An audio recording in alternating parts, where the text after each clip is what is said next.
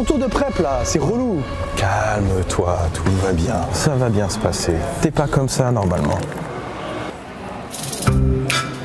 At least I was locked in.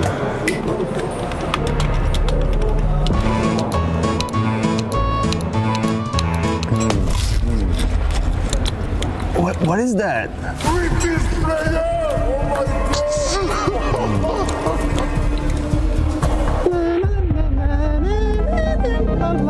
Bro think he's Professor X. What the fuck?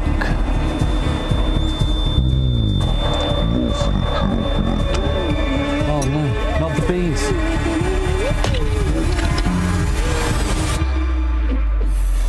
I've made a huge fucking mistake. Let's go, Nico! Nice, Nico! Let's go!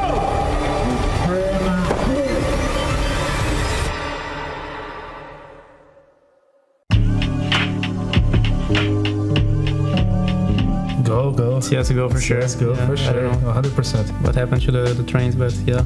It feels weird a little bit, but yeah, at least we have the map back. Has to be the old one. Yeah, for sure. I feel like the new one is it's missing some trains. Like I don't think you can call it train right now. New bad. New bad. New's Old bad. good. Yeah. Agree. Good. Ну, здесь вообще нигде не встать. Ну вот, посмотри, трансик сделали квадратненький, и просто там даже не спрятаться, тебя отовсюду будет видно, понял? Ебучий лего вот так вот поставили, вот так вот посмотреть, я что-то большое так стоит. ты понимаешь, что ты сейчас за трансом не можешь стать, что тебя не будет видно. Да. Тебя будет видно либо с ВН, либо с сотки. Этот трейн новый мне нравится больше, как задумка вообще.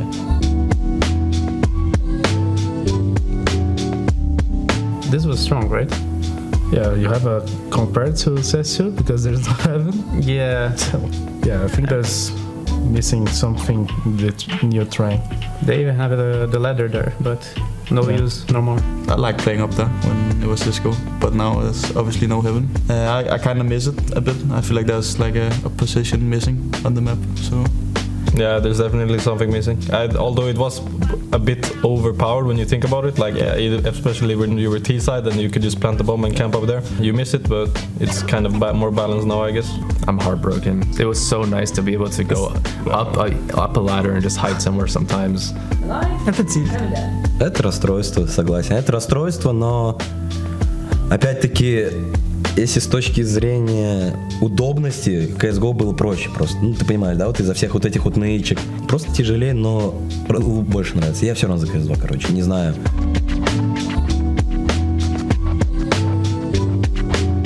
It feels like so cluttered because you can't do much. Like you're just blocked out. But yeah, I mean it's just new, I guess. Yeah, I prefer CSGO for sure. Yeah, I still prefer It's CSGO. better because of rotations. Mm-hmm. I would say the old one. It's a bit like claustrophobic to go. Yeah, exactly. To go out now. In the new one. I'd agree. Yeah. It's too hard. It's too difficult for Ts. It's very heavily in favor of the CTs because they can just quickly focus on A main or focus on pop and then turn around because they can see it from now multiple different positions. Ну, я не знаю, я сыграл две официалки, я сыграл две официалки на зелени, меня две официалки отодрали, поэтому я за новый трейн. На новом трейне меня так сильно не драли, как меня драли 5 лет назад. I think it's easier take control of this part in CSGO than the CS2. I think this is too hard in CS2. You can do a lot like molly and the stuffs, but I think in CSGO you can just drop it with someone in your head, and that stuff is kind of cool. Yeah, I would say for sure CSGO. The new one is stupid, I would say. It's dumb that you have to go like in B halls to go down to pub. Yeah, I missed the ladder, that's for sure. The CSGO one was fun because of the ladder there. Like you saw a lot of like creative ways, like people were taking it either by like double dropping or they were shooting the window and faking the flash, and it just becomes very difficult, I think, for the Ts to like take this control. The ladder added a fun element. You have to be a lot more creative, but now you just have a long hallway and. Про верхниз я скажу, что мне кажется, верхниз был актуальнее как раз-таки в CSGO. Да. КС-2, ВН. За атаку это более важная зона, чем за КТ.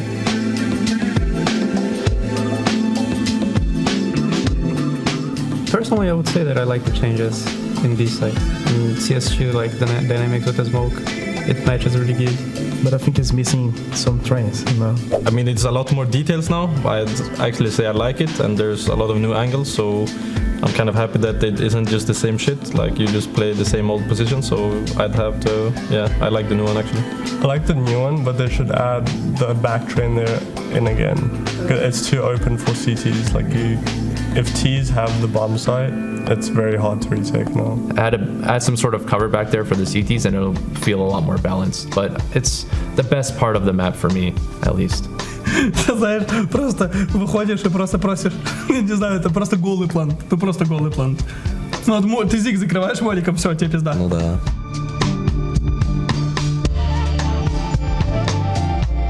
Yeah, I think CSU is similar to CSGO, to be honest.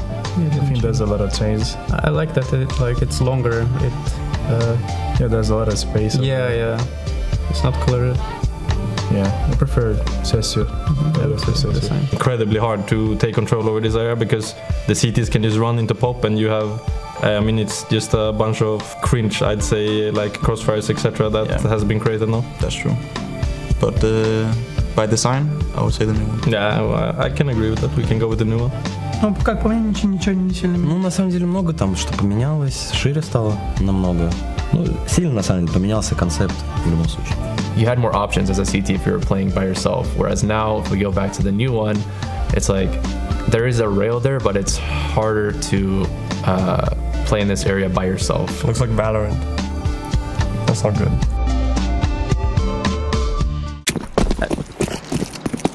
No, one main, one garage. One's near vent. Need to push him, by the way. Warehouse. I can find me. I think Throw him in. I'm gonna smoke. I'm soaking warehouse. Can you flash? Wait. Main one. Flashing over warehouse. One should be back. Boom. I'm going to go. For one door. I don't know where.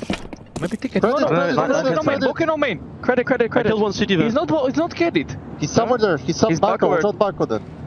No, it's not Baco. Maybe he went main. One went back up. He's T-Red. T-Red. You have him? I'm trying to come myself here. Yeah, I'm coming. And 910 was like main. Warehouse. What the fuck? Okay, he locked me. Both there, no? Yeah, 910 was around main or some shit. He's dead. And Warehouse secret. Warehouse dead. Let's be a warehouse. Yeah. Main or secret? He shouldn't be warehouse. How do you help me? Wait. I'm playing slowly. I'll see secret. 45. I will go with you mainly, kid.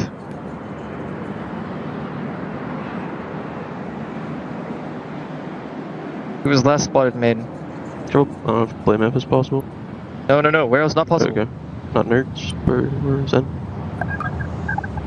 Door's open. Go door. Nice!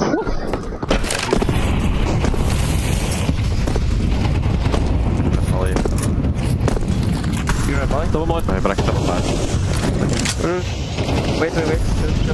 Have our host. We're gonna look. Ready to double flash. You ready, boys? Fake. Good. Yeah, ready. Throwing. Taking. There's one main. One windows. Lockers. Going outside, kid. Yeah. Where's my door? Yeah, jump up. Coming to you, I'm roll. going windows. The windows up. What the fuck? I'm holding secret doors.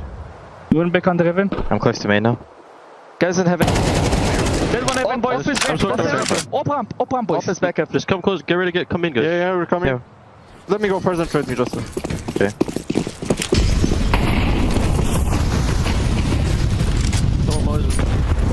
Holding warehouse, gonna push under heaven. I'm trying. Flashing. Boom. Don't see level. Should be warehouse. Nice. Could it be Africa or no? I'm only secret. No, Russ. Okay. One of Nice. I'm holding main secret or rep. Office secret or rep. Russ, can you flash main? I don't have flash. I'm holding secret then. Okay, can you come with me, Russ? Just let me. Yeah, I'm here. What's up, man? I'm here. I want to swing. Yeah, do it. He's Zaiwu. Yeah. Watch out, door, watch out. Yeah, nice. Not door, just swing. I don't. Roland, come in. I can hold secret. Smoke door behind you and go into A, guys. The dude, they're again. Oh, he's so fast. I'm ready to smoke. Alright, we have smoke. Just call ramp when you're ready. Yeah, we're gonna need at least 10 seconds.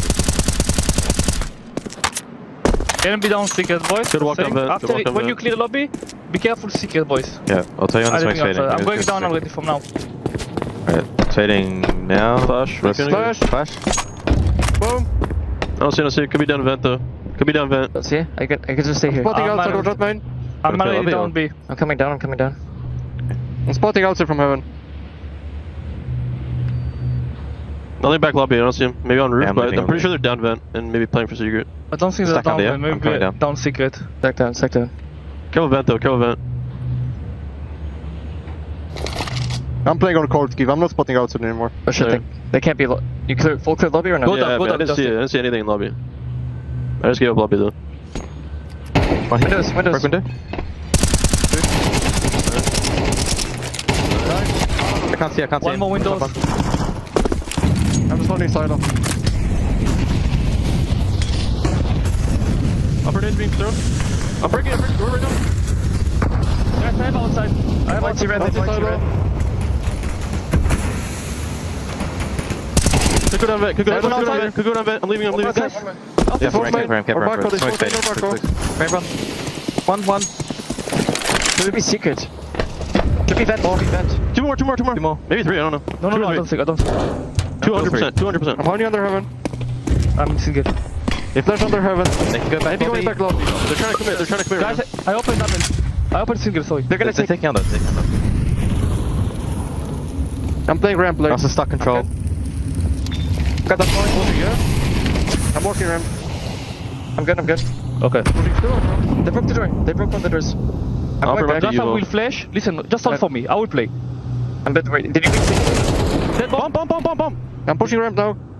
You're rolling single. Is single open?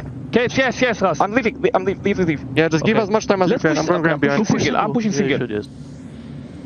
I'm behind ramp, close. I'm searching instantly, guys. They have to get the bomb double. I think they're in. They're gonna be working together to get bomb. Guys, good. They can go vent. I'm gonna take. Don't take control. I'm you hold. Guys, I'm can holding push double. vent. Could have got the bomb. Looks like they went secret. Like vent, maybe potential or secret. Vent should be vent. I have vent. Or secret rest. I'm going back. I'm going upper. Playing dog. You guys are good. 10 seconds. Under. Bunny. Final Side. Backside. I'm body. Guys, he's pushing through. I'm body. He's going single. Single outside. I have single. Nice! Fucking ground. Sick, guys. Sick. Thank you, brother. Sick. Good Nice job. Keith. Good call.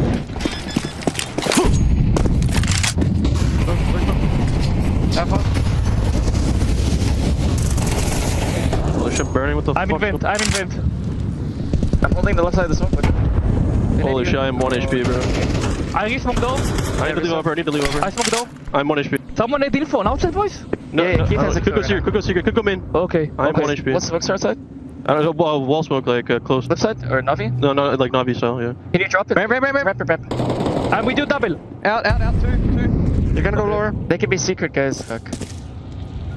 I think they're going lower. They're dropping under. More. Nice guy. One more.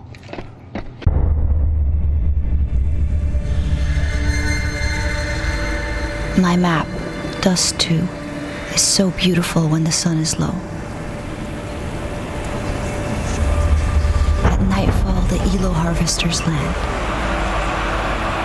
Their cruelty to my people is all I've known. May thy mouse whip and splatter. And a double kill. It's all onto Alexi. He's got 19 bullets, everything he needs. No, you gotcha. Does he swing off the nade? Jiggle fade! Alexi Al-Gaim!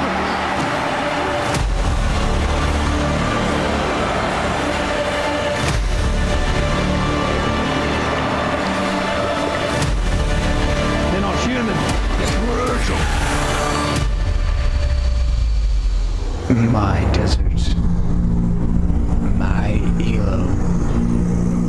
It does too. Oh, for fuck's sake! Can this move any fucking faster?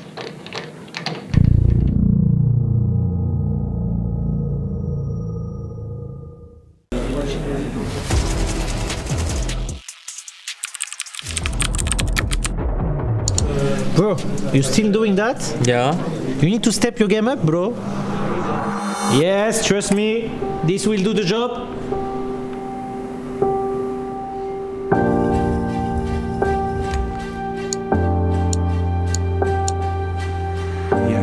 Yes, the GOAT energy is incredible. Goats, where is Zontaris? Finally, good to see you boys. Come on, right this way, sir. Cristiano, mate, sorry. Yeah, if you could just get offset. There we go. That's better.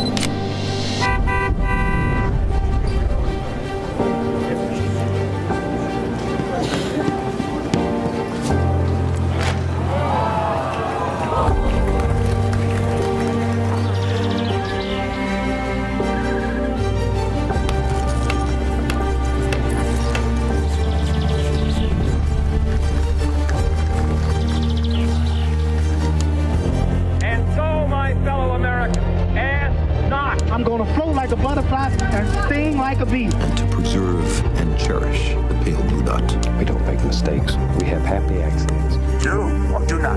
There is no try. Today, we're introducing iPhone. It's one small step for man, one giant leap for mankind.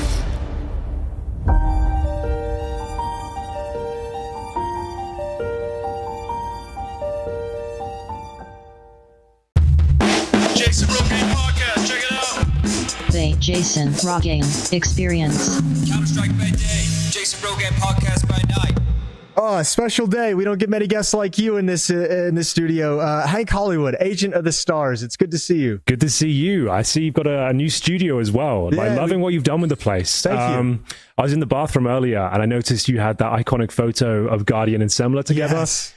The duo that never came together. It never did. And, you know, it might have been too strong. I decided to put that in the bathroom because people were so excited about those two guys casting together, they just literally shit themselves. So it just felt like a great place to get people in the mood. Now, listen, I'm a talent agent. And when I wanted to sign those two guys, I realized that these guys, this is the prospect for the future. This is my golden goose, as it were. But yeah, creative differences, egos clashing, never happened. But man, they would have set the world on fire. You've actually done a really good job getting involved in esports. You've been part of some of the most well-managed organizations over the past few years. Yeah. We're trying to bring the kind of the Hollywood culture to esports, as it were. So I've been running this agency now for maybe 2 or 3 years. We started off with the influencer marketing, and now we realize there's a bit of a gap in the market to maybe siphon some of that lovely money from esports. So trying to do that, and yeah, we've been working with different organizations, different players, and so-called talent as well. Yeah, your philosophy's done great work at EG, is one I knew Evil Geniuses. I heard about your work over at Astralis as well.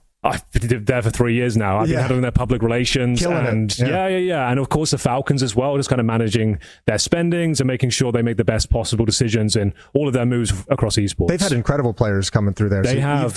It's been a great time. Like a lot of money involved there, Jason. A lot of cash available. And you're very you're very holistic with your approach to the whole agency thing. You like you said, you do everything. You have PR, marketing, you sign the players, you do all the negotiating. It's an all-in-one solution, I like to say. I handle every aspect of the professional players, the organization, the talent, everyone involved with an esports. They don't have to worry about anything. Have you got an agent yourself? I don't. You know, I've spoken to a couple over the years, and I always just felt like I never found the one that I really connected with, you know? So I've mostly just kind of been going on my own, just kind of doing it by the seat of my pants and learning a few things along the way. That's where you've been going wrong. I can see you've done okay for yourself. Done all right. But let me ask you just one thing. Yeah. What's the most important thing in the world?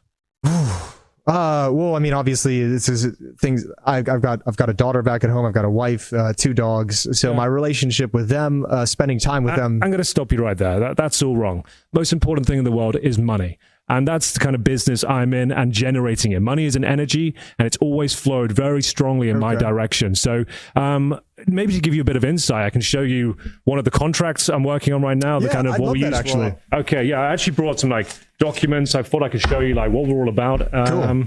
This is like our standard contract for the industry. This is what I offer my professional players. And if you're interested, I could probably bring you in on a similar sort of deal. Let's check out a couple so of you can see this is 2 pages. Two pages, that's all it needs. So if you do more than 2 pages, you're a fucking idiot, is what I say. So 2 pages is our philosophy at the Esports Talent Management of Hollywood Esports. Hollywood Esports Talent Management LLC. Oh, yes. We're a registered company. Yeah.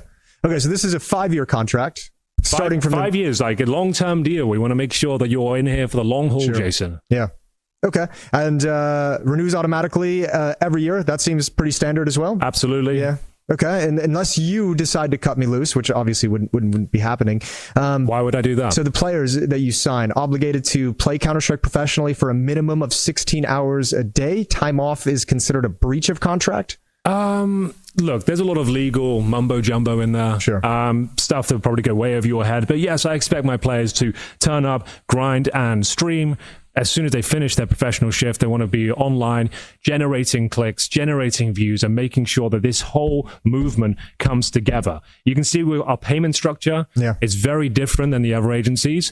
Like I said, I handle all the finances, Jason. I'm there. They don't have to worry about a damn thing. I will be there to handle their finances. I take all of the money and I distribute it amongst the players, amongst the organizations. Salary. Players receive 25% of total earnings from tournaments and sponsorships, remaining 75% paid to Hollywood Talent Management for administrative. Okay.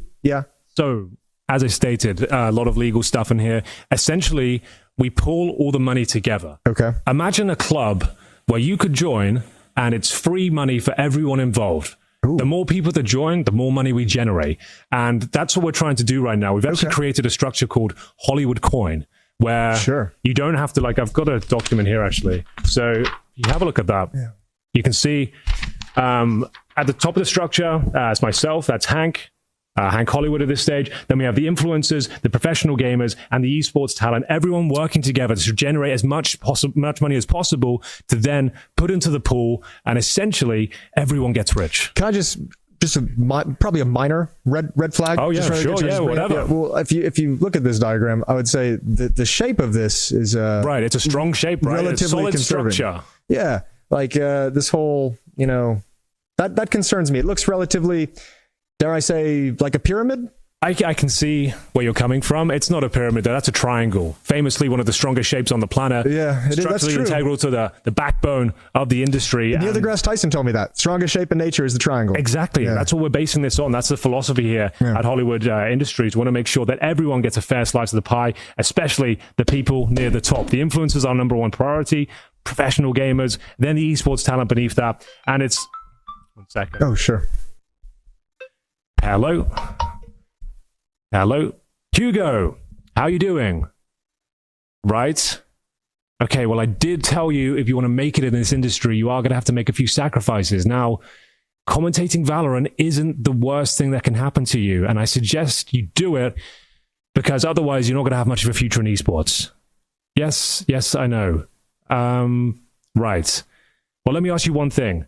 Do you want to be rich and famous, or do you want to have respect amongst your peers and colleagues? Hugo, there's only a few people in this world that have both. And let me tell you, my friend, you will never be one of them. Accept the fucking Valorant deal or expect to never work again. Yep. Okay. Goodbye. Sorry about that. I like how you handled it. I like how you handled that. I mean, some people just need to have a little stern talking to. Some people just need to have reality spelled out to. This guy, he thinks like he's hot shit. He's done a couple of big events, and now all of a sudden he feels like he has to be working every month.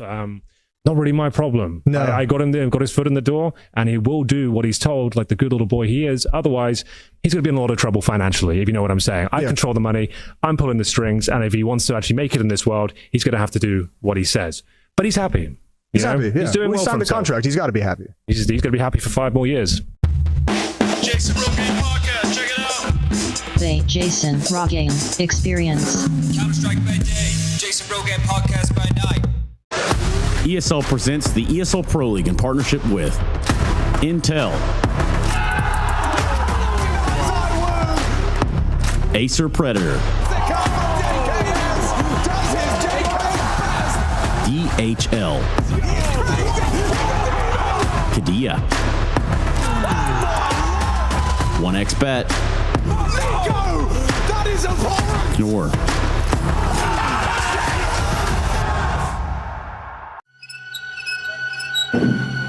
Come play with us.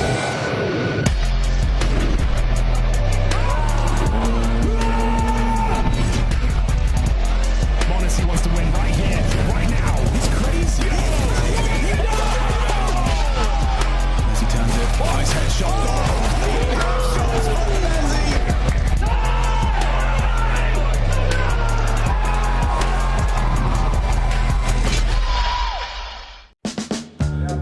What inspires me? I have no idea actually. Wait. I don't know, doing something that I love every day, trying to get better, trying to better myself. To win some trophy, inshallah, one day. Our coach. I want to be the best, so yeah, I'm fighting for it for a lot of years, and I can't stop now. So that's it. What inspires me? I'm working on my monitor settings, but what inspires me? Winning. I don't know. I just need to win. My dad. My dog. My dad. I would say sleep time. Sleeping is good. Okay, what inspires me? Probably my friends, my family, and my team. Yeah. Well, I'm surrounded by people who inspire me to start this day. That's a tough question, just drop as a bombshell onto somebody. Oh, yeah, I don't know if that's early morning, I haven't got a list of inspirations off the top of my head. No, when I first wake up, I have zero inspiration into the day. But I'm joined here by you three gentlemen, which is always lovely. Day 4 of ESL Pro League Season 21, Stage 2. Been having a good time. What inspires you, Josh? I inspire myself for greatness. I like that. A little bit of narcissism in the morning. Yeah. It's beautiful. Yeah, good way to start the day. You may notice Freya's not here. She's not here. No, what happened, huh? Great, well, she was around. Yeah, it's been a good time. She'll be missed. She will be missed. Yeah, she will be missed. And she will be back. Just to clarify really quick. Yeah. We'll see. Karaoke gets everybody sometime. Yes. Yeah, either way, we're deep into the tournament. Let's bring up some of the teams that we eliminated yesterday because we're at that stage of the event. We're going to start sending teams home. Tai Lu, nice little Cinderella run to stage 2. And then MIBR taking an early departure as well. Yeah, I don't think we had any kind of delusions of grandeur for Tai Lu coming into stage 2. Just the caliber of teams that they were up against. What was it, Na'Vi Spirit, back to back? Yeah. You are gonna be in 0-2 quick, right? Being such a a low world ranking comparison, the seeds put them at the bottom of the list. So they had their work cut out for them coming into these days. It was brutal out there. And did you see the interview with Mosier? I think it was. I didn't. He just Freya asked him after, what happened? He just said, "Donk is fucking good. We got donked. Donk fucked us." And I'm like, yo, respect. Yep, that kind of happened. We're not the only ones. Join the club. Welcome to the club, bro. They didn't beat around the bush. Just went right for it. MIBR taking an early loss as well. Man, Brazilian Counter-Strike is in a weird place. I don't really know where to put it, but that's a disappointing start to the year. Another disappointing result in the year for MIBR. It's unlucky, when you see all three of these teams. But look, when we look at these Brazilian teams, I think they're just barely a cut above the North American teams at the moment, which isn't really saying that much at the present time. We're seeing a lot of resurgence of either the regional teams or even some of the smaller international teams that kind of have to repurpose things. So we see that in Gamer Legion. We've been seeing that in SAW, and we've been seeing that in one other team that's been kicking around lately. That's been Heroic. And we all know it. Yeah, Heroic. Yeah. Not here, of course, but not here, of course. They were actually. Come on now. Didn't make it this way. Yeah, I think Brazilian CS all-time low, really. But between those three teams that we see almost every other tournament, there is one good team to be made. Just if they stopped asking for millions of dollars for 17-year-olds, maybe they'll have a good team eventually and be able to do something again. Well, would it be esports if they did that? Makes a good point there. Probably not. Yeah. Josh, one thing that we always say on these desks is we're not esports. We're Counter-Strike. We're Counter-Strike, baby. Is its own thing. Yeah. Let's bring up the schedule for today because there's plenty of Counter-Strike matches coming in. We've eliminated teams. We're going to continue eliminating teams. We're going to start progressing teams forward as well.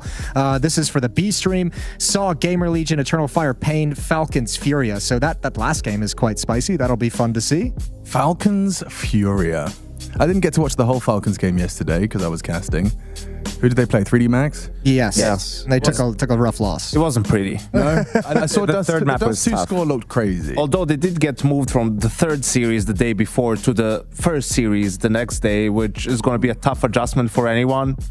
Yeah, Gamers aren't early risers. No, as we all know, famously. And also, they lost Dust 2 in the end, which is like a map they pick half the time, and they got 13-2 on it. Yeah. So I think some of these teams that made changes, it's impossible to predict how they're going to do. So who knows? Well, the good thing is we did only bangers on the A stream, and I no longer remember what all three of them are, as they've just disappeared from my screen. I was really relying on 3D Max versus the Mongols. Mongols 3D Max is definitely going to be the first game. Yes, and then we do Liquid Mouse. There we go. And Navi G2. And Navi G2. Yeah, we did it. We did it. Yeah, as a team. That's a sequence of 3 games that I want to watch all 3 of them. 100%, 100%. What do we reckon about that first one? Is there anything that's particularly noteworthy about it? They've played each other quite frequently. They played each other a lot. Okay. Lucky referenced it, and I just chatted with him. Yeah. Spoilers. Oh my god. I know. Sorry, I've broken illusion. Dare You're breaking my illusion. Yeah, he mentioned it that they played each other like 5. It was funny. He referenced Eternal Fire because they played them a bunch recently. They just played him in Cluj, and they're like, it's really hard to beat the teams you play against so frequently. And then he's like, yeah, we played Mongols about 5 times in the past, whatever. So yeah, just intimately knowledgeable. Well, we've seen how that played out against, with other teams. We've seen a few different rematches going on so far in this event, but, it doesn't always go the favor of the people that lost it the last time, and who knows what's going to happen. Just pick Dust 2.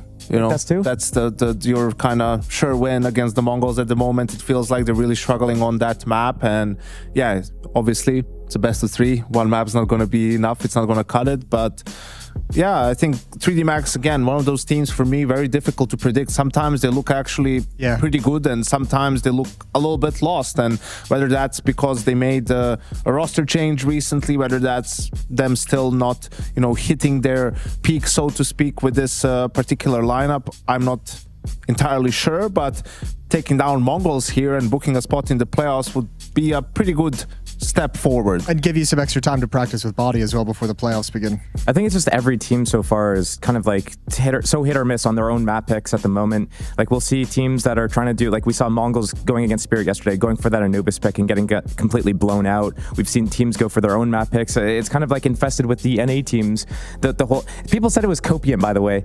Bullshit. It's not copium. You look at any North American match, they always lose their own map pick and win their opponent's map pick. It doesn't make sense, and now it's creeping in like a plague and it's affecting everyone. It's spreading. It does feel like you have Vitality Spirit, then 5 empty spots, then everyone else in random order almost. Yeah, we're getting to that feeling. Can I role play the devil's advocate who's in the Twitch chat right now going, but I'm wearing my Na'Vi jersey and they're quite good too? What do you respond to that? I mean, they used to be, but they're pretty inconsistent now. Yeah.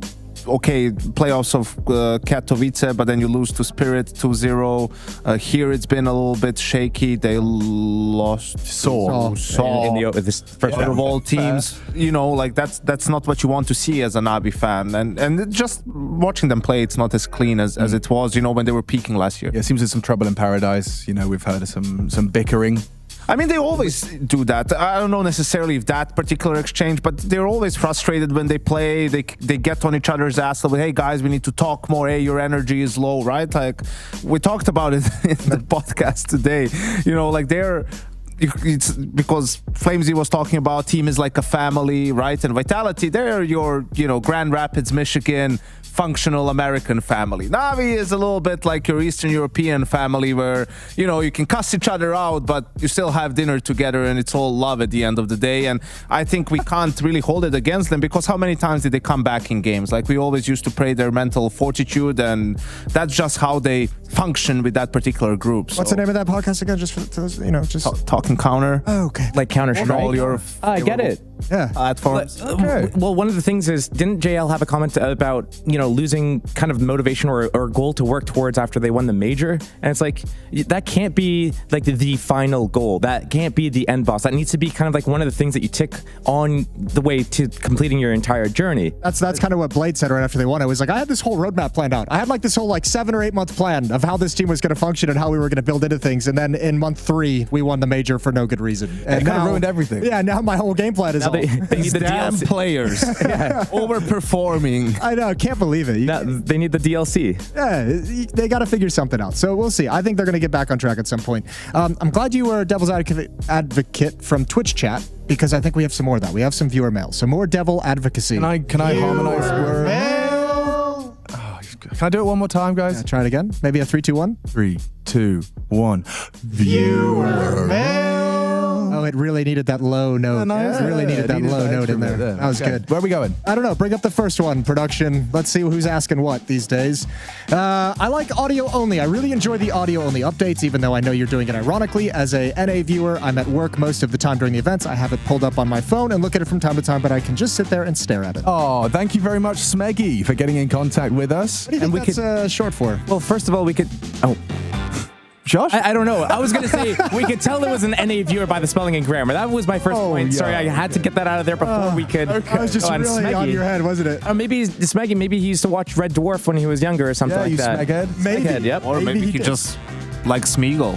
Smeagol. Ooh, That's a good shout, too. That's a good shout. That's a curveball I didn't expect. I didn't think you'd be able to wheel your way out of that I'm one. glad the audio only is being well received. Yeah. I'll say that much. And we're not doing it ironically No, or sarcastically. we're dead serious. Well, yeah, no.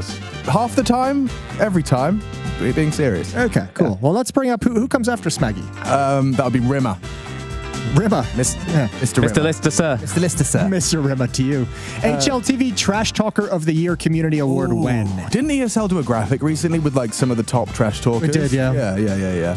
I would say this, I mean, it'd be cool, but I'm just going to say there's Apex who gets an award of his own. Yeah. And there's no one even close to him. No one even comes no close. one who can even touch him in the trash talk. Hey, guys, you got to do better. I'm 60 years old, huh?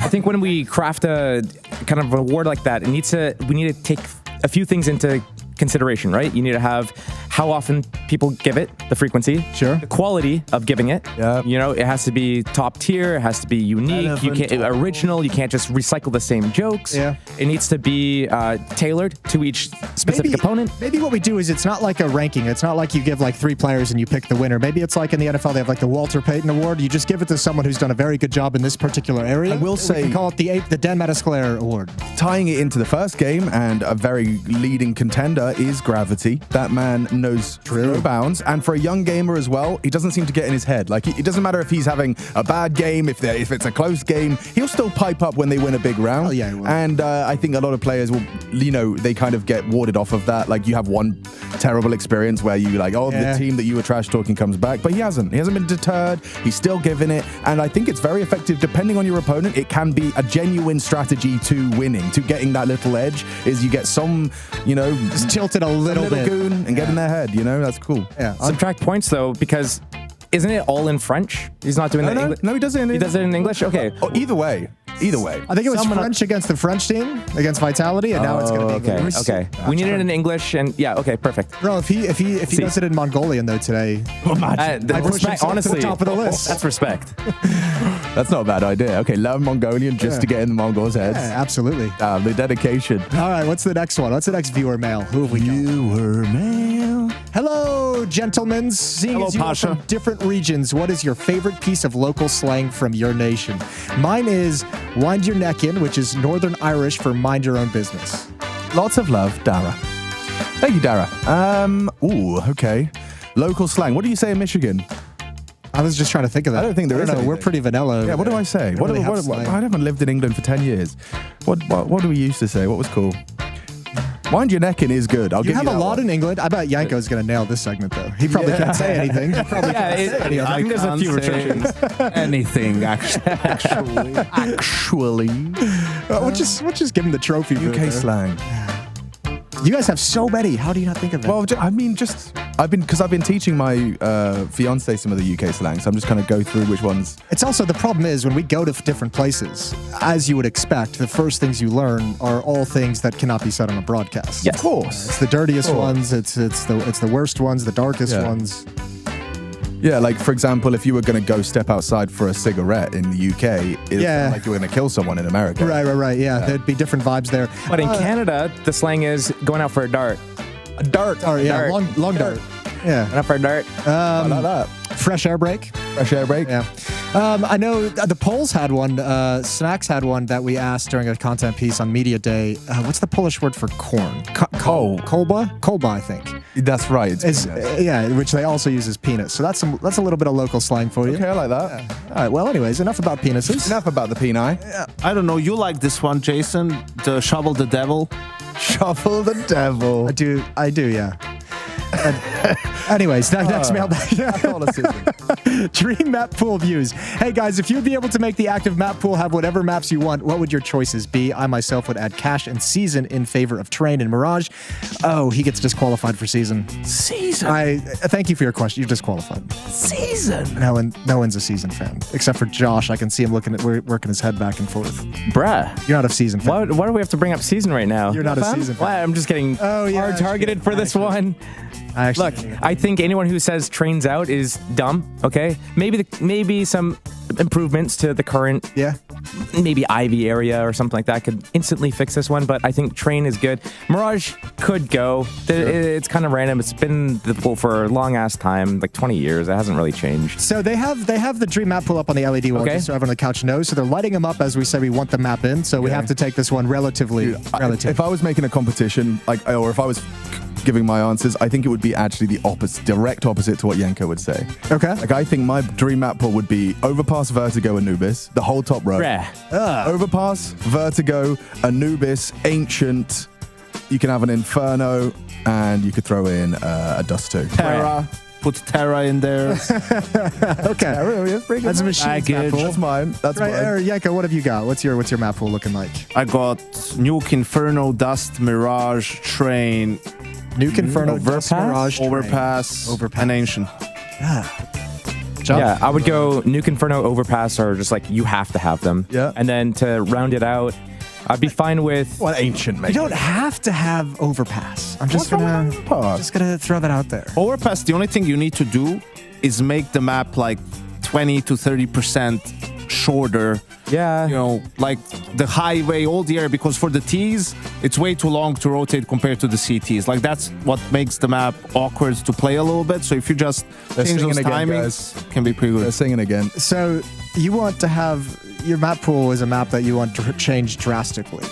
That's the vibe I don't want to change the layout of the I didn't map. say that. I think it's just a little bit too You big. like the map the way it is? I think the map is pretty good how it is, and I think the reason why I like it is because a good team that really understands the map is very rarely going to lose to a team that's not good or doesn't understand the map. It's a skill-based map like that because there's so many important times that you can scrim people by rushing B randomly and catching them on some timings if they do like the wrong gamble stack or like let's play 4A this round and here comes the B rush. But for the most part, I feel like upsets rarely happen on that, and the teams that were really good on that map were always winning on it. Always winning on it. However, it was just not a very fun map to play. I think. At the end, by the end of CSGO, I found it fun. All the noobs. I do not recognize this man.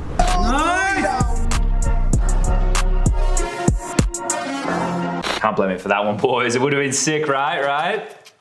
You are dog shit. As he turns it, nice headshot.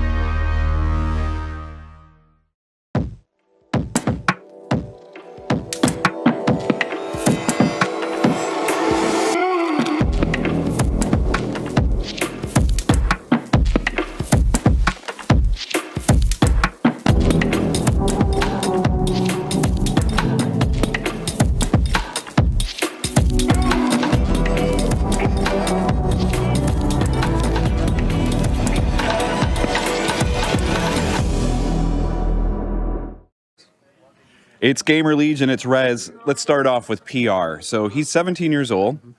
You've been playing for a decade now. You started becoming a pro around the same time. Yeah. So you've got all this experience. What are you telling him? What's your advice? I mean, I try to more tell him like I want him to like figure stuff out himself a bit and like do his own thing. I don't want to like limit his things, you know, and I want to like keep him loose and like keep him off the chains kind of. I don't want to be like the boss of what he should do and stuff. So I don't try to like control him that much. So yeah, that's my approach to this. Like he's a really good talent and like he a bright future ahead of him and like he's playing already like really solid. So like I don't want to disturb that, you know. You don't want to jinx it. So stage 2, not the start you guys were hoping for in terms of the opening matches. A loss to Mongols 2-0. Pain, you lost 2-1. Regardless, you were a strong player. How does it feel to actually turn back the years? I mean, I feel pretty solid, like individually, obviously. Like had a good, like so far, really good performance in Gamer Legion. Like I feel very comfortable in this team and with my teammates. And I think a big reason is that because of like obviously my coach and like how they're like trying to set me up and like make me as comfortable as possible. I think that's a big reason why I'm probably performing right now. Just like how comfortable I am. Well, as Ash said when you were signed, that he felt you were tremendously undervalued, and so far you've proved it. Now, you guys are up against Saw next. You guys avoided each other in the first stage. The last time you guys played was Katowice. You took it 2-0. However, we've got some slightly different rosters now. So, you know, sell me on the match. What's going to make this one a banger? I think for sure it's going to be like a scrappy game. I expect that for sure. I think it's going to come down to a lot of like individual plays probably because they have really like strong individuals, and I think we have that as well. So I think it's going to be a lot of like aiming, and the rounds are probably going to end pretty early as well because they are pretty aggressive players. So yeah, that's what I'm expecting. Thank you very much. Thank you. Hello, everybody. Welcome in here to the B stream, of course. Yes, Saw up against Gamer Legion.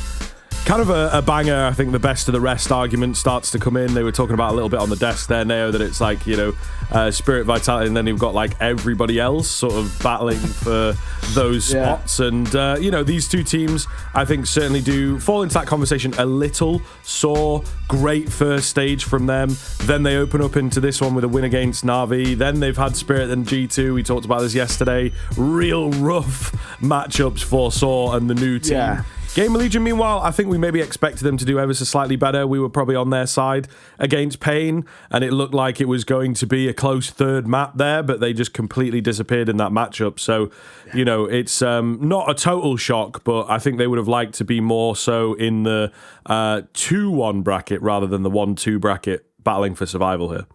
Exactly. You know, Gamer Legion, they had to get rid of sort of the fan favourites to Tyloo as well to stay alive. And hey, it was a close game, right? And I think in that one, you had overtimes galore in both maps 1 and 2, but unfortunately, Tyloo was just not enough, right? And it happens. And I think for Tyloo, they made a good run of their own, but Gamer Legion are a side that you would view as a higher level currently. It might not be the plan of the future. I think Tyloo are playing some really good Counter-Strike, so who knows what the future actually looks like for that side. They look sick. Yeah, we're hoping it's not just like a one tournament wonder type thing.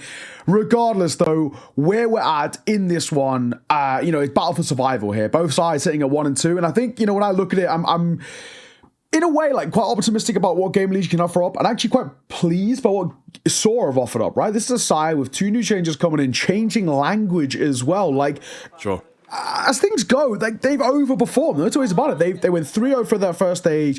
They're still alive here in towards stage 2. That is way better than I would assume the vast majority of people would have assumed. So I think for me, I'm actually quite pleasantly surprised with Saw. Do I think this might be the end of the road for them? I think so, potentially. They looked a little flat against G2. They just could not get going. But let's run through the veto here. Mirage and Dust 2 going to get banned out, sort of as expected. Permabans in this sense, pretty simple. We're going to kickstart things though with a train picked by Saw, and I like that one. Going for a risk out the gates. We love to see it. Inferno going to come in as that map number 2. Gamer Legion, that is an incredibly good map for them currently. So that one should be a win, which obviously puts a lot of pressure on that opening map of Train. Saw have to win that to stay alive in this series and to push us towards that potential of Ancient, the map in which both of these sides play, but to limited amounts of success. It's not been fantastic for them. Only caveat being that Saw play a little bit more, but then the caliber opponents slightly different. So as we look at this veto, honestly, I actually think this has got 3 maps written all over it, right? I think Train, Saw can pick that up. I think that, they wouldn't pick into it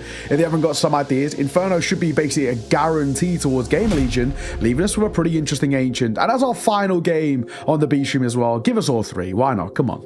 Yes, I mean, that's exactly what we want, right? Lots of Counter-Strike to talk over. But I don't know, man. I think the Train is somewhat of a risk. You are going to be prepared for it, one would assume. But, like, there's still a slightly random element. It's still very, very early on. You don't really know what Gamer Legion have been doing on this map, right? And they may well come in. They got the Inferno after it and be difficult to read. I also think that we're still figuring out, like, what is the optimal approach? What is, the best way to play that T side, etc. And Gamer Legion might have some really fresh ideas that you've not seen. So it could be a risk here. I think it is a risk. I also feel Gamer Legion as a team, as broken down into 5 individuals, are just better, to be honest with you. So I think that Saw may well struggle if the Rezzes of the world, the PRs of the world, are able to take over the game. That being said, we've seen a bit from Mazuru, that he's got it in him as well. And look, we like the fact that Saw have been able to turn things around. They really are a team that guys like you and me can get behind, right? Tier 2, battling for 1.5. They deal with some of the difficult behind the scenes stuff that goes on, I suppose, right? So they're always having to maybe rebuild things or change things up. And for the first time, as we talked about for a long time, the Iberian region talent is a little dry, so they have gone more international and, of course, picked up players from Endpoint. So there's a lot to be excited about for myself and Neo with this Saw team. But we'll see as we get into things here. Gamer Legion kicking off on this CT side. It looks to be a B hit. Yeah, we are live here on Train.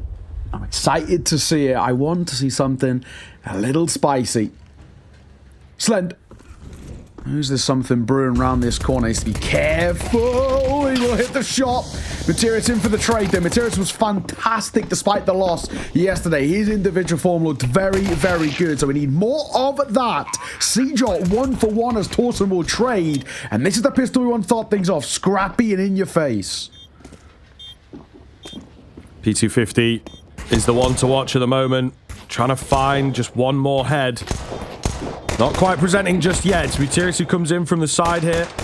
It will eliminate one. Catches another reloading. Can't quite get the kill. Kit's on the bomb, but he's immediately taken off. So it'll be just down to PR. He does have this kit available. He's going for the hold, but he comes off of it as the steps move through. He's unsure of where the second player is. And to be honest, they just kind of fully hold, fully bait each other out, and it will be Saw to take it. Good start. Good start for Saw as well. Little uncomfortable, but we'll take him all the same. And these are rounds that they need. These slightly weirder, slightly wackier rounds if they want to chant in this series, if they want to push it towards 3. If we're going to so heavily lean on the fact that this is, pretty heavily weighted in a way in that Inferno, it's a must-have. So, good start. This was a kickstart things. Of course, no force buy going to come out for Gamer Legion here. Quad stack A, just one anchoring B, but a low buy, so not expecting all too much. No, indeed. Quickly out through main. We'll have to talk over, like, so many cons on this map. I saw Index, who's one of the UK commentators, talking about it. We got Icon, Normal Con, and T-Con, which he said he'd never heard as a call-out.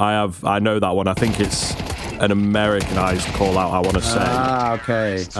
T-Con to mean, like, I believe we'd call it main. Also, T-Mid. I seem to remember that being a call-out at one point for that spot. Yeah. So, a lot of cons, potentially. Because we don't have, like, as well, a lot of people are calling what we would, back in the day, call, like, old Train and that kind of area. A lot of people are now starting to call that like Ivy connector in a way. I mean, in my head, I still sort of internally call that old, but I guess it probably does need a bit of an update in some way. But kind of one of those, you just want people to look in the general area, Yeah. Because it's such a big spot that it's like, oh, there's a guy over there somewhere. Just like get your crosshair over there, Yeah, like the way I'm kind of thinking about it is like Ivy is like, you know, the actual Ivy bit, like all the way outside, wrapping in towards that first sort of corridor. That whole area is Ivy, and then I call sort of the rest of it just like, I guess, deep Ivy is sort of what I've been calling in my games since it's no longer Old Train. And also, the real thing that continues to sort of make me feel a lot older than I am is that I've played a couple of like MMs and premieres and whatever, and people don't know what Old Train is, which is wild to me. They've just never heard of that call out before. So had to make it up on the fly a little bit. Rez will get the first through the smoke with ZTR up close. Down he goes. Same situation for Slend as he falls, and Story will deliver on towards Dawson. In a matter of moments, PR and Rez left with it all to do. A 2 versus 3, but look at the HP for Saw. Far from over in this round. Or so I say. I think Rez might be conceding. That one does give it. That one does indeed give it across. So Saw looking good straight out of the gate here. B-bomb site.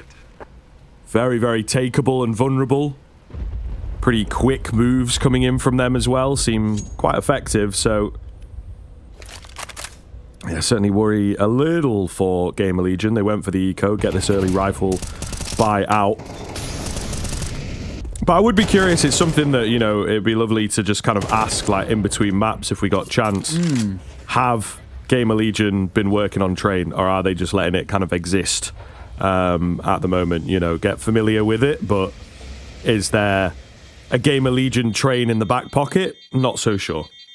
True. I feel like it's one of those maps that a lot of teams have started practicing in, you know, real, air quotes, but it's more about sort of what level do we know that they're at, I think is probably the thing for me, right? What are we expecting? What is sort of their amount of time committed to Train? And I think that's the sort of the big thing, right? They have played it once, Gamer Legion, in an official, that is, of course. I'm sure they've practiced it loads. They played it once, of course. It was at this Pro League, and they lost pretty emphatically to NRG 13-5. So, not what we want to see, that's for sure. But you never know. You never know, right? Maybe since then, they've had a couple of days off where they've been able to put a bit of work in. Reds to open things up on towards Materis. Bit of a half buy here, but one that can still be a little scary. Siege alarms are back, but he takes a lot of damage in doing so. And look at this move by ZTR. I love this. He's going to probably get a freebie on towards Story. Could get a bit more. That's what he's after. Story, though, does halfway check his angles. Angles there for the trade. I think, yeah, ZTR wanted some more, but unsure of whether he'd been seen, I suppose. Either way, I think he's grabbed a fair amount of information in this 3 versus 3. Really going to slow them down as you see that they are weary of more presence here in the brown halls.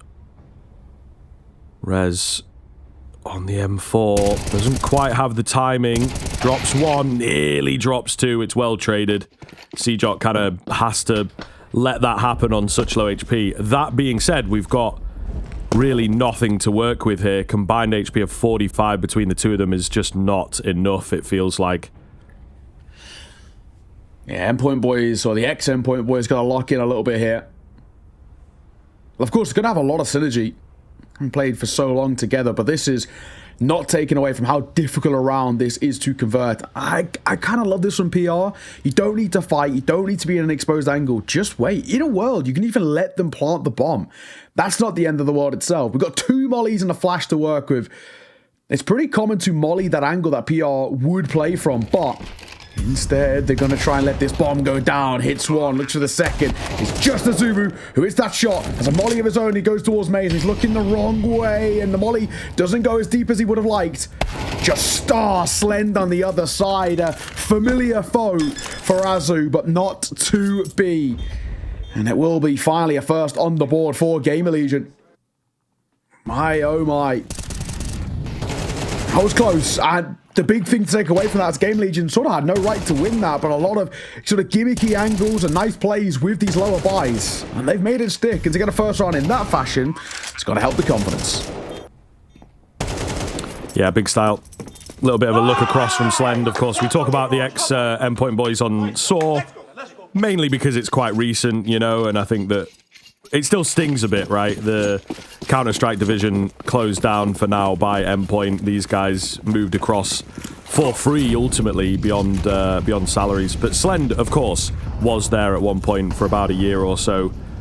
before moving to Gamer Legion about a year or so ago. So, indeed, they know each other. And there was just that little stare at the end, a little bit of a smile and a nice try kind of vibe. No bad blood, it looks like, but still, friendly competition, of course. Yeah. I reckon it's going to be one of those games that is definitely on the more friendly side in a way. There's a lot of familiar foes here. I mean, we've got 4 players who are, you know, from UK Counter-Strike, or 4 people, including Ash, right? So it's a pretty cool kind of narrative in a way. Azu, C, Josh, Slender all know each other very, very well. Ash knows the scene very well, so a lot of familiarity. And it feels like we might have a bit of that friendly sort of shit talk that we've been having. I mean, Game Legion have been giving it large. We saw, of course, that game against Pain. They were really giving it all the way throughout. Obviously, didn't work out for them in the end, but it was still cool to see nonetheless. They get fired up. They know that it can really help them out. So, not so much. They don't really get uber loud and in your face.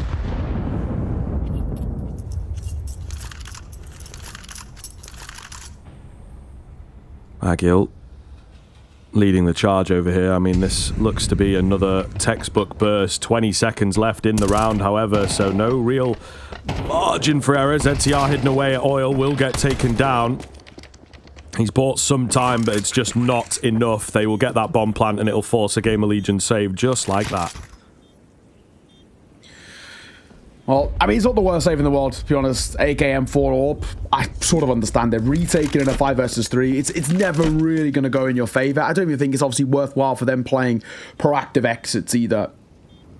And it's a big round for Saw to take in this period of the game where for them it's very early on. We're trying to juggle economies, and because you've just been quite hardly a sort of reset against a bit of a low buy, to come in towards this one, win it flawlessly, it's a massive, massive way to just shake off any of the early series nerves. Of course, both of these sides, pressure on them, backs up against the wall in this tournament. Lose this series, you are eliminated from Pro League in Stage 2. And a 1-3 record. And it's just how that Swiss system can work out. Early tack timeouts. My assumption called here by Gamer Legion. Ash was there, yeah, very early doors. Enter the fray. And I you know what? I like this. I think this is a good time to call a timeout. You're 3 rounds in the hole, but because you've saved, you rebuy back in. But you are still in a bit of a precarious spot, right? Money's on the brink. You're not really getting in towards this game so far. Something's got to give. So I actually like the call here. Pretty early in, but I think it's the right time. Yeah, I think it's fair enough. Again, you know, this is a do or die kind of moment. They're going to know that they are capable of winning out on Train. It's still early enough. And it does feel like this is not, you know, super desperate, but Saw definitely trying to go for something a bit different. Let me have a quick look here. We've had... Okay, they did pick it against Spirit and got a bit clapped. But other than that, they've not really lent into the Train. So it seems like a map that they want to work on, that they know they need to get official experience with, but it's still not in a fantastic spot and definitely not first pick territory every single time. Quick little 1-for-1 to start this off. ZTR going to catch out. This is all over the place right now. There's fights everywhere. Another aggressive round in from Saw rather than in the final 20 seconds of the round. It comes in the first 20 seconds of the round. And we settle at a 2 versus 2 now. Yeah, it's true. Oh, goes eerily quiet. ZTR trying to make a move. Story, tunnel visioned in. Right move, though, by ZTR. He just catches Story. He has no idea, no support as well. And Agil left with it all to do. 1 versus 2, but full HP. And the flash, not impossible. Making a lot of noise, though. He might be heard. Yeah, he definitely is heard now. Slen knows all too well about this. 50 seconds to isolate them in the 1 versus 2. And Slen going to try and pull away on the angle miss shot. Well, needed to hit that. Does put it up to a bit of risk. ZTR is exposed, but he falls back down. There's that molly and the flash, both used to try and isolate fights. And he's trying to get round, but Slen posted on the angle. Nice little crossfire set up on the site by the 2 of them. Holding for each other. There was no gaps in the armor there as he's tucked in towards Old. And, you know, it all falls apart pretty quickly. What you want to see? Gamer Legion, after attack pause, you win around immediately. That's a positive note. That's another one for Nera's little spreadsheet of success rates off the back attack pauses, and that's a really good time to find success for Gamer Legion. Do you know something that has definitely died with this version of Train is like the lane callouts? Yeah. I'll hold the point. Wait. I'll hold the point because Sirius is going crazy, bro. He's just gone absolutely wild here.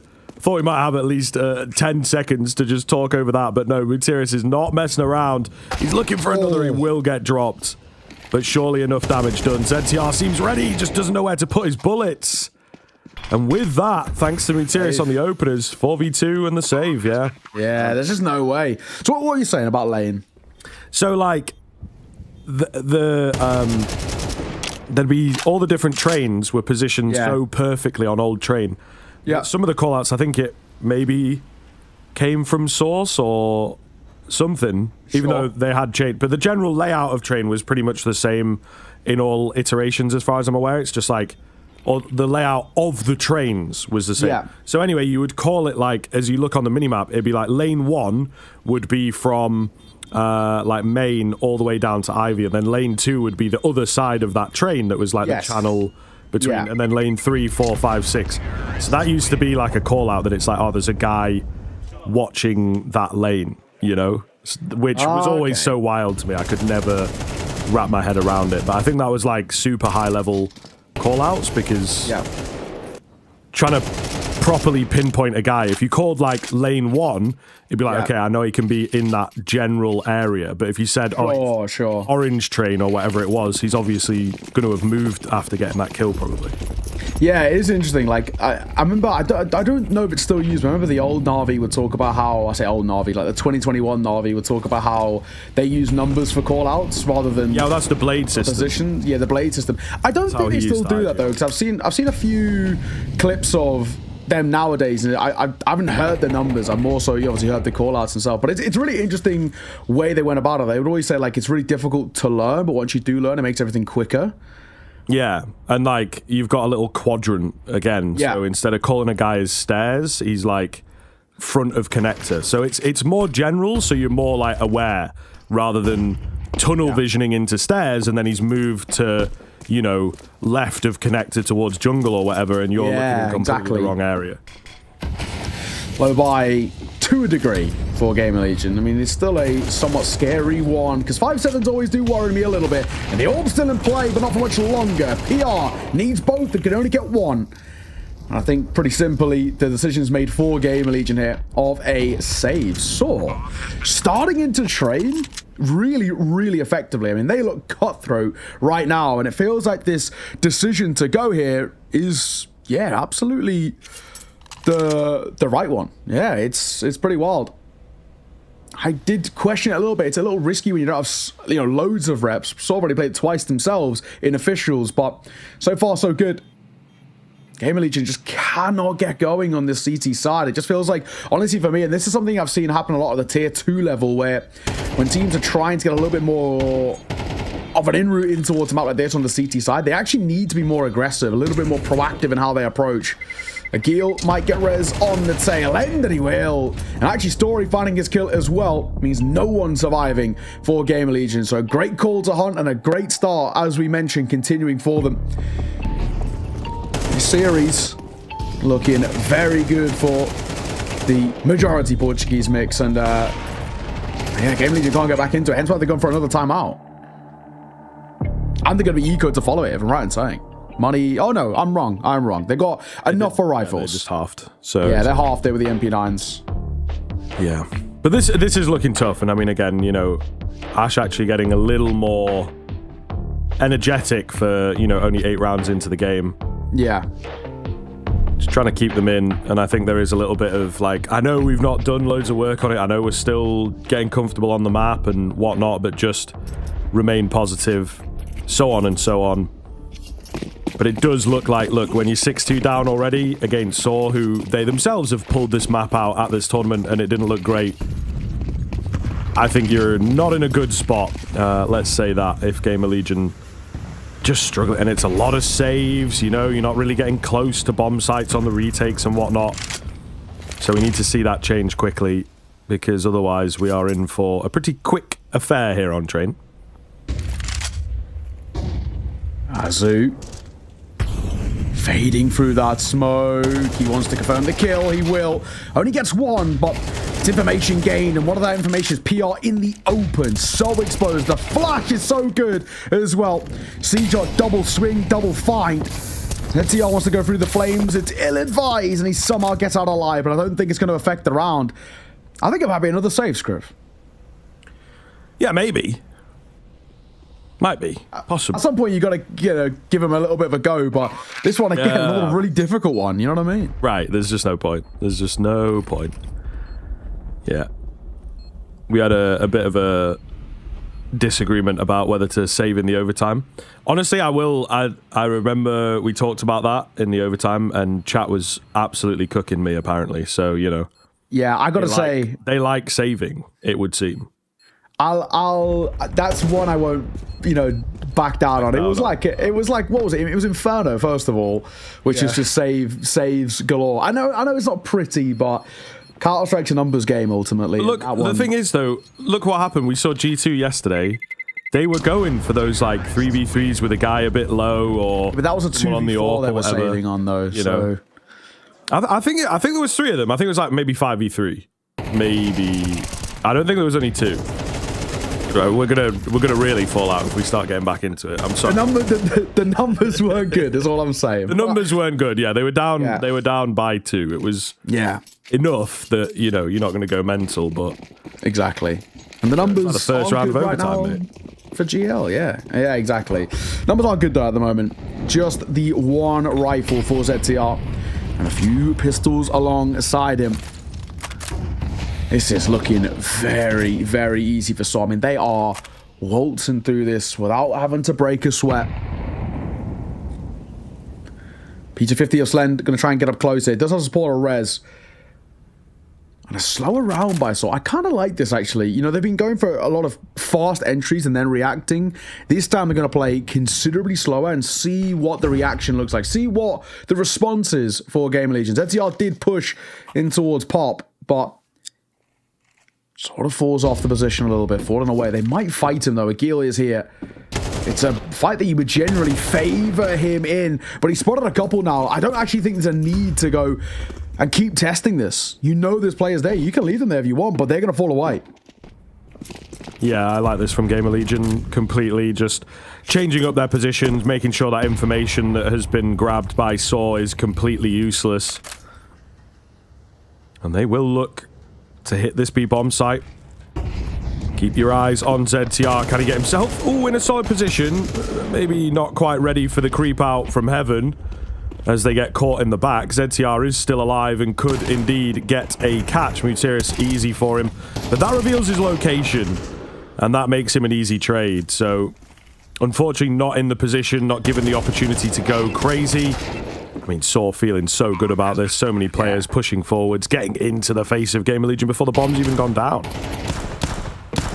Rez, just a 5-7, not a lot that we can expect out of him. This is, it's simple, isn't it? It's super effective.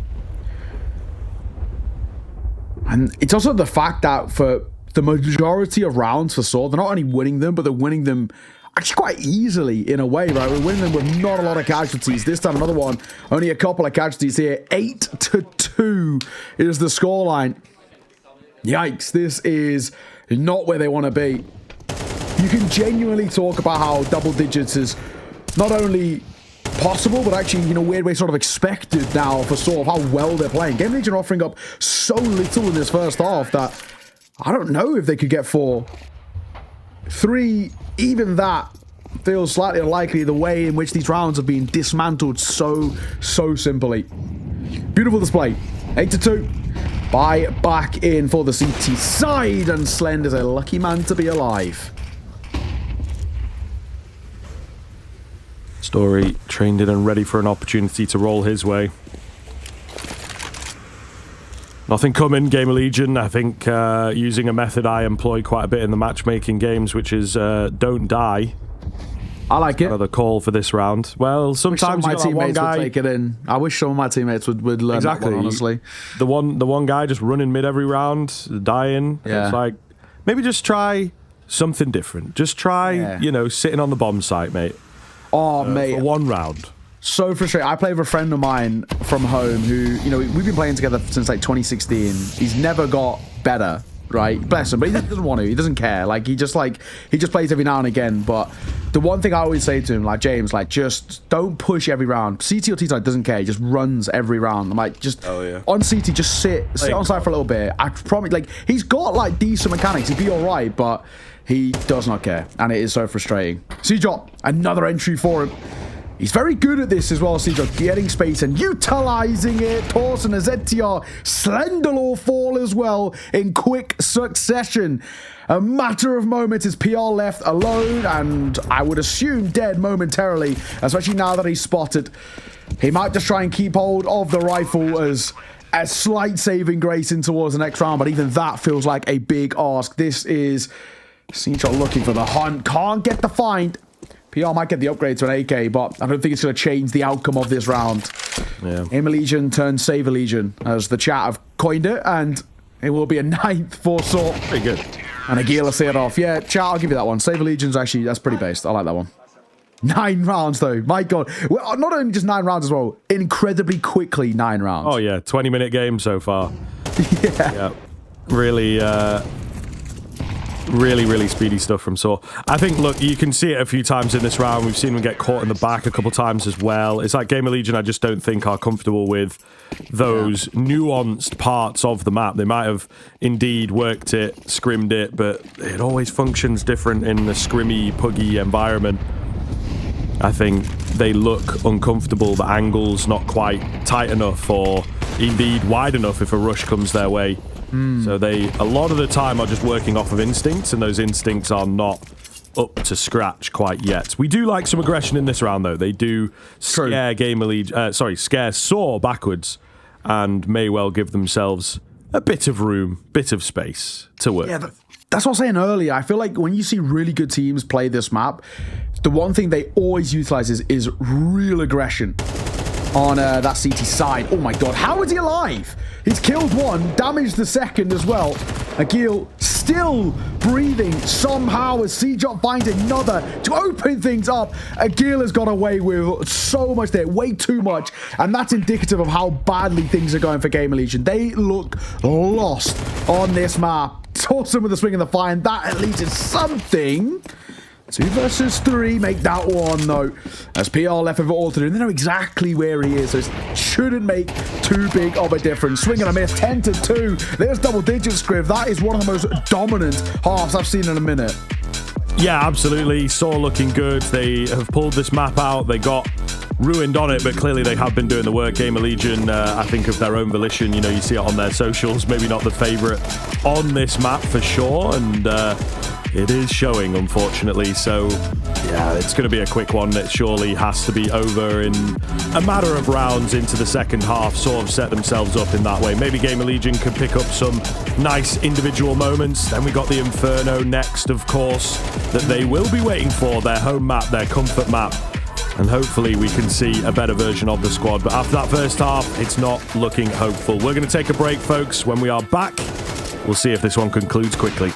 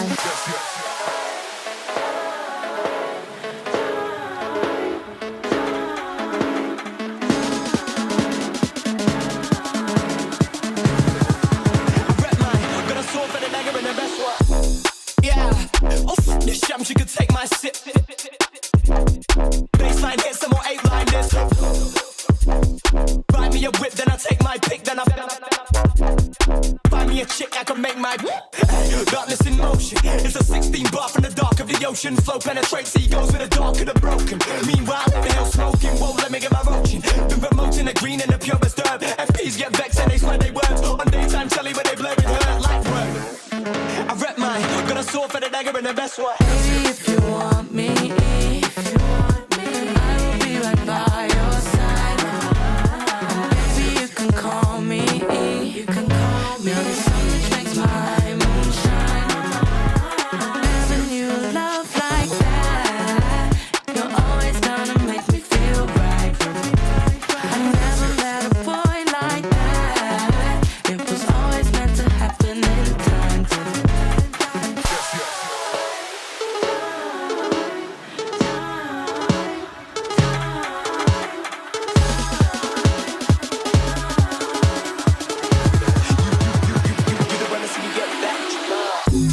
See me get vexed. Bars on your phone, tell a man you can't jet. The big guy, the ones who can't stretch. Breaking the neck when we in the car next. Dead bars, need a fibrillation ASAP. Get boxed with a straight gap. I'm reminded of mind state payback. Every time that they climb, we go way back. Only wanna be is just ruthless. Never seen warfare, rep troopers. As he turns it, ice headshot.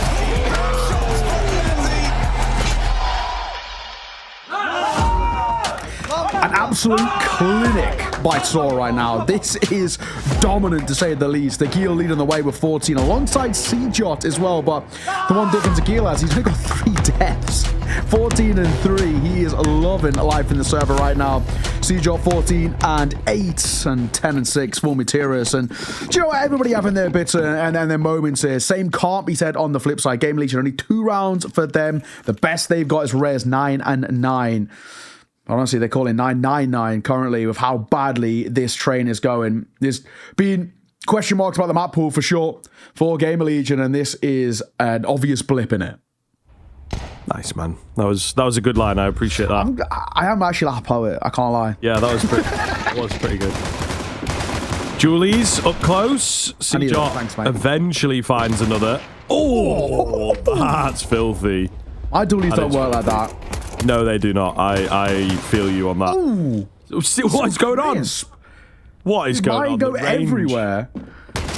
Oh my god! Oh my god! And yeah, he takes a moment to give it. I mean, fair enough. My god, can't see dude, Julie's my that effective usually. They go into like the moon. Yeah, unless they are literally like in the barrel of the gun. Yeah. I'm not getting any headshots at all. And then I'll do like, 85 in 6 to a guy. Yeah. If I'm right in saying as well, that was all one clip. He didn't reload there. After he got that first kill, he just rolled through them one by one, 11 to 2. I think we're very quickly going to Inferno at this rate, mate. I cannot see a world in which Gamer Legion get into this. We've gone for a force buy. I actually don't blame them. Literally, what have we got to lose? Yeah, you just have to hope that, like, what do they call it? Deus Ex Machina, divine intervention. The round here is not on them. It is on some higher power to give them a chance. I was going to say, maybe it's CJot with an overlooked angle, but he did check it. Slen still wins the fight. There's the away with an M4 as well. So, yeah, there is your gift from above. How can we, utilize that gift into something a little more? He tears up close though. He reclaims that immediate sort of angle. Pretty chunky nade on towards Res 2. This round far from over despite the opener for Gamer Legion. They just don't have the space to work with to get out somewhere. But it looks like they want to commit towards A. Oh, Materis, good timing. Nice spray down, decent damage. Oh, Story does get clapped in the side. Still, it's a 2 versus 1 as the dust settles. Looks good. Azuru strikes true, and Gamer Legion, despite a gifted frag and a gifted gun, just cannot catch a break here. Another round yet again. And this guy is definitely wearing a hoodie on one side on purpose. Yeah, because we spoke about this yesterday. I had a little conversation with Jonas, our wonderful observer. Shout out my goat one time. I'm not sure if he's alongside Chev or Zarks for this one, but also both goats themselves. So shout out our observation team. But speaking to Jonas about this yesterday, and he was saying that he thinks there might be a little draft in the studio just on that side. So he's sort of blocking the draft a little bit. And but like, here's the thing now. Here's the thing. Put the hoodie on and then like scrunch the sleeve up and you won't have the friction. Why has he got the hoodie on just one side? It's and then it's not. Surely it's more awkward. Like it's fashion, sister. You wouldn't get it, all right? No. You wouldn't get it, sunshine. Rez and Slend can open things up in what potentially is the final round here, or maybe not, as Slend and PR finally shows something positive, and it puts a Gil into a 1 versus 4. What are we, you know, for Game League it's great, right? We finally get something to work with on the T side. I mean, it's not over yet, but it should be. There's no kit to work with for a Gil. He's only got a molly. But at the same time, if a Gil can make it a little expensive at the end, he'll take whatever he can. Yeah, I don't even know that he's going to get that opportunity, though, honestly. He's kind of thinking about it. You know, it's a save, but it's wanting someone to come his way type save. Yeah. But they're not risking anything either, you know. Listen, the comebacks can happen. Right? Happen to G2. True. They can indeed happen. We've seen them recently, and I think when it's in the air, everyone will be talking about it a little bit. Like, you know, you're in the green room, getting whatever it is you get in the green room, right? Whatever you're after, and you know, you see a guy from a different team, you go, man, you see what the Mongols did to G2? It's crazy. It's like, imagine if we pulled off a clutch like that, you know, or whatever. So when it's in the air a little bit, it can get sort of messy. I think Saw are going to have to appreciate that one. The chat talking about how they're thinking it's going OT now. Delusion is a grandiose thing, but I can respect it. Also, someone said, right, they said it's obviously because he doesn't enjoy having his sleeve. Yeah, but what I'm saying is you put it on and then you push the sleeve up, bro. Like I'm but that's uncomfortable. I've got no sleeve on the mouse pad. You know? Tricks blood flow to the lower arm. What the hell are you talking about, man? Now, honestly, why doesn't he just wear like a gaming sleeve, like on both arms, and then just block all the winds? You know what I mean? Or like, you know, maybe long sleeve is what we're talking about here, so it can't really be long sleeve. But gaming sleeve is a good shout. Gaming sleeve is a good shout. I don't know. Some people run cold though. To be fair. True. Swinging a miss from C-Jot. A Guild should get one for free here, and he will. Slend fall. Oh, so will PR. Round back on. 2 versus 2. There might be something brewing here if Azubu could have got that kill, but he can't. Oh, laboured from the Brit. And leaves it all down to this man. I mean, he's been lights out so far. 17-3 for a Guild. What have he got for us? 1v2 is not impossible, but again, no kit. That makes it a lot harder.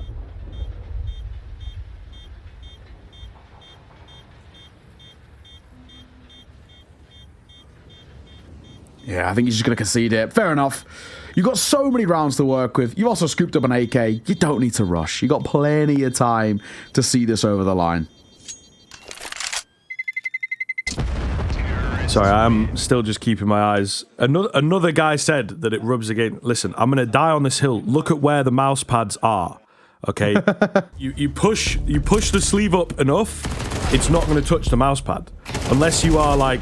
really stretching and like leaning your arm over, which I don't think any of them are really going to do, because that's more uncomfortable than having your sleeve pushed up. Listen, man, have your quirks, but I'm gonna call you out on it, you know? Surely this is a weirder feeling, having like the hoodie across your back and also you kind of sat on it a little bit and like it's tied up across the middle of his body, you know? Surely that is a stranger feeling than just wearing the sleeve up, you know? I get you. I guess we'll have to ask. If they win, we can actually request them. Yeah, don't worry, mate. Yeah, if they win, we can either we can about request him if he wants to come. But also, like, part of me, if they also win, wants to speak to Azu. But then, you know, we may as well find out the conclusion, right? More facts and logic here. If a draft is coming across, it will keep blowing. It doesn't just stop when it hits you, right? Like, some of the air will keep blowing across to your right arm. You know what I'm saying? Unless this is the most perfectly aimed draft onto, like, Story's left shoulder. Yeah, that's what it could be, though. You never know. You never know. Well, it could. And if that's the case, then maybe I can concede that point. But air keeps moving around the thing that it hits. You know what I mean? So it's going to be hitting his right arm eventually, you'd assume. I'm just saying. So there you go. You know, explain that, bro. Well, it's like bar the rifles, it's a low buy. But now we've got 2 AKs picked up, but I do get a little scared. Like, if Game Legion were going to lose the game, this feels like the kind of round which they would fall flat to, and one of the kills will just be a USP that's in the back line somewhere, and Azu could be the one, in all fairness. And goes a Gildo. That will change things. Azu, no escaping there, my friend. I'm sorry. He will fall. So just the 1 AK left. Materis is moving in time, though.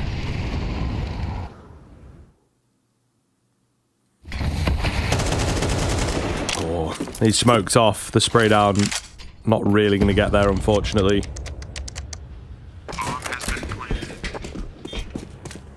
Bomb will get planted. That should be the round. Locked in for Gamer Legion. Yeah, they can. The only issue is that, yeah, like the observers are pointing out, they can't actually really go and collect that other AK. So, you're just saving one. Rez will see off CJOT. It's a tepid end to this round, unfortunately. But for us, and I'm sure for all of you watching at home, this does feel like the literal definition of a cosmetic comeback. It should be so simple to see over the line. Like, one mistake from Gamer Legion and it will get punished. But we've seen weirder things, right? That 11-2 from G2 is the thing that's always going to come back to our mind just because of how obviously recent it was, but how dire it was in a way.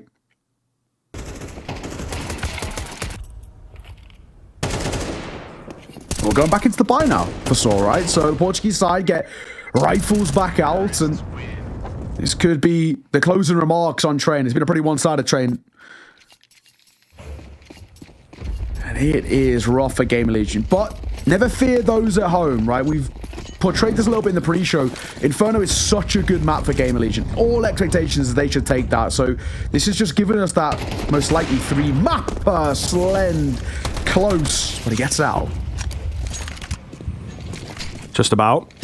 Nade round to him. Mutiris, of course, taking a forward step. He's had a really aggressive game, it feels like, here on Train. Some pretty flashy rounds on the T side of things. Small lineup for the smoke, but may well be a fake out here on that A-bomb site. That's kind of a cool smoke. Is that landing all the way towards Ivy? That's pretty cool smoke for sure, but not really going to do anything with it.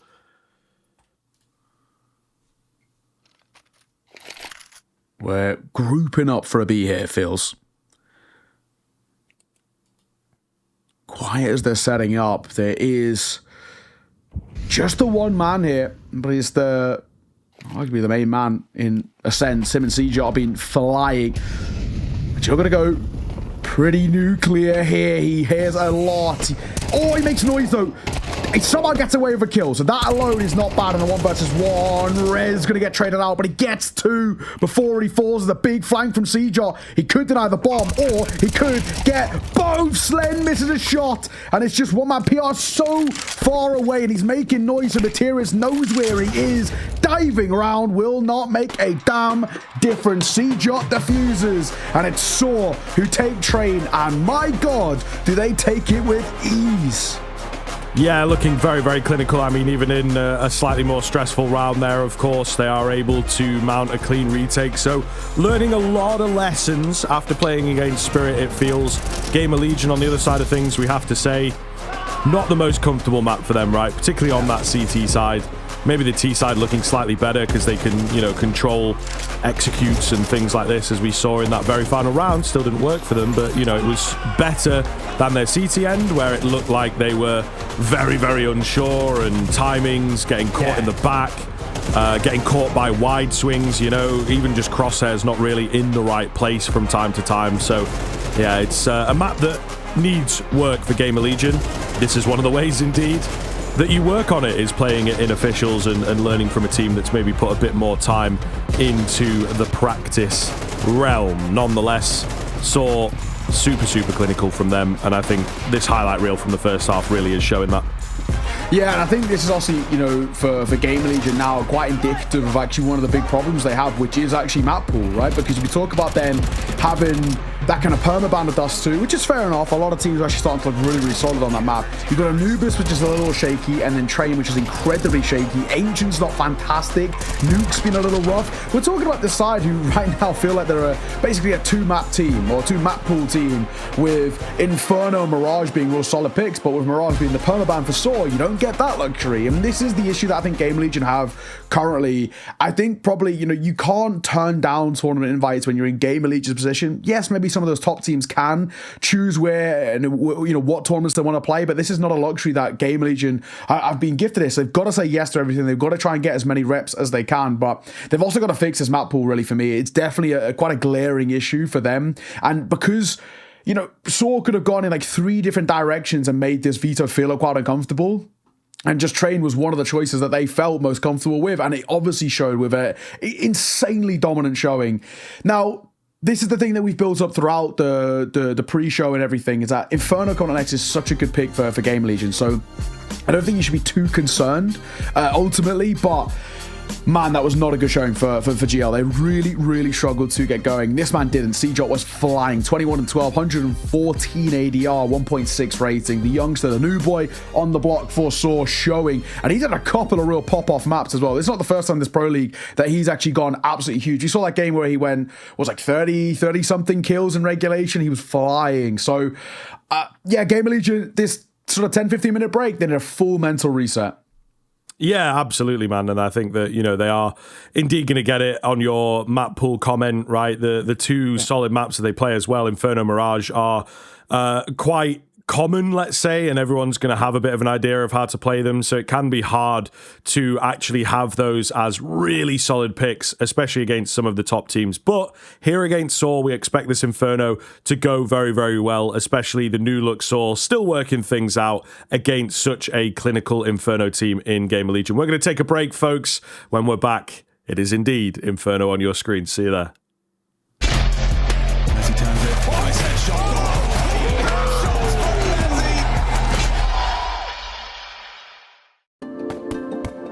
Hi, it's Bob with Face It. The official broadcast is better than ever on Face It Watch. Yep, that's right. Switch it up with the POV selector.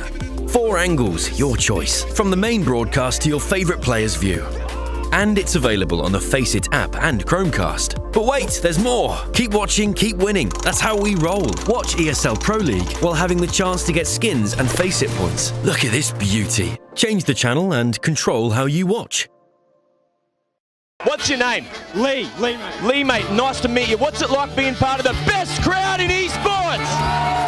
If you're not here, you're not living. Let's go, the boys! Hey! All right, for now, we're going to send it away. Let's show the world why we're the best crowd! You're champions!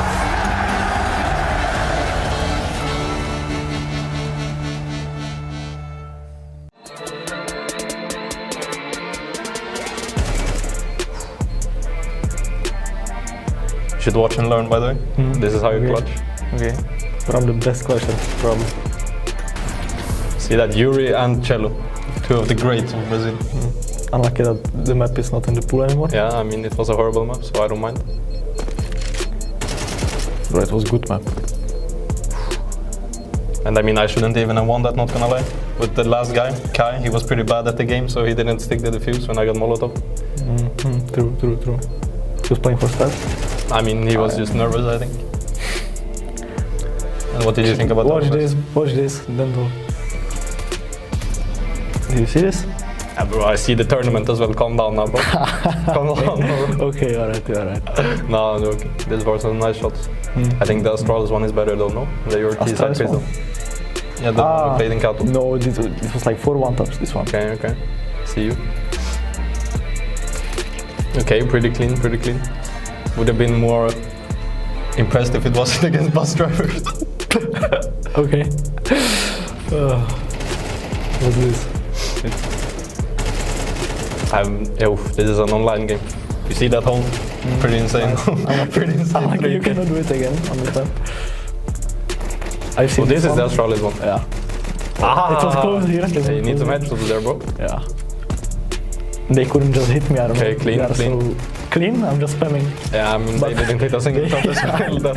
I think they didn't even hit me once, but unlucky. I'm just... Yeah, solid 30 bomb by you this game. Yeah. Oof. Were you alive? I think I was the bomb planter here maybe, so I was just planting the bomb and then I see the kill feed scrolling down with some kills and then I just nice round all that. Thanks. Oh, did you see this? No, I don't think so. Check this. Oof, against Astralis. Check this, bro. Are you their father? Check this, Are you bro. the father of Watch. Astralis? Watch and learn. I'm watching. Yeah, I'm on site, Dead. Okay. Was this a 5v5 or what is happening? I got entry indoors. Yeah. It was like 4v4 after the entry. Okay. It was the last round of the map, I think. You're such a clutch player, bro. Clutch player? Yeah. Like, What do you mean by that? yeah, like you are good in the clutch, you know? Am I? Yeah. Thanks. Oof, what a swing. I think Dong should take some notes there, no? Probably. Green, what's your problem, Green? Правее, чуть-чуть. Стреляй.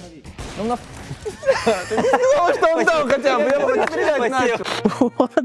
He's in phase for 3 days. Francesco Tosti of Counter-Strike.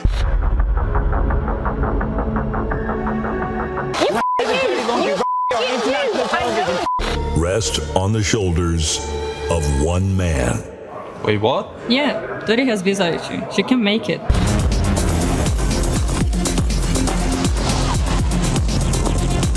Dunk?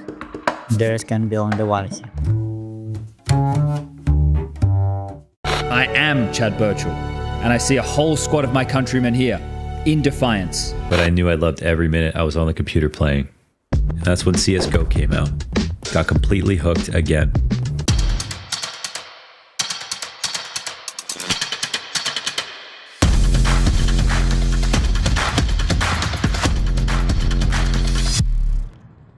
Hey Future Pros, back on train, and this time with the deep Ivy smoke to help your team take some control. To throw the smoke, head into this area of the wall and find this big blotchy splot on the floor. Position yourself so you're just to the left side of it. Aim at the bottom right side corner of this window. Then walk forward a couple of steps and jump throw. This smoke lands on the right side of Ivy, aiding your team take the back alleys of A. Use it for a B-Rap or to slowly get a foothold into the A site. Talk about it, it's no more! Talk about a superstar! Talk about...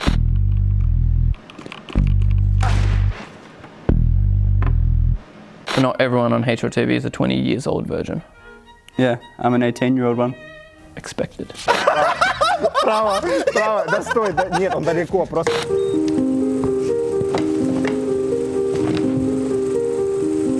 We have to go to device. I don't want to hear about fucking device.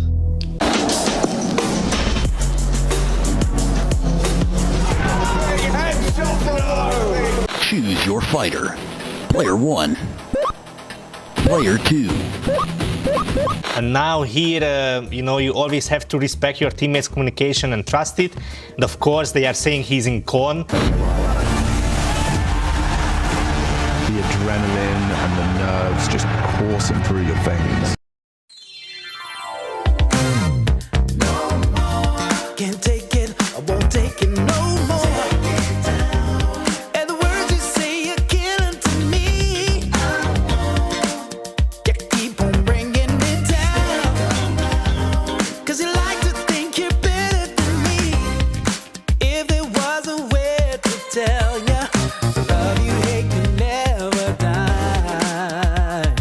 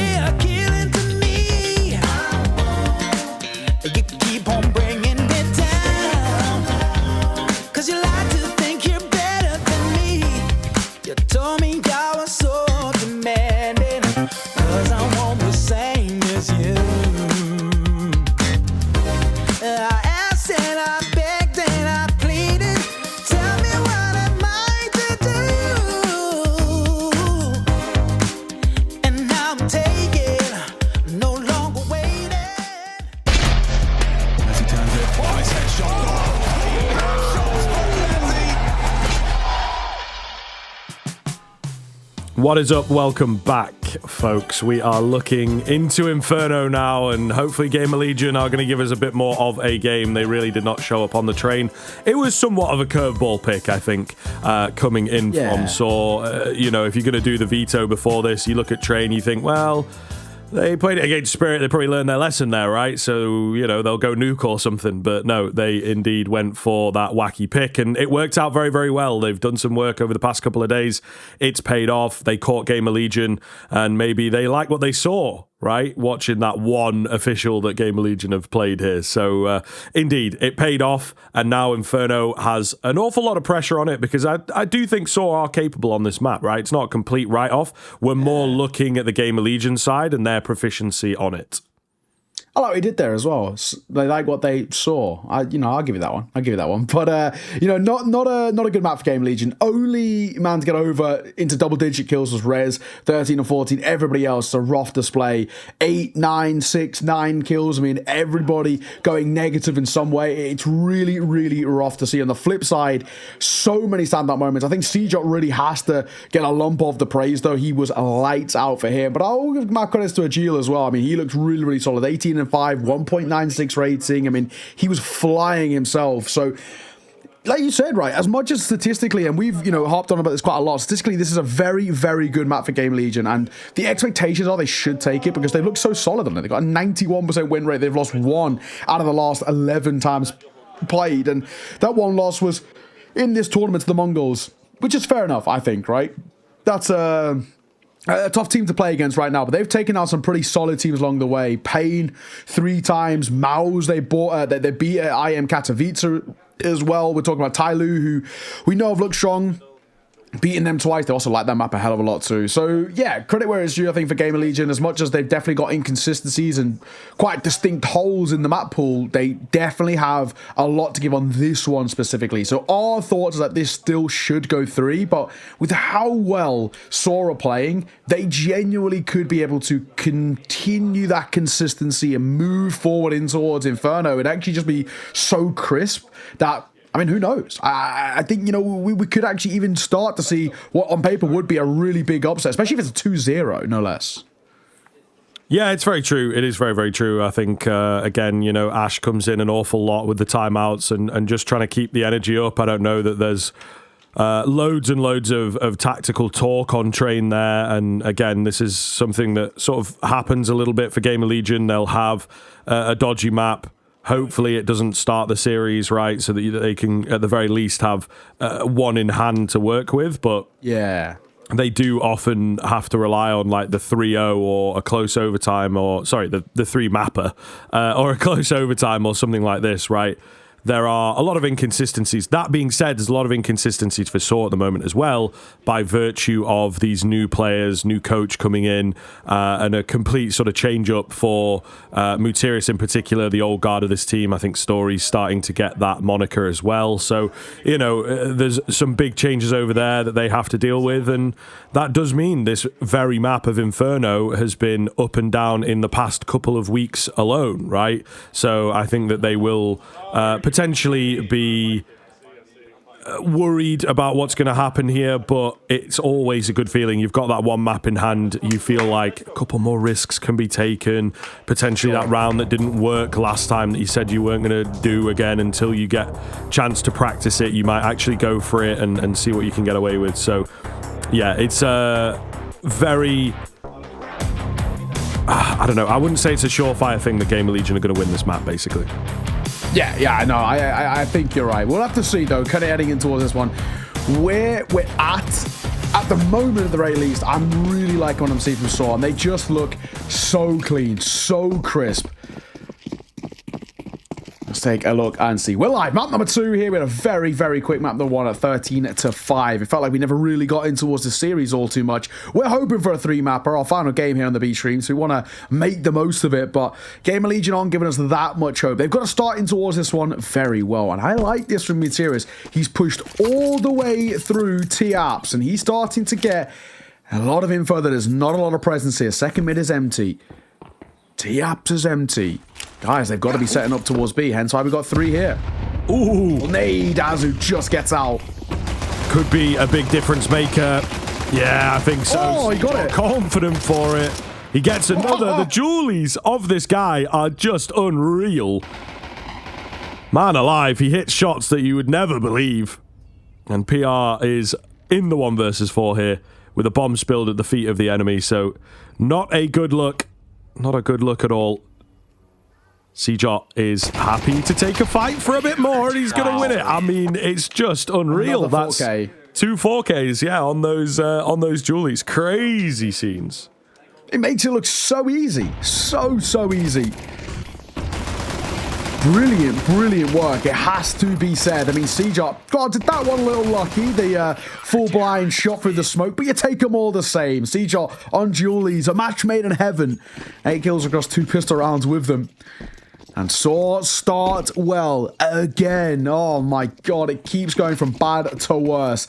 Deep nade down and towards mid. This looks like a bit of an existence timeout. They're actually all playing around, you know, deep T app / kitchen, and they're just gonna have a bit of a talk. ZTR, he really has to instill into the guys saying it is actually now or never. We are backs up against the wall. We lose this map, we are out of Pro League. We have to make something work here.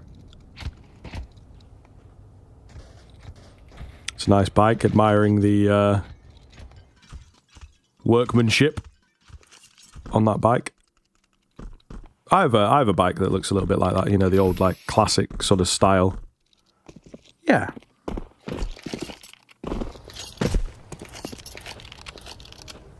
I've no complaints with it, no complaints, but for Gamer Legion, they like a bomb plant. We're not expecting really a hell of a lot. We've got no U2 as well to get them out here, which makes it all the more harder. They are going towards A as 3 players here. One of which being the MP9. Story could make a lot of cash in the back pockets here. Or they go and test Muteris at range. The best of luck. One, not quite the second, in all fairness. Flash will come over. There's a lot, and they are starting to wrap his position. He drops the bomb, though. The only man left holding long was the bomb itself. And this one now should be very simple. Azu for 2, and Muteris cleans it out. They get the 1 consolation kill, but a pretty easy round all the same, as expected. Yeah, I mean, good to get a kill, right? You're trying to just do any kind of damage that you can. It is just a bit of a shame, like you say. You know, you can see them in towards CT to get that 1B kill, maybe rush and try and get the plant, but no, the bomb did not get the memo. Maybe he was hoping that they would start, like, rotating and he could sneak onto A, the old you go B, I go A kind of move, but didn't happen. Didn't happen. Into the guns here. Gamer Legion, I think, need to honestly pick this up and just prove to themselves that they can, that they are in this game, that their life in this tournament is not fully in jeopardy.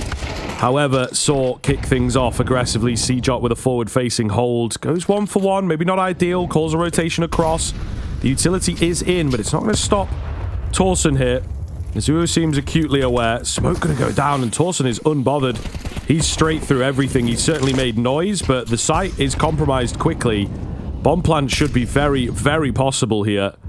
And the rotations are slow, so I don't know how we necessarily feel about this one. Oh, he's spotted.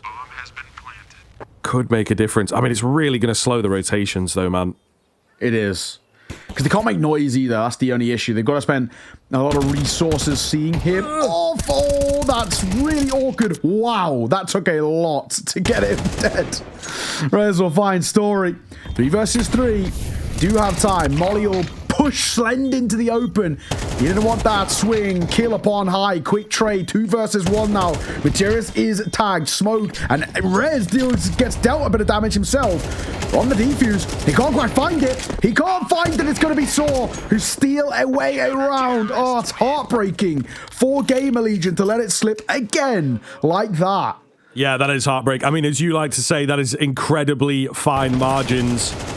Great utility usage. I'm not quite sure which player it came from, but the smoking banana as soon as they get the information off of this kill, then a molly at new box to isolate that fight from the same guy. So really well played. Azua was the only one with a kit, making sure that that gets picked up in all that chaos. You know, it is very, very easy to just kind of step off to the right and you walk past it and then you've not got it when you think you do. So they do a very good job of being aware of where that kit is at all times, and it makes all the difference. So very close, very, very close round. Gamer Legion won't feel that way. They will feel absolutely bested in a 1 versus 2 that, you know, didn't happen through the smoke. But, a little bit of a mic issue. Golden's like, it's the 2-finger rule. That's what we get taught in like casting or whatever is when you wear one of those headsets. If you can fit 2 fingers in, that's enough space to make sure that you're not too loud. So, you know, Golden knows his stuff, mate. He knows his headsets, it would seem. That being said, his mic is pretty far away and like at his chin. So I don't know, mate. Maybe look in the mirror first before you start getting in there and adjusting everybody else's. It's true. But again, maybe he doesn't need it because he's not allowed to talk, and then he moves it when he's called upon, something like that. Who knows? I'm trying to make excuses for him. This is true. I think you could be right. I think you could be very right. It's also like it'll be quieter when he needs to talk, right? Nobody else will be kind of chatting. Yeah. I think players, you need to be heard. It can't be like slightly quieter or whatever. Like everyone needs to be on kind of the same level. Rez is praying right now. Please. Yeah, he's getting I thought he like opened his eyes like ready Terminator mode. Yeah. Ready. Hardest lock-ins of 2025 right there. And then he closed his eyes again. So he didn't quite. He opened his eyes. He was like, maybe not quite yet. No, I'm not feeling it actually. The vibes are still not good. Yeah. Well, we'll fix his mic. Normally, it's quite a quick fix. And it is, unironically, just quite the difference of just like plugging it in and out again. It seems to sort of fix them. At least when we've had these issues before, but Slender move his into place. That's a good sign. Maybe we're getting a little closer. I hope so. Oh, hello. Mic check. Yeah, I was going to say, what is your mic check? What do you say? You know, 1 2 1 2. Well, as casters, we have what we normally do for like checking our mic, which is we count from 1 to 10. Yeah, like. But we start a little quieter, and we get loudest at 10 to like check our peaks or whatever. I actually think that's a really good way. Before we used to be like, oh, can you talk, please check your mic, and then you're like, I don't know what to say, like, hi, welcome, mic check. But now 1 to 10, like, beautiful. Actually, it's pretty easy. So yeah, I do a little bit of like, what did I have for breakfast, if you don't know what to talk about. And honestly, you can just make it up. It doesn't even have to be true, but just talk about a breakfast that exists, or there we go, kind of just intro the tournament. You know what I mean? Like pretend you are on broadcast, which is always like super awkward. Like when you're doing a rehearsal as well, when like a full breakdown of like, right, let's do the intro, then we're doing this graphic, then we're doing that, then we're doing map veto to make sure that works. That always feels so awkward to be like, it does. Hey, what's going on, everybody? And then you just kind of get into it and you're like, I don't want to try too hard, do I? Everyone's like watching, I don't want to seem like super serious for the rehearsal. Well, looks like we're fixed. We're getting the fist bombs coming through, and the lock back in. The half sleeve shoulder is still there for Story. Yeah, I don't think it's. I think at this point we've really got to. Yeah, we got to ask him. I think we might request him for the interview for that specific reason, just to find out, because I got to know, or at least whoever we get from Saw, I'm gonna make them find out, because I need to know. I did see someone in chat said that apparently he was on like Roman's stream or something after a game, saying that it is a bit cold in the studio. There we go, little breeze. That's a little bit of it. Case. But we still. Oh, whoa! Half sleeve. It works. Fine. Rez gets clipped. Okay, nice shot from Story. Not the way that Rez wanted to go. Torsen is tucked here. Nade'll soften him up. Cjot, do your due diligence. Just clear out here. He will. The flash comes half a second too late. Torsen was already a dead man walking. And I got 2 AKs and a Tech 9 to try and save face a little bit in this round. It's tough. Oh, PR's ahead of some of the utility here. I couldn't quite find the head. He had the angle, but he was on a shoulder peak. You know, if he really dedicated to the shot, he may well have found it, to be honest. But not the case, and that's more info for Saw to work off of. 40 seconds left here. Seems like Gamer Legion do just want to send it in.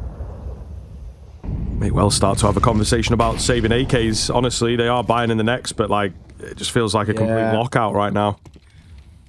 Save a Legion back again, it feels. Well, it's not their fault. Well, it's the map. Yeah.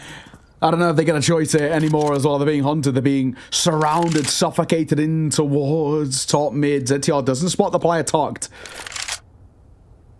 He's got an AK, but yeah, 9 seconds. Keeping hold of what we've got. Saw having a great time. Some would say a glorping time here, as has been said a hell of a lot on towards the A stream. ZTR to survive off the time. He gets that luxury. But this is dire straits for Gamer Legion. This is meant to be the punish pick, or at least the map in which they've been so clean on, but they are just not awake. Despite the later kind of call time, a later start to the game, they are all over the shop right now.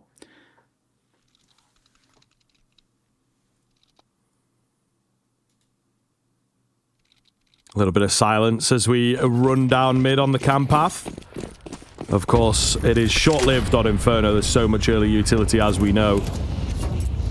Lots and lots in Banana. Sort of done a pretty good job, I think, at keeping Gamer Legion at bay, not allowing them any bouts of aggression over here. 4-0, still early doors, still very early doors indeed, but so far so good from Saw. You know, it doesn't look like Gamer Legion are a completely fresh team and going to turn things around completely. They will have their work cut out here to take this story with another early pickup on the crack angle. The return flash is good, but CJot just holds mouse 1 and it works. Molotov isn't going to reach in, unfortunately. Both players still safe. And so the 5 versus 3, briefly holds on. CJot, I think, moved into the fire, or did it spread to him at the very last second? I think it was done spreading.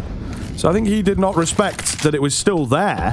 So maybe a silly death to give away. PR on a lurking move finds the 3 versus 3 here. So it is back. It is certainly back out of nowhere. Gamer Legion may well have given themselves a chance in. Mutiris super aggressive hold as per usual, but it will work out.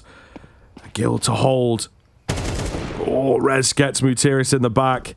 Sight player going to have to pop off here, and he can't. Rez with a big move to get the 2-piece and maybe give them this round.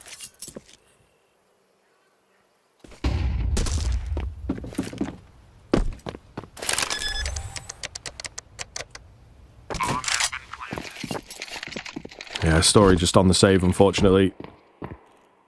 Not really.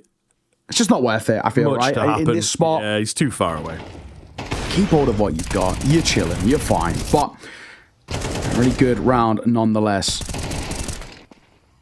I feel for Gamer Legion, it's one of those things where they maybe get a little fortunate in some instances where we're talking about how the trades weren't exactly there, but is it the end of the world? I don't think so. I think we're probably still absolutely chilling.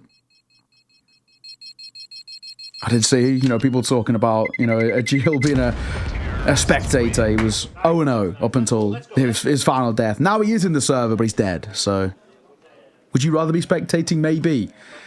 Says a lot, though, that Saw didn't even need him putting up the output that he did in towards map number 1 to have, still a pretty comfy lead. It says a lot about how well Saw are playing. And actually, I think it's probably a real testament to how strong their B hold has been.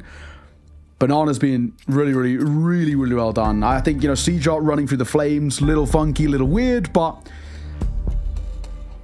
it's what it is. Timeout going to be called here. Ryan saying it's a Saw timeout as well, so I'd say maybe Golden entering the fray, but it seems like a lot of the conversation just being held here by Mutiris. But yeah, I don't think there's too much to worry about. Do you know what I mean? This is just one of those early timeouts where it's like, all right, they got around. It's fine. We're still got a 3-round lead. We're still in a very decent spot. Don't stress. Don't worry. We're chilling. Like, it's okay. Noticed it yesterday as well. I think Mutiris does a lot of the talking in the timeouts. Again, I'd be curious to kind of pick the brains and see what Golden is bringing. But I do have a feeling that it's going to be more of this behind the scenes, at least for the time being. this is the thing. He's still relatively new to the role, and it may well, he's IGL'd, but it may well be something that he's not quite as comfortable with as watching the demos and coming up with the anti-strats and whatnot, you know? So there's always going to be strengths and weaknesses to your game, again, particularly early on. And he's probably still in the stage of like, let me just figure out how they like to run the team. You know, maybe Mutiris is a slightly sterner kind of hand when it comes to those timeouts, and it's like, okay, well, if I'm going to do one, I need to be easier to work with and listen to, and, you know, many different methods, as we are seeing the Na'Vi clip, I think, doing the rounds. A little bit out of context, of course, but all the same, it can happen within teams. Story has opened up here once again, making it look easy. Gamer Legion are on the back foot and going to need another hero moment. Story, does get bested this time. Caught moving, Crosshair does not straighten off. Mutiris, the king of the off angle, it feels like at the moment, gets that trade onto PR. Yeah. On the angle, missed shot. Mutiris falling back. Doesn't need to fall too far away. He's actually going to play for the big pit angle. Not alone in the endeavor towards the A side, but they're going to go back towards B. There's 2 players here to meet them. Cjot and Azu. No util though, so they just have to take raw fights. Cjot's boosted up. That's one thing that could really work in his favor. Azu playing non-contact towards back pillar. Time ticking. In they come. Cjot for the first. Gets the kill, drops down. Azu still here. Cjot trying to buy time. And he might just do enough as well. Down he falls. His bomb's got to go down. No time. So you may get the kills, Towson, but it makes no difference and he'll die. Even still, and I think that was off the time, judging by the fact that he has 1.7 grand left over. So yeah, just off the time there for Towson. Tough one, and an attack pause called, an immediate success for Saw. That is as good as it gets. Yeah, the replays speak for themselves. So well played, and they continue to be a nuisance, you know. 1-1 round and not able to string them together is really not a good sign from Gamer Legion, I can't lie to you, Neo, right? We've watched a couple of maps across the course of stage 2 that have been like this, where you just cannot get your claws in, and it feels like it happens a lot more on LAN as well, the quick readjustments, and of course Saw with that timeout, right? It's obviously paid dividends. Gamer Legion denied money, and yeah, we'll be on the half buy, so Saw starting to stretch ahead once again. I thought that was a window and like a really bad render or something, like swapping across to that picture. That really threw me off for a second.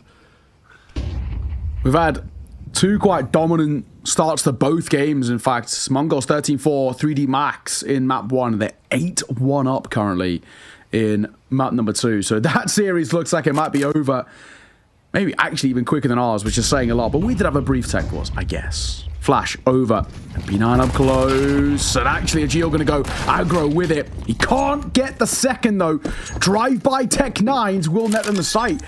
And they might just say, if it looks like Azu's not feeling the fight, Cjot might stick around for exits because there's only an MP9 for him, but there's actually not a lot of money for Sword. Despite the successes they've had in the start of this game, financially, they're still in a little bit of trouble. So with 2 being saved there, I don't even really think they're going to buy in towards the next. Damn. Okay.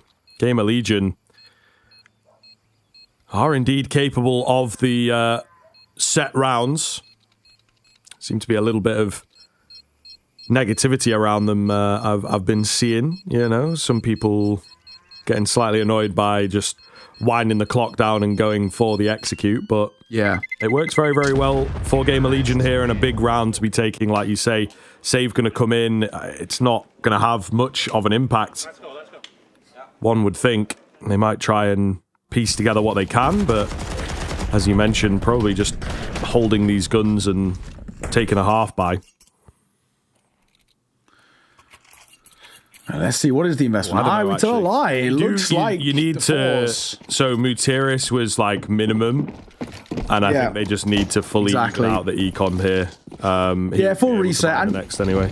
Who knows, man? You know, MP9s, a Deagle for a Gil. You never know.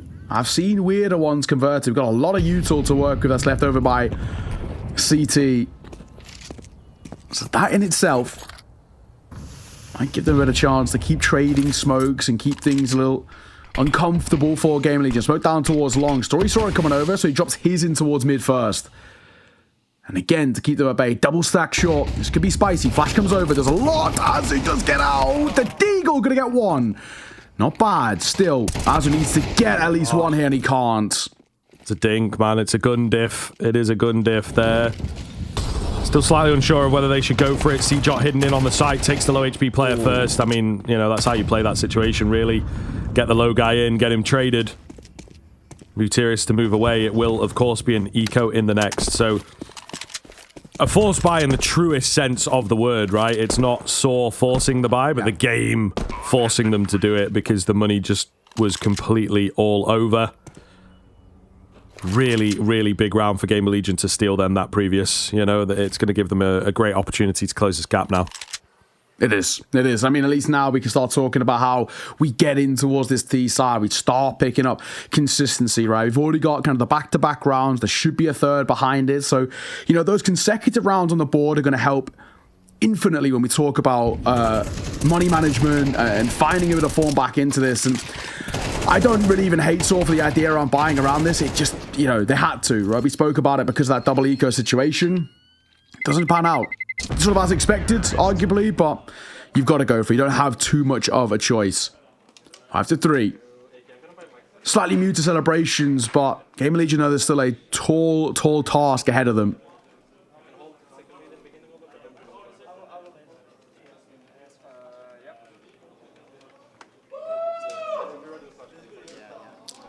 Okay, bit of life, but I feel like that's from that might be from the other stream, though. I think so also, but yeah, you know. 3D Max have just got a couple of rounds back to back, so this one's really quite tight. You know what I mean? I don't know that everybody's going to be joking around. This is obviously tournament life.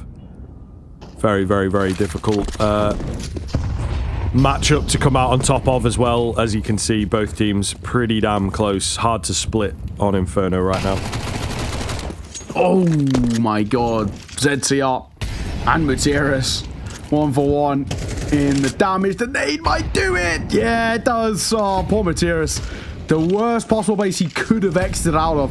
Azu, where do you even go? Into the flames, apparently. Feeling the heat quite literally as he goes down to the molly. So, simple one. B-side open, 2 remaining is 2 pistols, and that is that. Game Legion, 1-round game. It shows just how quickly things can go up in the air. With this CT economy and MR12 and all the rest, you can very quickly recover from what feels like actually quite the hefty deficit.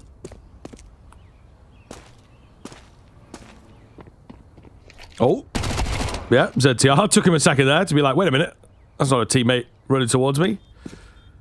But he's all good. Mac 10 is, of course, way stronger.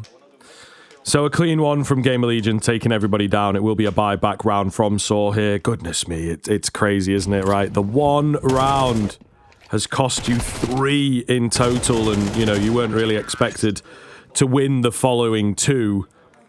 So maybe a little dejected. Just got to stay cool, keep it together, warm the hands back up, of course, and now put a stop to Game Legion.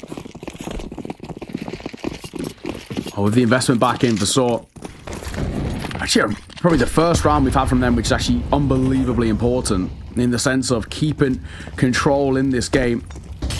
Molly comes over, will push C-Jot away. ZTR gonna play behind this, and a Molly will slow them down. He's very, very low, taking a lot of damage to YouTube in the early part of this game, but they've got, with the damage he's taken, they've got so much space now towards top and honor if they want to use it.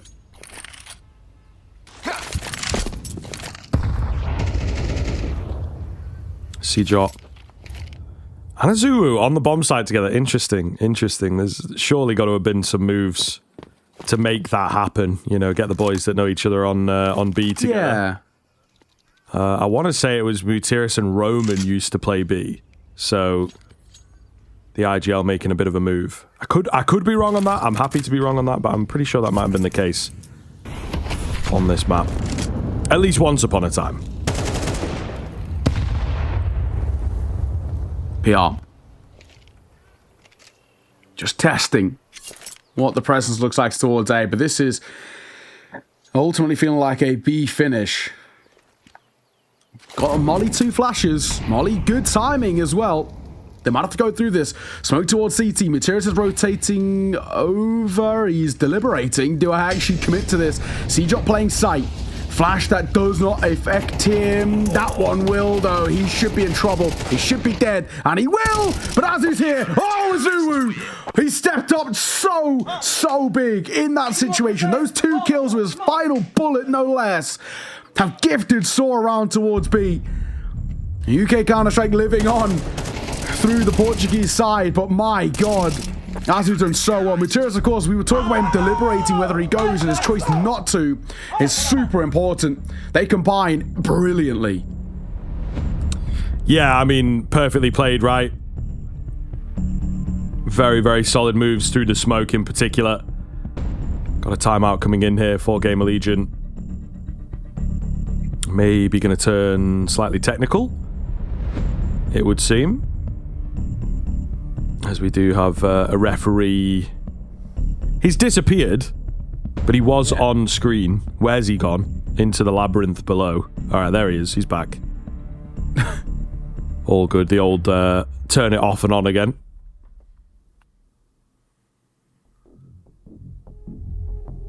Let's see if it works, right? Sometimes it does, sometimes it doesn't. Who knows what the issue is this time, though? You know, we had headphones earlier. This one could be anything. Game crashing, lagging, FPS, you never know. You never know. But, I'm gonna pause here. Game Legion, they might actually appreciate the break a little bit.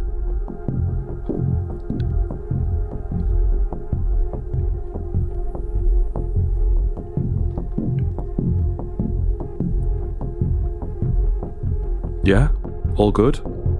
Just trying to, you know, doing my best lip reading here, try and figure it out. That would be quite good. The bad lip reading of shots like this would be pretty fun. Yeah.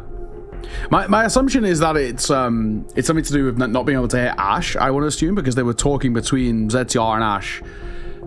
And he was getting a bit And then he was close. speaking afterwards. And I think now we've gone from a tech pause into a tech pause, judging by the fact that both coaches are getting on the mic. That's my thoughts are here. Don't quote me on it. But attack pause, they'll sort of take all the same. Do you know one funny thing that I've been noticing in this Pro League, and this is just like a weird nuance thing that kind of made me chuckle a few times. Sure. You can tell which people spend or at least are from Europe or spend a lot of time in Europe, judging by how they deal with the bottle caps on water bottles. Oh yeah. Because like ZTR, he's used to it. We're all used to it now. It's like EU rule that you have to have like bottle caps that are connected. I've seen some players. I can't remember who it was. I think it was someone over towards Payne. They were seriously fighting that bottle cap. It's obviously something they're not used to in Brazil. Yeah.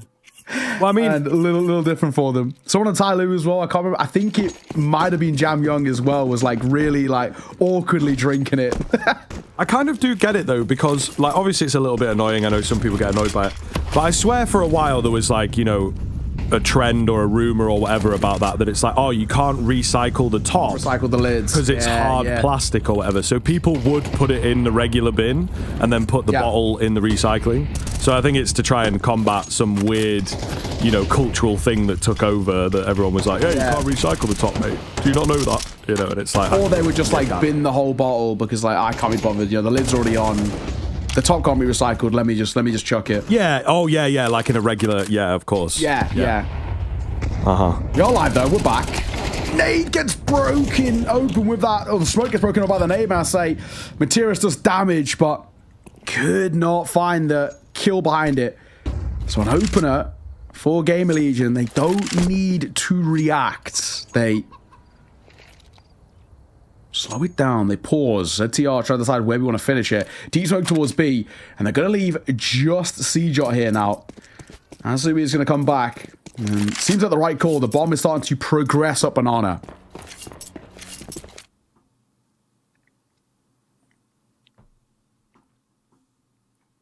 Slow roll here. Game of Legion kind of need this one. Try and keep it close on their own pick. They've left the lurk. PR, low HP, so you wouldn't expect loads from him, but he's kept the numbers over there, of course, which is a big deal. So let's see, new boys on the block. What can they get done? Azua with some damage. C-Jot with the finish. He will lose his head quick, as does Azu. Not expecting Red so close. Doesn't quite come off, and thus Saw will move for the save. Gamer Legion hit 5. Yeah, throwing a Geo, just going to keep hold of the rifles. If they can, that is. PR is still lurking. And he might be able to make it a little punishing towards the end. Same side, though, he's also very low, and Agil's holding 4 that he should win the fight, and he does. So an AK as an upgrade is available. You'll take that for sure.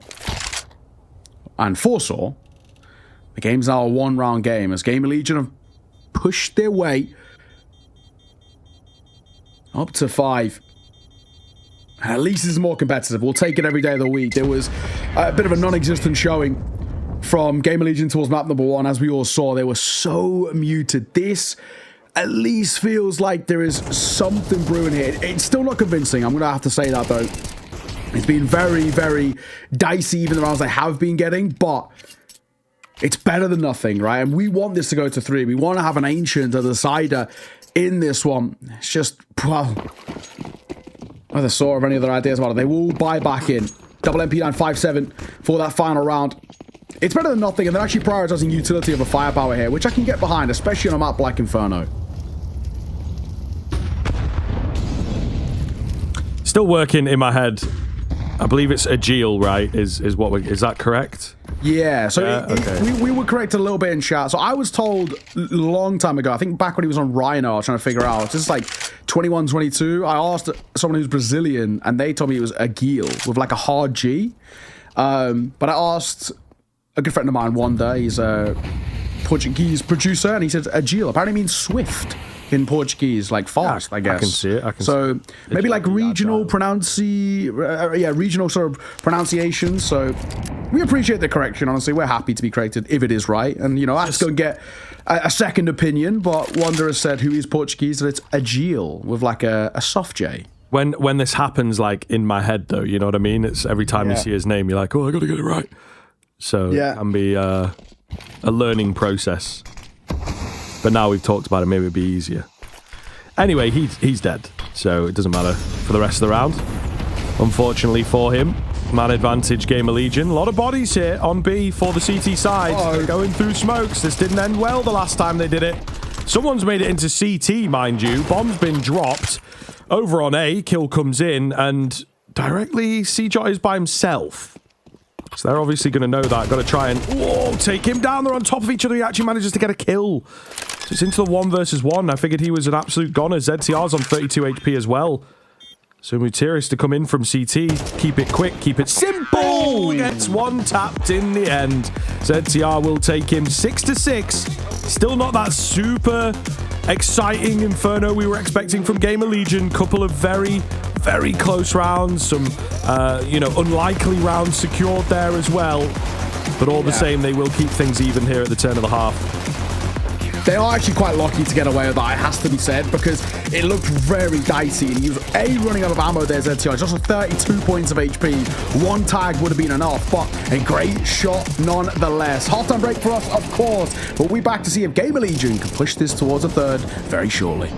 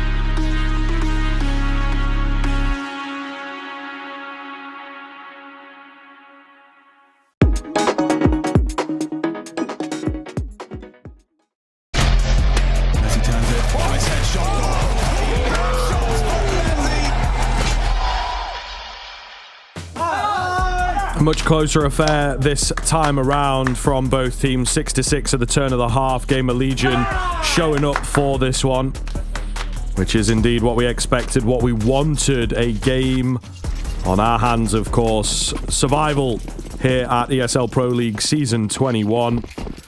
Saw already a map in hand after a really, really quick and decisive train comes out from them. Inferno looking a little better from Gamer Legion, but still not on that level of like, wow, this is their specialist home map. So Saw still in with a chance. Very true. Pistol around here could be huge.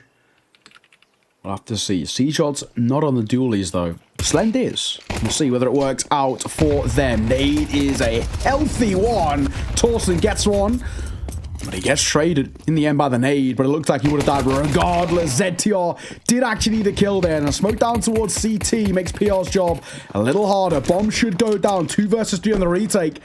No kits to work with either. Going to make this a lot harder for Gamer Legion. This first fight could be everything. Rez nails a shot on towards Agil, and it puts it into a 2 versus 2. There's HP to work with for Gamer Legion here. So honestly, Saw probably have to get a little proactive to try and find fights in their favor. But PR, what a shot by him. Got to buy time. No kit as we spoke of. And they're wrapping in towards Blue Box. He knows where they are. And he can't get both. Nice efforts, but it's Rez who sees it off. And Gamer Legion, my God, did they need that. Yeah, I mean, the banana kill changes everything, to be honest, right? It removes that avenue of playing for the bomb, playing for the time. Yeah. Even if everything towards Church goes the same way, I think it would be a very, very different affair if Rez had gone down. So, really, really big pistol. And a 3 versus 2 as well with no kit. Yeah. Like, that is quite against the odds, to be honest. And I think we might look back at that as being a massive round for Gamer Legion. I'm telling you, if CJ had Julies there, Saw are in the lead. Simple as that. Let him cook with the Julies and he would have been fine. Even like Raid Boss, you know what I mean? Let him buy armor, someone drop him over. Who knows? We are going to force buy, though, for Saw. And it's sort of expected with the bomb plant, a very common angle to go for here. It still could be a little dicey. You know, Galil's in the right hands. Even that Tech 9 for a Geo could be spicy. C-Jot, Mac 10 around the corner. Trade. We need a trade here. It's not good enough. Towson for a big 3-piece. Geo might get a plant, sure, but the 3 kills alone should be the round in place. 1v3 for a Geo. This is a big ask for him. Not completely out of the question. He's got a bit of time to get into a decent position. 2 to deal with from Banana. Just keep it moving. Keep it moving. Does not quite know where they're coming from. And that's exactly what they look to play around. Yeah, clean on the first. He wasn't ready for the second in at Banana. So he will go down. It's very, very close. You know, he takes Rez low. Yeah. PR fluffs it up. Could have been super costly at the very least. But yeah, not quite the case. See the other games setting up there on the edge of your screen. This one's still well underway. Yeah, very true. This one feels like that 30 is going to be required, but I guess it gives them time to warm up and all the rest. Timeout going to be called by Saw here as well. Their second timeout used. And again, we get a bomb plant down, but I think this time I would sort of people more understanding if they did go for a half buy rather than a full investment. You know, 1 or 2 rifles maybe and a bit of YouTube, but actually no, they're just going to go for another full buy back in. Like, you do get the benefit of going for that if you really want. And maybe in their mind they're kind of thinking, look how close we made it. I guess maybe not so much. It was a 1v3 at the end, but look how close we kind of got. Let's go again. We've got a little bit better firepower this time out as well. Let's see if we can make it stick. But it's a risk. You lose this and Game Legion can continue pulling further and further away. Some teams would half buy this, full buy in towards the next. You could have even had an AWP potentially if you had saved enough cash on hand.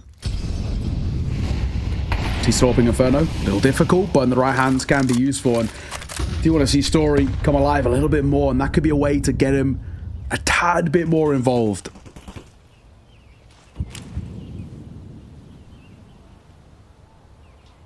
Two smokes here for Saw.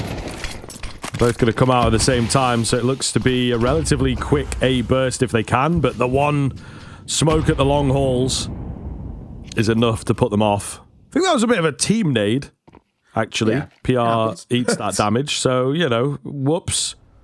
See whether it has an effect. 4 on A, ready to go. And the smokes have now dissipated, so it's all going to come down to raw fights here from Saw. Wow. And not really happening thus far. Nade is decent, softens them up a bit more. Still potential to go towards B, which could be the move, to be fair, of course. It's only ZTR here by himself. They've got to be expecting him in at CT, but no, they really do not give him the respect at all. And he will mow down 2. That denies any chance at the round. A nice idea, but just not quite shrewd enough on the push. Azu with a Mac 10. At that range, pretty unlikely, especially in a 1v4 turn, 1v3. Big round, though, for Gamer Legion. As they're saying, keep it going, right? Ash trying to instill the confidence in towards his side. We are far from dead in this series. Reds and Torsen, dynamic duo playing out towards long, who do super well, but it's ZTR's double who shuts down any doubts that Gamer Legion may have had in that round. And now at a 9-6, we do get that half to low buyout for Saw, so it should be double digits for Gamer Legion here, which then starts to not lock it in place, but get us very, very close to that third map of Ancient.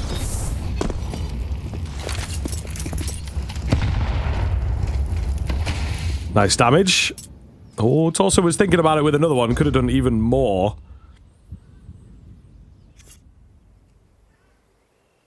Slow creep up banana for Saw. Plenty of utility for a round like this as well. Flash comes in over the corner. ZTR with the smoke down, but, you know, it's going to be a little bit too late. Molotov is slightly better. Torsen is completely caught off guard, though. Lovely move here from Saw. The sense of timing just totally gone. Gamer Legion not ready for them at all. M4 recovered. Bomb goes down. I mean, you know, it looks good utility-wise, kit-wise, but it's going to be hard here. Really thrown for a loop on the Gamer Legion end. Don't know how they feel about it. Flash comes in. Mutiris gets caught. That's the M4 hitting the deck. So there goes your raid boss scary player. Can the Tech-9s get it done? Molotov is pretty good into Azu. He just tries to play for the time. It's all going to be on a Geel here. In the smoke, they know about him. Down he goes. And the retake, they only lose 1. Very clean, very well handled by a completely disgruntled Gamer Legion. Yeah, it's actually a really solid round. It's not bad either from Saw. You know, they're coming in towards that one with a low buy and they get a bomb plant out of it. And even the constellation kills you'll take. You're not expecting to walk away with a round, but I think maybe Saw could have played that a little better. Too many exposed fights for me. And a little lackluster in the trades. I think they want to be baiting them in closer to take these kind of quick engagements, but that's hindsight for you. 10-6. Gamer Legion 3 away now, 4 ahead. All signs point to Ancient Decider. Unless Saw have got a second win left in them, it looks like Gamer Legion now starting to really roll through the motions, which is a really positive thing to see.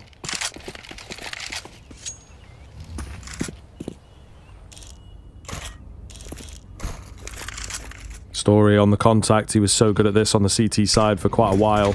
Ooh. Spots a player. He's also been spotted there, though. The nade makes it to him. They will take that. Flash comes round, and it blinds up Story, leaves Seajot isolated. He cannot survive. Change. The bullets are so close here, but Story does not get that trade. And thus, another opener for Gamer Legion. The CT side has been pretty impeccable so far. It has. It really has. Gamer Legion just looking so clean in terms of their setups. Not over just yet, but it feels like it should be. Mutiris up close, trying to get sent around in towards long, and that's now control that it gets. You have to be a little precarious, though. There's a lot of copies that you can play from. PR back car as a site player too. ZTR giving up long control as he wants to hold for the potential wrap in towards CT spawn. 30 seconds, we gotta go. ZTR spotted. Easy find for PR. Ooh, lands a lot of damage onto the next as well, so it's looking good. ZTR comes in at the right time. Going to need a hero to pop off here. Is it Story? There's 20 seconds that remain. Eliminate the player in on the site. He does have plenty of ammunition to go here. He just expects him in the corner. Spots him at the very last second, but Rez was so ready for that fight. Little tense, but it's Gamer Legion still coming out on top. Okay. Gamer Legion, as you've sort of already touched on, right, just how clean this CT side has looked, and it's not changing. So struggling really to find any in routes. They're not even getting to the point of bomb plants now on these gun rounds, and that's the real worrying sign. They're making it look easy. Yeah, they're getting fired up. For the first time, really, in this series, we're getting noise out of Gamer Legion. They know the spot that they're putting themselves in. A really, really good display. Third and final time out by Saw, and honestly, I don't even know what you do from this conversation. It looks like, judging by Gio's investment already, that they are going to be buying in towards this one, so it's now or never. They're playing for the win, not for OT, but it doesn't matter what level of buy we brought to these T sides. It's just been Gamer Legion have looked so clean. We had a very close first half, but it's been anything but since this second half began, and Gamer Legion have kind of moved on to the CT. They've looked brilliant. Yeah, long may it continue as well. Keep the competition coming. All down to Ancient is the way that it's looking. Shot doesn't find anything. Early utility in the banana area is as it goes. They've been so good at getting little chunks out of Saw at the start of rounds. Something that Gamer Legion just really did not give was early T-side aggression in banana. They just allowed the control to slip and, you know, go for a retake later on. Nice little smoke there. Always cool to see the dynamic smokes in action. Rez, ready to go here. Oh my, he's so clean with it. He's so clean with it. That is unreal. Can't quite get the ace. Caught reloading, but goodness me, just 4 all by himself. And that really sums up this CT side, doesn't it? Yeah, easy for Rez as well. He's having a lights out map. He really is looking good. Towson's also stepping up in a big way. This is a beautiful display coming through from Gamer Legion, but Rez is by name, by nature, making this actually look incredibly easy. And if he had just given himself a little bit more time on the reload, he honestly probably would have got the ace too. He hadn't taken that much damage. So that third map is looming now. And unfortunately, a tech pause here. Once again, it seems like we've lost a bit of the comms over towards Gamer Legion. Headphones are off for a brief moment, but the in-ears go back in. So that is generally a good sign. When the in-ears are in, it means they're kind of getting ready for things. Seems to be some sort of issue on ZTR's side, though. He had the tech issue as well a little earlier. But doesn't matter, though. So, non-existent, unfortunately, in the second half. And it makes Ancient all the more interesting. We said Ancient's actually a map that feels very evenly. Statistically, it is. There's more reps towards Saw, but you got to question, I guess, the caliber of teams in some regards. And even as well, some of those losses were pretty dire. I remember the one at Cluj to FaZe. That one in particular was obviously kind of really, really bad. Twice, in fact, actually, right? It was like a 13-2, 13-4. So some really, really tough ones there. But then they've also picked up decent wins at this tournament. They beat Heroic, they beat Na'Vi. Don't know how much of that is the honeymoon phase, but I think, as we've said, everything it has to be taken with a pinch of salt on the Saw side of things, right? Yeah. Some of those some of those results that you mentioned are part of what we would call a dead team. Not entirely, right? But, you know, little bits of it, and therefore are they going to play things differently? You know, sure. Are they going to be looking a bit weaker? It's always a hard run. And did they know what players were coming in? Did they know things were going to be different in just a matter of weeks' time? That also being said, you mentioned the honeymoon period, which I think is kind of a legit thing, and, you know, may well have been the effect in some of their opening matchups here in Stage 2. At the moment, not looking good. Not looking good at all. Gamer Legion really hit their stride in the second half, and they are one round away from a flawless second half to close things out. Oh, CJ trying to find space. He'll drop a smoke, and he wants to try and stay alive towards top car. He might have been able to punish ZTR there with a flash. He's, I'm going to say, he's playing with fire a little bit. He does catch ZTR through that smoke, leaving Towson all alone. He's got time for the rotate. Rez might try and flash him in here, or he might go for the plant boost. And doing it after it's been cleared is all the more scary as CJ double checks it. Well done, but not enough to get him that kill. Down goes Rez. They've got to know there's another player somewhere here. Torsen relocated over towards Coffins. The bomb goes down. Could be the first round in for Saw then. I think it will be, actually. It looks like the A players are not going to want anything to do with this. Torsen is doing his best to get away. The smoke goes down. And now he is trapped He's just going to wind that clock down and hope that he can take someone with the bomb, potentially. They might just see him. That barrel is sticking out, I do believe. Yeah. They don't really have any way of flushing him out, unfortunately. Exit kill maybe for Towson. Azu still needs to cross, but I think now that he has, that's it. So finally a round for Sort. It's not going to make a difference, I don't think, to this series going towards 3. It's just been smooth sailing, bar that. On the A stream as well, because you had that Mongols game, that has been concluded now. Pretty dominant. 13-4, 13-7 over 3D Max. Mongols have moved forward now into the playoffs, and they've done it in style, done it with ease. Only allowing 11 rounds from the French. A very, very good display from them.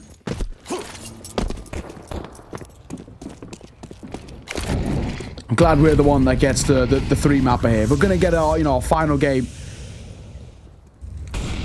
here on the B stream. I wanted to make it a somewhat memorable one. Yeah, of course. Oh, nice nade. Real nice nade. Agil tagged up load. PR doesn't want to stick around for the fight. Probably the smart call. A lot of damage has been dealt. Enough damage has been dealt. Agil's out, though. Not for much longer. He immediately gets dropped, but I kind of respect the confidence. Really weird spot from PR, by the way. I think that'll be something that later on in the round has a fair bit of impact, even if these site players do go down. Which looks a bit likely. PR is fully hanging his teammates out to dry. They don't even really know how to call it. He comes away with 2. Second player had no idea what the hell was going on. 2 versus 2 here. Still not out of the pit. The bomb in such an awkward spot, mind you.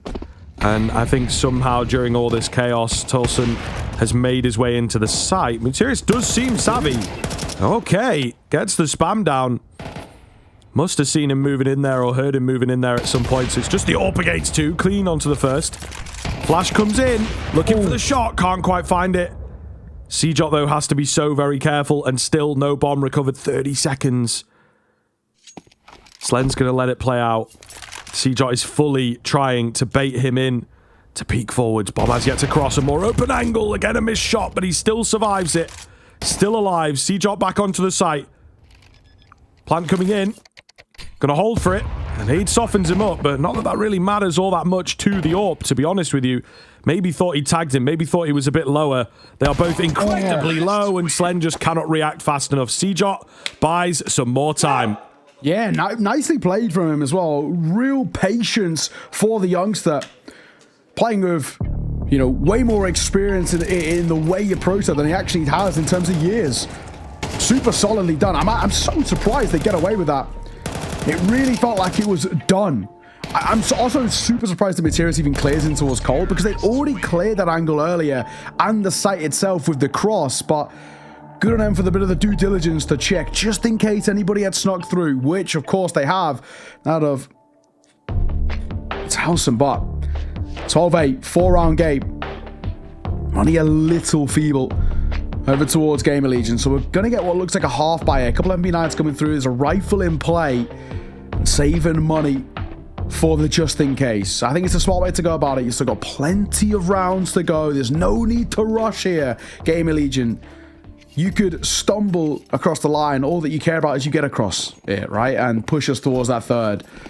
So I like this. 5.7, double MP9, M4 and ZTR, just the pistol. The USP and a smoke for him.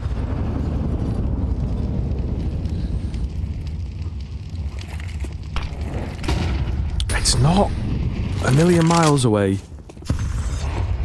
4 rounds. This one should be a gimme. And the econ will still not be fantastic for Gamer Legion, so lose the next one. And it could be all 24. It's really not loads and loads of work. Lucky to be alive. CJOT feeling good. Feeling crisp. Nice find on Torson, who tried to capitalize on him spraying through that smoke. So basically 2 kills picked up there. But of course, one of the scarier guns gets dropped. The consistency that we're getting out of CJOT in this series is actually really scary. 21 kills map 1, 21 already in map 2, and who knows what more. He could deliver assist there on towards ZTR, but Materials finds it. CJOT then nails the 22nd and the B-side open, and that is the round. The youngster looking very crisp indeed in the remainder of Gamer Legion. The 5.7, the MP9, they're not giving this a look in. They might go for a bit of the proactive exit play, but Agil's trying to be here as a just in case. The only worry for him is if he gets flanked, and I think he's aware that that is a possibility himself. And so he's going to go back and check. He's dancing around spawn. Looks like they might just slip past each other, honestly. But it's fine. They can save in towards Banana, and it's okay. I mean, maybe Bar CJ, he's actually very low, so he will go down. I think regardless would have been to the bomb or to the MP9. 2 quick shots from Story. There it is. T-Side AWPing. Not easy to do, but Story, some nice shots. Saw, still far from dead. Still in it. Still in it, man. And it is, you know, only a few rounds away. When you're grinding things out on the T side, you just take it one at a time as it comes. Play the call, play the execute or the rush or whatever it is that you're going for, and all of a sudden you could find yourself evening things up. So I think Gamer Legion getting a little squeaky here, getting a little close for sure, especially if this one drops. This round falls apart for Gamer Legion, then we are discussing the potential. CJ, he might be in trouble here. Yep, Nate right at the feet. No chance there, unfortunately, for him. Tagged up too much in the early part of that round. So you've got the main man out of the equation. That might give you a chance.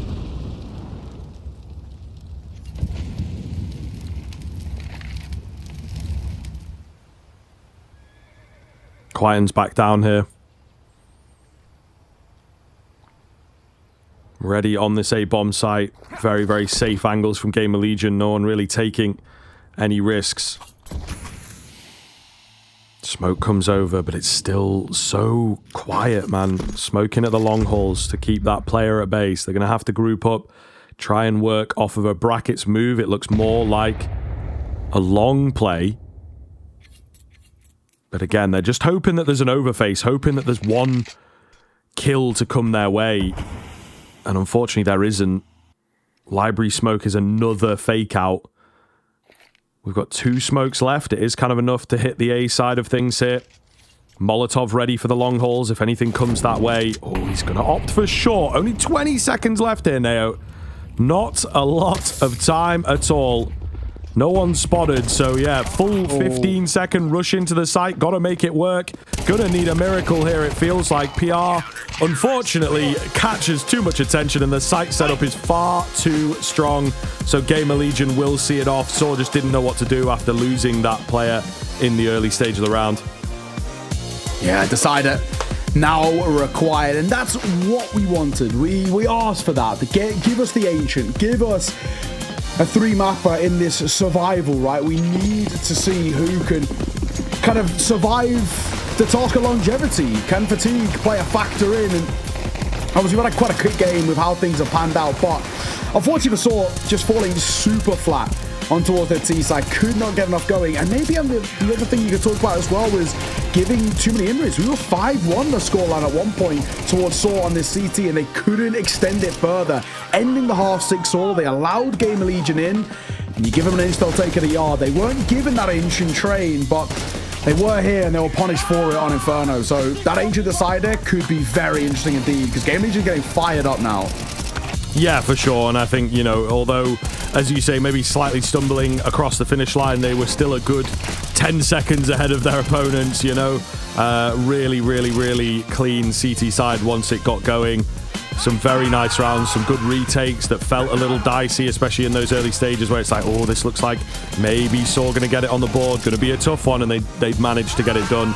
Some great individual moments as well, and, you know, you have to look across on the Saw side. We had CJ really wake up once it hit 12, and that gave them a good chance back in. So, you know, can they rely on that all the time? Obviously, the answer is no, but indeed, Gamer Legion, I would say still the first half, not quite as clean or decisive as I was maybe expecting out, but that CT side spoke wonders for them, and now moving into the Ancient, like you say, some energy picked up. May well see, again, a strong CT side coming out from them, and I think they have refound themselves, as it were. Train, kind of a write-off, kind of a map that they're just not feeling at the moment, so I think they would always be looking at the reverse sweep. Yeah, and now things get really, really spicy. We head in towards that third. I mean, you kind of touched on Siege a little bit. I think it's a real positive sign that we're just getting consistency, win or losses out from him. He's always putting numbers up. That's such a good sign. And if we can just get a little bit more behind it, you know, see Gio putting up the numbers that he did on Train, right? If Story can get a little bit more involved with the AWP, which Ancient's a great map for that as well.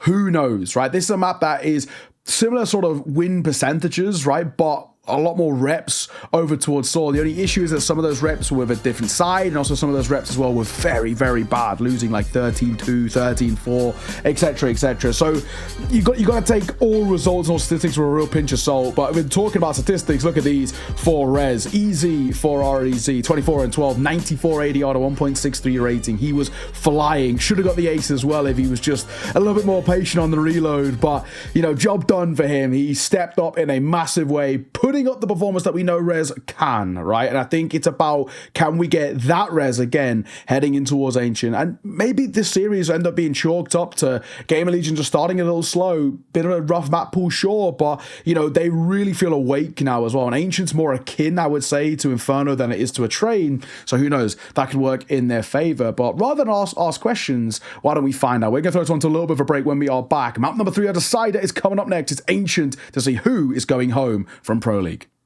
As he turns it, nice headshot.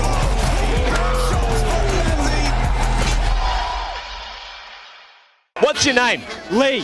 Lee, mate. Nice to meet you. What's it like being part of the best crowd in esports? If you're not here, you're not living. Let's go, the boys! Hey! All right, for now, we're going to send it away. Let's show the world why we're the best crowd! You're champions!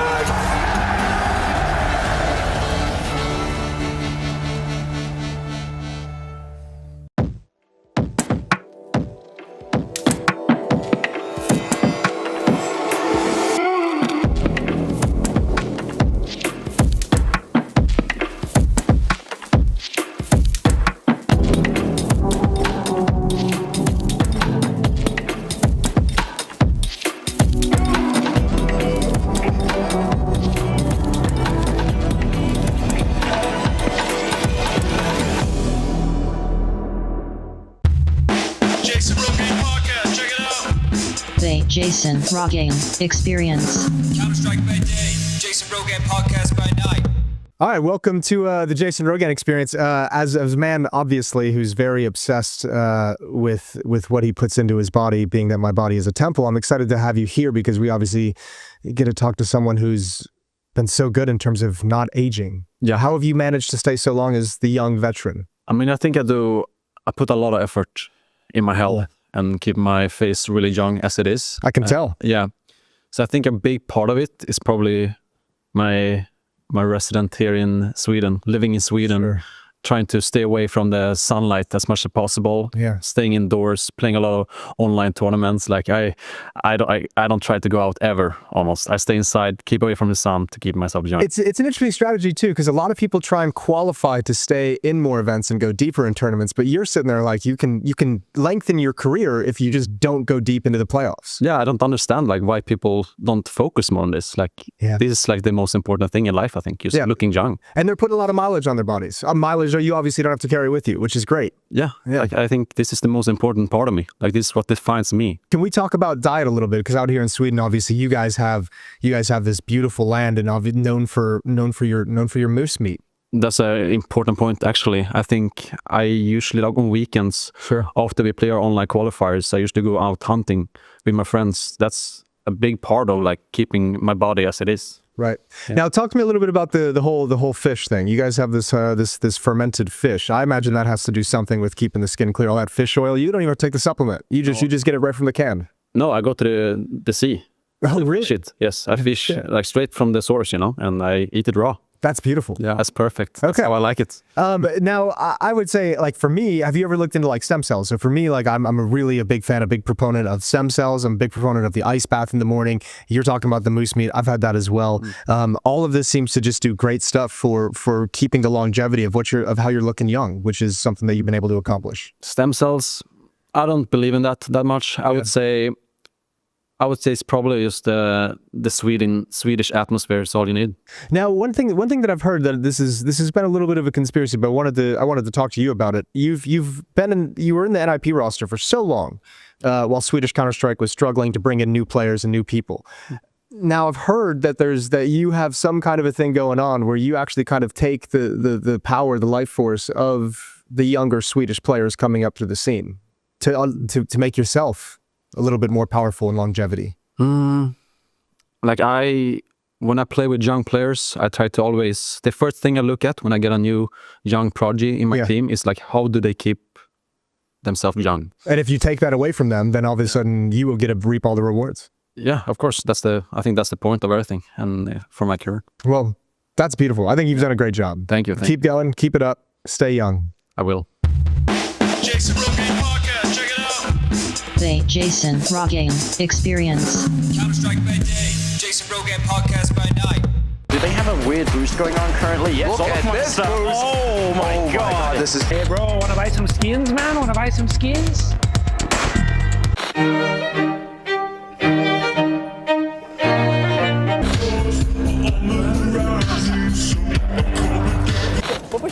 Прыгай. Он убежал на плане!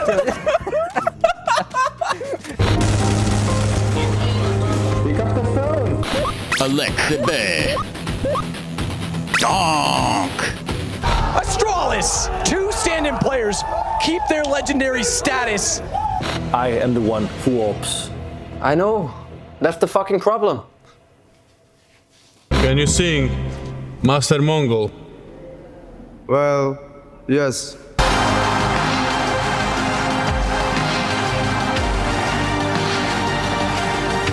How can I fucking let 70-year-old kid fucking raise that trophy? You listen to me, boys? Hello, it's my live seeding station. Seed 12, so. Seed 12, so? Seed 14, so. I mean, they're a new team, obviously, so I think maybe it was a bit of honeymoon, I would say. They played pretty good in the first stage, but I think it will be harder for them against good opponents, better opponents. Seed 15, so. 12 seed, so. Seed 14, so. Seed number 14, so. Number 12 and 14, I wanted to switch every time, so it was hard. Because many teams are kind of the same level, I would say. Seed 13, so. Seed 13, so.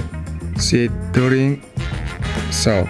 Put Sao in number 13 seed, and because they changed it to 2 player, and they played good in stage 1, but it's stage 2 seed, and it doesn't matter about stage 1. Seed 14, so I don't have anything against them, but I believe that teams that I put above them are a better team right now. Even Furia lost to them, but I still think Furia is a better team. Number 14, so. Seed 14, so. Seed number 12, so. Seed number 30, so.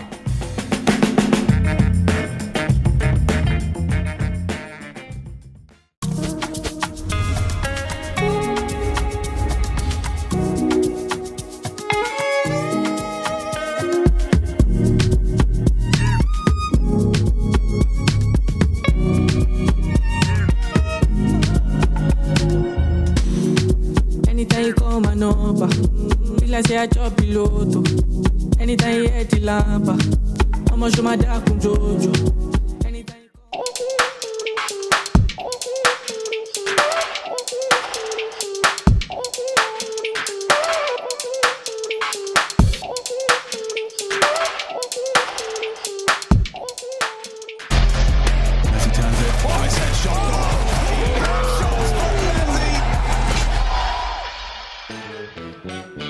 Welcome back in here. The knockout game, of course, between Gamer Legion and Saw. If you are just joining us has come all the way down to this third and final map. Exactly what we wanted, exactly how you set it up in the pre-game, you know, seeing a 3-mapper all over this one. And for just a second, I was like, maybe we're going to get Saw to take it in 2, but unfortunately that second half never really got going for them. Gamer Legion with, an absolute clinic on the CT side of Inferno, and again, starting to hammer themselves home as one of the better Inferno teams out there in the realms of Counter-Strike, you know, let alone Tier 2, 1.5, wherever you want to put them.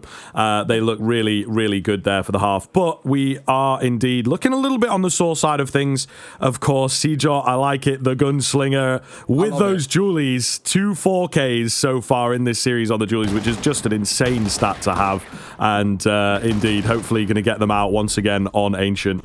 Yeah, there's very few people who make the Julies look as good. I think Zywoo... The range of some of these, bro. Yeah, Zywoo's like an incredible Julies user. I've seen him look insane of it. But Seajot, his consistency, the only thing... I wish he had them on the T-type pistols as well. He only brings them out on the CT side, but...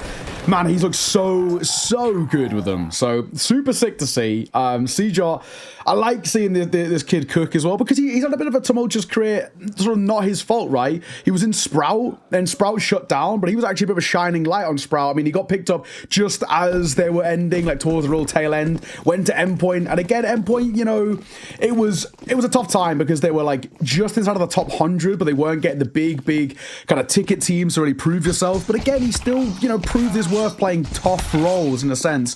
So I think, you know, for a youngster coming through a scene and not actually playing that much domestically, he's actually got international at quite an early age. I mean, he was playing on Sprout, I think he was 15 when he first joined them, and, you know, then throughout 16 17s into sort of Sprout and Endpoint. And I just, you know, I'm so happy to see him do well and actually get a chance and Saw here and get a chance in Tier 1. I had him in 2022, I'm pretty sure it was. I had him on my bold predictions, like top 5 players to watch. I had him about number 3. This is just when he was on Sprout. And I said, I think this kid can go Tier 1. And now we've seen him at a Tier 1 tournament, at a Tier 1 level. I actually think he's doing really, really well. So I'm happy for him, and I'm glad we're getting to see this level out for Seajot. And both maps, right, they've been fantastic. He's looked absolutely incredible, not only on the Julies as well. He looked really clean on the rifles. If we can get 3 for 3 on maps, he could have an incredible series. And without a doubt, Script, they need him, right? We need to see Seajot as well as some others on Saw step up if they want to take this Ancient.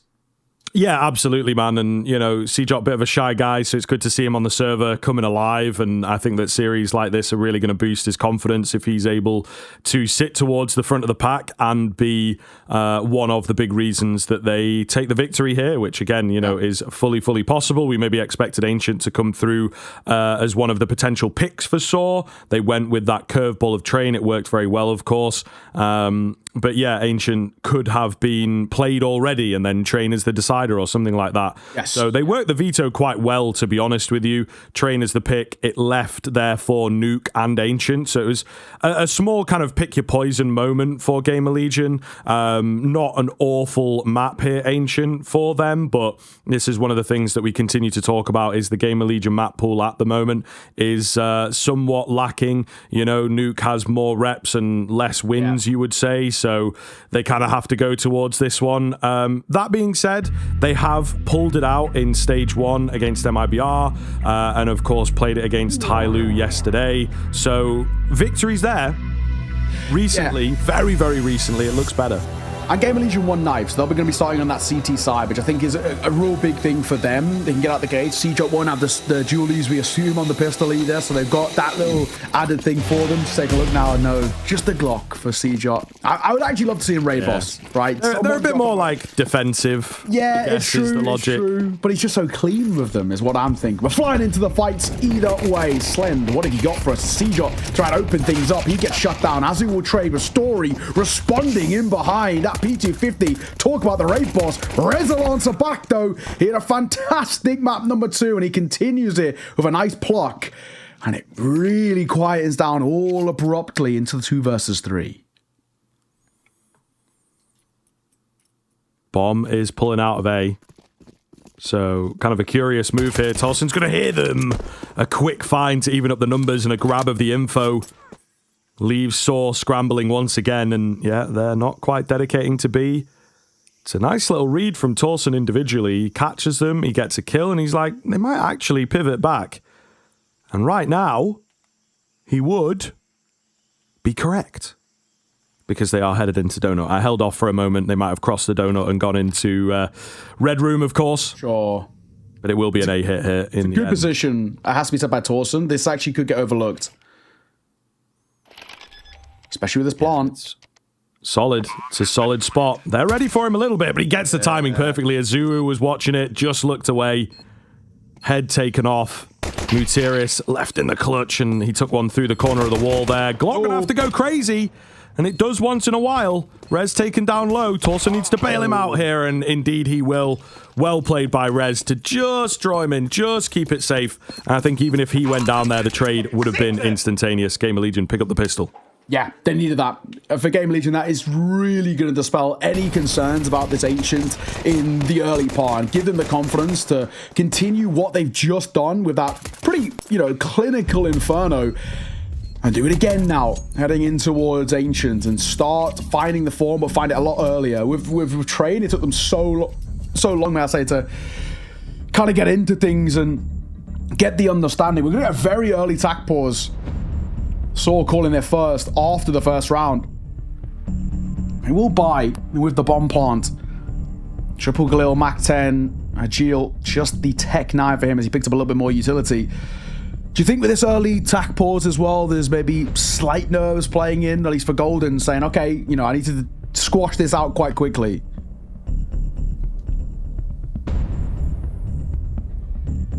You'd assume so.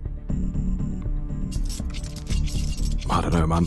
The pressure is fully on for this final map. It did feel like Train, bit of fun, Inferno gets quite quiet, and then Game of Legion take over and they start picking up the energy, but we've not seen as much when we were watching like Game of Legion Pain. There might be a little bit of rivalry there, but because it's like a 1-1 game or whatever, like everyone's just shouting, going crazy, they're not as fussed, let's say, because the result would be nice, of course, and you want to take it, but ultimately you still have a chance to survive.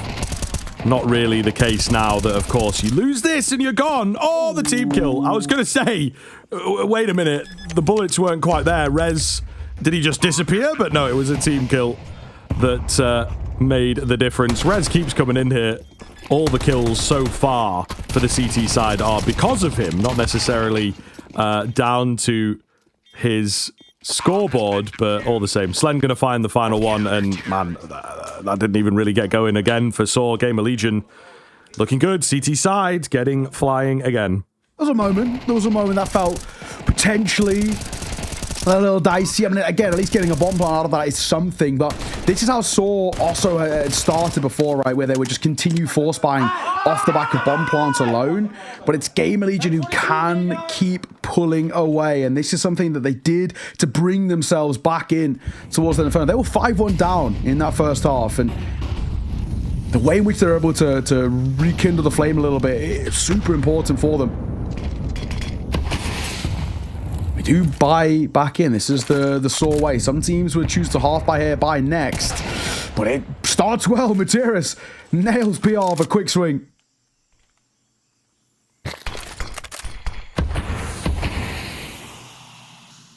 Could be nasty here. 4 in the cube. Never really going to be expected. Utility coming round, but again, only really gives the position of 1 away. When this bomb starts punching in, we might see Slen get aggressive, and try and catch them, but they're going to have to give it up.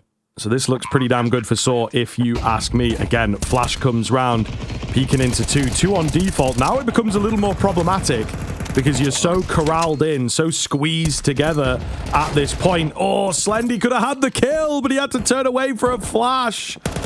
That is awkward. That is very, very awkward indeed. Azuru coming in behind here to close things out, and he will do just that. Saw nick it away eventually. Great round, isn't it? Really, really good round. Respond immediately and make it look easy as well. That's the sort of rounds that you want to be seeing. Especially because they were going for these force buys and trying to hard reset that Game of Legion economy in a way, or at least bring it back down to their sort of tumultuous level. The way they've done it just then, very, very well done. Azu's lurk getting so much leverage behind it, super important. That kill on towards Torsen in particular, very impressive. Game Legion, no surprises that they'll force by themselves. ZTR into a 5-7, MP9's out as well for PR and Towson. But what have they got? Can they respond in kind? Quad stack A is the early call. I can respect it. It's early on. Go for these crazy picks. But you know what's happened again now? Go on. They're going B. Yeah. Stacked A and they're going B. It's the coin flip, right? Isn't it? It's the gamble. But it feels like it's a weighted never, coin. Yeah, it never pays off, does it? It just always seems to be wrong. Yeah. I think we've maybe seen 2 stacks be in the right place at the right time. Yeah, out of like 10 plus at least. Wait a minute.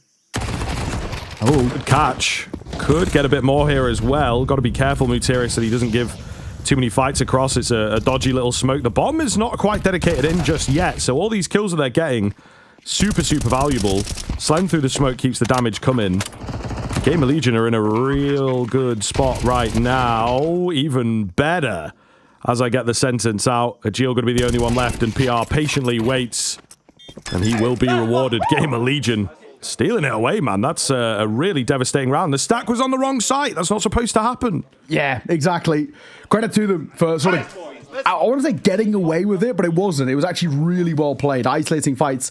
And I think for Saw, they're just a bit perplexed by the immediate aggression, overlooking a couple of key angles, but a big thing for Saw, I guess, again, is that bomb plant, but there's like 3 different fights there where they're back turned.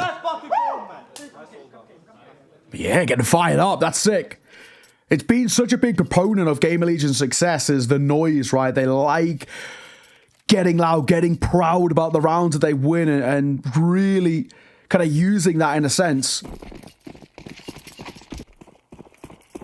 And the hope is that we get that consistency to continue running through.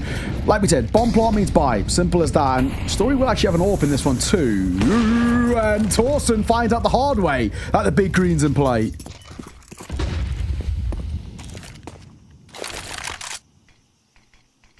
But they don't dedicate. I mean, I can maybe get behind it. Story does get caught on the way out. Slen just pushing the edge of the smoke.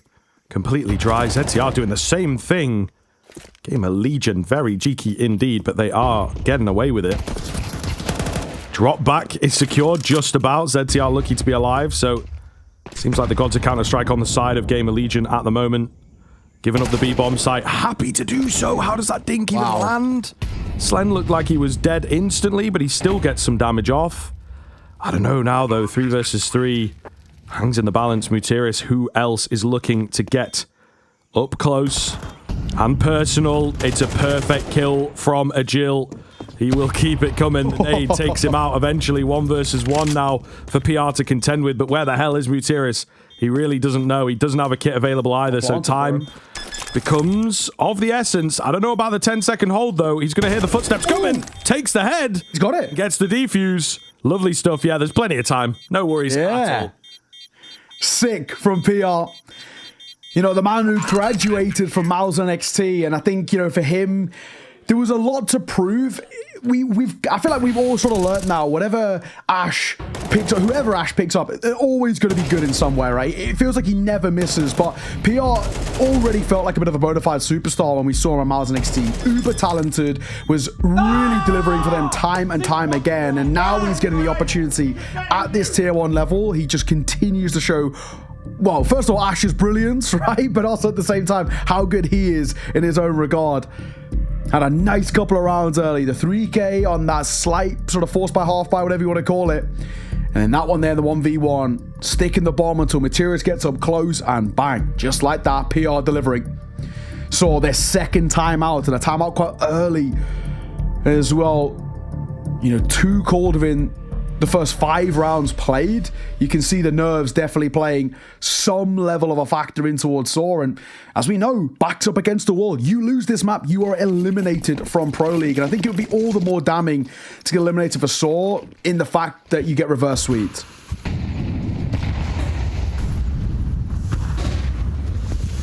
Quick mid-move, nobody on the end of it though. Ooh, the break of the smoke. Nearly effective, not quite. You know, Mutiris is over here, but No Molotov between them to flush him out, so trying to answer back. Aggression with aggression. We got 4 on B. Game of Legion are playing a very loose CT side, it feels like here. Super confident with their reads, and I mean, rightfully so. Orp chimes in towards middle. He'll keep an eye on the A-bomb site. But it does seem like they maybe have the number ever so slightly. Got to be careful now, though. That smoke that they've thrown, it makes the fights quite hard because it was, you know, pretty chunky smoke. Gets in the way of what you're looking for. Game of Legion left pretty worse for wear after that. PR, up close. Gutierrez! Just trying to play for the spam, but there's... I mean, he gets his kill, sure. It's gifted over towards PR, and we know what this youngster can do. One spotted out. Azu needs a flash in. There is no flash. They're going dry, and PR will take these fights all day. And he nails both. Leaving it all down to CJot. The youngster got to deliver, and he can't. PR, what a start this guy is having. My God, 10-2 out the gates. Flying, absolutely flying. I mean, such a confident player as well. Saw it on one of the content pieces, went over one of his plays. And rightfully so. So young, and yeah, just a really great team around him, I think, for him to kind of flourish. We'll see whether he sticks in here is obviously the thing. Game of Legion being somewhat of a rotating door for hot prospects like PR. Either way, half by round 4 Saw. Needs do some decent damage, but the AWP bullet, of course, is always enough. I'm trying to think, not quite sure what caliber it would be, like 308? Might be someone in the chat that's got a little bit more knowledge of like the real life gun that it's based on. Either way, it hurts. Pistols looking good, taking a few heads, but PR, of course, standing strong. Nice shot. Jill doing well here, though. He's got to get the bomb back is the trouble, and he has to cross that up once again. Yeah, nice shot. Nice shot. But all for nothing. Consolation kills. Game of Legion starting to run through the motions here and do it, honestly, quite effortlessly in their own regard. So that was a lower buy, so expectations weren't exactly super high. They would have loved the bomb plant just to alleviate some of the financial pressure, but it is what it is. 6-1 scoreline. Game of Legion flying right now. And Saw look incredibly muted, and Gutierrez needs to call them out of a real hole here. In towards mid. That's the first fight, and not a good one from Gutierrez as Rez delivers. Siege on a trade. PR's here. He gets caught on the swing. These trades going Saw's way, and quite effectively. Yeah, chaos has been strewn in the past few rounds, it feels like. Saw thriving in that. Bomb going to move around towards A, and there's not really anybody on the site. Slen's here in decent time, but, you know, this is the problem with the A-bomb site, and maybe why they are sort of abandoning it and trying to get aggression going on other sides of the map is one smoke can be enough to just keep you off. And then you have to go in for the retake. At one time, pretty retakeable site. Then they bricked up the wall, and now, of course, everybody's quite used to it. It actually feels quite hard to get back into an A post plant. Yeah, so, I mean, an understandable save here. They've got money in reserves for Game of Legion. They're not sort of under too much pressure, especially because of Slen. Especially if he stays alive, we are chilling, right? He can drop over probably 2. You would assume over towards kind of PR.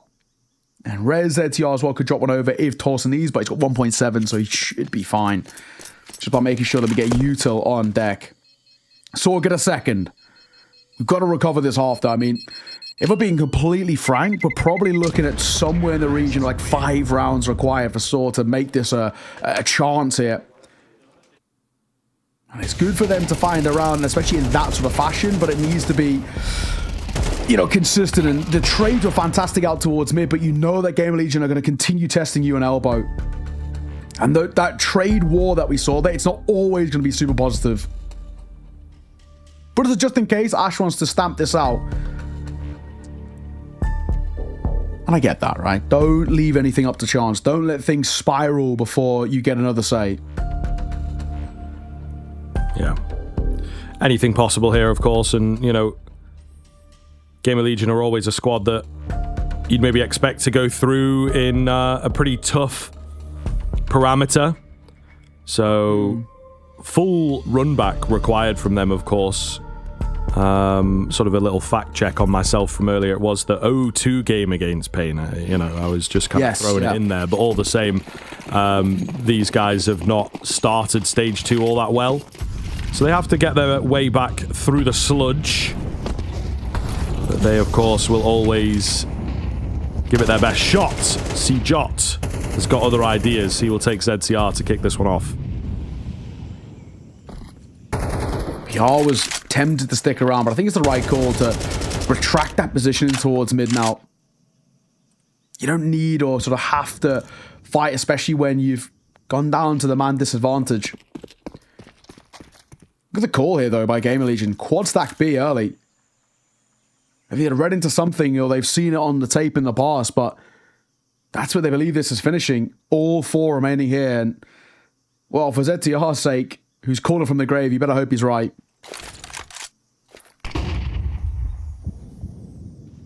Patient play from Saw. They do not want to throw this opportunity away. And my advice would be, don't go B, guys. Yeah. There's a lot of players on the B bomb site, as we've seen a number of times, and Saw not really getting a read on it. And it is tough, to be fair. But they've left the A bomb site very, very open. Barrel spotted. Oh, no! Not like Worst case scenario. Not like that. Case. Oh, they were on top of each other. I mean, I think they thought they had a little bit of a cook there where, like, the AWP was going to be above the rifle. He misses the shot up close here, Slen. Giving another shot at it, but Muterius will take him down. 20 recovered. seconds. Numbers still look pretty good. One more dropped, and you feel like, yeah, time will just become the issue. Muterius now against the world. He knows it's not going to happen for him. He's getting flanked out here. Can he survive it? The answer is no. And Gamer Legion pull back the 4 versus 5. Oh, we'll see it again. But I'm sure they go in for a double swing and they're like, CJot's crouched. I'm going to stand up on the AWP. No way he gets us both. Ah, that's tough. It really is, isn't it? It's kind of the worst way for that to fall apart. No, they actually just both crouched together, weirdly enough. Okay, interesting. Maybe a bit of a miscom there. Plan was there, yeah. Yeah, that's rough. They wanted a 1-2-3 swing, but it was not effective, to say the absolute least. Look at this. They're going to go quick. Going to go quick, and Slend will find the first, and he does it with ease as well. He's got the spot as ZTR. Nate gets, breaks open that smoke. Oh, Slend's getting mighty close on these pop shots, but they do lose the sight. Bomb goes down. Story with a clean find onto Towson to maybe give them a chance back in. He's traded easily. CJot. Oh, should have been his. Doesn't matter all that much. He would have been in a tough clutch situation because everybody else fell around him. And Gamer Legion back with yet another. The retake's looking so damn good. Saw have got some nice early round moments, but when it comes to, the post and everything, Gamer Legion looking really, really great. I know it's early doors, but it does feel relatively safe to say in a way that this feels like it's already a conclusion. Saw just cannot see these two-side rounds over the board. And it's getting too far away now. A 6-round buffer is not where you want to be at all. They've got to get bare minimum 4. They have to. If they don't, surely there is zero chance in hell. Gonna boost one up, as Slen goes back for that mid control. ZTR wasn't too far away there, to be fair. They've given up mid and expecting Saw to push. But it's more PR is going to be tested. But back on Miles and XT, he would make this site just look so good. Him and Natu on this site back in the Miles XT days was so strong. And PR proving why. Oh my, 3 for the youngsters. ZTR comes in behind. Flashbang bounces round. And the IGL leading by example. That is a masterful shutdown of Saw. And Gamer Legion are rocking now. Walking on water, mate. Walking on water. They can do no wrong. I mean, yeah, 2 completely individual moments. And you can see kind of dejected on the Saw side, trying to stay in it, but it's not a great feeling. And look, you lose a round like that, it's no one's fault. Nothing went wrong. You just get demolished, and you have to take it in stride. We'll see whether Saw can do that. And of course, a complete reset going to be required for them into the second half. This is going from bad to worse to whatever comes after that. Yeah, no, exactly. Bad to worse to brutal, honestly. Smoke down. Seeger. I think he has a rough idea of where ZTR was going there. The spam is a little close. Story just evading it by chance.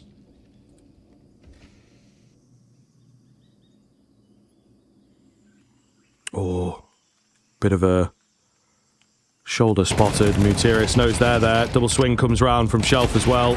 Oh, Slen can't quite trade. Goes back in. Also can't hit the shot. I think the bullets go between the legs, so sort of come away. ZTR going to get checked. Down he goes. And Slen will be left all alone. So far, a few missed shots. He can't afford to be missing anymore if he wants to clutch this one up.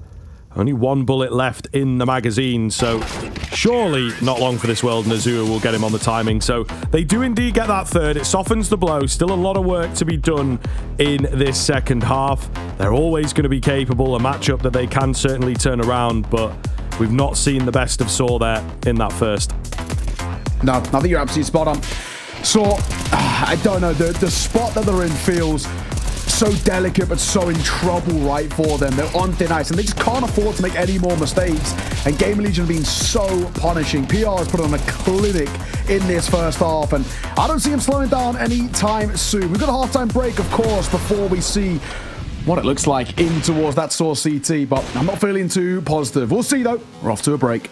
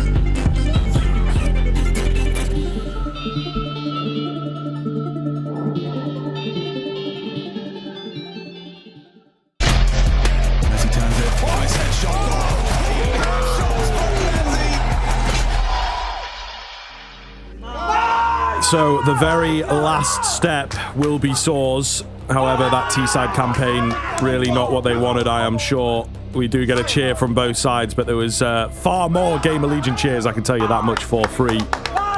And a little bit more head in hand kind of moments for Saw, to be fair. So, indeed, battle for survival continues for both of these squads, but more so for Sort. No Julies.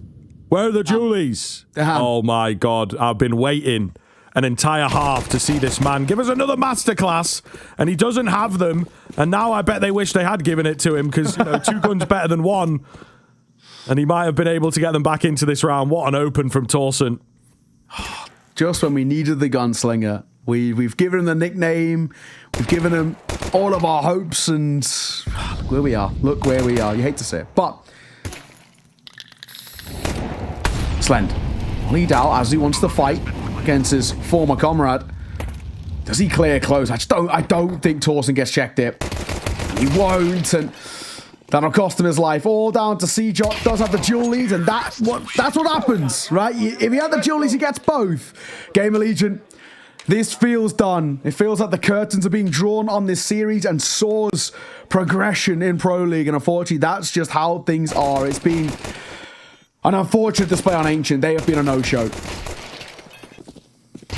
It really just summarizes as well, I think, how that first half went. They were very much playing to the tune of Game Allegiant, and maybe if Game Allegiant put a foot wrong and, you know, the early aggression went sideways, then Soar might get a chance. But when it came to the more broken down rounds of like, okay, we've got a kill, we've got a bomb plant, now it's like a 5v4, 4v4 retake, it would be Game Allegiant every day of the week, you know, and we saw some great individual moments as well pop out. So yeah, it's deadly stuff. Slend with a little wave across.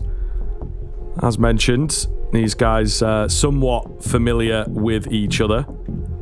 The old endpoint boys. I think, if I'm right on my timing, Slend would have been on the way out as CJot was on the way in. Yeah, Azu and Slend played together though. Yeah.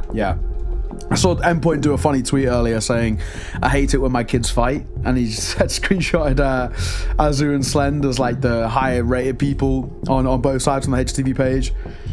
But it's not that much of a fight, unfortunately, right now. It's quite a one-sided brawl. It's like, you know, the older brother versus the considerably younger brother. He's just toying with him a little bit. It's been super simple, but not even just so much. I mean, Slend actually has some really, really great moments, but it is the PR show, right? He's looked so good. Slend's not doing bad, don't get me wrong. He's 14-5, just shy of 110 ADR, but 18-5 for PR with just shy of 125 ADR. I mean, my God.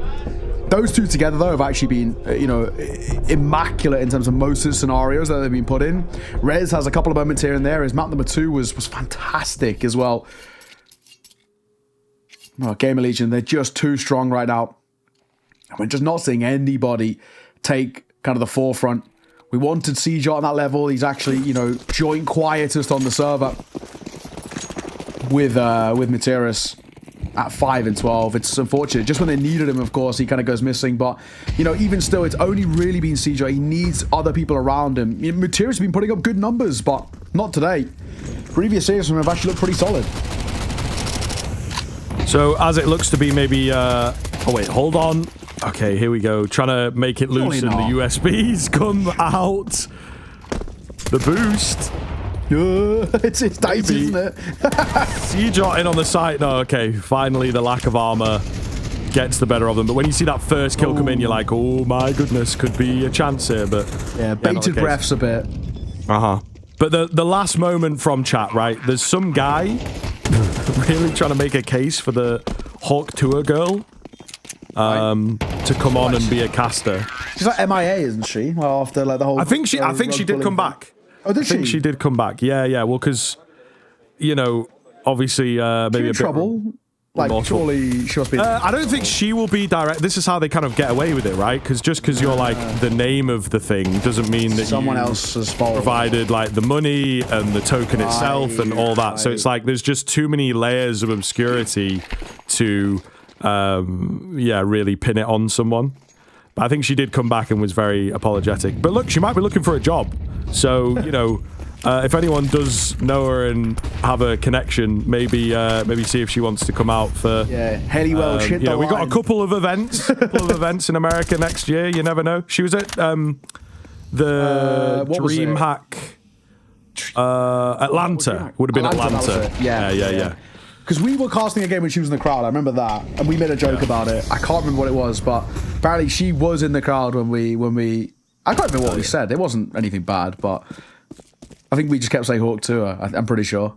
It's pretty funny. Yeah. It's, you know, if you want to try Costa becoming the new norm, maybe we make this duo into a trio. Hey, maybe. She can bring the analytical knowledge of North American Counter-Strike. I'm sure she knows the depths of it. Once in a while, Hawk Tour, you know? Yeah, just throw it in there. A few rounds, that's all she does. The way Glorp has overtaken Pro League here, we can sort of revive that a little bit. Yeah, revive Hawk Tour.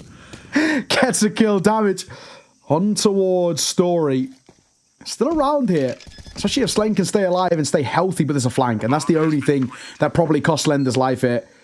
He will go down momentarily. There it is. And now it's Rez. 8 points of HP. Surely 0 chance. They're scaling out through CT. He needed to hit that shot. And it does some damage towards C-Jot, but it's Saw who see the round over. Not dead just yet. Still a little bit of the Glorpin life left in them. Indeed, apparently the best haircut in Portugal for Story, and it may well have just helped the team out there, the haircut power. But yes, it's a small lifeline being bought by Saw, of course. I don't think we really start the conversation about this getting any scarier. We will see a response from Game Allegiant, so they will go in for the buy. Maybe if it was a bit closer, you'd expect this to be a half. They're also going to take a timeout. Someone said Glorp X Tour combo. That's too strong for this. Hey, that would be large. That would be large. It's too powerful for the world right now. I think, you know, everyone would just die from brain rot, really. Yeah, in the current climate, we can't take it. We can't take it. Yeah. We're already teetering on a fine line, I feel. Yes. But timeout taken and a moment of rest. And I think for Game Allegiant, I don't think there's too much to be worried about, right? But it's just don't get comfortable, don't get overconfident, don't get cocky, don't let things slip, right? I think that's probably the words that Ash is instilling into them. We're still fine. It's one round. It happens. It is what it is. We've got a bomb plan as well, so we can still buy around it. Don't stress. Don't overcomplicate anything. Play to your game. My God, PR is lucky. To get in and get out like that and be alive he's super fortunate. Rez, not the same story for him. Not quite yet. Gun recovered. ZTR to move in. And they want to take this ramp control. Very interesting, you know, we see a completely different approach. Really heavy A presence from Saw compared to where Game Allegiant were at with theirs. Start to rotate a few around here. Spam not quite on. Gives the position away of one of the players, but I think Game Allegiant going for the old classic wind that clock down. And try and look for a late round execute. Do you really have one in there? I think barely. You know, one smoke is never going to be enough for me on Ancient. Yeah, great. Looks like a finish towards A being set up.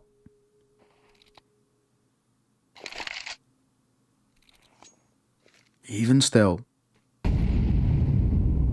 Couple of players here. Molly that comes down, but actually a little early. A smoke deep in Red Room, but Saw haven't fallen for this. They've still got 2 bodies in this position. Story, probably going to be first contact. The Geel not too far away. Mac 10 swinging around. He tried the transfer. Thankfully, it's a Geel who gets both. There's still a fight to be taken. ZTR does so well. And the bomb can actually go down. He has crossed enough that he's somewhat safe, but he is alone on the side. And look at this play by PR. He's trying to go for a lurk, but I don't think it's going to be quick enough. They can just go and defuse. Yeah, ZTR, he had the crosshair on. He clicks, but his gun just wasn't up, I'm sure. So it's unfortunate. And PR's like, listen, bros, not happening. They know where I'm at. I was trying to use the element of surprise, but yeah, one bullet is all it's going to take to blow him over. So here we go. High fives all round. The spirits nice and high, but I don't know, man. If it was 10, I could maybe see it. The 11, 12 round mark is a much more dangerous prospect and very, very hard to deal with. Yeah, exactly. Are you worried for Game Allegiant or no? Not yet. Not yet. I think that there will be a gap close, and it might come down to a few really close rifle rounds, but ultimately, not quite yet. Mutirius, you are correct, but you just can't see the head over the smoke, apparently. Uh-oh.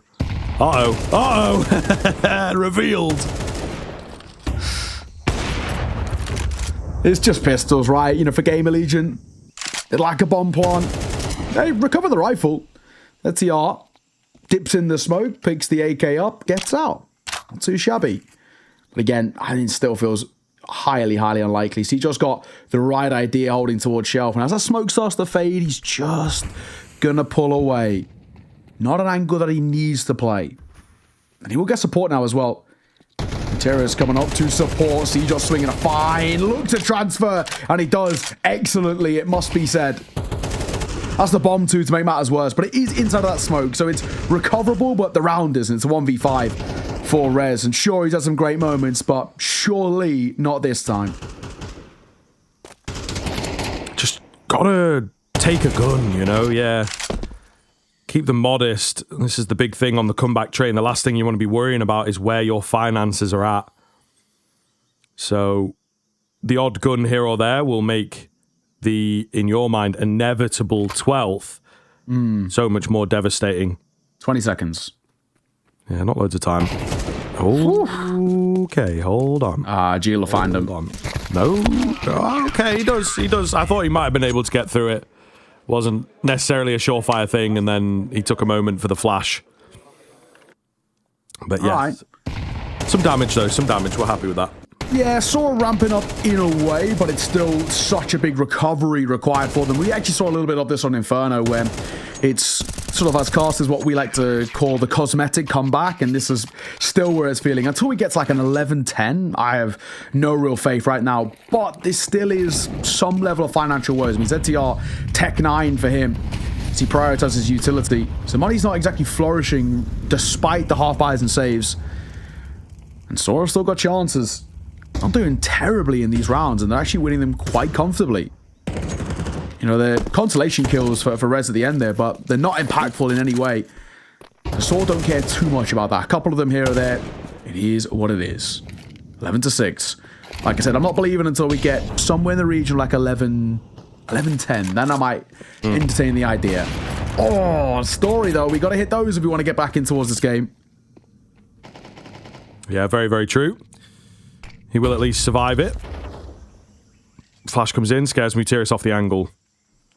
Smoke now dissipates. Decisions to be made for Gamer Legion. Is there a gap to work with?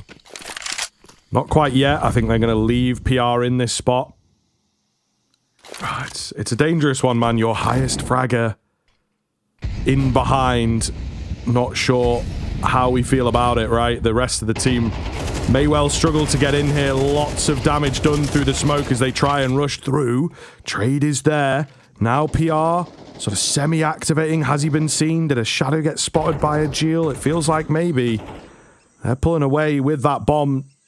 Gonna try and pivot through the donut. 20 seconds to do it. I mean, it has to go cleanly here. And of course, Mutirius is hidden away. I mean, maybe just give them the space. Let them cross by you. He'll take the first. He'll take the second. Only 10 seconds to get the bomb down. There's going to be about enough space to get that.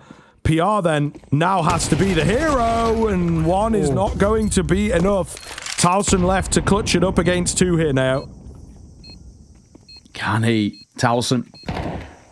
Been a little quiet on the spray. Sort of sums it up a little bit. Not to be for him in this one. Maybe if it was PR in that situation, you'd be a full believer. But it's Saw who survive. Another scare, but who are scaling in towards this game again, bit by bit, moment by moment. And that's where Game Legion are going to start to feel the pressure. Ever so slightly. Nice effort, nice try, sure, and getting the bomb down was good, but Gio just a little crispier. Yeah, a little tilted as well. He knows the crosshair was close, but I think a couple of those bullets were going in towards the bricks. 11-7, 4-round game. Low buy again out for Gamer Legion. Few Tech 9s, a Mac 10 for Slend, and a bit of util to work with, and they just want to go quick here. getting close now. It's getting worrisome, but this is where it happens, isn't it? Yeah, one of these quick rounds that come your way with all the pistols is often how it goes. Story does well to stay cool as he gets aggressive. P250 out as well, and he may well have just bailed them out. Nice. Lovely find in the end as well. So a great round coming in from the AWPer to just quell the nerves a bit. Yeah, that was, I think, as the term we would use in England, squeaky bum time. It was very momentarily looking like there could have been something there for Saw, but it wasn't. Or for Saw, for Game Legion, I would say, on that quick play with the Tech 9s. And when you're on a half bar like that, I like those plays. Getting towards the fights, try and overwhelm. They just slowed down for a brief moment, didn't prioritize that plant, and that's what happens. So we go back in towards mid, 11-8, 3 rounds of difference. We're getting a bit of a game here. I've seen the word cinema thrown around a little bit. We're not quite there, but we're teetering on it. We're teetering. Small C cinema, and I mean, it slowly builds up into being all caps, and then absolute cinema is, the peak. Yeah, exactly. Gameplay. That's overtime. Absolute cinema getting us towards overtime. Indeed. Or even actually Saw stealing it away. That would also be absolute cinema as well. It's possible. It could happen here. Gamer Legion, though, just start with one. Just secure the OT. Make sure you do not get embarrassed on the upsetting comeback. So just one step at a time for them is all that we really need. What's the plan here? Story alone on B. 3 at mid is a wacky rotational idea from Saw, to say the least. And then Story over faces on the repeat. I'm not so sure about that. It will potentially give up the B bomb site here. No smoke in towards slant, though. The Molotov is no way a brick wall. Still plenty of time to get the plant in for me, but it's in an awkward spot, right? They have to fight their way out. And it does just about make it into a planting position, but he's going to be sticking out round the side because it's all very panicked. It's down to Torsen into the 1v1. He doesn't quite know where he is, but he's got a good idea. Slow creep round the corner, looking for this head. The bomb just made it down, by the way, so no panic on that. I mean, I didn't even notice that it had gone down, and Torsen finds the heads, keeps his cool, and finally Gamer Legion will put a stop to the comeback. Nerves of steel from the Dane there as well. He's done so well. Couldn't quite convert in the previous 1v2. This time in the 1v1 makes it stick. I mean, my God, that was incredibly dicey by Gamer Legion. It has to be said. The bomb jumping across like that in front of the site and giving fights over towards the long players. The bomb also nearly not going down as well. Final moments. But it does, right? A Divine thing was looking down on them a little bit in that round. They get incredibly fortunate, but you'll take whatever you can get. So call for their third and final timeout. They'll only get another one if they can take it towards overtime, and if is the real word there, because 4 rounds of deficit, it is a massive uphill battle now with no mistakes that can be made. Mistakes, for example, like that Story peak. We look back at it now and say, really needed? And obviously the hindsight proves to us, absolutely not. Look, he takes one, misses the shot, and you just have to deal with that, Yeah. But he went in for the repeat, overcompensating. And it can happen. Players will be in the other side of the mindset where it's like, instead of playing safe and disciplined because you're the only one on the bomb site, they're like, I have to do something because I'm the only one on the bomb site. So maybe as well, a lot of it comes down to the mid-round call of sending 3 towards mid just to try and be unorthodox and unpredictable. Great flash around. Story is once again back on this angle. He's going to eat a grenade here. Nearly eats a second. That one does a little less damage. Only 7, so not too much to deal with. Torsen just looking in to see what Story's angles that he's playing. I think smart call not to keep facing that box, though. Not a fight that you want to give over towards the AWPer who's posted on the angle. Behind that donut smoke, Materius waits. There's 2 on the other side. There is a flash in Rez's back pocket to maybe send them in, but they might just be waiting it out to go in dry. Oh, if he spams now. Oh my God, if he spams. No! He can do so much damage.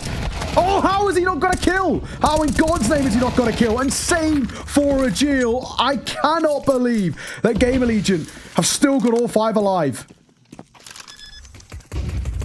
Absolutely wild, and maybe just that one round is all they needed. Bomb going to go down. Azuwu falls next, and Cjot does not even know what has hit him. Story deleted by PR, and I mean a poetic finish to have the Young Gun close out the game.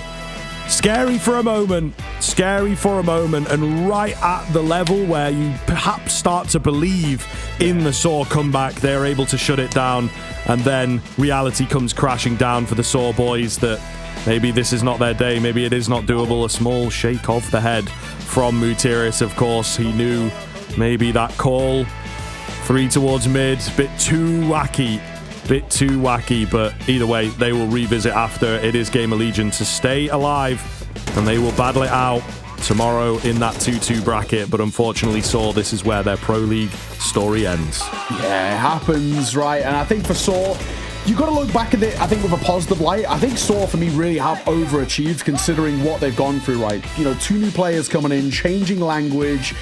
All of this, for me, it feels like actually I thought they would maybe put up something in towards that first stage, but making it to the second stage alone, I actually think is really commendable. And then, you know, getting a win in the second stage too, also really big.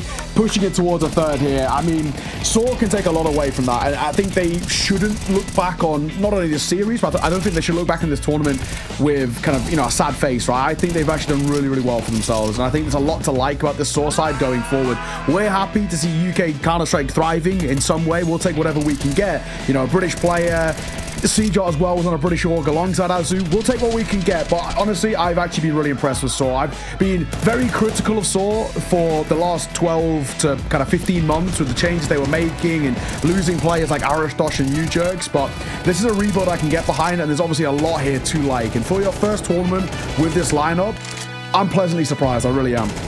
Yeah, I think they'll definitely take it, right? A lot of the conversation around stage 1 was Ty Lue because of, you know, G, the personality, and the fact that no one really expected anything. Saw were also in that convo, to be honest, and yet they still managed to make it through. So, you know, a really, really solid look from them, and hopefully we get to see more of this team. They stick together. It's not just a quick sort of bandage, right, trying to get these guys in, but it certainly felt like a change needed to happen.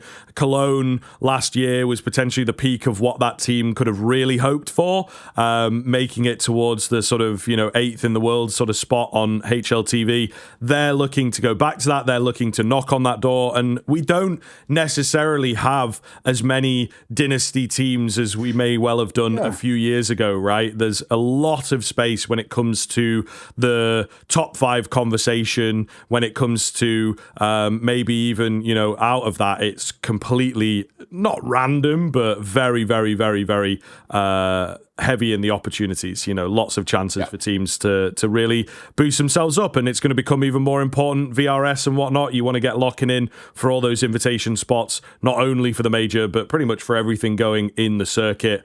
And then it'll become important for seeding, you know, now that that's starting to get more streamlined with how that works into 2026. So, yeah, Saw obviously looking to get back there. Gamer Legion, though, have shut them down. And Gamer Legion, for me, I think when they come together, have got a really great team here. Some fantastic fraggers on this squad. Agreed, right? And I think, you know, for them, 2 people that I really want to highlight, I think, off the tail end of that, PR, especially that map number 3, absolutely fantastic from the youngster, looks super, super solid. And his introduction in towards Tier 1 seems to actually have been really, really seamless. All the tournaments we've seen since he's been with Gamer Legion have been excellent, right? And another gem that Ash has sort of now molded into the Tier 1 circuit and made it look quite easy. Obviously, we always kind of knew this kid was going to be a bit of a bona fide superstar in how well he was doing on Miles and XT and how dominant he felt in the Tier 2. But he's done really well to make that quite a large step up, it has to be said, look actually quite simple. So really, really well done there. But the other guy's Rez, right? What a tournament he's sort of having, and his introduction in towards his Game Legion side has also looked fantastic. But this series was really solid from him. I mean, he ends with a 1.35 rating, plus 16 KD, right? 90 yards, all the stats that you want to see of a player of Rez's caliber. And it's honestly, it's awesome to see, right? And again, once again, proven how good Ash can sort of either bring up talent or revitalize talent, right? You know, Take your pick. You know, he never sort of misses. And for Game Legion, they survive. It's elimination for Saw. But like I said, I think there's a lot they can take away from this tournament in a real positive light. And I think there's a lot they can go back and work on and say, you know, that was not too bad from us. So I'm kind of proud of them in a way. And I think they've done really, really well. Yeah, absolutely. Absolutely. A good tournament indeed. And once again, hopefully we get to see that kind of level and keep it going. It does seem like they're in a pretty good spot, particularly for, you know, maybe some of the PGL circuit and whatnot to keep the invites coming and keep the games rolling. But we do indeed have an interview here. We've got Ash joining us from the Gamer Legion side. Really wanted to hear from you, of course. You know, congrats on the win, staying alive here at EPL. But obviously the team looking really good there when things come together. Talk to me about the series overall. Obviously, Train is a difficult one. Did you expect them to pick that maybe? Like, was it a curveball or what? No, we expected them to pick it, but then they just ran all over us, and it was pretty disappointing, to be honest. I think so far it's looked a map we haven't really got a head round, so we're going to have to go away again tonight. You think some point we get like a break, but we're going to have to go and look deep into Train and try and improve it, because I imagine a lot of teams will want to pick that now. And then from there, I think we played great on Inferno. I think it probably wasn't as close as the score looked after a bad start, and then Ancient, I think also it was just maybe some nerves to get it over the end, but it felt pretty comfortable. Fair enough. I wanted to ask about the map pool as a whole for Game Legion. Obviously, Inferno is such a solid map for you guys right now. You've got such a good, I think it's like 1 loss out of 12 now in the year. It's been fantastic. But there is a few other gaps in the pool, and obviously Train being one of them. What's the plan going forward? And obviously, you kind of touched on it. You don't have a lot of time to prepare and get the pool as kind of strong as you want. But that seems to be the one only gap that we can really see in Game Legion at the moment. There's a couple of maps that just look a little shakier, and it's not as fully fleshed out as maybe some of those kind of top teams, like the top 5, for example. Yeah, it's just come down to time prioritizing and just figuring out what we're going to work on. And obviously, for us, we have to prioritize some maps aren't as strong as the other ones. So it's just like you can't just put like the same amount of effort into every single map. You try to make a strong map pool, right? So at least we're strong on some maps. It just means sometimes that we're getting blown away a little bit in series, but we know that we can overall we have at least 4 very strong maps, and the other ones like hit and miss. Sometimes it's going to work for us, so it's not something that we're really too concerned about. So for me, I'm very happy now that we've been able to compete with 4 maps. You know, maybe we could have made a mistake of trying to get 6 to the same level. Instead, we prioritize, and I think we're seeing a benefit of being able to compete, even if it does mean losing 13-2 some series and then going on to win. So I'm proud of the guys that are able to bounce back from that start. Yeah, talk to me about the team. This is obviously a squad that, you know, you've had the recent additions come in the past couple of months, but it feels like a lot of moves have been happening for you over the past year or so. Have you been given a bit more like free reign to choose who you want coming in? Is some of it out of your hands? Like, talk to us about how the team comes together and maybe as well what you're thinking about this iteration of Gamer Legion. No, I'm having a lot of free reign, to be honest, and it's just the management now. I think after years and years of trying to do stuff together, have put a lot of trust into me to do it. So obviously, if the failure happens, there's no one else really to blame anymore. But this is how I like it. It's the extra responsibility. But I'm delighted with the team so far. I think we're just missing a little bit sometimes, like from Towson and from Slen. They have like so much potential and everything, but it's just, can they put it together? They just need a little bit more experience. I was expecting the same from PR as well, but apparently he's just absolutely fine right now. But I can see you can see flashes in Towson. Like even today, the 1v2 he wins under pressure. He won a couple of clutches, a couple of 3k on Inferno, which probably changed the game as well.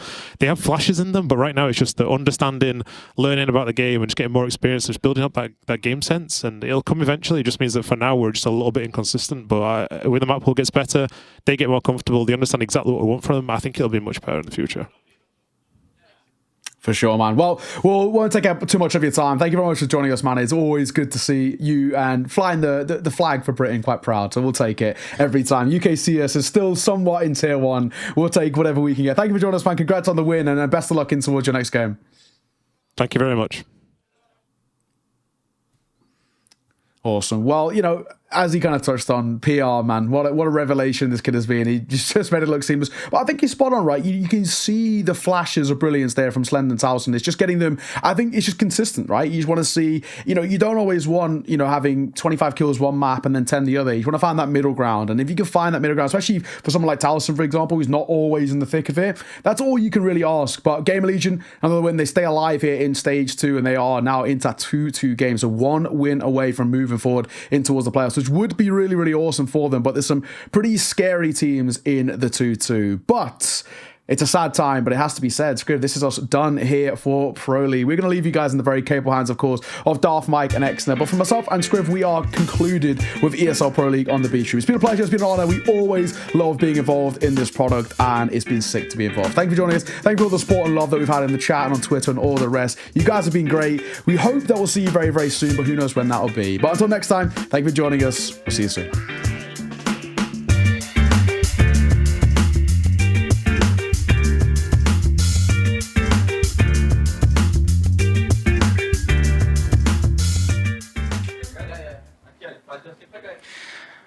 Golden, not the desired result you were looking for here with Saul. However, a lot of Counter-Strike play for you guys, a lot of positive points here for your duration of ESL Pro League Season 21. So let's talk a little bit about some of those hurdles you went through during the season. I mean, we're a new team. We, as you said, we got a lot of experience, and we're happy to get that, and happy to also have played so many matches because this will speed up our team development. We had like 4 prac days, maybe 3. It's not much, and I think what we showed here is a potential for the future. Which is a good feeling for Saul, right? Because you guys just came off of, well, it is a roster change, like you're saying, onto a stage event with some, I don't want to call it a miracle run, but it was against all odds, I suppose. And then you come here to Pro League, you get a lot of games under your belt. Which opponent that you beat here in Pro League made you guys feel the best? Obviously, it's Navi. When we beat Navi, we were really high. Then Dawn came. Then G2 came. I mean, it was really hard. We tried to continue on the confidence we had during the Navi games and after that. But when you get donked, it's a different feeling. And we obviously need to go back to the drawing board and fix a lot of stuff. And we will have some time for that. Looking forward to the future. Yeah, which is what Saul has in store. It's obviously the future. Up and up is the plan. You want to try your Portuguese now, or what do you think? No, it's not. I can only understand, but I can say a few words, but not in. Okay, well, you can try it in Swedish too if you want. Ja, tack för alla som tittar. Tack. Det är kul att få spela här i Sverige. På hemmaplan. Hoppas där ni är hemma också tittar. Ha det fint. Och nu hejar vi på svenskarna. Rez, Brollan och CTTR. That's Rez. Maybe there's more. Maybe kanske vi fler spelare. I don't remember. There's no more Swedes, right? I don't think so. We have 3. In this tournament? No, I don't think so. Yeah, it's not looking good. Where is Swedish Counter-Strike? Well, I got you here, Golden. Where is it? I don't know. I was there for 2 years trying to help out, but I think we're on the way. Yeah. I would say that because we have some really good, strong teams now. They just need experience, and they need to fucking stick together and don't leave each other. Yeah. No, absolutely. NA's in the same boat, but hey, that's a problem for another time. Thank you very much, Golden, and GG, bud. GG's. Thank you. Stick together, don't leave each other, Golden says. Well, he goes away out of Sweden to Portugal and gives a message to the Portuguese fans in Swedish. It's a multicultural experience here at the ESL Pro League, but we're going to be diving into a multicultural matchup. Pain, Eternal Fire, 2 Americans to bring you through that action. I'm Darth Mike, this is Exner. Cole, how you feeling? Feeling good, and we stick together, so that's together. important, you know. And then we'll stay together. NA guys, there, that matters a lot, as Stunna said. We'll stay close, Golden. We'll fulfill it for you and for Stunna. Come back to us, Trace. You can come hang out in the basement stream as well. Yeah. I was thinking, how could we get an analyst desk in this room? I'm thinking we put somebody on Noodle's dog bed, and then we just have a camera on them that pops in occasionally on the breaks. Gotta get another green screen there, do a little weatherman segment, but he just sits on the dog bed. But he's still on a dog bed. All right, we have the tech. We can make it happen. It might be a little weird. It might get a little strange. This matchup might get a little strange, to be quite frank. Pain backs against the wall a little bit here. An Eternal Fire. That one less expected. I think they look cleaner in the first segment, in the first chunk of the ESL Pro League. Maybe a little shakier here. Yeah, I mean, the competition definitely levels up when it comes down to who you're going to be playing up against here in Stage 2, and taking a couple of tough losses there. Looked great in the bounce back versus MIBR, to be fair. But again, you know, that's a competition that they've been kind of taking care of in Stage 1, right? And what's interesting so far is who has been able to step up for Eternal Fire when things are kind of going wrong. It does look a little bit rough, but when it goes right, you know, Wakati has been playing very good in that first stage. Xanteras was able to handle business versus MIBR alongside him. It's just about getting all these players on the same page, and as you can see, that Stage 1 performance there, it was great. He was being able to provide what we know Xanteras can bring to the table.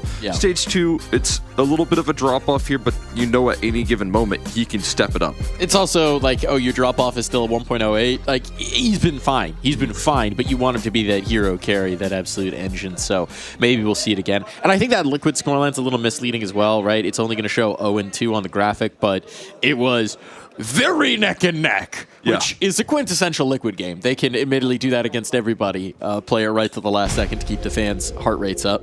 I think there might be like a sponsorship deal with like a blood pressure medication that they're doing a sneaky. Yeah, they're in works right now. They're in talks with those sort of businesses. So, but I imagine the Turkish fan base probably feels like Eternal Fire are doing the exact same thing to them, making it just a little bit more stressful. We got the Nuke, we got the Furno, we got the Dust 2. So an Anubis ban out from Pain leaves the Ancient to Eternal Fire. What do you think about this? So I was maybe expecting Eternal Fire to try and float Ancient for maybe the second phase ban there and try and prioritize the Nuke ban. I mean, Eternal Fire is still very good on Nuke as well, but we've seen what Pain have been able to do. We kind of saw what Na'Vi did to them as well in avoiding Nuke, banning that early for them and leaving themselves open to and vulnerable to the train pick that they haven't played officials on. So that could have been the same case here for Eternal Fire, kind of electing to go up against that same idea in the veto. Issue is, you know, Eternal Fire is still very strong on that map, so they're not as fearful as Na'Vi up against a Pain Nuke. The issue is, on the other side of things, Pain picking into Nuke here every chance they can get. They're winning it so much. They look so cohesive. It was the way that they got through, to be honest, that first stage of Pro League, leaning in on that map so often, and now they get another series here after not being able to play up against Na'Vi on it, and they get to bring that back into play. Pain is basically just saying, if nobody else got me, I know Nuke got me, and they keep going back to it. I'm also a little surprised to see Eternal Fire stay away from the train pick. I mean, that got away from them against Liquid, but generally speaking, when we've seen EF on train, it's been very good, and what we've seen from Pain so far on that map, not so much. They've got 3 goes on it. They've lost every single one and haven't looked particularly in command while doing it, so elimination match on the line. No train for it. One of these teams will not be moving on, will not be surviving the day. What's your pick? What's your prediction? I'm going to try and get you in trouble. Wow, already. I mean, I want to piss off the Brazilians or the Turkish fans? I think it should be Eternal Fire coming through here and leveling up here. This is the sort of competition they've looked very comfortable up against here, and I think they're going to look to make that happen once again. We'll see a bomb plant here. They've been able to sneak down the vents, already doing a lot of damage, being able to provide a 4v4 here. That's going to start the timer up against Eternal Fire to speed things up on this retake, and they are struggling to make it past this ramp room. Crazy that you'd abandon your boy Davideus like that. He's going to show you why you're wrong for it. Dealing out some serious damage, some serious dinks. Eternal Fire still need to get on that stick, and realistically it has to be Jota because no one else has any health. So, desperately praying for some fights, trying to just go for this tap. Gonna pull the first player off the bomb, and with that, that is the round. Victory here for Pain. They strike first. I mean, saying that, I think the biggest asset here that they do have is that the fact that they do get to play Nuke. That's going to be something they're really excited about. It's nice to start there, too, as well, for this young team, where, like, we've said it before. The thing about Pain is just how variable they are. Very young squad outside of Big Zera, and it feels like while they have developed a ton in the course of the last year of competition, there's still a tendency for that mental to at times get shaken. And starting in a comfortable spot on Nuke just makes life so much easier, doesn't it? Yeah, this definitely is high pressure, though, here for this Pain squad, right? This is an elimination matchup, as we saw, and you know, after this, it adds that extra pressure here. And usually, you know, Pain last year were always, you know, best of 3 away from making it into some of these big events, right? Yeah. Early in the year, a best of 3, making it into the major so incredibly close to the playoffs. of that, and you know, same for Cologne. But when the going gets tough, last year it was always, you know, trying to get over that final hurdle up against, you know, elite teams. And you know, being able to do that, I think at Cluj recently for them, it might be that next step. Being able to transfer that success into Pro League here, it didn't look great in stage 1, but they're hanging in there. Like, sometimes you just got to eke through the stage and win the trophy. I mean, a certain team in Boston might be able to tell you about that. For me, the one that's also interesting, right, in terms of we're talking about variable results in play, Eternal Fire, I feel like someone needs to chart this team's performance compared to like moon phases. Because something happens to them where it feels like they just cycle in for like 3 months. They're world beaters, looking like they're threatening for a trophy. I mean, they were in the finals of that last EPL season. And then the next 3 months, they'll kind of be on the downturn dip. You're thinking, like, is this team going to fall apart? Are we going to see roster changes? Are we going to see some sort of... And then they back up, and then back down. It's an interesting one. Going to be down in this round. The moon is not in alignment. Jupiter is in the wrong sphere. Or something. I don't know. It's those pesky Saturn rings. Got to make sure those are all aligned. Nice and angular. This is where we need Maui, astrology guy. Do you know your star sign, moon sign, sun sign, or whatever? No. Leo descending, downward dog ascending. I think I'm Do you know your basic one? Your what? Capricorn, I think. When's your birthday? January 25th. Yeah, sounds about right. I'm a Capricorn too. Nice. There we go.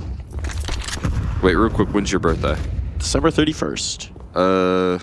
I might be an Aquarius then. The age of Aquarius? Oh.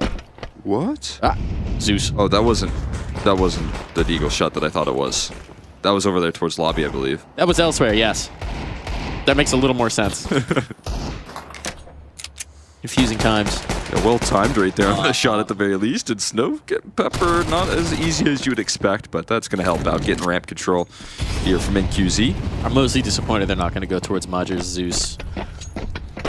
Continue to go into Acadia's Deagle, though. And he continues to fire up. I do appreciate that the OBS team always makes sure to give me what they know I want, which is making sure we know who has a Zeus at any one time. These are the important, crucial details for a Counter-Strike game. Ooh. All right. Keep it expensive. Uh-oh. Uh-oh. Could just play it safe. There's a molly. Hold on, there's a molly. Does he burn? He landed in the smoke. That's tough.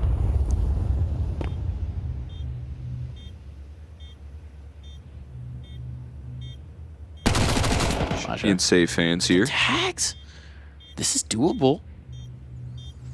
If they just don't give him the fight, they shouldn't be able to win it, but Pain is a team that likes to brawl sometimes. Major.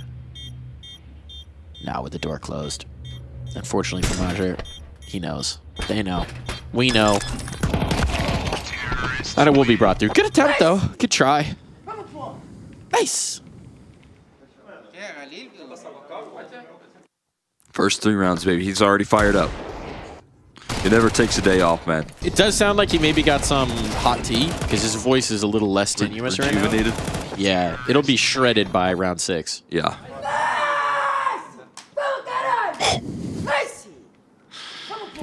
Here's the thing. Okay, Snow, if I could give you some advice right now.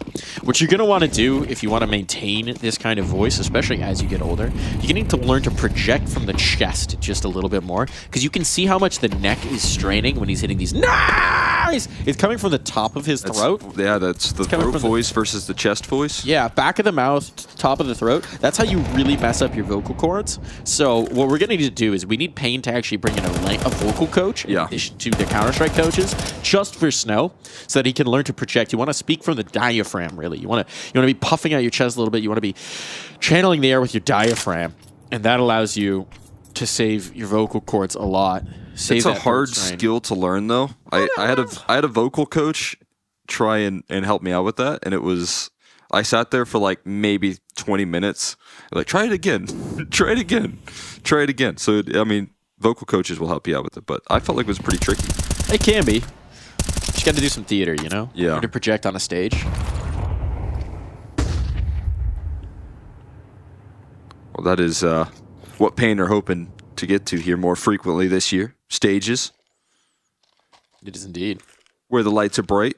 Kao is about to get the lights brightly through a scope into his face.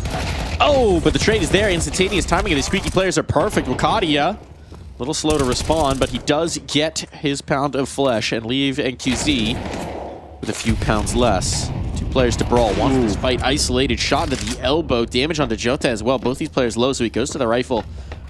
Good read, good idea, but now they're facing him together, and the high-low peak will be good.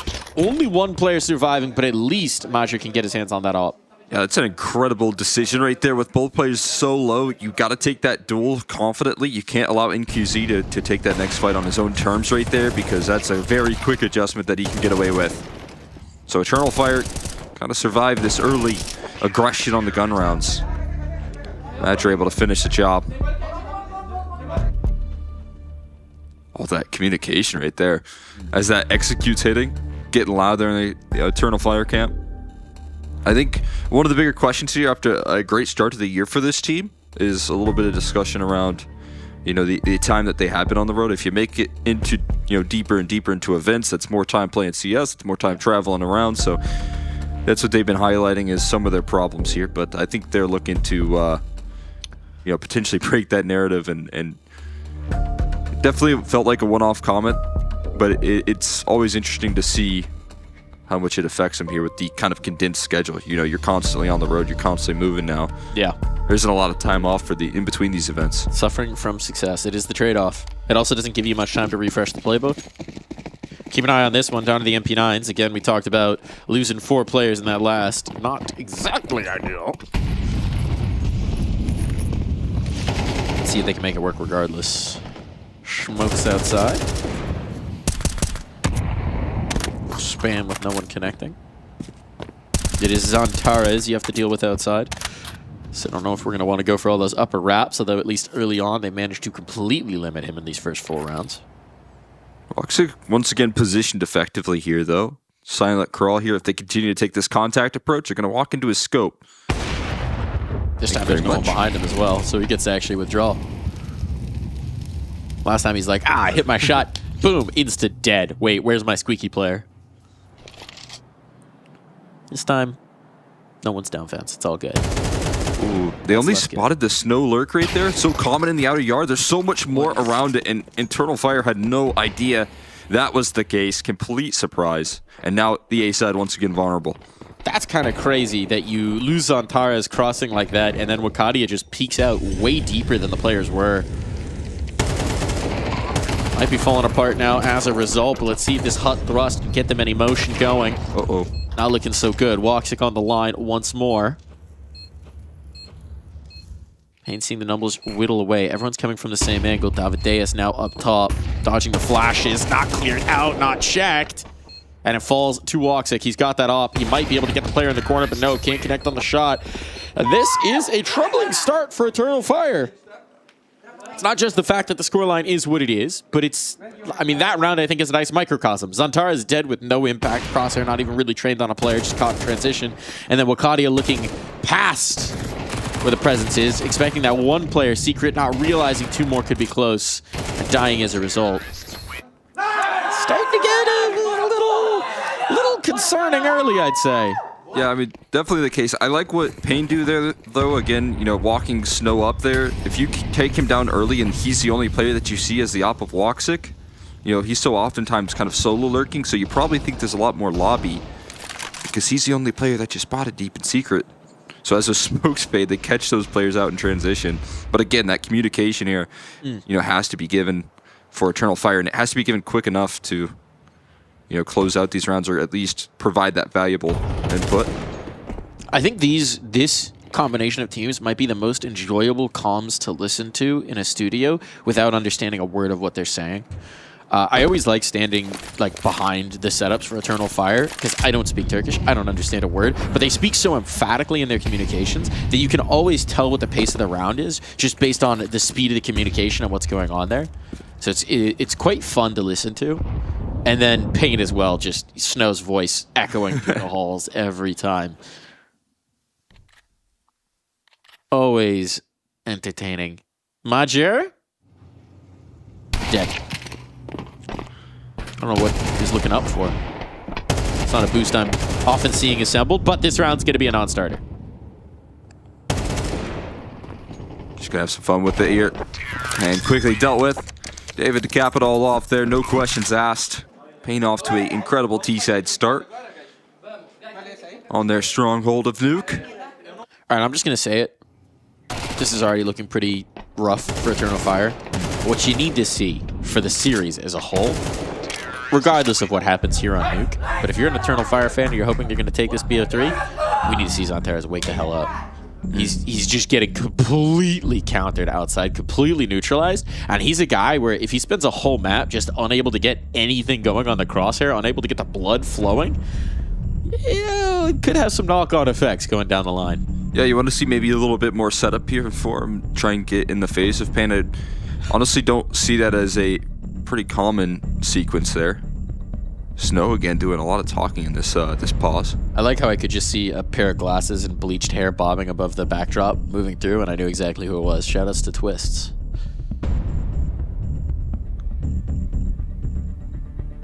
Did it have a nice bounce? Was it looking voluminous? Voluminous? Voluminous. Voluminous. I mean, strong hair game, as we all know.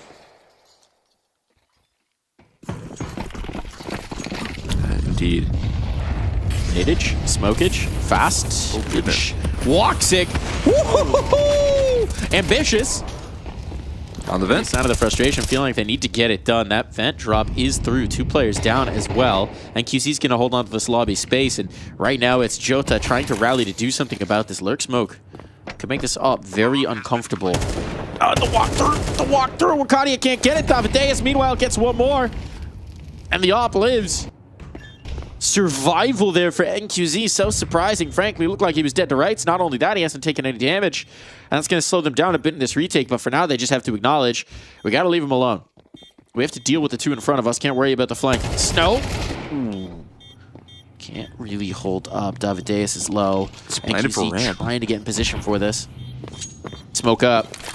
And don't imagine you're going to have a lot of vision. And overwhelmed by Zontara's anticipation. And that, there we go. Off of the timeout, off of the pause, off of the gap. Eternal Fire looking a little more polished. That's a great look right there and a huge bit of aggression out of Woxic. I absolutely love the play. Unfortunately, there's 4 players running him down. So again, it's just that 1-on-1. Feel like you need maybe the guy second vent to just spam. Yeah. Right? Just to give you a little bit of cover to play off of. But it felt like Woxic just said, you know what, we need to get the blood moving. We need to get the blood pumping. I'm going to go slap them in the face, see how everybody else responds. Yeah, I mean, his op has offered up a lot of opening picks here already in this map.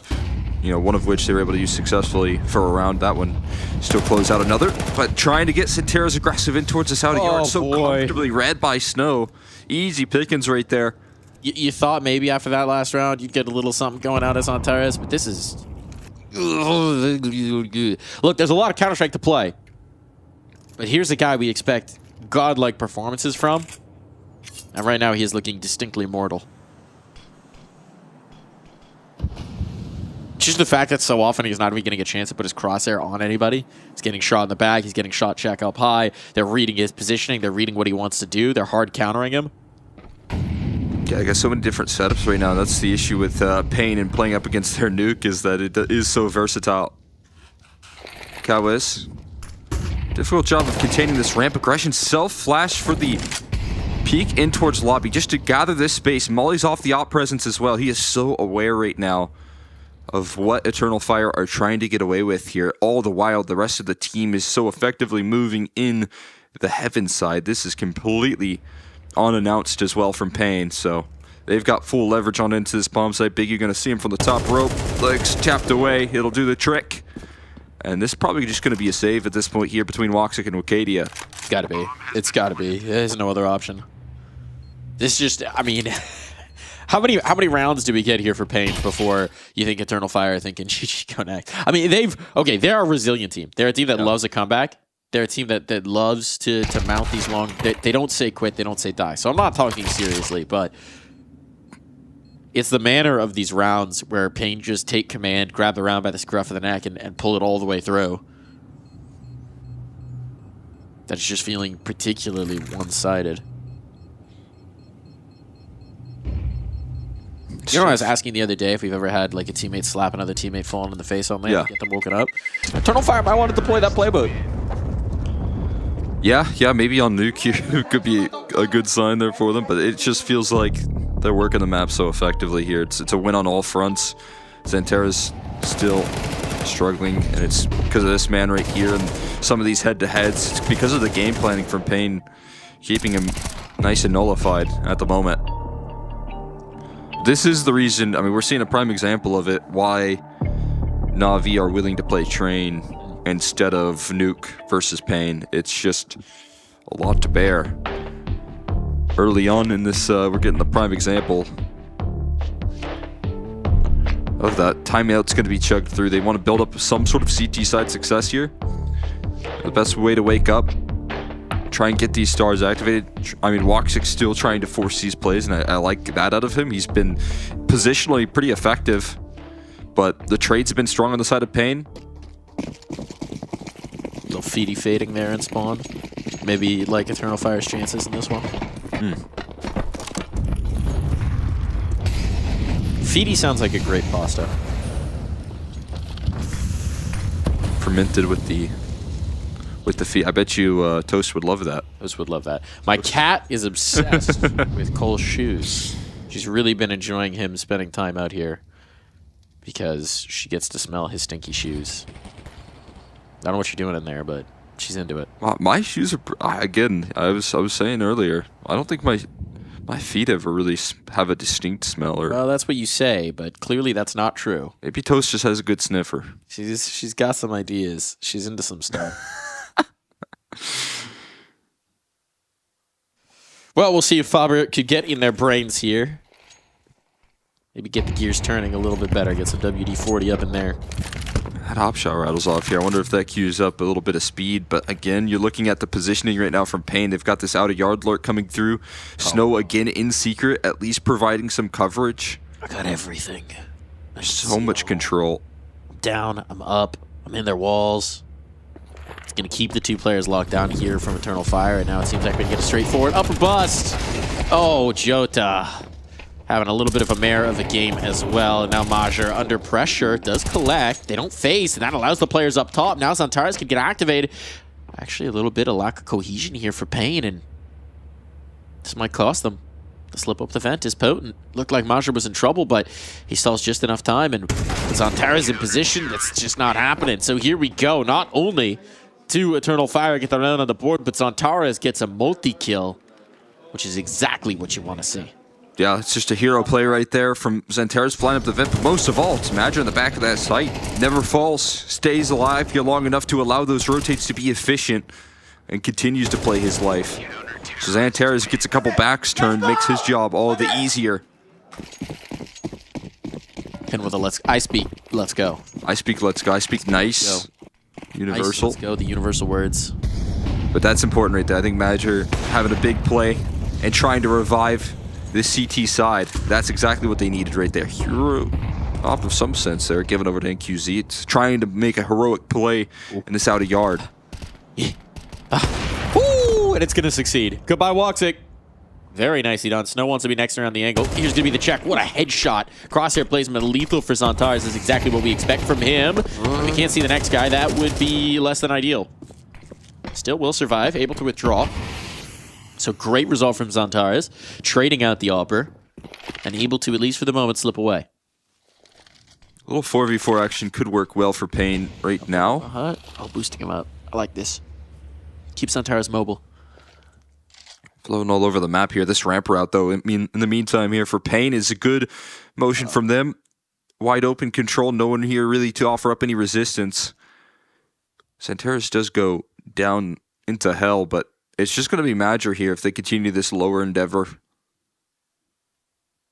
Still got Snow trying to cover off any lurking presence towards that outer yard, and it might be more of a retake setup at the moment here for this CT side, given the positioning. Gotta be. Major's going back to clear secret. Right? He's trying to get information outside because Xantares had a bit of info, but not a ton. And they've locked in on this A-take. Bomb's going to be planted Astralis. So now, how do you rally the troops into a retake? This one started off okay. Snow's going to be a thorn in their side here on this late play. they try and slide down the vents, maybe go down in towards Secret as well. The footsteps are being heard. How did he good awareness in that? Quick response. Would have thought that was clear because of Majer. Could have been nightmarish. Instead, now David burning. But the Deus himself, the second? That's insane. I can't believe he collected on that, and that's enough. Eternal Fire backing out. They have to save. What the hell was that second shot from David Deus? Oh, what a lifeline right there. He was going down low. It felt like they had his name written all over it. Casual. It looked like a chill adjustment. My God. You wouldn't think he'd just been mollied out of the corner, was stuck in a crossfire. It's just like, oh, there's the second one. Just a point-and-click adventure for David Deus. Oh, I mean, that's a great pickup there from Jonathan. Look at that, yeah, in the flames, having to fight through single door, and then somehow managed to take care of control. I mean, you could definitely see NQZ liking that one quite a bit, watching it likely from David's perspective. You know how you can go back and rewatch that from his perspective a million times? Face It Watch. Face It Watch. Get in there, Face It Watch. Watch it on Face It. For the Face It gamer. You know what? Cue some pugs. Who's your... Make sure you bring some friends with you. Nah, do it solo. For the challenge. That extra challenge, yeah. They need to have a solo queue like badge if you get level 10 with solo queuing. Something like that. That's a difficult challenge. One of the hardest challenges here, but a big trade from Big Oot. Limiting Xanterra's to a one and done. That is a lot of information spotted here, but Pain are not quite in the mood to jump the gun here, especially with Wakati in this lobby control. This could allow for Eternal Fire to now start to get that lower rotate rolling. Just going to slow the round down big time here. Meanwhile, Woxic looking for some aggression, threads in a kill, and gets out of dodge. For once, Woxic gets away from a fight unpunished. Feels like every time he's found a pick, he's like, yes, and insta-dead. And traded. The Wolf, though, gives his team the numbers. Now they're playing 2-2, split between the sites. No real information beyond that to operate off of, so at least on the initial site hit, Pain will have the numbers advantage. Question is, can they get out of them cleanly enough in a bomb plant to hold on to the post? Or even get the bomb plant to begin with. That is a big if. They could slide on Woxic here. He just revealed himself, but it is actually the first prong being towards Mini instead of that heaven position from Kawez. He was the last little bit of assistance there, and he's the last to get shut down quickly from Eternal Fire. They're getting back into things here. This is what you wanted to see. They're spooling up. Not just for Nuke. I mean, they're doing enough on Nuke to give themselves a real fighting chance as we swap sides, but also just to get the juices flowing for the star players that you're going to need to be activated all series long. Woxic having some big moments. Xanterra's starting to have some big moments. They're spooling back up here. And that is going to be very important. Yeah, I mean, it looks like Woxic still, you know, despite 7 and 8, it's got like 4 or 5 opening duels for himself, so. He's playing fun.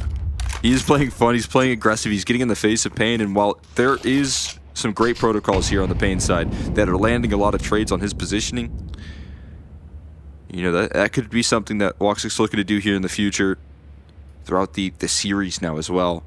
Help out with the early opening picks on the side of Eternal Fire. Help out Xanterra's and Arcadia that have been, as a duo, playing incredibly well in that first stage.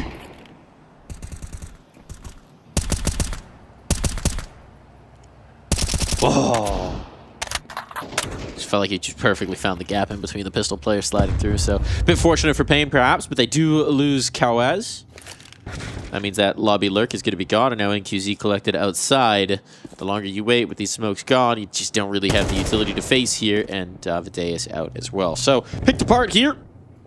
Feels like we are destined for 5 rounds for Eternal Fire. Unless they have completely allowed them the chance at the bomb plant. That doesn't matter at this juncture, provided you can defuse it. Oh. Okay, hold on. First vent drop has been checked. Now an upgrade on for Snow. We've seen him pop off with these guns before, but the Deagle can't get anything done. It has to be Snow. The ace required of him, and so he will slip around towards control, looking to exert exactly that, but will not find his way past Yota's crosshair.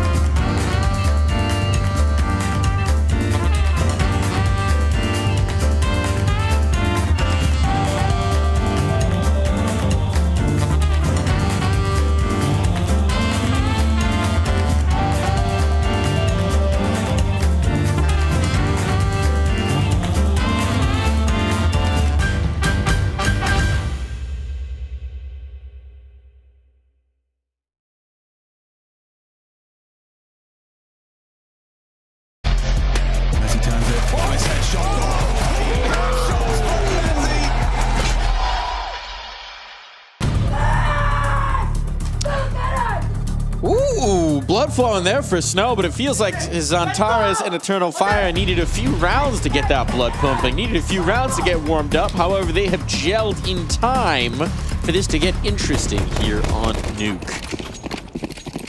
You feeling interesting? It's getting interesting for sure. There, we got a little bit of a heat up from Eternal Fire towards the tail end. Onto the T side they go. They're looking to bounce back in the second half here. What's your Counter-Strike? Do you have any Counter-Strike stretch warm-up routines, Cole? That one guy, what was his name? The doctor? Talking about Dr. Levi? Yeah. Dr. Levi. Doing a lot of these stretches here, the hand motions. I can't see what you're doing. It's a clench. He's clenching. Yeah, clenching my hands. That's got to describe what you're doing for our audio-only segments. Or our visual-only. Major and Wikedia are very dead. That is not going to make this easier. This fight towards heaven is the round, and Big Uzera will be winning it for his squad. Nicely done. Now NQZ below the ladder. Big U up on top of the ladder. Kawez for a little extra spice. Woxix like, I've got so much space, guys. What am I going to do with it? Well, rain bullets down on NQZ. NQZ's like, bro, Big U, thought you were up there. What happened? I've disappeared. There's no way, though. No. Right? Too good of a setup here on the A side, right? They're just trying to coax him into the dualies. They're Gets just trying to coax him. kills. Come on, over the edge. It's safe, I promise. It's actually You want the sight. You want the sight, don't you? Yeah. 25 seconds. We're rotating now. Ooh, don't know about this one, Chief. Don't know about this one, indeed. Zantares, though, always make things interesting. However, he is going to be met by a David Deus. It's the floor. A little harder right there on the B side. Falling down. I have a question for you and our listening audience. Would Counter-Strike be a more entertaining game if we replaced every death sound with the Zeus scream?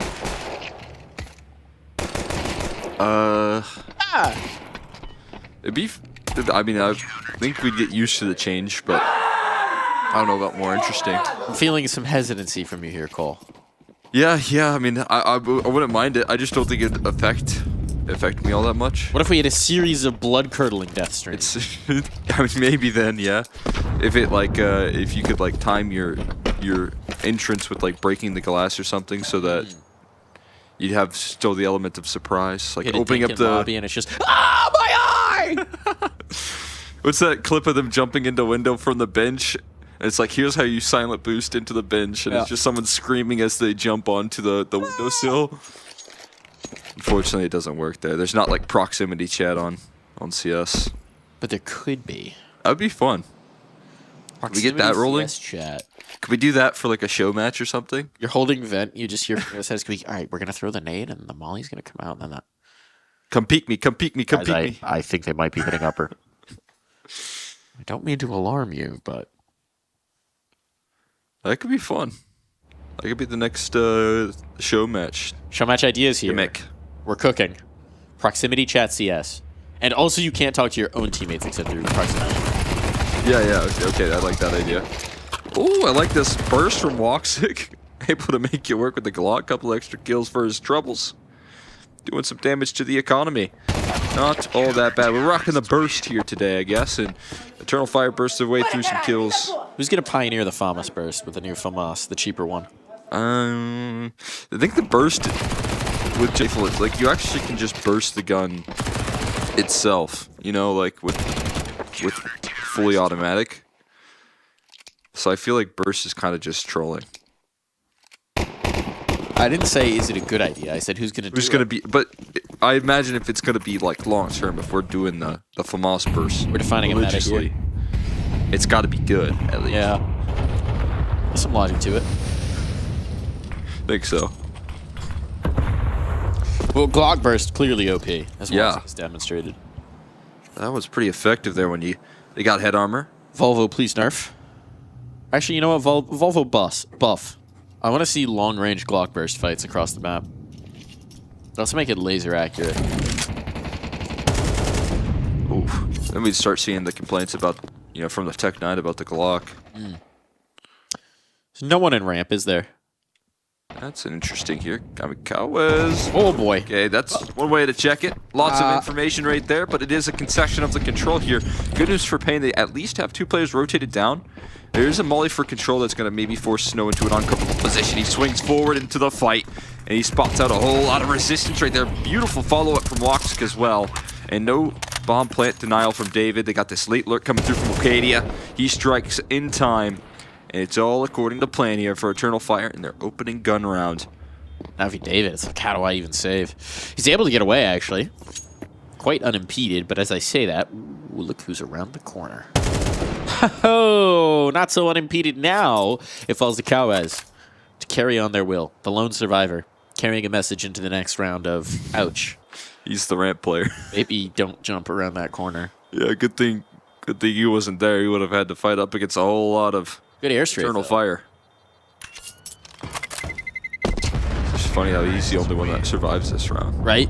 The one spot that was hit. It's like, thank goodness I wasn't there. That would have been hard.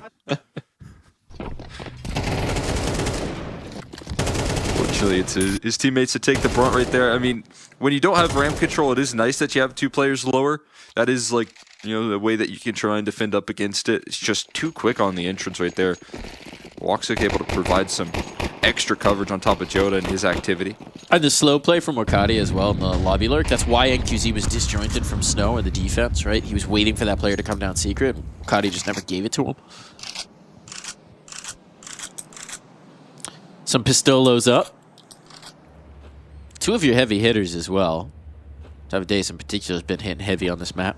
Just on the 5-7 now. Kawez is boosted. That's one way to make sure he's going to stay in ramp. Hey, Kawez, we're gonna boost you. Really? I think I'd be a little better mobile. No, we're gonna boost you. I could help out with the outer yard though. Yeah, but should one of the 5-7s do that? Maybe. No. You're gonna do that. Just give it to the big gun here, Kawez. Still a good position. If they hit ramp, it's not going to really head that direction, though. This cross, I think, is a little tentative with how they're working it, but they throw an A execute, so no eyeballs tucked in there. There's NQZ. Oh, he knows. He spots it out. He gets that information right now. It already drops a rotate here. David jumping onto this lower rotate here. Looks like it's heard as well from the Eternal Fire camp because they adjust their crosshairs back up secret. Pixel? No pixel. Flashbang? Pretty good. Adjustment? Not quite quick enough. So well timed. Beautiful bit of play there from Zantares and Shota. And now pressure on Snow. 5-7. Not quite going to be enough. It's a good round. It's a very good round. Like what Eternal Fire are doing right now. They're doing a good job of manipulating that rotates and playing off the back of the information that they're hearing. And see that they cross down in towards secret. NQZ spots it. That jumps David down the vents. They hear his footsteps running down the vents. They walk back up secret into the A-bomb site right there, knowing that it's one less defender stabilizing that position. That's about as good as it gets for Eternal Fire here, and the mid-round decision-making coming through from Magic. So, I mean, the fact that he has only 5 kills right now, you gotta get far away from that bomb. I was gonna say it's playing in the back of Silo. You'd have been toast. Yeah, look, he's on 5 HP right now. Ouch. Hitting a let's go. Some smiles there going on for Eternal Fire off the back of some rude back-to-back great calls coming through. Shout out to Zantares as well. We talked about the slow start to this game. He started like 1 or 2 and 7. Was really just getting demolished through the first 7 or 8 rounds of this map, and now back into the positive column. So great recovery there for a guy that we expect big things from. Pain, you start to see them feel the pressure. Because they're getting a little more emphatic than we're used to seeing him, right? There is, at times, this frustration, it feels like, for Biguzero with some of his young teammates when he feels like they're not playing as they should. And that's where they're going to get Rix active in the comms as well to take over, to take a little bit of this pressure off, to remind them and settle them down. Yeah, still in a powerful position here on the CT side of Nuke, right? They're still in the lead.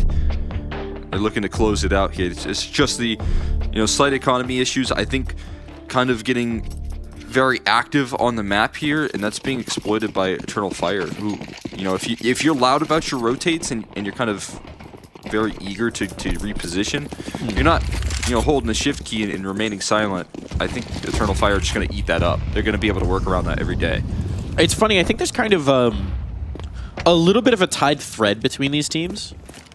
Not necessarily in terms of the way that they play Counter-Strike, although there are elements of that as well. But in terms of the surrounding circumstances, the timing of their rise through the scene, the struggles that they've had in terms of consistency, the fact that we know that for both these teams, when the peak is hit, they can be quite high indeed. Eternal Fire may be a little further along in that journey than Pain, but some lessons to learn from both of them. Cowwez ducking his head up like a little groundhog there and nibbling on their ankles. I'm going to send him back down, scrolling into his burrow. Puxatani Cow, as we call him. I think he saw a shadow goal. Does that mean it's going to warm up? No, the opposite. 6 more weeks of winter? Winter, yeah. 6 more weeks of Eternal Fire wins. 6 more rounds. That's enough. Wait a second. That's the right number. That's what they need. Well, that's just a bit dreamy right there for them. The exact thing they were gunning for right now. Cowes gonna to hold onto his rifle once again, but he is not making it out of this round. Not this time. No. He's getting hunted. Less. But taken care of. Forward? Oh. Voxic's gonna... He's gonna survive here. He actually gets sent towards the back of Secret. There could be some guns to be picked up, but you're not gonna head in that direction. But Eternal Fire, they got their first of the 6 that they need.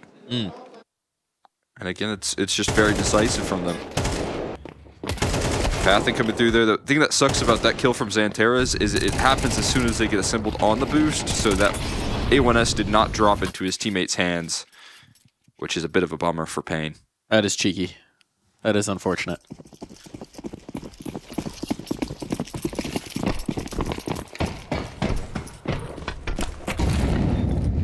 This one feels consequential for Pain. You lose here, Eternal Fire tied up neck and neck. Your economy's again pressured. And this streak of uninterrupted round wins for Eternal Fire starts to become very intimidating indeed. So, Young Guns of Pain perhaps feeling the heat. A little hot underneath the collar. And right now, Eternal Fire, keeping it cool, calm, and collected, have a whole stack of players moving down Secret on perfect timing. It's just flawless right there from the cross. Avoid the HE as the first smoke fades and move into the second one. And Pain are none the wiser judging by the map movements here.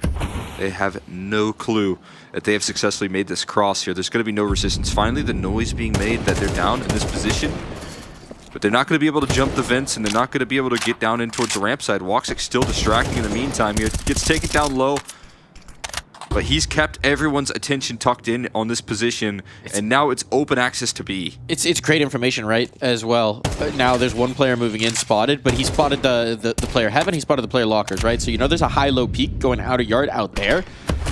It generally speaking means that one of the ramp rotates is up top. You're not going to have heavy presence here on the lower side. That kill from Davideus might just give them a chance, but they don't have retake utility, so they need to get these kills early. Taking care of the lurk, that's huge. Major out of play gives them the opportunity to actually contest this round. Otherwise, it might just have been done. I like the idea that they're retaking from separate directions here. That could offer up some openings as well. All floating through from the ramp. Oh, that's a tough phase. Claudia strikes first. And QZ looking to open this up, but they're just losing the bodies. They gave themselves the opportunity, but they could not capitalize. And once again, you gotta save. Look at the health on Wakati and Woxic. This one could have been so close for Pain. They still cannot bring it through. Brutal. Ripped away right there from Eternal Fire in the post play. I like the ambition to think that you could save. Yeah, you're not making it out on one. Like, you gotta try. See if that box offers up any coverage, but no, that nuclear bomb still blowing up quite effectively here on the map of Nuke. This is great position. Acadia, again, I mean, he has been a stud in their series 1 year in stage 2. Helped out a lot there and stepping up, and is now bringing in more success here for Eternal Fire. This T side looking great here, so that's, you know, Magic being able to call the shots effectively. 3 players pushing off these MP9s with 1 behind them as well. NQZ going to try and route that in towards Secret, but this is the full stack. They're calling their shot. If this is a ramp play, it's going to be a wall of bullets back the other way. game plan here for Pain, just waiting on the smoke fade. Gonna look to overwhelm Xanteras. Yep, lobby crunch. It's coming through. There's a player hut as well. They're just trying to brawl this, trying to battle it. Some effective bloodletting here, but without a kill from the hut player. The math still works out pretty beautifully for Eternal Fire. At this point, they will take those. You want to throw MP9s at them? Sure. Let's dance. Yeah, because, you know, you have 3 MP9s around the corner. We have 3 AKs ready to catch you as well. That's really good positioning from Eternal Fire. It just looks like they're so prepared for this CT side from Pain. I mean, that's a crazy play to try and throw out into the mix and shake things up a little bit. It should just catch Eternal Fire off guard, but they've got so much preparation here, ready to go, dealing with the aggression. And it's going to give them the lead now here on this T side. This is 5 rounds in a row for Eternal Fire. Now coming through as they slide into double digits. As soon as the guns came out in the second half, Pain have just been struggling to find solutions. The saved rifle dropped over, and QZ, I think, should be able to get the AWP up. But, well, they're coming his way. Hold on. Can he get himself an AK upgrade? Yes. Woohoo. That's a nice find. Delivery. Oh, and it's taken away. It was a trap. Boxing said, actually, there was an error with your order, sir. Gonna have to take that one back. Return to sender. That will be given right back into the hands of Eternal Fire. Sloppy aggression again, looking good, but held up against the amount of resistance there. They are very prepared for that. Have you ever had the cheeky mix-up where you order food for yourself and then get handed some family's meal with like 6 people's worth of food? It's actually crazy. I don't think I've ever had a problem with any food delivery service. That is miraculous. One time I tried to do a really nice thing. Horror stories, and I've just never been unlucky, I guess. My greatest horror story is I tried to do a very nice thing back in the COVID days, in the first year of it, when we were all trying to figure ourselves out. My girlfriend and I had to be isolated from each other for our first anniversary. Second anniversary? I don't know. One of those anniversaries. Because I had been at an event with a bunch of people. Potential exposure. And I tried to do something nice and order us both a really nice dinner from our favorite sushi place. And mine arrived no problem. Hers, which was supposed to arrive at the same time, they went past their place, and then they kept driving, and then they kept driving, and they stole the meal. Just never looked back. Reported them, got refunded, all that, but it was they said the sushi looks so good. Coordination on that did not quite line up. Your meal has been ate. Apologies. I was hungry. Yeah, that's a tough one. I can't lie. That was a hard one. So excited for your sushi. So was the driver. Hope they enjoyed the meal. Yeah, right, I mean, I hope it was worth it for them. And towards the ramp, double ramp setup though. See what sort of meals can be made here for Pain. It's just gonna be Xanteras opening things up. Back to what we'd imagine he's bringing to the table here for Eternal Fire. Back to what we expected. Double entry in, and no need to jump the gun here. No need to rush. They can still work a very open A-bomb site. Now NQZ under fire, and he's just going to get blasted. Pain feeling about the same level of disappointment as I did, watching that little dot just move up the map further and further away from where it was supposed to go. Just that crushing, sinking feeling of, oh, they didn't miss the turn. They're not going back. In fact, they haven't missed any of these turns in towards the bomb sites. We took a wrong turn somewhere a long time ago. And again, it's just a question of whether you can even get anybody out of this round. Because Air's position's known, they're hunting him up. They're trying to keep the pressure on, and there's no world where they're going to let him hold this gun for free. He's about to be dead from the garage player. And there it is. Another clean round where Eternal Fire just grabbed the round by the scruff of the neck from the very beginning and never let go. Yeah, I mean, at this point, you're just not even saving rifles as well, which is a very frustrating part. It's not particularly close as well. In some of these rounds, you're just getting leveled out on the early entrances.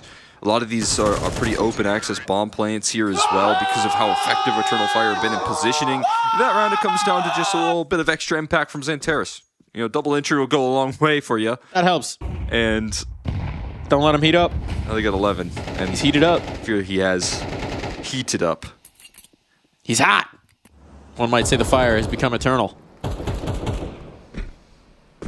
Except he didn't actually start the map very fiery, so I guess it wasn't so eternal. It just started out as a slow burn, but it got explosive. Now it's a current fire. Maybe they need to get their hands on that fire extinguisher to Pain, but no one's in position for it right now. And it's starting to feel like no one's going to be in position for this map. Turns out Puxatawny Cowes might have had something. You know, I always thought that was a myth. It might be real. Somewhere out there, Bill Murray is smiling. And maybe learning to play the piano. Whoa. Whoa. Backside Molly. Flashbang on. 2 players here. 1. Finding impact. 5-7 though. Paid into a corner. That's pretty tough. NQZ trying to survive. No. Not to happen. Up the fence a little bit too late. Too little, too late. Too dead. Unless you're Cowes. Dodges the nade. 1v2. He's got no health. Any other circumstance you'd say he's saving, but they're getting desperate, and he's still saving. It's Molly for Hut, or Molly for Squeaky Door, Smoke for Hut. You know, pick your poison, but you're not making it out of that round. No. Not with the positioning, not with the posts from Eternal Fire. This is going to be 5 in a row to get into map point now. And looking to make it 6 to close here. And Eternal Fire just not looking back, not at all. They've got guns out here on this T side, and they have remained flawless since. Woxic looking great on the rifles here as well. I mean, this is now provide some extra coverage. This is now 7 in a row. Reminder: Pain 1 to 2 after the pistol. Pistol in the next. Right. And from there on out, just wow, clean sweep.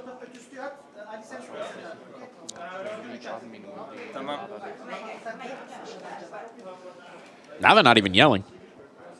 They're just chill. Yeah, they're calm. That's a scary Eternal Fire as well, man. Business-like. They're not even hyped when they're winning. Just the expectation. Spray looking a little accurate here. King shit, indeed.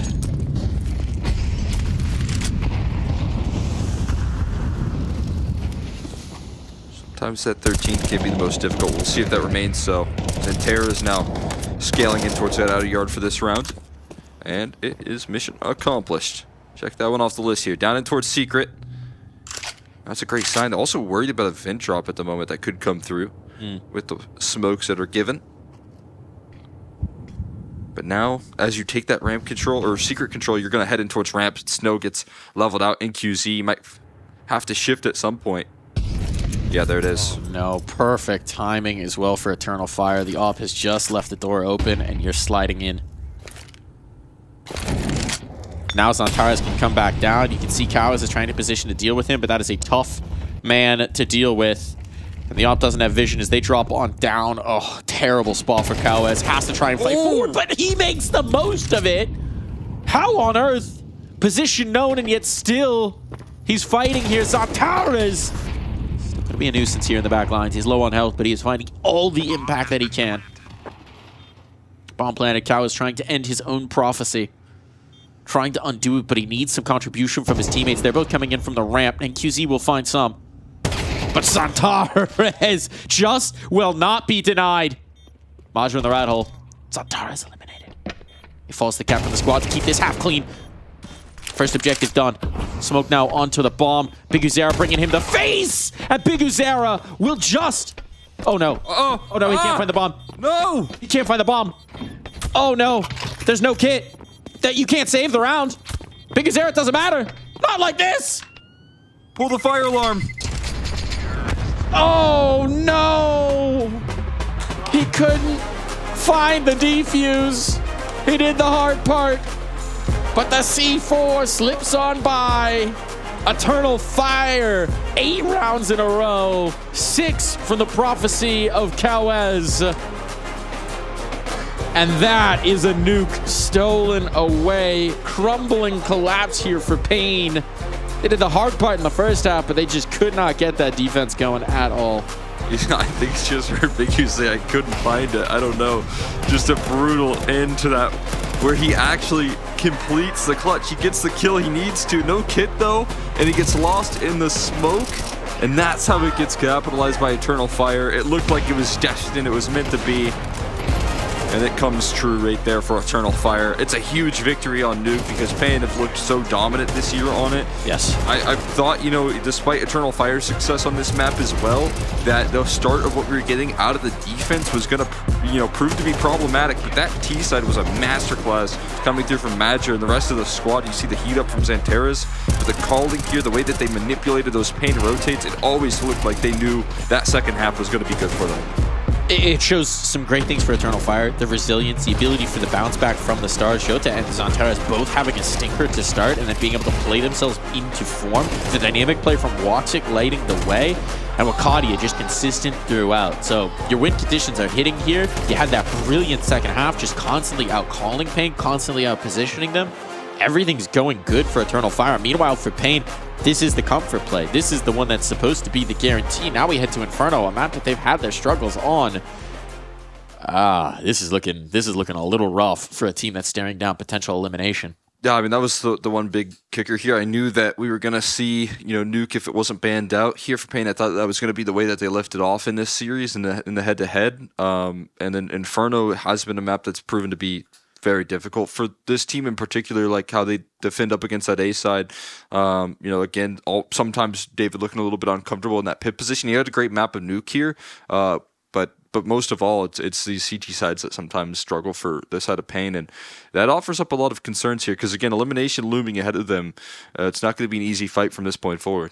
No, certainly not. But all aboard the SS Pro League B stream because it's anchors away for Eternal Fire. They've got a clear path, smooth sailing, calm seas, and strong following winds. But let's see if they can bring this home into port after this break.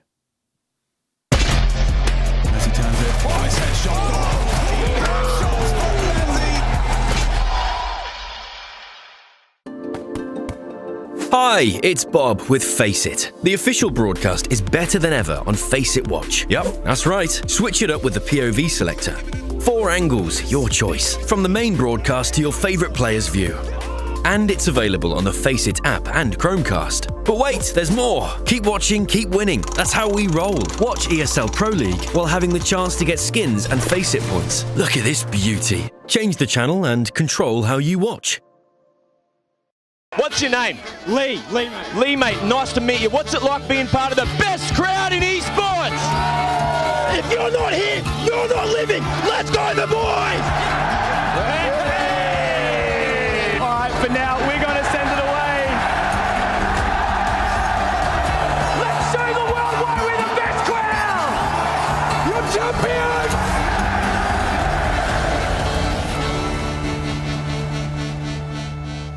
It's Mazur, it's Eternal Fire. Now, you guys have been on the road for around 50 days, give or take, right? You had Blast Bounty, you had Katowice, you had Cluj-Napoca, now you're here in Stockholm, Sweden. That must be taking a toll on you guys. Yeah, well, I think we're on the road since 3 months now, but we're doing something we love, playing Counter-Strike. So today, the goal is to fight. We're going to fight. We have too much to win to go to the playoff here. So we're going to give everything for that, yeah. And taking a look at kind of the Turkish fans and kind of the fans, you know, around the world, you know, people are worried about, you know, you guys starting to feel some sort of strain in terms of all this travel. Is that the case? No, I think there is a lot of amalgam in all interview, but I think in the end, we're thinking, obviously, to give every match the same performance, but like you said, it's been like 3 months, a lot of busy days, busy month. But I think it's important for us to keep doing that because there is a major, there is the ranking, VRS, etc. is also important for us. So for now, we just focus day by day. I think this is the goal, match by match. And we have, like I said, too much to win to go to the playoff here in ESL because we really like this tournament. The last time we had in the final here. So we really want to do the same journey. So we'll give everything for that and fight for that. And of course, yesterday, a tough loss to Liquid. How do you feel that one got away from you guys? I think Liquid, to be honest, play good and we didn't play really well, but I think they deserve the win, to be honest. But we will get our revenge in Blast, no problem. And of course, Payne is up next. Now, my question to you is, who do you feel has had the more difficult run in terms of the tournament so far? So you guys, obviously, Liquid 0-2. You played MIBR, beat them 2-0. You lost to 3D Max 0-2. Payne, they had Navi, lost 0-2. They had Gamer Legion, 1-2-1. They had G2, lost 0-2. They are more, maybe their journey is more difficult than us, maybe. But I think nowadays, you know, like even Navi a little struggling right now in this tournament. And I think nowadays everyone learn how to play Counter-Strike, to be honest. It's not like 3 years ago, 5 years ago. So it's just a little details that change the fate of the game, to be honest. Maybe like if one player did sleep well, it may be an example, you know, and if player feel really bad or good in this day. But I think small details make the difference, and I think every teams can win every teams here, to be honest, in my opinion, in a good day, obviously, and if the other team is a bad day. But yeah, to answer your question, I think Payne has a more difficult journey, but we're gonna do our best, and yeah, we'll see. Good luck. Thank you very much, guys.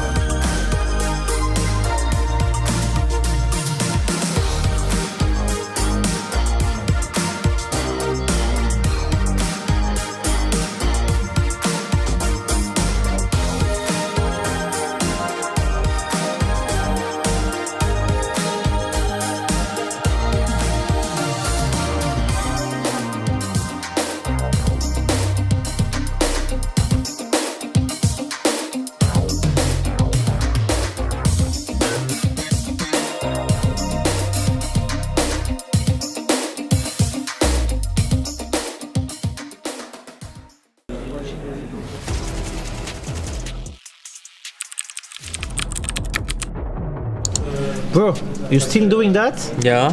You need to step your game up, bro. Yes, trust me. This will do the job.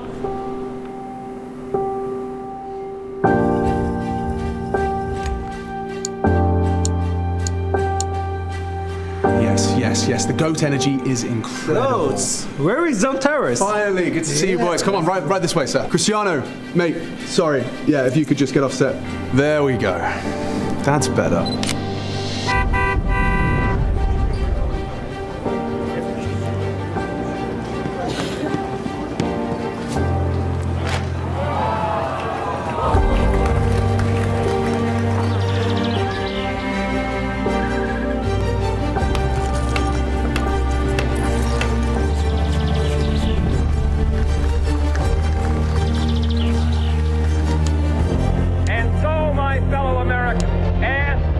I'm going to float like a butterfly and sting like a bee. And to preserve and cherish the pale blue dot.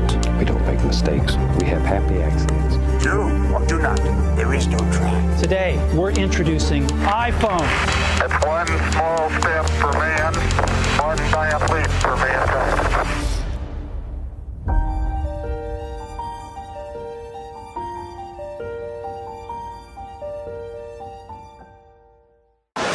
ESL presents the ESL Pro League in partnership with Intel, Acer Predator. EHL. Kadia. 1xBet. That is abhorrent! Nor.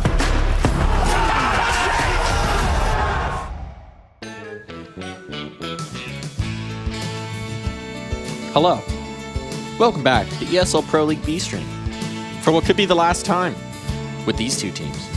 It's our last day here on the B stream, and if you've been joining us the whole way through, thank you very much. We still got one series after this, so we're not done quite yet, but this ship is almost sailing home, and Eternal Fire have now given themselves a very good chance to actually make it through this one pretty clean. Yeah, they look like they're cruising right now here, especially heading into Inferno, because things get a whole lot easier when you talk about Pain and some of the vulnerabilities. We already saw a fantastic T-side coming through from Eternal Fire on Nuke. They now get to play up against a Pain CT side that struggles quite a bit on Inferno. So just looking at the opportunities here, you're definitely expecting Eternal Fire to keep that pace into this second map. And the hard work that they've just done on Nuke is looking quite good. Oh, that 18.2% feels like it tells a story here. It tells the story of Pain. And I'm not just talking about the team name. It's Big Ouchie. Yeah, I mean, they get this map picked up against them constantly here, and it has been throughout 2025 a bit of a tough task for them to get some wins on it. I mean, maybe that will lead to a lot of discussion. We talked about the inconsistencies and some of the issues that have flared up when it comes down to this Pain roster, but the map pool in particular right now, not necessarily thriving on Train, struggling quite a bit on Inferno. This does leave them vulnerable here to teams, and that's why I think they are experiencing some of these challenges. Maybe time to think about some Ancient. Think about working that in the pool. Changing things around, giving some new looks. Hard to say exactly, but they're going to need some new looks on this one because it was a Pain Gaming that went from loud and boisterous to whisper quiet pretty darn quick. That's the Zantares effect. Once he starts firing, I mean, if you consider the first half versus second half splits for Zantares, I don't think the overall numbers wound up being that wild, but once he heated up, it was just a game changer. Yeah, I mean, he was able to open up rounds on that T side quite a bit. Felt like he had some good range to where he was finding those openings as well, sometimes towards that ramp room, sometimes he was kind of working the outer yard. So when you're able to find that amount of success all over the map, it's going to really put some trials on Pain at their CT side. And again, those problems there, not only coming through from Zantares. I saw Woxic get really active on the defense with Zop when Zantares was a little bit quiet, when he was having his tougher times. Love to see Woxic try and be the key facilitator for some of those opening duels on the defense. That was really interesting to watch, even though it wasn't necessarily always successful. Even though sometimes it was quickly traded, and I'll give Pain credit for that. It still looked like Woxic was making moves in the right direction to open up rounds, and that's even going to be another problem that they have to play. Madger with some really good calls, and when required, landing some high impact kills. I mean, he closed out the last map, maybe not necessarily by the rifle, maybe more so by Big U getting lost in the smoke, but job was finished by Madger in that clutch. So dub's a dub. Yeah, you'll take it either way, especially when you ran 8 in a row to close it on the T side. Dub is a serious dub.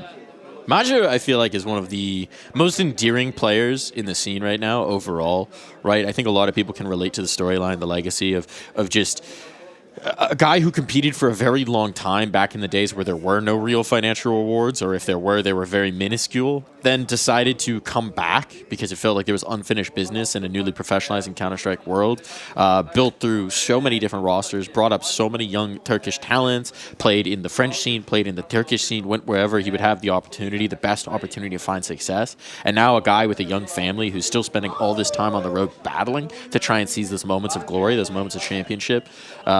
Calls a good game, calls a strong game, rallies the troops around him, and when he needs to do it himself, he can do it himself.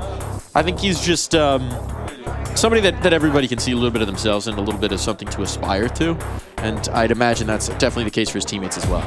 Yeah, I think that's the big aspect here, playing and bringing in some of these younger talent here. If you're talking about Eternal Fire's newest member, Jota, I think that's definitely, he has so many players to look up to in this team. And young talents like 29-year-old Zantares.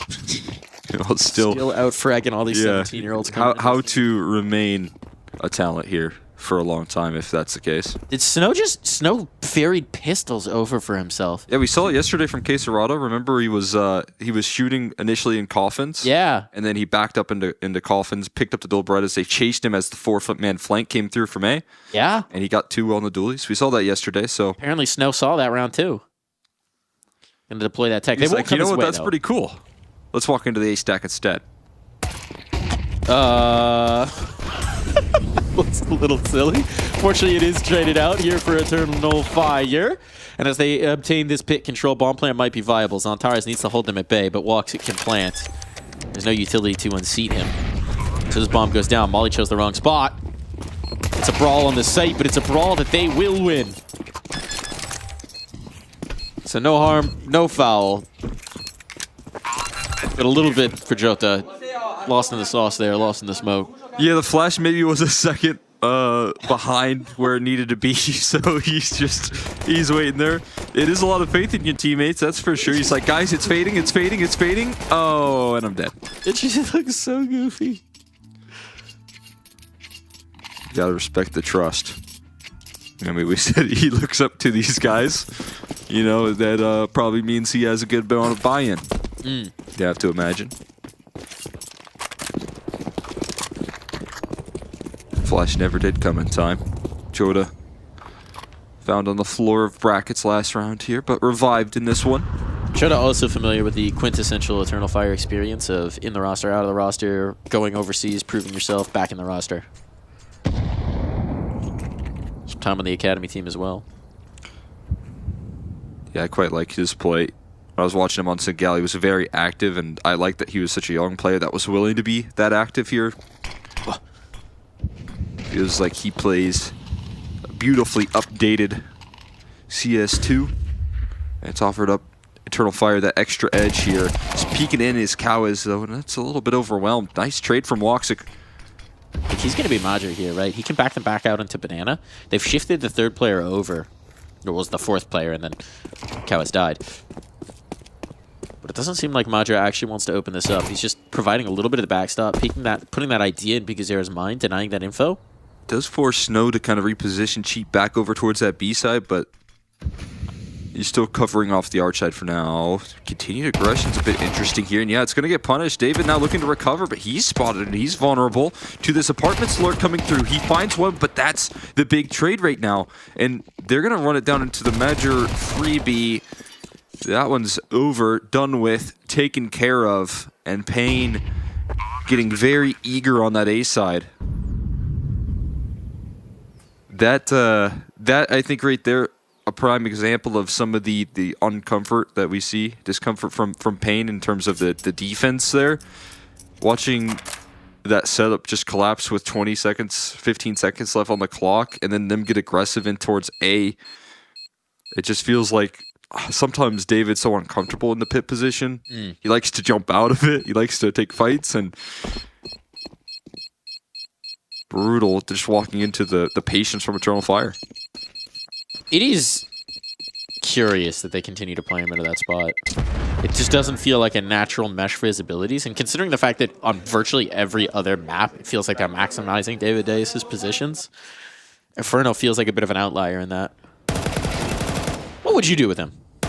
I mean, I would like to see him maybe try and float around the map a little bit more, potentially. I mean, maybe towards that B side, get him aggressive in those fights. I mean, sometimes, you know, we will see that out of Payne anyways, just given how this map works, but I definitely like to get him activated here, get him a little bit more forward-facing. We've got the classic I go one site, everybody else go other site from Biguzera call here.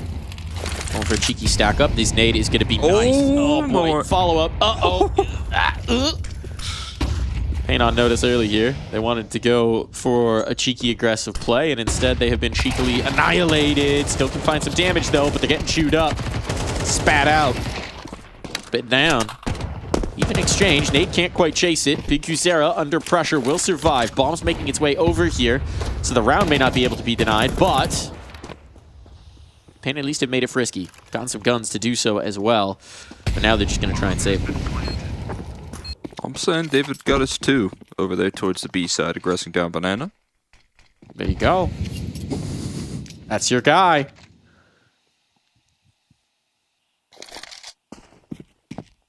Just keep an eye. So did I hear correctly? The friend who's visiting you does tattoos? Yes. I think, can we get her to do the back piece? Davideus back illuminated manuscript back piece? We could, yeah. It would take a little bit, but you know what? This is the last day of the B stream for Pro League, so I'd have time to heal. You know, sitting in the back of this chair would not feel good with a nice new back piece, but... You can cast from your stomach for the rest of it. I'd set that up for you. We'll find a way. We should get the table flattened out there. Beyond Noodle's dog bed. Oh, that would be perfect. That'd be perfect. Could we get a live tattooing of the Davideus back piece while we cast? I think it would hurt too much. You'd just be hearing my noises. Just the Zeus scream. What do you think Cole should get tattooed as a back piece? Get in the EPL mailbag at efg.gg. This is our last day to check it. So title, put back piece in your subject line or back shots, whatever you're really feeling. And we'll know what you're talking about. EPL mailbag at efg.gg. If it's cool enough, it might make it. Let us know what you onto think. the canvas. He wants more tattoos. That's true. If you had to get one player's face tattooed on your body, who would it be? One professional Counter-Strike player, full face piece. You know, for my like childhood fandom, yeah, I'd probably say Stewie. Stewie, youthful Stewart 2000.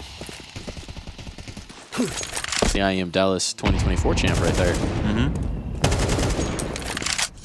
Came back for a belt. Came back for a belt, dipped, refused to elaborate. Walked in off the streets. Took G2 to a trophy. Caused them to change Took rosters. G2 to a trophy. I mean, maybe with the extra crowd buff. I think so. Yeah, that might be onto something there. G-Stew, too strong. He was so good, he made them sign another NA player. It was all that aura he brought. He's just a winner, you know? Some people just know how to win. I think the young Stu backpiece would go hard. You could do, you know, the design from the Launders shirt. Yeah. Yeah, the boss. That's probably would have to be the picture. Do that as the full backpiece. That would have to be the one.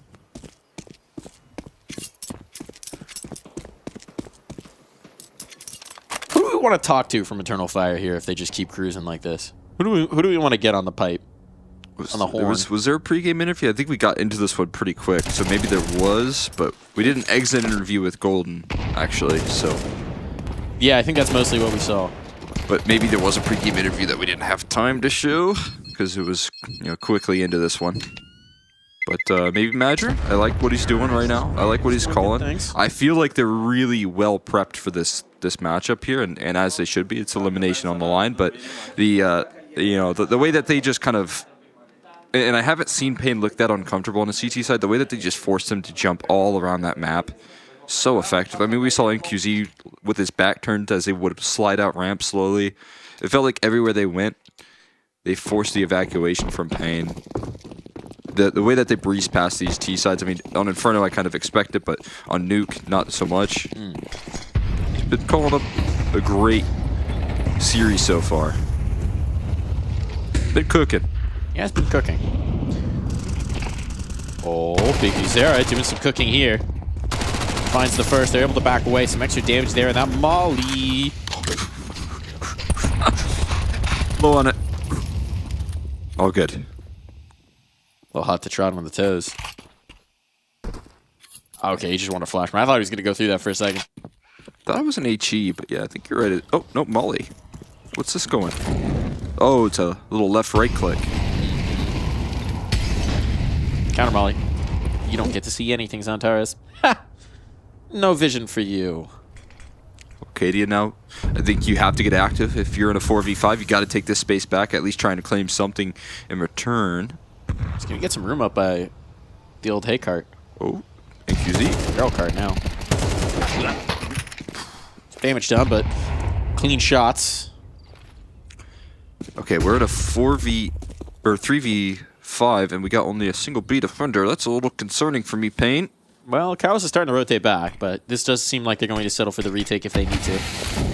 Molotov there to try and slow this down, but the bomb's already forced across, and the spam not going to find. Magic risks a little bit more of it to get some advantaged positioning, and now with this bomb down, I mean, this isn't the worst thing for Eternal Fire. This is workable.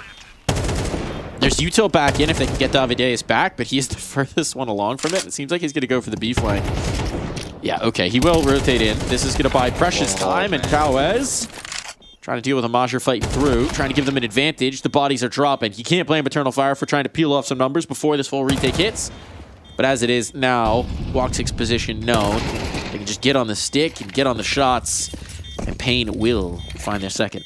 Yeah, I mean, anytime you're in that 3v5, sometimes on Inferno B side, you can kind of rely on a crossfire, but they did have retake utility, and that's where that gets a whole lot more difficult. You can't play in towards new box, essentially, in this round. In the 3v5, so trying to get aggressive, maybe take Coffin's control. If Madger wins that duel and sidelines one, you know, dodges back into that smoke, then you're a 4v3, and Terrace peeks into CT, then you're in a 3v3, and then all of a sudden you can tuck. So that's the game plan. That was the vision for Eternal Fire in that post plan. Just Pain doing a good job of offering up that resistance. We're going to see them back on the board for this defense here. And successful down Banana, I think, is the big story of that last round. Big U being able to offer up a little initial resistance. And a beautiful HE. More success in that department here. Make it a double. So much damage done onto Jota and Woxic. Xanterra's all taken down low here. You get to start your round as the classic B-side positioning. Down to 50 HP or below.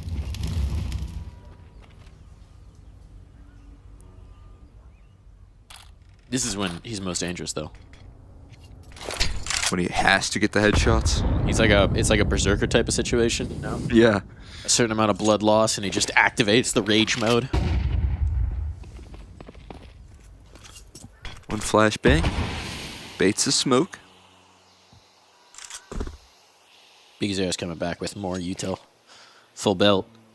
Everyone hiding behind this smoke, it's going to be very explosive, I think, is the vision right now for the Eternal Fire camp. There's those smokes for Coffins. CT, the mollies to go in as well. Still holding the molly. Still holding the molly. They're going to flash through. Molotov going to tick him up, but, well, no, it's answered upon. It's not bad. Okay, that's good. Spam helps. Spam helps a lot. They haven't revealed Snow yet. They haven't revealed Snow yet. He's going to line him up. Shish kebab shots coming through. And he's making a meal of this site control. Snow has done enough. Done plenty. His teammates are here. The cavalry is on, and Wakadia is out. See what Snow has to say about that one. I'm sure everyone in the studio is hearing that huge I've got defense. an idea. I think it's going to be something like a little bit of a Bora. I don't know, maybe a Carayo. Just a hunch. Big old smile there for the young gun. Snow locking it in here. So beautifully played in the back of that dark position, and then just threads that aggression timing in perfectly. Able to peek forward, managed to hit the lineup as well. That's a dream defense coming through from the young gun here on Pain. Big U offering up one in the smoke doesn't hurt there. Capitalizing on all of those low HP bars. It's again, you know, an early victory on Banana with the utility damage, and it's going to make the job that much more comfortable for Snow with those low HP bars. It's going to lessen the trade potential of a team that has already shown us today their trades are on point here for Eternal Fire. Their entries have been on point as well. We didn't get that Berserker Xanterra's that we highlighted, that we knew could come through. Okay, he's just trying to repeat the form from. So you have to go down a certain amount of the score line to really get him more Berserker raged. Yeah. And it activates. That makes sense. I think that Just checks procrastinating, out. you know? You know the best way to help out an A defense if you're a little bit uncomfortable? What's that? Have 4 players. That is helpful. More number, more better. Now, I'm not a math guy, but my advanced stats say more crosshair equal more bullet equal more kill. Davideus, no kill. And now, execution is explosive here. Massacre on the site. Not enough bullet. Not enough crosshair. Not pointed right direction. Too much HE. Much HE, yes. That Psycho boom. Yeah, that it goes boom, and so does the mental right there for Pain. They got the right read. Snow's peeking down Banana, And as he's jump spotting, watching the kill feed just roll on out, he's just scratching his head thinking, what on earth just happened? It's good smoke from Eternal Fire. It's kind of in between the hate card and the site proper. And that allows for the HEs to be thrown comfortably. David inside the pit just gets blasted. And they push past that smoke off of good utility right there. I think the perfect time to kind of throw one of those punchier executes on out. Maybe a little gimmick that you have in store for us. Nade stacking into the pit because they didn't have the best weaponry, but they close the distance quickly off the back of that utility. The nade stack in the pit is just so powerful. It's just so good. It's so good. What are you going to do? What are you going to do? You don't even get to peek. You're trying to tuck in. You're trying to play off of your teammates on site. You're like, if I just hide here, they'll throw a Molotov, I'll smoke it, and then I can play the later. No, dead. Insta. Yeah, you're hoping that it's a molly so that you can just get the smoke out. So I imagine David just sitting there ready to go with his smoke as the execute comes his way. But you can't smoke 3 HEs on location. That's not going to do you any favors. That's where you need a bug net, so you catch them and fling them back. That's the next piece of utility add to the game. Invisible string set up. Oh, wow. Big flashbang. Oh, and David, he was thinking about it. He was thinking about it, but he doesn't go for it. His paintings are falling off the wall. Have some respect for art. Just the pixeliest of pixel gaps. Just a little sliver into the hall. Oh, that's tough. Ouch. That's a whole lot of time right there to try and take down Xanteras, but not enough to claim the kill. Just a lot of damage there. He finds the opening pick off the back of the flashbangs. See, he's procrastinating so much, he was even procrastinating that spray. True. Gave him a chance and said, all right, enough chances, headshot. It's going to be a stack on A no matter what the case is. Gambling here in Spain. 30 seconds left. Oh, and they're starting to rotate one back over towards this B side. There's no time to adjust, though. Oh, probably should have thrown that. Might be thinking a little too late, but he's got a pit player. No nade stack for him this time. Just one nade. That's not enough nade.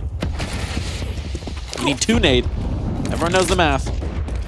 Everyone knows the answer. And with 10 seconds, yeah, this is just going to have to be a little bit of a savey poo for these 2 AKs.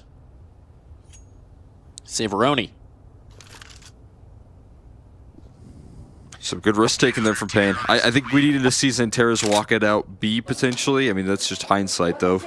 You know, if he's able to maybe, with his low HP bar, go and try and walk it out and see if there's anything extra on that B side. He could have called over those players with the bomb back over, maybe identified a stack, but instead it's that late rotation back in towards A, and they walk head first into the stack. And QZ with some great opping here, though.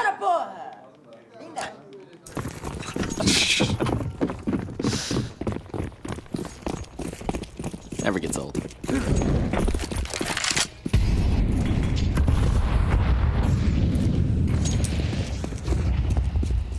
Never getting tired. Never getting tired.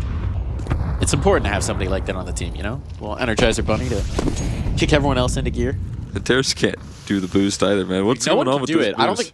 Is this the hardest boost known to man? They did it there. They did it there. They succeeded. They got it the second time. Well, we have seen so many teams. It might be the hardest boost. Maneuver. It just ain't happening. We're back to the halls. Do we think they nade stacked Amadeus this time? We got him last. He's not in the pit this time. More dynamic by the hate card, but, well, okay, they just clotheslined him. Offer, maybe out of play. Oh, it's so messy. Xanteras gets his, and now the teammates are here to clean things up, and with NQZ so low on the site, it's demolition derby on. And the poor little car of Payne has been totally flipped off the road.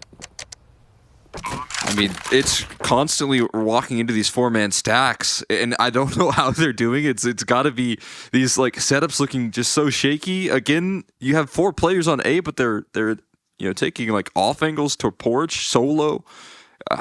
They were able to win last round using the pit and balcony maneuver. It feels like we've pit and balcony maneuver.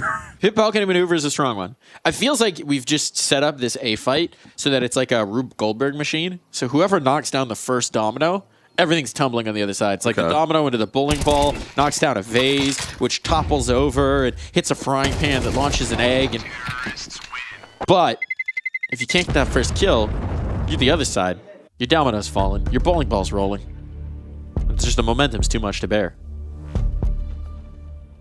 And I mean, maybe with these 4-man A lanes, if you want to try and get aggressive, you want to maybe press forward there and try and take some space towards A, alleviate some of that pain that is being felt on the lack of presence towards B. But again, with if you're gonna have 4 players on the A side and kind of cover that side of the map pretty heavily with the numbers, you can just lean on a crossfire setup. You can just play, you know, that contact game like we saw just 2 rounds ago.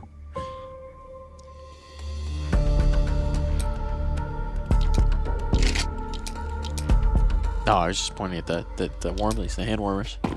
Oh, get those locked in if you want them. I saw Major playing with them. Yeah, they're not charged, I don't think.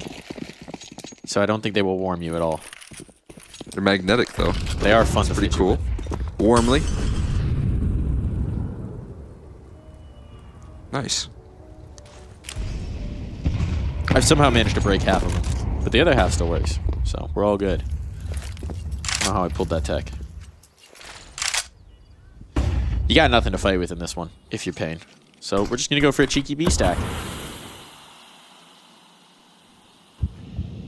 Like the boost. Always fun. Think Zentera is going to be the poke and prod here, trying to identify the stack, though. You know what I miss? What's that? The Yertle the Turtle boost on Overpass.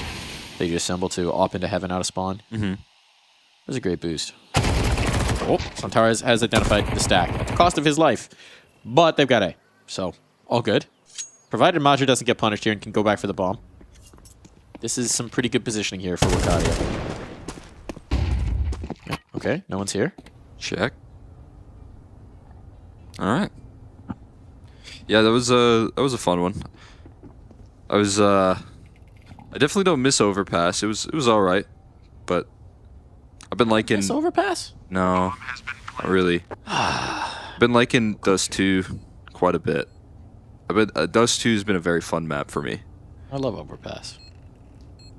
Dust 2's fine. I miss Go Overpass. I can't lie. Overpass? When opping was easy, but that's more so me playing. But I have a little bit of disdain for Overpass because of the A1S meta, and 12 CT rounds was like a bad CT half, and it would just go into OT because of that. So you just watch 2 halves. Go Overpass was a little more fun, or CS2 Overpass, but good riddance. Add the water back to Overpass. The like old water? They just took all the water away. Did they? Yeah. On the current edit of Overpass. Not only did they take the water out of the map, they apparently deleted the water assets from the game. So other community modded maps that use those same water assets broke. Which is just an insane way to do that. But very Valve. Hey, we can't figure out a bug with this water. Get rid of it. Yeah. One way to do it. Also in the early utility to cover off this apartment's presence. They have really liked their apartment's control here in between Arcadia and... You know what that nade stack, though, says? No nades for Pit. Oh, so you can play that position. No David and Pit. He's on the balcony, on the porch instead. That's going to hurt. I'm only going to force NQZ a little bit out of position right now. And they're scaling. I mean, they're ready to pounce on this play, but it is a great crossfire to operate under. David going for another swing here. Joda a little late on his lurk, but there's only a sidearm for David. He gets leveled out here and into the mini pit they go. Kawes looking to recover, but gets spotted out now, chasing down the kill in the mini, but Joda playing a dangerous game of whack-a-mole. And he comes out on top. Kawes bopped on the head. And this one not going to really go forward here from Payne. Unless Biguzera starts it right here. Right? No, it's still going to be a save even if they kill Santares. They're so out of position. Right here. Right now. Boost up. Delete it. Oh, God. It's Santares. And he can't get it. Oh, they're hunting. I mean, I guess next is the last of the half here. Yeah, why They've got plenty to go around. well worth the investment here of trying to chase down these kills, maybe hold on to Wogs and AWP, or at least don't give it over. But not kill from Big Uzeric, probably going to provide some safety. Joda can go a little bit aggressive. Either way, Eternal Fire onto 7. Able to get past that setup, despite some early success from Pain. I mean, that theory that we have of the dominoes tumbling over, this time relieved by Joda. He holds those dominoes up out of apartments. Keeps Eternal Fire steady. Steady indeed. Ooh, that last shot was nice. Little pop shot. Joda looking very good on this map in general. Even before that point, he was 8-4, then stacks on 3. In that final, penultimate, not quite final, round of the half. It's a fun word, penultimate. Yeah, I always thought it was just a fancy way to say final. No. But it's the round before the final round. Minor. Yeah, it's the ultimate penultimate round. Penultimate round of what could be the penultimate half here for Pain.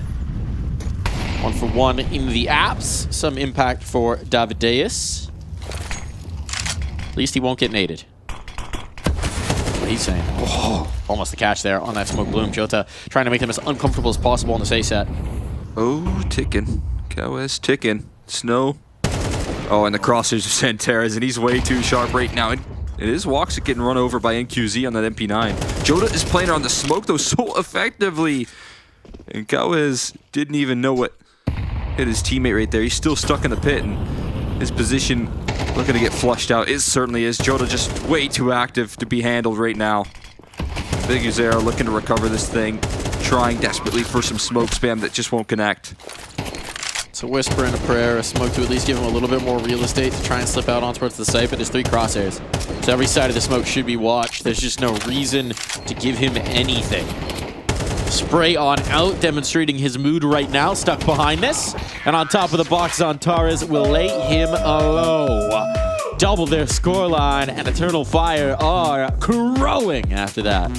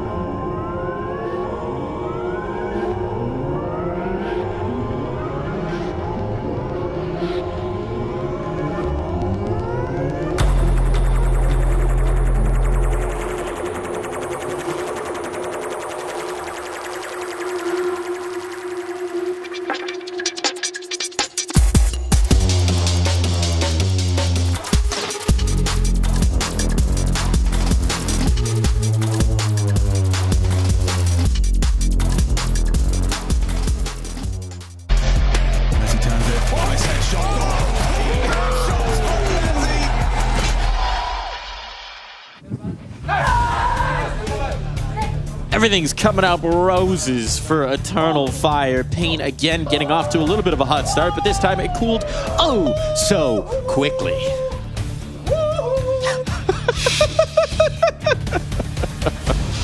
Oh, this is the problem with... What, are we just really big fans of the Fantastic Four here? What's going on in this Italian village? I've never noticed that on the shirts. Was there a fantastic... Was there just a four? Like a 4 in a circle, which is close to the logo. Yeah, it's close enough. Basically there. Oh, can we do it this time? Big Human Torch fans, at least on Eternal Fire's side. They got it. Boost was working. They took a bit of a different approach on that boost as well, so maybe easier to execute there, but it still seems like Joda's aware. It doesn't matter. Snow is as quick as can be right there. Arcadia has to use his 2 guns. What if you could point them 2 directions? I was going to say, you can only put them one direction. And he's got 2 players looking to close out on him here. Payne remained very slow on this T side.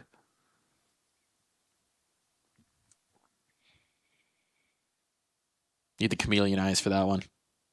Look 7 directions at once or whatever. Point the gun in 2 directions. Lock it in. 3 towards B, only 3 towards B though, with the bomb committed. This is scaring them off. That's it for the best, but Arcadia looking to close off some of those options. They leave a lurk here in NQZ that might open up more avenues, but they are just so confused about where the end goal is. They got to go in towards Arcadia. That's not where the molly's supposed to go. It's off the balcony. You're torching up those nice people's courtyard. Now the bomb's been spotted. Both players have as well. Wakadia, good info, good stall. Unfortunately, no kill with it. Means this becomes a very viable post plant for Payne. A little relief here. Woxic looking to make a long move around it, but so is Scout is here. Ultra careful about the idea that this could be a mid-flank, trusting that Big U can buy time for him to later get involved. Big U inside the pit, still unidentified right now. Swinging, but it's a quick dismissal. Still don't know where Cowiz is on the scene, though. Got to get on that bomb ASAP. There's no kit, so not going to be the instant stick. Oh, though. Kit picked up. No, just got on the defuse. That's easy to pick, though, from Cowiz. Woxic now going to look to offer up a little fight here in the close, but Cowiz holds the line. Big 3K coming through from him. Big pistol round from Payne. A lot of graffiti being done on this beautiful Italian village. Come on, guys, respect the architecture. Yeah, graffiti, I think there is quite a bit on this map, just naturally as well. They got no respect, these youths. Ooh. Feeling that one. Oh, it looked like it just had a quick burn right there. Just got to reset. Molly back from the scout peak. So apartment's control being exerted here by Wakadia. No dualies this time. Jota working with him with the MP9. There's more bullets to be spent. Still 30 rounds in the magazine, but they come out faster here. True. Maybe 1 gun can be better than 2 here. This time it seems like a lot more coordination on the B-side attack than the last round, with numbers to back it up as well. I kind of like the positioning, though. The double up at the oranges. If there's no molly for this, molly goes new box. They have a molly for the oranges. They flashbang. Okay, nope. The flashbang and delete is also quite good. That is quite effective. Davideus kill everybody, and QZ get the lurker, the flank. Yeah, that'll work. Okay. Dynamic from Payne. And decisive. Running it down in towards that B side there. No hesitation. And oh, Cowiz. Getting that crouch swing. He's just thinking, give me 600. Give me 600. You know you wanna. No, you gonna do it? No, he's not. Absolutely not. No sewer monster here. Washed away.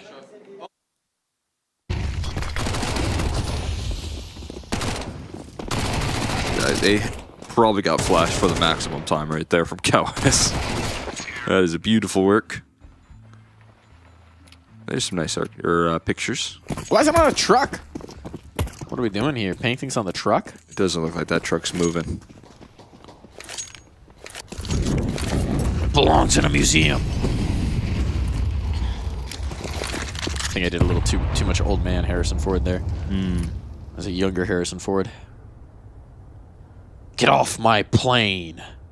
It's an all-timer. Have you seen Air Force One? Ooh. Next time you want to watch very entertaining, not terribly thought-provoking, but still well-made movie. That's the one. A classic. Ooh. Be careful here about they work up against these pistols. Don't want to lose too much. Another kill coming through. Jota, how does he make that work, man? You just can't do anything wrong right now. 3 kills in this nothing round. You can afford to just continue to try and press into the setups here for Pain, forcing a lot of rebuys already. Looking to maybe play a contained game here towards CT spawn with all that presence spotted towards middle. You think CT is going to be safe to exit. But that's not necessarily the case here. Sewer monsters coming through. Eco monsters. They're chasing down your guns. The lack of armor, though, makes this a little bit of a tough fight, but okay, nope, still a tough fight. So NQZ will get some back. Get some money back as well, as that was cash made by Jota. Could drop the op over more comfortably if he wanted to now, because of those 2 SMG kills coming in. Quite nice. Some extra fun. 5-7 rather. 5-7s, yeah. But still an extra 900 to his name right there, and some tough fights for him despite not having some armor. Pain, though, getting back into things here with a quick sequence of rounds there. Snow getting loud still as they resurge back into this T side. This can't be a little bit more comfortable because, you know, David, he's running up banana. He's been able to entrance this round a couple of times, making another matcher thinking he's safe and sound. That's not the case. And another opening pick from David. Can't get wide on him. The Deus will collect his tithe.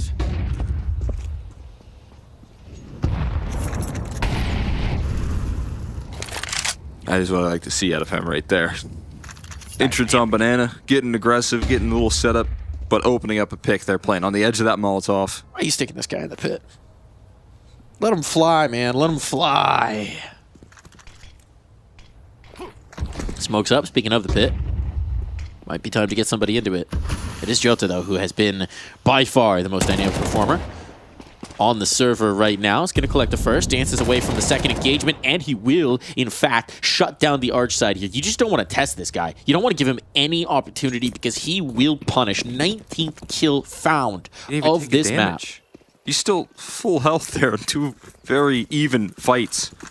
Problem is you have Wakadia boosted up here, but you don't have any utility for him. He's still going to get one, and the Molotov comes in from a teammate. Now the bomb is dropped. Oh, those flames collected their due, and Biguzera falls alone.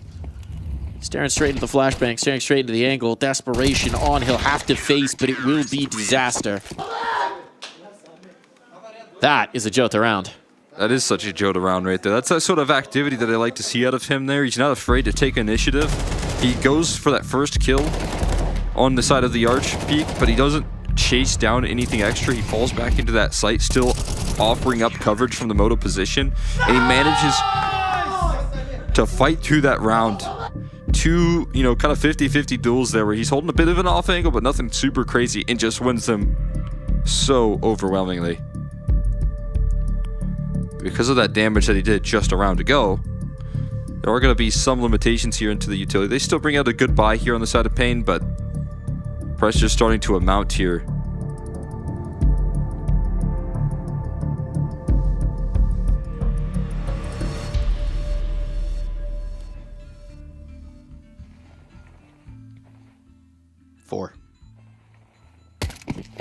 Fours in chat.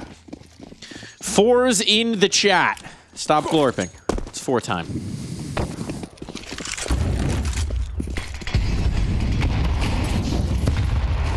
Four time? 4 time. What does 4 time mean? 4 time. Means everything you want it to mean, Cole. Okay. 4 time. Is that like golf? Like when you say 4 and you swing? Or the number 4? Sure.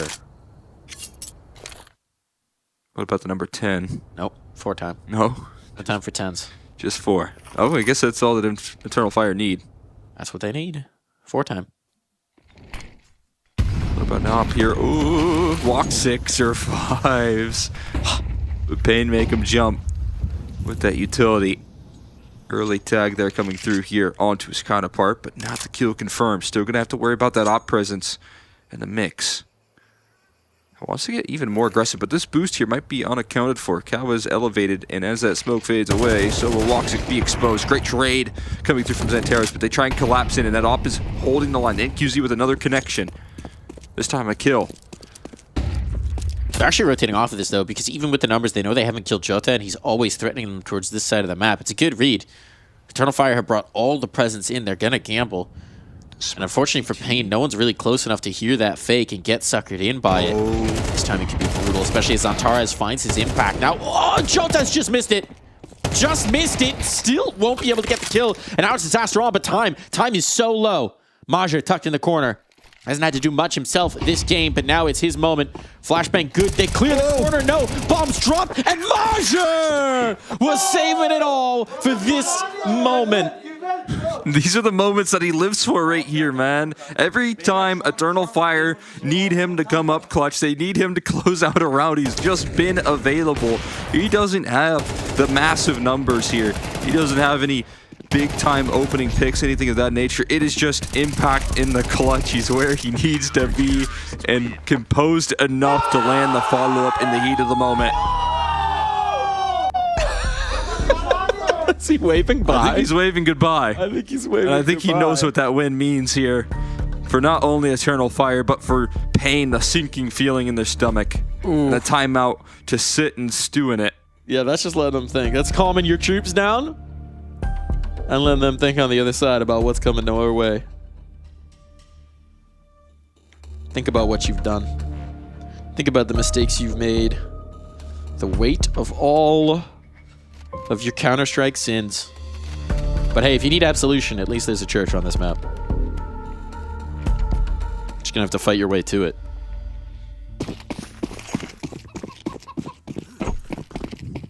And we're in Italy too, so they probably take confession. There's definitely a bottle to ease the pain there behind it. There is. A few bottles.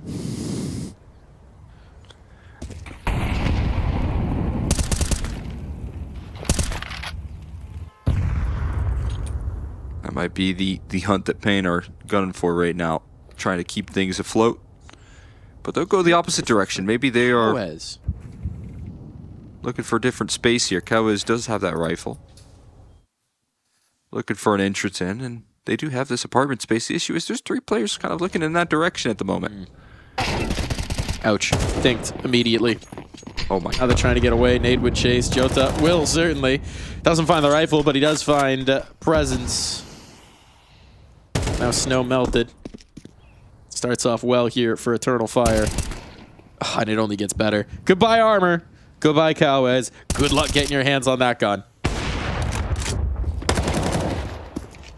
Non-starter entirely. 11 will tick onto the board without any impact in this one. No money made. Cowes going to be limited in the following. It's started to become quite dire. The horizon is cloudy for Pain. And it's back to Eternal Fire looking like it is business as usual. They got that magic clutch. That's where they let the energy be felt there. Into the timeout. Into steady hands here up against the force of the AK from Cowes. Don't lose a single player. Who's breaking these windows? Beautiful stained glass and we're breaking windows. I've actually never thought about those windows. I bet you could throw some interesting utility out of them for a retake. Yeah, maybe. Maybe a flash popper. Someone get cooking. Nart? I don't know what you would do with that flash. Commissioning a video. Okay, what do you got Cheeky util playing sets right now? from the church. There's a gap in that smoke, but Biggie's watching. Yeah, what kind of you thought about it? Yeah. I'll better. What if I just instantly died in this round? He said, I'm not going to do that. That was Big U keen on punishing that aggression. Xanteros, oh my god, how does he get that kill there? David trying to fly by the flashbang. But he just manages to get one in. Cowes trying to offer up the trade. Flash is so perfectly placed by Xanteros. Continued aggression runs them down. They are absolutely seeing nothing on this T side. A smoke spam kill to provide some solace here for Pain. Look, God may forgive, but Xantares doesn't. There is no absolution to be found here on B. They can't go and redeem themselves towards A right now because that's being covered off. Joda has that and the palm of his hands, even extra assistance coming through. One smoke for Snow. See if that ever gets dispensed. He's hoping that something gets given for him, but no molly. No gifts wrapped up here. No molly. They're just going to have to risk this at some point. But they know with the numbers, there's someone in the backside. So is it the oranges? Is it New Box? Is there a flashbang for this peak? Because if so, well, you won't even need it. Wakati's just going to go out dry, go out clean. Snow desperately raging against the death of this map. But it's coming for them all the same. Pain on the brink of elimination. 5 rounds required to find overtime. And with the way Eternal Fire have been playing, it's hard to believe they'll even get one. Yeah, not up against this form out of Xanterra. Not combined with Joda and the way that he's been able to impact it, not combined with the magic clutches that he's brought to the table. There's just no getting past this team right now for Pain. Looking in dominant form, left to lean on some Tech 9s and Mac 10s. To survive here for a little while longer on the Pain camp. You said 4, now they need 5 on the side of Pain if they want to survive. Woxic, oh, he's already in prime position. Ooh. Flashbang could come through from David, potentially? No. If they commit it. He's walking away from that second mid area, so. Second player as well. Oh, this should be a disaster. Absolute disaster. Shut down from the barrel of Jota's gun and the op to follow. Even a tag onto the last NQZ. Desperation here. And a quick swing. That might have been an overheat from Xanterra. It allows us to entertain the possibility for a few more moments that NQZ might be able to put this one together. If it happens, that's the first mistake from Eternal Fire. Jota's just above. But he checks the wrong direction. He doesn't see. And so NQZ will slip past. And Jota might think this is clear. Does he go back to check? Dancing around the body here. NQZ starting to stack the numbers. Mac 10's not what you want. Mac 10's not what you want for this one. But he'll have to make do. Not wanting to waste more time in that, knowing that seconds are precious. And it's going to be Major instead who's posted up. Long-range fight with this rifle advantage as NQZ tries to collect. Better get that gun back out, NQZ. But not in the nick of time. Not prepared for it. Major will close. His kills few and far between, but the kills that they needed to seal the deal on Inferno. Eternal Fire move on. The 2-0 here, and they live to fight for the final day of Stage 2 of the ESL Pro League. Yeah. Pain, what a journey. They're done. The competition here ends in Stage 2 for Pain. They fought their way tooth and nail in Stage 1 to make it here, able to survive with some impressive wins, but obviously the competition only levels up, and surviving not quite enough here. You got to level up that performance, and it might be a little bit back to the drawing board from the work that they did in Kalush, but I still think, you know, throughout this year, if they start to figure out, I think, more of their map pool here, this team could continue to level up. On the other end, though, for Eternal Fire, this is a excellent performance here. Excellent bounce back. It feels like they prepped very well for what Pain were going to do in this map. A couple of cold starts for them as well could have led to some frustration off the back of a couple tough days here in Stage 2. But that doesn't happen here. They just shut things down in those second half performances and just look fantastic doing so. I think that's exactly it. I think that's the key, right? The battle back, the resilience. It's something we've seen from Eternal Fire before, but it's always good to get a reminder. And these are two very strong maps coming through when you consider the context around them, losing those pistols, losing those frost starts. Encouraging. And having some fun doing it as well, especially on that Inferno. They're really starting to smile and laugh their way through the last few rounds. So it'll take one more series from them to actually punch their way into the playoffs, but this Eternal Fire team, or Infernal Tire team, they are starting to look like they might just be contenders for this trophy. Yeah, I mean, that's what they're gunning for here. They proved that they can be those contenders here. They proved that they can make it happen when they're hitting their stride, when they're hitting their peak. And we've already seen this year that they can get to that point, right? They can get back into these big pressure situations, that they can handle that in these studio environments, right? And I'm excited to see if, now one best of 3 away, if they can make it to another playoff performance. They got so close last time, the final, right? So close to an S-tier trophy for Eternal Fire, and I think they've got unsettled business now. I think that they're taking care of that business. I'm curious to see if they can get over that playoff hump, if they can get this last series tomorrow. I think this is a team that could just be getting more and more dangerous as games go on. Yeah, I mean, I think they understand the stakes here in this Pain matchup, being that it is elimination on the line. They're really putting a lot of work there and setting themselves up for a victory, right? And as much as they talk about being on the road quite a bit, making it to playoffs would extend that factor, it's going to be something that they're really willing to do, like you said, to prove that this is a team that can contend. And then now they need to win those trophies here, which is that next step for this roster. So that's a good proof of concept here, and it seems like they were really prepared. I mean, you're probably not going home after this one, so you might as well get a trophy for your efforts, you know? Exactly. Might as well keep it going. Might as well take it all the way. And looking like they should indeed. Jota in particular on that second map, just lights out on Inferno. Every time it felt like Pain might get a foothold on the A site, just bop, bop, bop, bop, 3 kill picked up. Nothing doing for you. He was a nightmare. Yeah, I mean, those T sides really helped out by that fact, right? They always adjustment coming through from Pain trying to get aggressive there. It felt like was pretty consistently punished. And if you're Eternal Fire and you're looking at what Pain like to do, it's a lot of aggression on that A side. It was really just nullifying the stacking presence as well. Pain had so many 4-man leans, and Jota was the solution to that. He was able to take down 3 of those 4 a lot of those times. So, for Pain, that's a bit of a struggle there, but for Jota, he's going to be thriving. And as the new guy on this team here, that's kind of been the case throughout this year.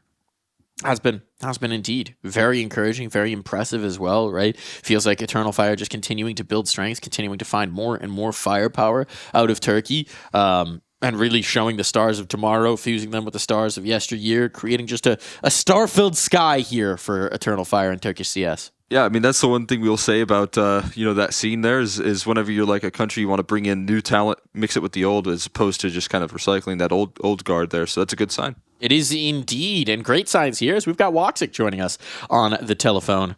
How you doing, man? Hello. Do you hear me, guys? We do hear you loud and clear, and I think Pain were hearing you on the other side of the server. It felt like maybe you guys were having a little bit of fun there towards the final rounds. I saw Zantares waving bye-bye at one point. Yeah, I mean, we had a tough start on Nuke. After that, we managed to come back on T side, and that's why we were happy. And there's a good rivals against these guys because they are passionate on game like us, and that's why they're yelling towards us, and we are doing to them. So it's like a kind of mentally war against each other. Yeah, I mean, kind of following up there on the mental warfare, talking a little bit about that start on Nuke that you guys were able to bring. It did look a little bit rocky on those CT sides, but I was watching you get very aggressive with that AWP. I like what I was seeing. You were taking a lot of initiative. I mean, was that kind of the feeling that you had to come into this matchup with? It's like... Yes, and also when things are not going well in our plan, I just going I was just trying to open the game from a different side of the maps. So that's why just personally when I said okay, this game is not going in like what's supposed to do for us, let's try to do the picks from door or whatever ramp. So basically yes. All right, when the setup's not good, you just throw a brick at their setup. Yes, exactly. If things are not working for us at that second, you need to do something else to change the pH of the game, you know? I love it. Upsetting the balance, upsetting the apple cart. For you guys, obviously, last ESL Pro League run was pretty dang good, but you didn't quite take it all the way. Now, one more game between you and the playoffs. Does it feel like in the team that if you can just get over that lip, if you can get back into playoffs, it might be time to take care of business? Yep.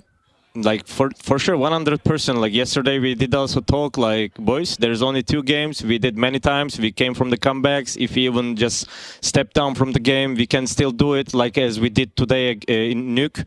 I think, yeah, if we just keep play today, tomorrow we can beat and also go to the playoffs, and maybe we can do the same story. I know we are not looks like the same power like we did in previous Pro League, but I think we will come up better for sure in the upcoming games. I mean, look, on our end, it definitely looks like that power is building. Today's match, a good demonstration of that fact. Congratulations on the win, man. Look forward to seeing if you can take it all the way. Thank you so much. Building their power, man. Building their power. I love the way that he talks about it. It's exactly what we're thinking, which is just, this isn't working. The calls aren't working as they should, right? We think we should be playing better, but obviously it's not in conclusion. So how do you just shake things up? Well, if I jump into the squeaky door fight and op a guy down immediately, whatever they're planning is going to be in shambles. Yeah, I mean, especially when you talk about like some of the key pieces there, you know, such as Inter's kind of struggling towards that outside. What if you just put an op in their face and see if you can keep some of that momentum rolling? So yeah, definitely, you know, what we kind of anticipated. Yeah, getting the juices flowing there. Getting the juices flowing indeed. Good to see for Eternal Fire. They still have one more series between them and the playoffs, but we still have one more series between us and the end of the day. It's going to be Furia taking on Falcons, the double F matchup here when we come back.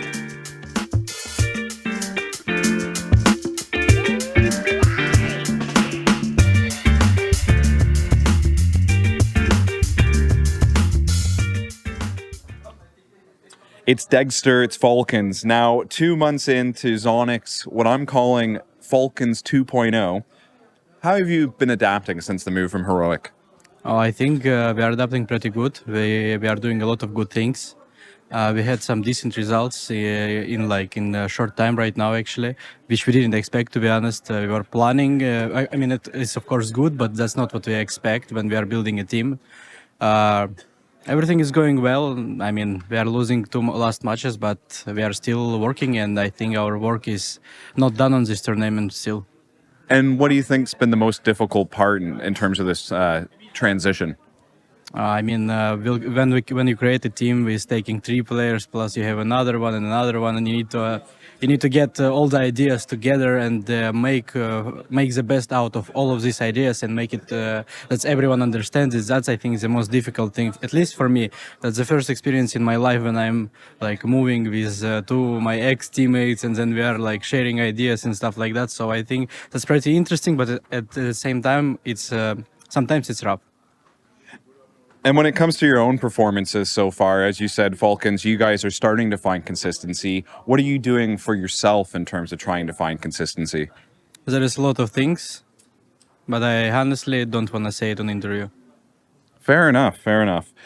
Elimination on the line. You've got Furia coming up next. You've got Fallen across the server. What are you guys going to do to keep him at bay? I think you can't stop Fallen. He is insane. I mean, let's be honest, he is there for a lot of years.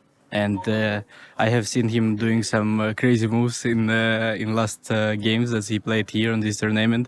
And some of them was like, wow, I'm not going to lie. Let's see how he gonna play against us, what he prepared for us, because I think he's the part of the team who is probably prepping for the teams.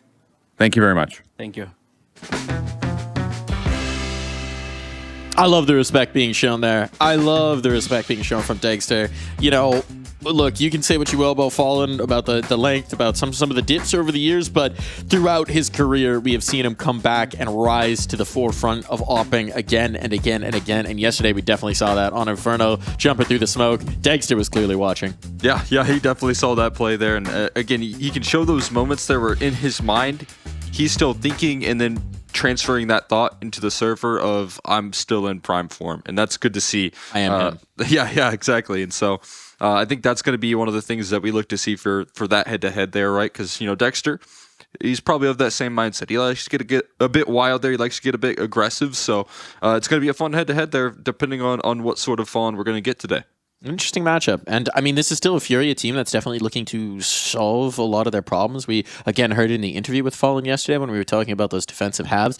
They've been struggling, right? It's about players. The way he was talking about it's about players mantling their individual responsibility. It's about maybe some choices being made. We had some questions about the cello double op. Apparently, it's just how he likes to play. And Fallen, if that's the way he feels most comfortable, isn't going to tell him what to do. Maybe stop underhanding smokes and playing behind them, though, if you're going to be the opera cello. Might need to ask your teammate for some advice on how to play that one. Yeah, I mean, it just is a bit wild there to see some of the setups that we saw yesterday out of the Furia camp. I still feel like, you know, as much as Cello Did they put together a Cello death reel? Oh, this is crazy. Damn. Is that what it is? Damn. Oh, it is. I'm starting to believe that's what it is. It kind of looks like that's what it is. Oh, the low lights here. Oh, wow. Oh. All right, get some shots as well. Ouch. Just ouch for Cello. Ah. Of course, it had to be a Cello kill to cap off the map as well. They did ultimately win this series, though. Del Mirage got away from them. And he did bounce back in a big way there in map 3. He had K-Serrado all the way throughout that series looking good.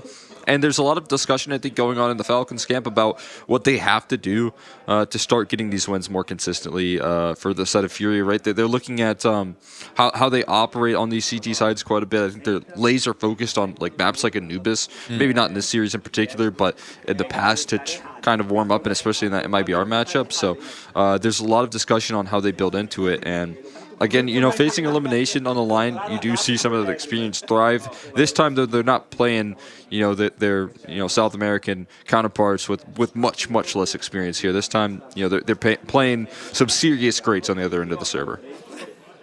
That they are. That they are, and we have seen Furia struggle at times with some of the best Europe has to offer. And well, there's this little guy on the other side. You might have heard him. It's called Nico.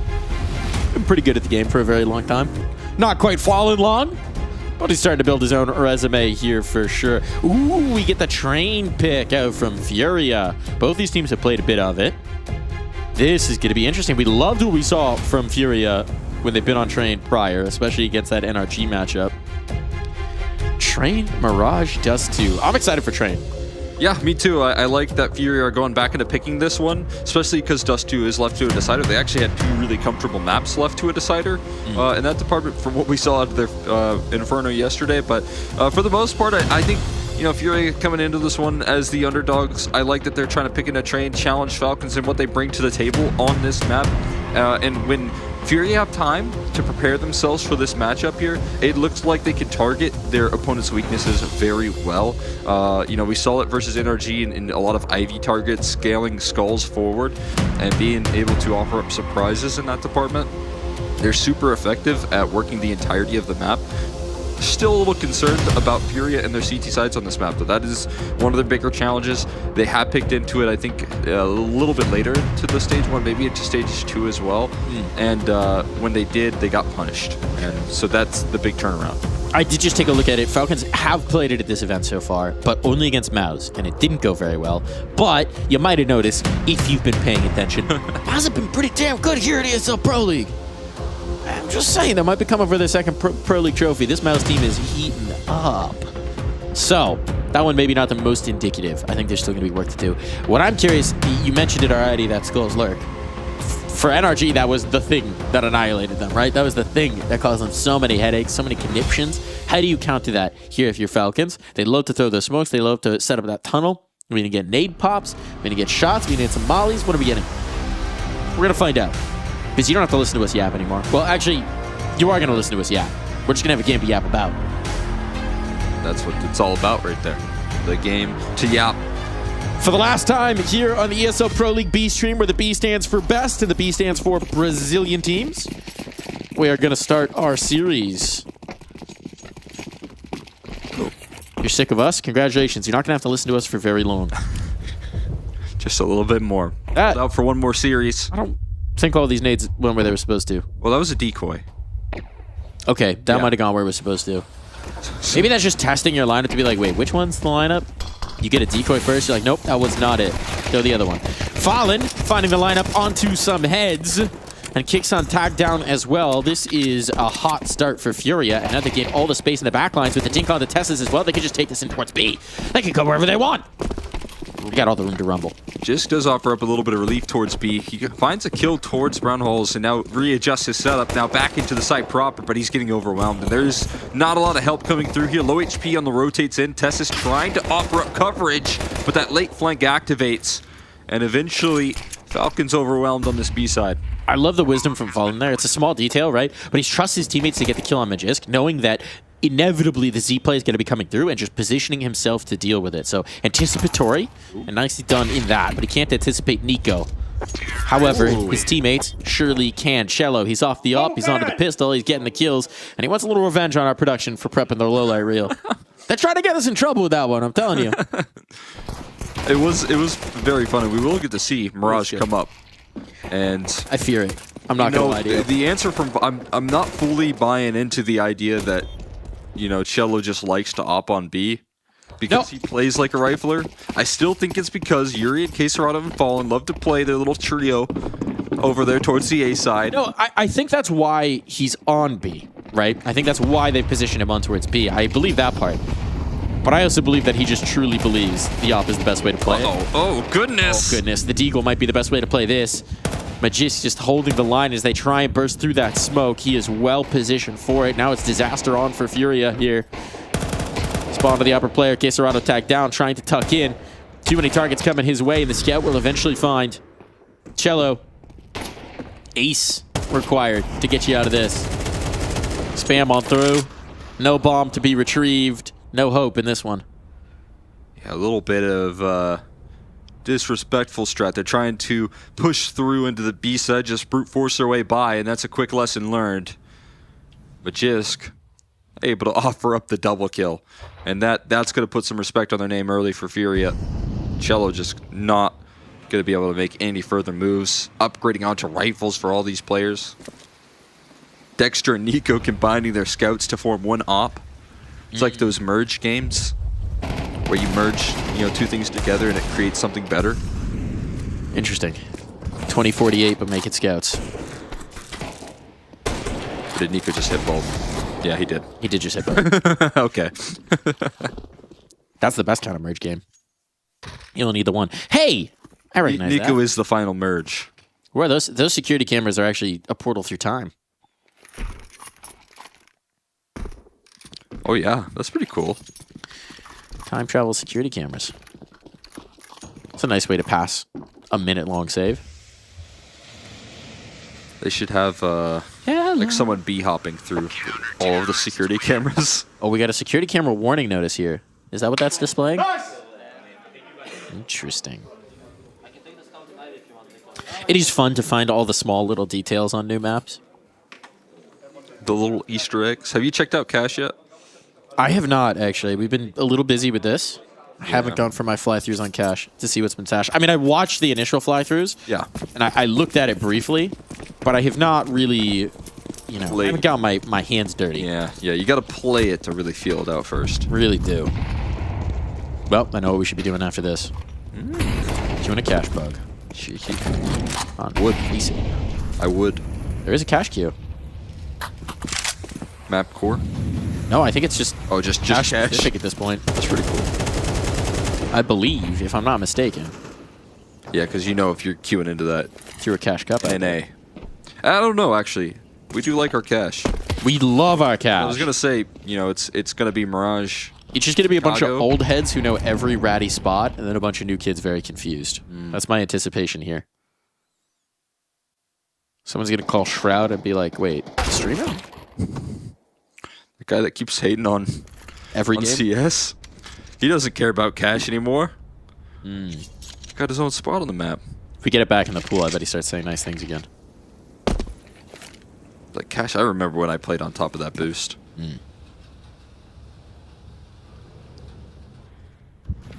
But Magis remembers what it feels like to get a deagle shot on the beast out of train. Last time he was handing it out, this time he catches it into an execution. There's space to be created right now. Nice elevated angle from Kixin, but there's the rifle saved onto. Looking to overwhelm Kixin right now. Could lead into a double peak later down the line, cutting off his rotations and support system, but there's a couple kills back now. 3v3 all evened up, but Kixin down very low, and the timer's ticking against him. First piece collected. Ho ho ho ho. Skills pops off a shot. He doesn't have a lot, so he needs to connect these headshots with the P250. Gets his hand on a little upgrade here. A cheeky AK. And that AK is going to be put to great effect.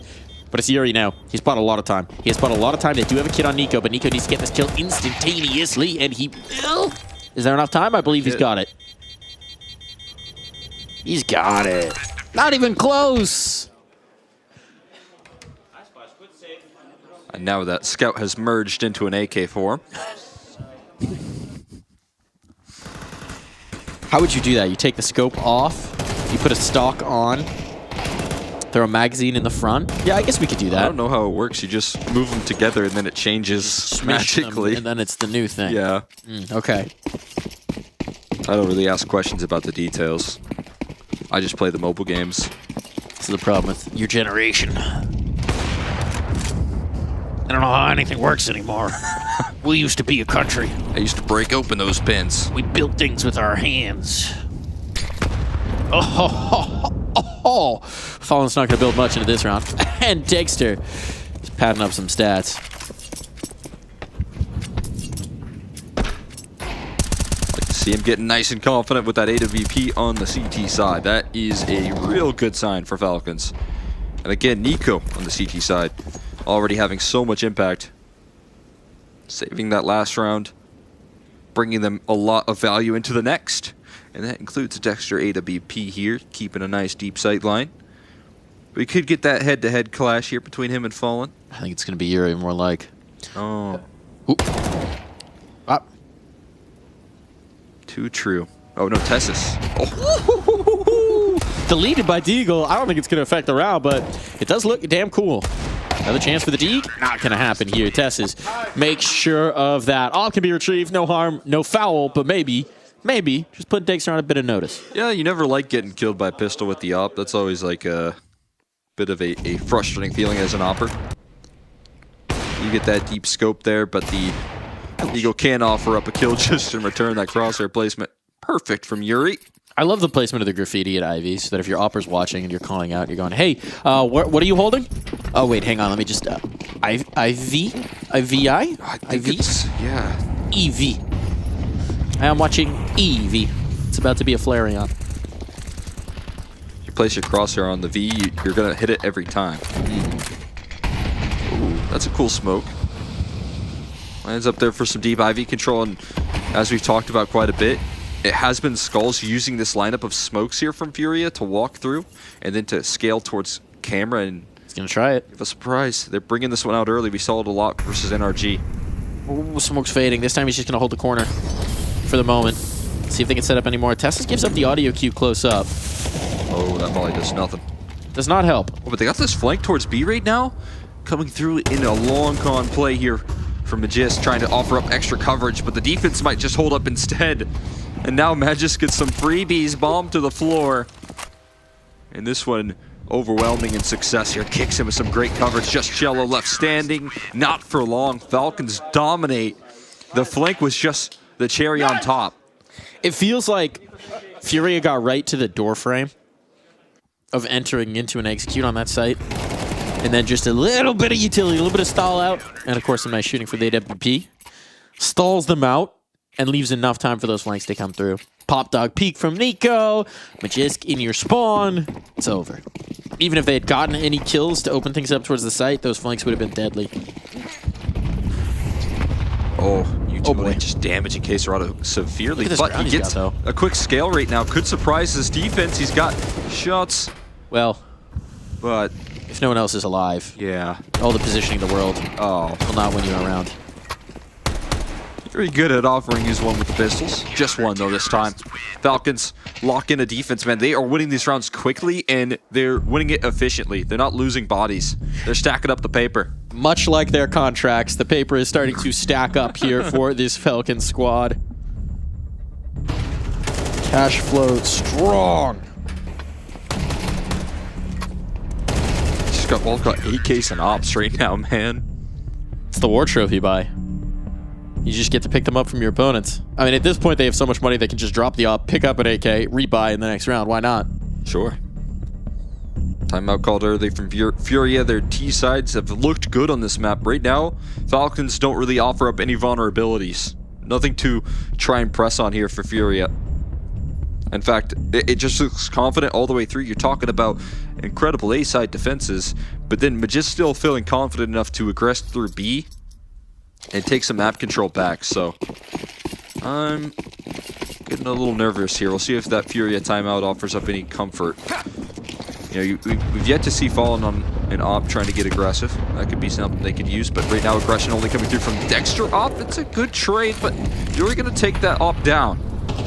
It just feels like every time they get a little bit of an access point, there's someone to respond. Nico's here. Yeah, he's waiting for the smoke fade, and I don't think you're going to anticipate this. Magist was just spotted in the bottom of the ramp, so as that smoke fades away, Caserado in the danger zone. He's looking. But not quite shooting in time. Nico gets his one, smoke goes up, and he's going to try and get the heck out of here. spam on, but you can tell K-Serato's paranoid now. He could be getting peeked from Pop Dog. There's too many angles to cover. So now a nade just to soften him up, and he's going to be the one who backs away. He knows that that bomb is too important to risk. So you got your 1-for-1 trade, and then suddenly Falcons make the math work for them. Nico delivers for his team. Oh my goodness. Okay. Long-range delete shots, and Tesses can't get it done with the spray. It's getting messy. Flashbangs to get them some space outside, but it's Magisk and Nico who have rallied to the defense. Just the Dane for now, but he might just be enough. Indeed, he is. Shots landing. He'll be cleared up. K-Serato, this duel started on the other side of the map, and it will end here on A. Nico wrapped in towards Hell. K-Serato knows he was all the way in the top corner of B. How are you going to expect this long rotate? He's putting himself in a decent spot right now, but he's got to get the bomb plant here eventually. And Nico's still in motion. That's going to be the information game, right? As soon as that tap goes through, K-Serato's just checked it. But Nico was thinking about the B play. Oh. He's still thinking about the B play. Doesn't hear it? Now he does. Okay. Someone calmed. Someone communicated. Unfortunately, that allowed K-Serato the space to get wide, offset the aim. And so Nico, all that great work early goes to naught. It is Furia to put around on the board. And do it in a very difficult fashion, having to fight out of T-Con like this. Battling up against two ops, but the Riflers reign supreme. My goodness, what a recovery coming through from Cello in Skulls to start it all off. And then K-Serato in a clutch to deny Nico. The drawn-out duel comes up K-Serato.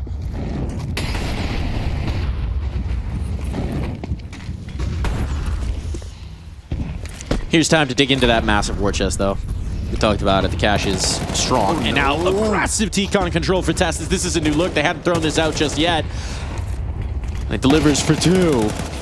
Might have stuck around, overstayed his welcome, but you know what? Gonna be worth it.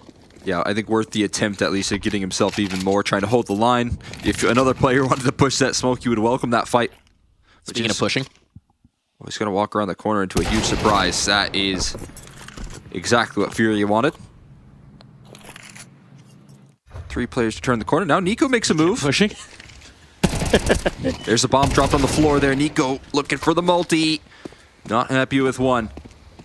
But again, it's going to queue up even more map movement, spotting out that bomb. You've got the play from Dexter out of Ivy. This is kind of crazy. He's trusting that the phantom of his potential presence on the site is enough to funnel them back. As he clears out this deep control right now, he's probably going to move back in towards that T-Con position, or is he going to keep his flank up? Keeping the flank up seems to be the answer. They're shifting out, currently beautifully avoiding him, but if they take too long on this, he might just be in position to be their undoing. Kicksun is very far away. But as he peers into the brown halls and sees nothing, he can start to get a move on, get a shake of a tail feather, and actually, they're trying to find Dexter. Where on earth could he be? They're going to plant for back of bomb site here, so they're going to be okay unless... Oh, shot goes wide. HE? Oh no, Molly instead. Too late, bomb's already down, but a wide face works out for Skulls. He takes the brawl, he wants the duel, and now K-Serato on the line. Spray will be good. Couple of tough misses there from Dexter, cost him big time. Trying to make the long move through the flank, had the element of surprise, but that is given up. It's a 5v3 that they have to recover from. Fallen, we know he can take the initiative when he knows the options are limited. Falcons look to overwhelm. 25 HP for Skulls, but they bring this back into fruition. And K-Serato in a clutch in a 1v1. He delivers again. Falcons timeout, knowing that that is not a round that they really want or can't afford to lose here. They're going to the double op here. Double op? Okay. No, single op. There's a lot of discussion around that, a lot of buying and selling of the weaponry. Presumably the idea behind the double op is to give Magisk even more ability to solo B and allow them to make some more dynamic moves outside. That would be my assumption. But they're not going to do it for now. Which I think the prudent choice is to get a little bit more utility for that anchoring. It makes a lot of sense. It also allows them to get a kit out, otherwise probably would not have had it. That's philosophy here. These MP9s that could crunch up fast. It's a fast play coming through from Furia. They're just rocketing out of T-Con. And while Dexter has collected one, Nico in the smoke, this could be huge. Dexter finding damage. There's that up, down, and Nico doubles up. Down to just Cello through the smoke. Nico, all 3 needed. That's one way. Call the strat. The strat is Nico go kill, and Nico will deliver. Oh, man. I killed 3, and this is what you tell me. What did he tell him? Told him Nico go kill, maybe? I don't know. What on earth? I imagine a little bit of frustration as he's locking around the smokes.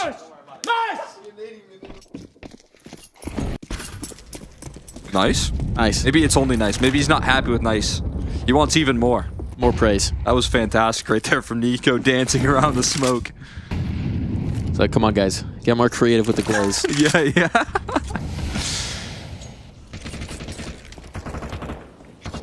Understandably so. Now he wants more here.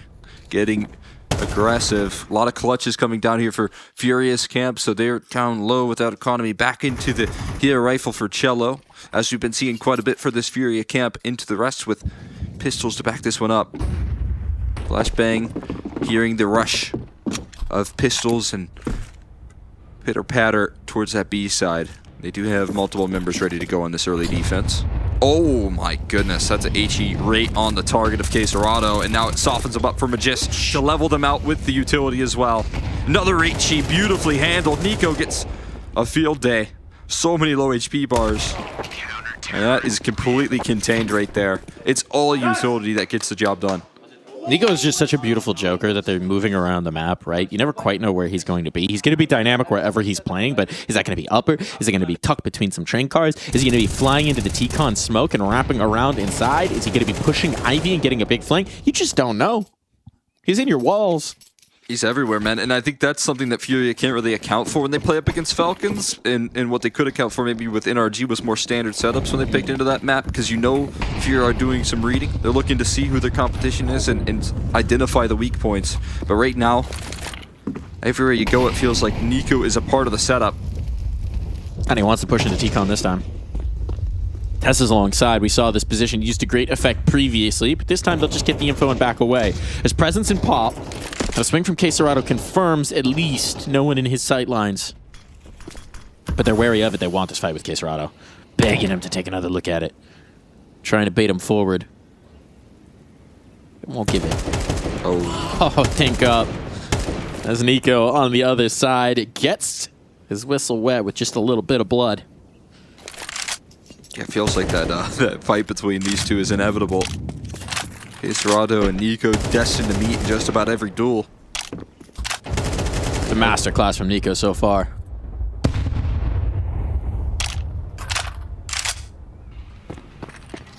Good on the float right now, Quesarado.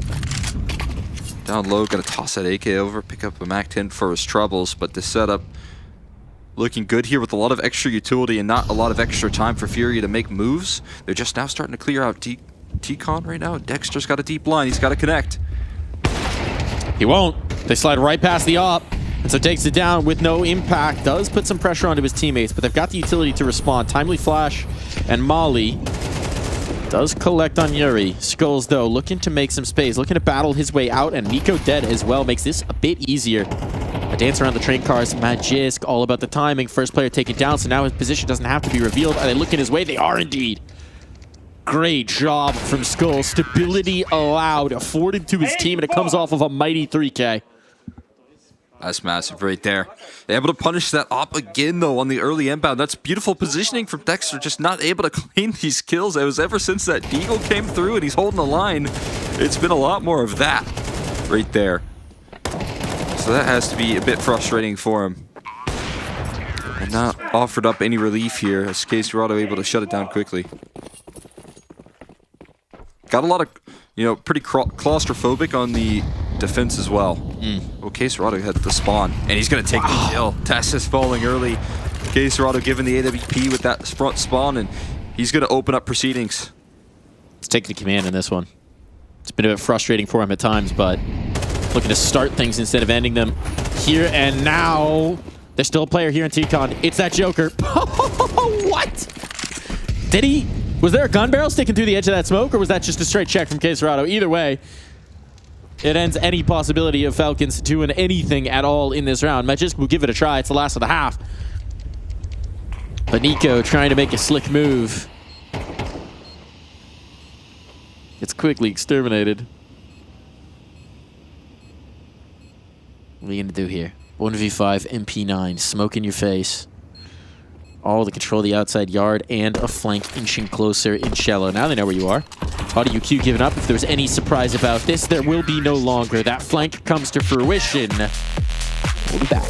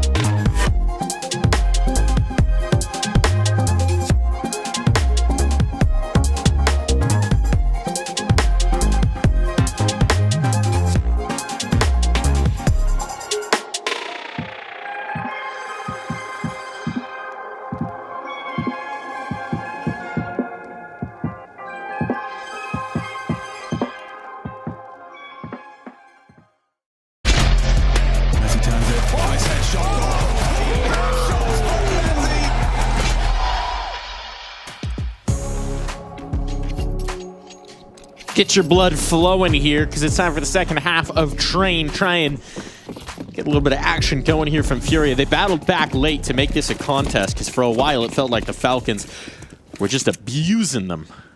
But still, some of those Joker plays punished. And it came mostly from the barrel of Queserado's gun. Now it's a fast Ivy play and control given over, but for the moment, Skulls is going to try and rebuff. Tess is having none of that. Seems like a rinse repeat of the first half pistol. Yeah. See if it has the same result. So far, so good right now. Deep positioning, okay, but Jisk Oh, anticipating Cello, but he misses his window of opportunity, and now under fire on this B side. A lot of resistance coming through, though, and they still have yet to activate those players in spawn. Players walked out T-Con.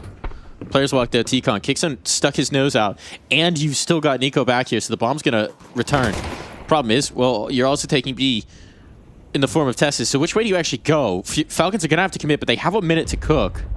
They're looking for information, and actually, it could be a wrap. Oh, if they can wait for Tessus to actually get through Z. This could be tremendous. Here comes Tessus. You're not expecting it. Bodies are being lost in turn, but now Falcons. This is the master plan. This is it striking. Cello's found the kills to keep this down to a 2v2, so it's not comfortable. And that bomb is dropped, and a fight forward for Yuri gives himself the clutch. 40 seconds. Can Yuri pay it off? Neither hitting on the first phase. Yuri and Nico. And only one will remain. 30 seconds to work. Yuri trying to slip around, but Nico finds the headshot required. It's close, it's tentative, but it is Falcons with a much-needed pistol. Yeah, bringing home a clutch right there for Nico. Almost breaking a smile, but as tentative as that was, you know, Falcons kind of finding themselves shaking up. They're able to, I think, crucially, find a way to calm things down in that 4v4 and allow for Tessus to activate on that flank. They bought him a little extra time. They're very happy about that. How much fun must it be to just be able to sit back, watch him with a P50 in the clutch? Yeah, that was the key detail, right? It was him, and he had a lot of chances, right? Yeah. If you're Yuri, you got to get that kill instantly. Otherwise, that headshot's going to find you at some point, and that's exactly what happens. Same smoke as the pistol. Same scale. He's just so much fun to watch play. Now he's got an AK. Fallen. Just great positioning already, man. Being able to work up Ivy like this, it's going to put them under fire. Good response to take this T-Con control. But they're all about out of utility other than this HE flashbang. Kicks in, uncleared. Almost gets away with it, but he's all right. Cello gets the opening right there. Okay, Serato. Interesting position for him to play up on. That's a cheeky spot. Really haven't seen a lot of that. Boost up on top of the Hell Train car. Unorthodox. Let's see if they can pay off some of these cheeky spots. That's a nice kill. That's huge. Bomb in their control and a triangle setup to defend it as well. How do you battle back in? You've got flashbangs. Those are going to be critical. Tessus and Magisk, language swap to Danish here. Should we swap to Danish on the cast? I can't. I can't either. That's all I got. That's the problem with the crossfire. That's the problem with this triangle acquired. You got to battle every way. Tessus can't bring it through. Fallen was actually the first point of contact from those Ivy players, but by staying alive, by buying time for his teammates to strike from the cheeky positions, Furia upset. Furia win the force. Yeah, and I mean, you can see the positionings that they get off the back of that deep control offered up early, that kill coming through from Cello, keeping coverage, even if it's a little bit labored. Finding it onto Kixon and holding onto T-Con for that whole round. You can get in those wacky spots that you just don't really expect. And a quick battle back from Furia onto the CT side. Have a lot to prove on their defense here. Especially on this map pick of Train. Well-placed Molly starts to tick Nico down to 20 or 25 HP. Taken off of him. And that also cues up the Pop Dog aggression here. Falcons have been pretty good at breaking apart these setups, but this time they don't quite have the best weaponry to do so. Except for Nico and Estigo. I was going to say, Nico, Tessus, Dexter, kicks out with Deegs. Not saying it's impossible. Improbable, perhaps, but these Deagles are potent. Serato, though, a little potent himself. Ooh, okay. Yeah, you got to hit the head instantly in that fight. I think I've lost the faith. Serato, though, all my faith. He was key in the first half, right? Huge part of what actually got Furia fighting in this game, in this map. Kind of looked like they were locked out, but a few big play, a few big clutches, some openers from Serato, that off opener in particular. Willing them to round wins. Yeah, and obviously we're talking about the greatness of Nico, but not only did he have that willingness to pull them through round wins with the AWP, but he had that clutch versus Nico, closing out a victory versus him, and that's the sort of level that we got to get to match some of the consistency that we get out of Nico here on this Falcon squad. Okay, Serato, a lot of times, you know, again, it would look like those two were just going to meet in the rounds.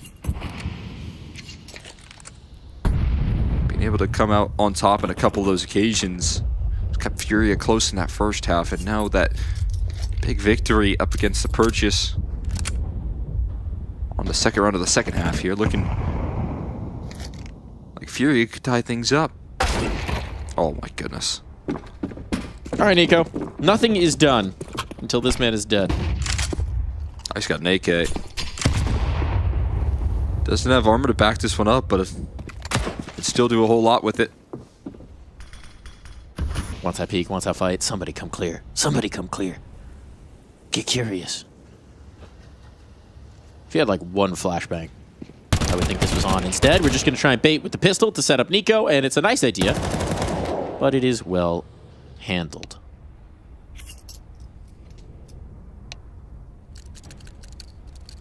Little typing going on. I heard that. Nice try. NT. Skull said, I know what you're doing. Get wrecked. And I raise you. Me just shooting at the second peak. Oh, but the Eagles remain deadly. You know, Skulls is kind of on the scene here. Maybe thinking he's in T-Con, though. Skulls will pop up. Potential for a bomb play could come through if Dexter only knew what we do. Instead, going to try and take a challenge up against Skulls. And Fury going to tie things up before the Purchases come back out here for the side of Falcons. They're still sharp today, though. Those T-Eagles proving so. You can't take these peaks lightly. Can't give these guys any time to kill. You got to do what Skulls is doing. Hitting headshots? Yeah. That's key. That's key. Thank you, Coach Exner. Shoot them in the head. Critical piece. Oh, bait stack there. Yuri avoids it. How does he only take 1 point of damage? Stairs. How do they work? Usually they climb up or climb down. But, you know, can offer a lot of protection up against those HEs as well. So far, so good here for the early defense, but it does, with that HE stack, kind of allow for some aggression. Love that angle. Teams and teams deploy it. You need T-Con control, because obviously they have Rocket T-Con. You're standing in the boxes. You look like a bit of a dingus. But provided you have confidence in the T-Con control and setup, which they're trusting a smoke a lot here. They're correct. They're trusting a smoke a lot. This is a powerful angle for the Pop Dog fight. It's going to be B. It's going to be B. Yuri. Trying to sing a song of defense here. Able to do so. Magisk, though, has found two elsewhere. This brawl dangerous. Bomb now planted. Kept it messy here. With the smoke up, Dexter has a little bit of cover. However, they have inched close. His teammates say the insurance policy. Dexter is the forefront. Well, he can only find one. That might be enough to help out his squad. Tessus and Nico. Now just waiting for a tap on that bomb. Fallen's got too many angles to cover. He's got a lot to watch. Well, he's been spotted. Tessus, oh, gets checked. Skulls comes off. They don't peek together, and that lopsided nature of it leads to Fury in the lead. Yeah, trying to rush it down right there and stop the defuse coming through there. So Niku has to peek at some point, but he has to brave the AWP.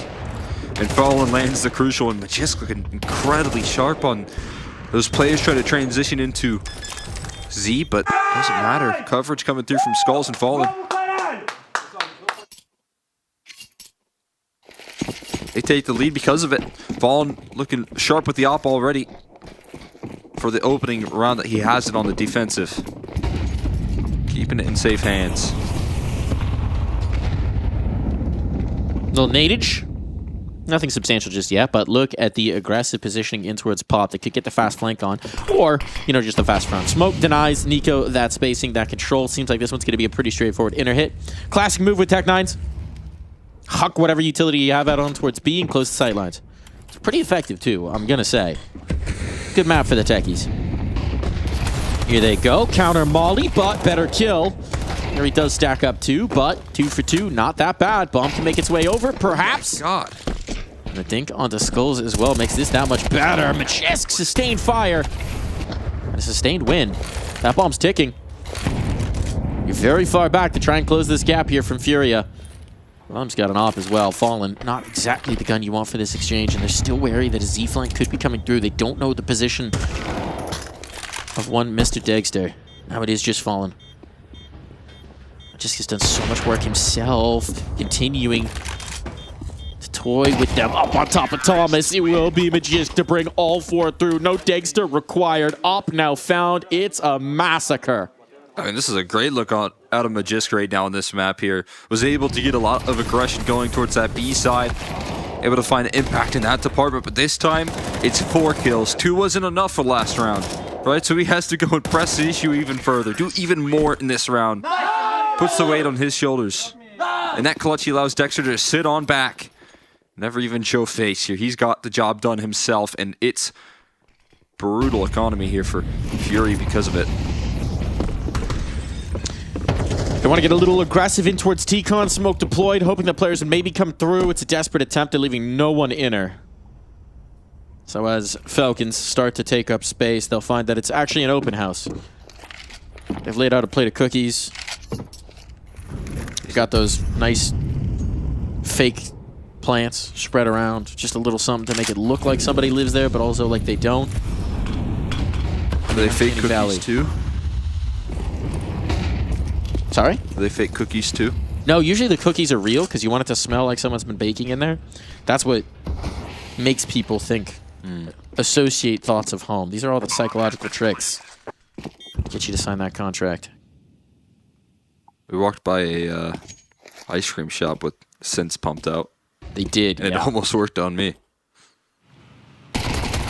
I think waffle cone smell might be the most enticing smell known to man. I was like floating like the scent of the pie. Yeah. Just levitating. Cartoon sitting on in. Just like Falcons into the B-bomb site. Ecos. That's the smell of unarmored pistols. They are pretty tasty. But, you know, those deagles have proved to be a trap there. It's true. Gonna walk into it. Falcons know better than that. You can hold on to your pistols, we'll hold on to our guns. Just looks so confused there.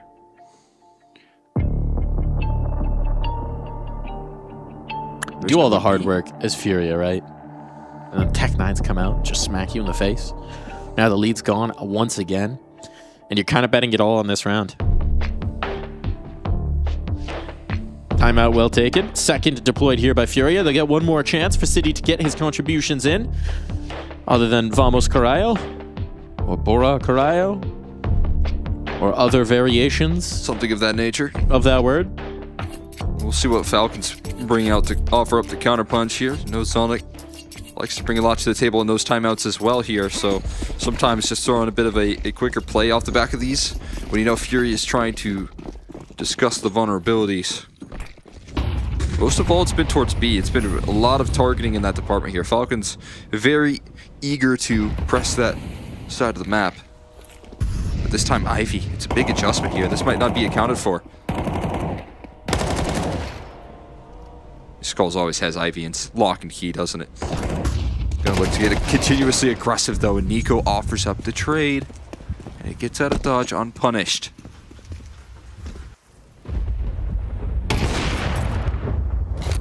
That's a nice advantage. Shuts down the B control. Shuts down the contain. Allows you to keep these numbers stacked out on the outer site. Under the rain. Still got another raindrops smoke for Cello. Keep falling. They might need that smoke. Molly's coming back the other way. Uh-oh. Uh-oh. Get out of here. They're sticking around for the nadage. Very lucky that Nico didn't check this a little harder, but look at the damage that he's bringing through. 3 players now down below half. And Nico recognizing that they're sticking around. Well, might have thought they slipped away. Slight miscalculation there from the Nico. Now it's tough to envision a path to a bomb plant. Kicks gonna slide out towards B here. Shuffling the setup a bit, but the bomb is over towards the T-Con side of the map, and he is spotted. Caserado put on notice, but he's got a teammate backing him up here, and there's just not enough time for any sort of delay. So Falcons gonna get shut down in this play here. Skulls to lift it all off. He got traded 1-for-1, but from that point forward here, Fallen just posted up with that op, covering off the B side of the map. The aggression in towards T-Con shuts it down. And it did look like from that point forward, Furia maintained the entirety of the map control. It is kind of wild that Fury stuck to their guns on that control. Right, Nico's assuming that, okay, I've thrown a molly, I've thrown an HE, they did a counter smoke, that's all to help them slip away, right? So I'm going to take the space, and then they won't expect me to be so far. Oh, wait, no, Cello's just standing here. Oops. Miscalculation. They're not giving you their ground. They're not yielding real estate. It's also a bit of an awkward smoke that Cello had to deploy right there as well. So if you're Nico, you're probably thinking you're just gray screened, but you're actually running into him. No safety to be found. And a lot of this T-Con control for Fury has been how they really established some early presence towards A. I mean, we really have only seen success on the B side targets, if I'm not mistaken. You know, the pistol, they were able to scale out towards A, but from that point forward, execute in towards B, give Magiska a little bit active. Okay, what do we got cooked up for Caserado? It's a T-Con smoke. Makes a lot of sense. They've been liking their positioning. Have been indeed. More presence to Brown Halls, but actually they're trapping down in towards Pop, and Cello totally dies. So this was the idea. This was the change up, right? Try and take that Pop control, try and set up the outer hit.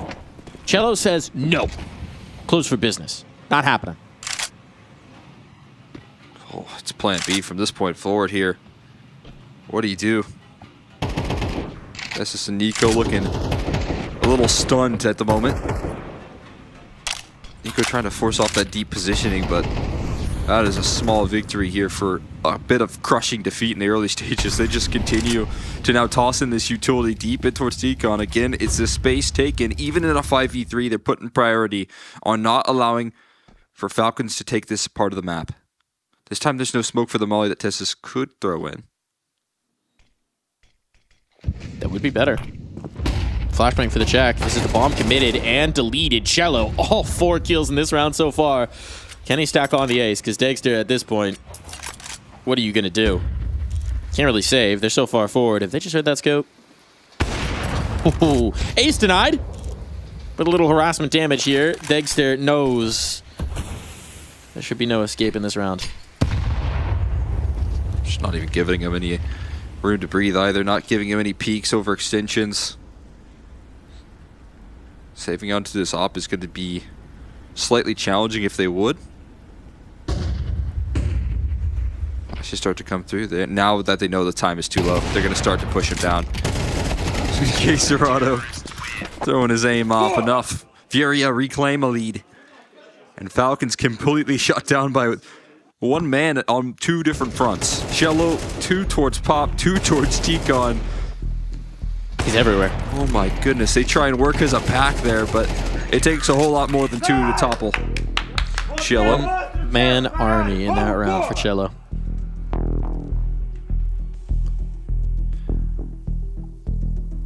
Timeout deployed. Last one there for Falcons. Where has it all gone wrong? It was looking so good. It was looking so good to take this over the line. They had the lead. They had the critical moments. They won the clutch rounds. You got it with the Tech 9s, and now you might have to do that again. Limitations for the weaponry. Op comes out. So never mind.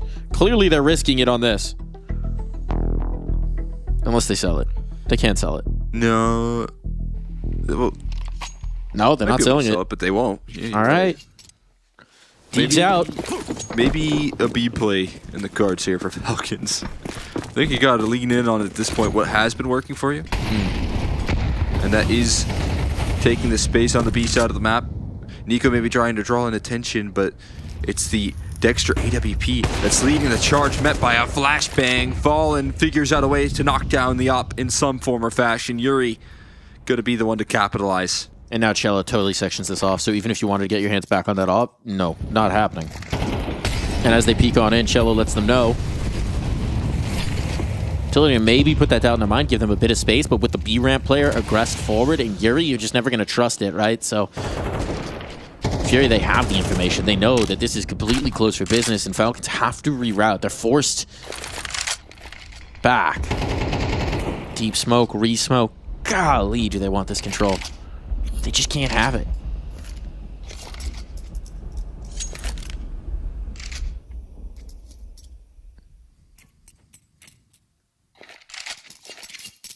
Yeah, they're just left lost right now.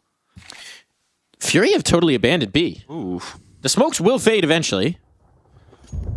This feels like an overread. Okay, someone's going back to adjust. It's going to be Cello, though. Gets back in time, but it is going to be a concession of this bomb site here. We've seen what Magis could do in the post plant. Okay, but now they're bringing in multiples. They're bringing in a whole lot, and I think maybe Falcons have just missed their window of opportunity to get any success on that. This is the problem with waiting down to 15 seconds. They got a pretty good idea. Now they certainly do know. And Yuri stacking up the damage. Kisarado behind him. The Fangs digging in. And Falcon picked apart by the Panthers of Furia. And that was the all-in right there, and it was completely shut down. They knew what was next there, and I think Furia knew that it was going to go back towards that B side. It was going to be leaning in on trying to open up the side of the map. Love the setup, especially to counter Dexter. That's that sort of awareness right there coming through from that experience that we talk about out of the Furia camp there, Fallen. So familiar with some of the opening endeavors of his opponents, and Dexter just not even a chance to rattle off with that AWP. No. All on the line now from this point forward. Can Falcon survive on another one of these lighter buys? Getting peppered on in, but there's no one on the B side. Here's what you're going to get what you want. And Fury take a huge risk on this, anticipating that T-Con fight. And instead, ooh, look at this. Look at this. There's a lot of room to rumble. Bomb's going to get planted. You can't do anything about it. And now there's a Z-Smoke. And do you want to risk going through this? Oh my goodness, they are in spawn right now. What a gamble. I don't know what's next here for Furia. There's a little bit of a shadow on this. Quite a bit of money. Oh yeah. Oh, there's Hide the shadow. Ocean. Hide the shadow. Surely they've seen this. Oh. Oh, apparently not. Not wise to that. Magis does collect. It's a little bit harried, but he can hold these players and get the kills as well. Why not? 21st kill found for him. Might need a 22nd. They're running out of time, though. They're running out of clock. They need Cello to get onto this defuse, and that kill allows him the opportunity, but there's still 2 targets to find Cello. Oh, he's done it on the stick. He's done it on the stick. Magisk is totally out of position, but the Molotov might answer. It does indeed. It'll burn him out. 4 kills stacked up when they needed him most. That's not the first time he's been able to get the 4K on B. It has been Magisk towards B that has been bailing out Falcons on this T side. That's what's been working for them. In the second half, it's all been his impact. When they were able to take that space, it's a good call coming through. It's a good opportunity from Kixon to gather that ground. But Magisk, when the numbers are planted, when the bomb is down and the timer's ticking up against Furia, I mean, that's when he plays his best. They take a lot of numbers down with him, and the money is not an issue for Furia. They get their last timeout, but can Falcons survive? Can they find one more play to get them into this OT?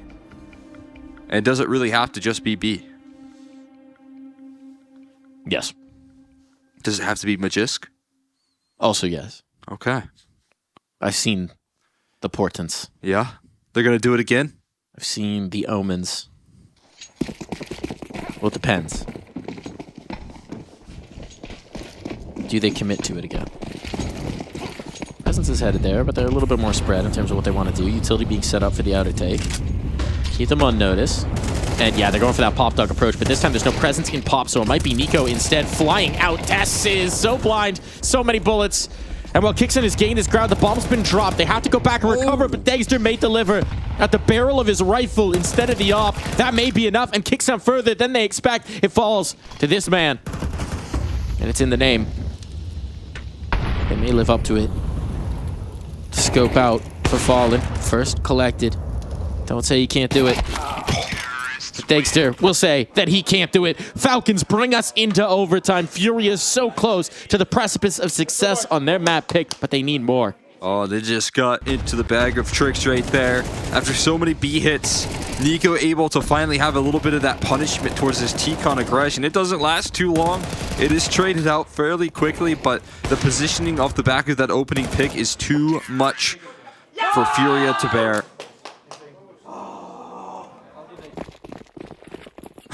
And that's a huge relief right there for the squad.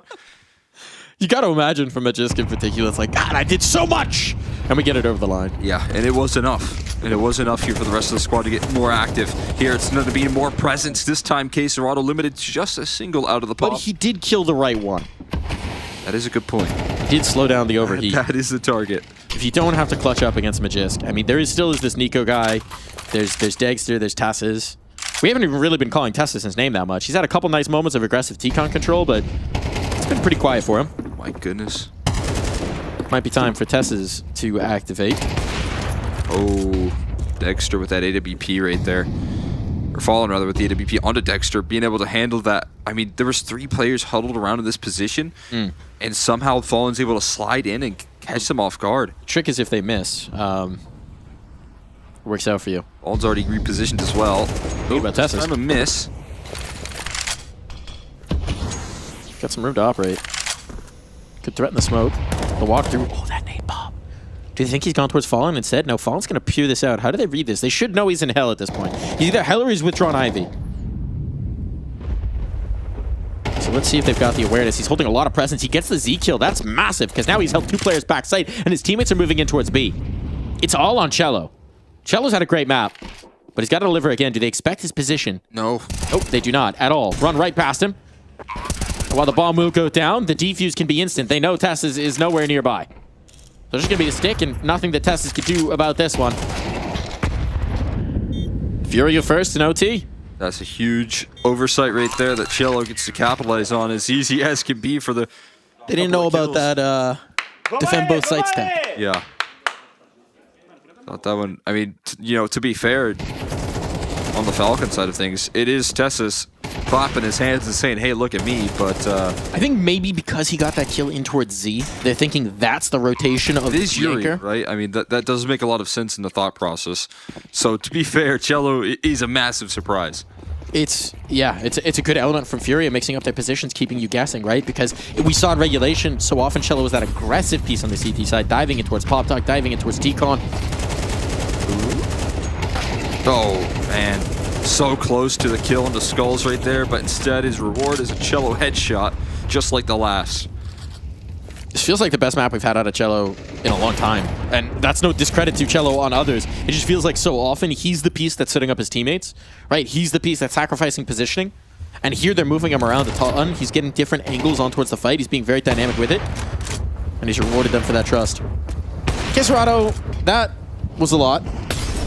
Maybe too much, some have said. He's saying, I got Cello, though. We'll see if Cello can continue to be that piece. Might be under pressure a little bit more now, given the setup Skulls and has the no timing. idea. Skulls has no idea. Never mind, he looks around. Tassis misses his opportunity. Skulls was looking like he was going to back straight in, and now these margin calls can't work out for Falcons. It falls to Dexter. And while the first is found, Yuri is prepared for the punish. Molotov will deny him that vision. A lot of noise being made, so they know where he's coming. And teammates, well, they can get on the angle. Nico spam might be enough. Dexter knows. Sorry, not Nico. Skull spam. Cello spam? Somebody's going to spam. Yuri's going to kill. That's what matters most.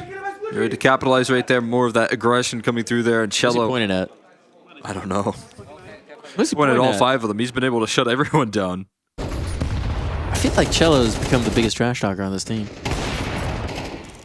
He's definitely the loudest. Definitely the loudest. We saw him having some fun with MIBR yesterday. Let him know in this one. Just wait until he whips out the op next map. Don't do it. He's so good. Please, Cello. Like watching him delete 2 instantly with the rifle on both Pop and T-Con. Yeah. Like he can do that with the rifle here, but I mean they're just overwhelming. This T side complete shutdown. Fallen continues to play this angle with the op, and they just can't get any access towards B when he's there. He's not missing. You can't rely on that. It's just the timing as well between Fallen getting that initial pick, and then you know they're just laser focused on him, and that's the perfect time for the slip around for Queserado. Now you try and clear, but it's Queserado on the angle. You're not going to get him out. Let's get a stack 3. Dexter. Consolation prize, but that seems like all it will be. This half has completely gotten away from the Falcons. And for all the work, for all the effort they did to drag this to overtime, they're going to be facing down 3 map points again, barring a miracle. Dexter will give it a try, though. Creeping out a pop.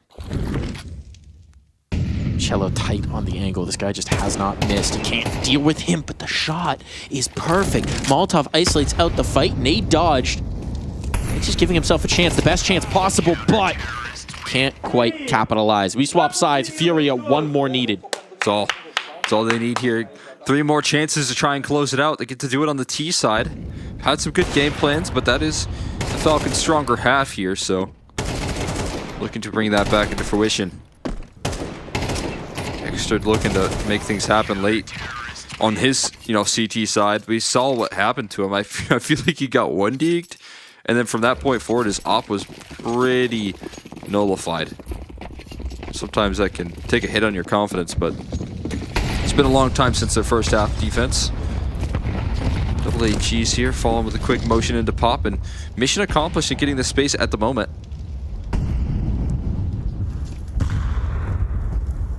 Could make a pretty active move here up against Nico. But you favor Nico in that every day of the week. He's making a lot of noise rotating off of this side of the map, though. When they take T-Con control, it's a good move, but it's going to be taken back here by Furia. Oh, Dexter still playing a bit of a passive line. Thought maybe he'd want to inch his way into pop here. Instead, going to be keeping an approach outside of it.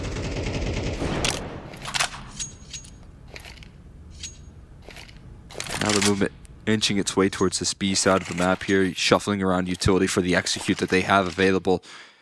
The deadly duo of Magisk and Nico. Gonna have to do it again. It's like they're doing a fireman carry. Cello gives the nade to Skulls. Skulls gives the nade to Fallen. Fallen throws the nade. Look at this spot from Magisk. Look at this spot from Magisk. 1, 2, 3rd. Can't quite capitalize, but the damage done might just be enough. Got aggressive in the smoke that was thrown. Took a risk, and it's paying off. Oh, and Nico follows it. Magisk finds his 3rd, and it's the shutdown from Falcons. Again, it's this man.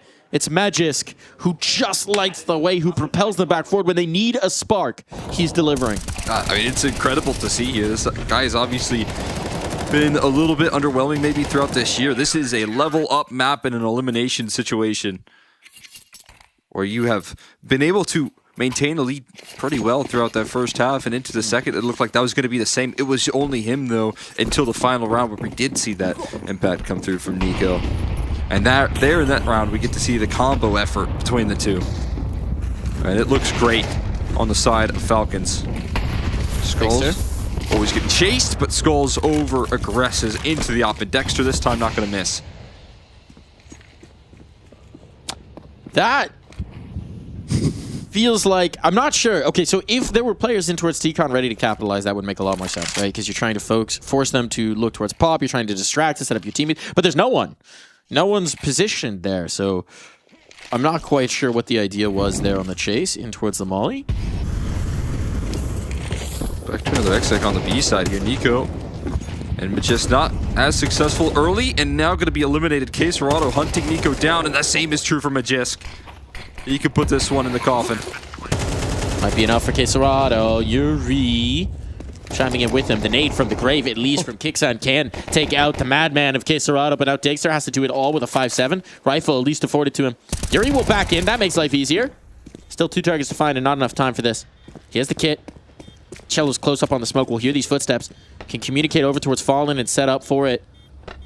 Knows where they're wrapping from. They just have to wait for the tap. There's no reason to give him a fight, and Cello will collect him on the cross. 16 on. Furia win train. They bet on themselves on this map, and it continues to deliver for them. It took tenuous fights. It was very close to falling away.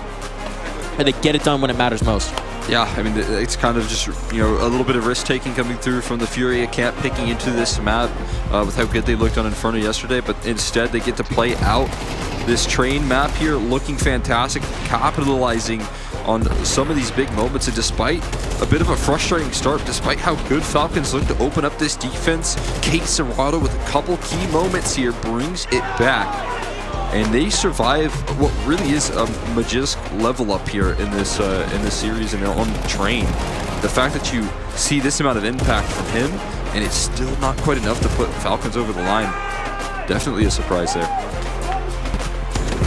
Nice indeed for Furia. Might just mean we have the full series here, but we're going to be headed to Mirage next as well. And we know that, well, that might be a little bit more of a tenuous map at times for Furia. They can certainly put together a battle of a campaign.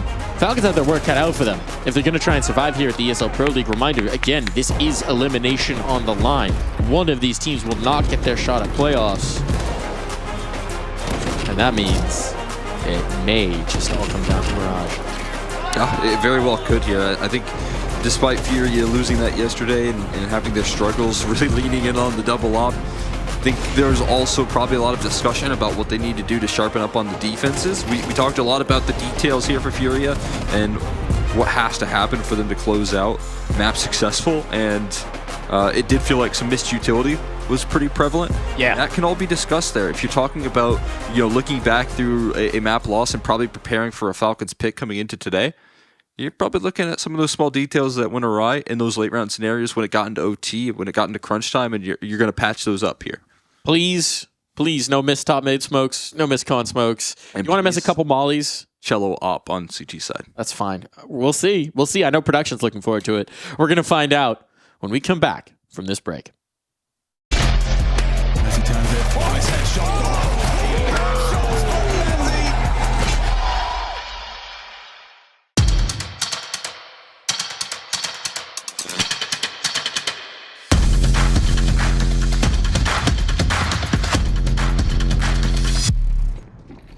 Hey Future Pros, pushing B on train will always be something you can do. Let's look at a supporting flash you can throw to help your teammates take the fight.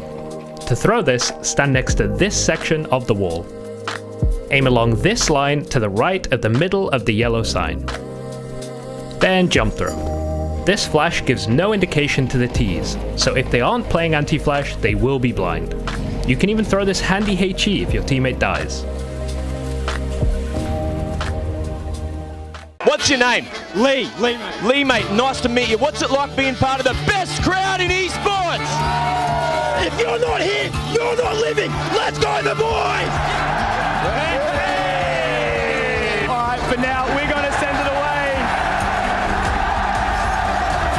Let's show the world why we're the best crowd! You're champions!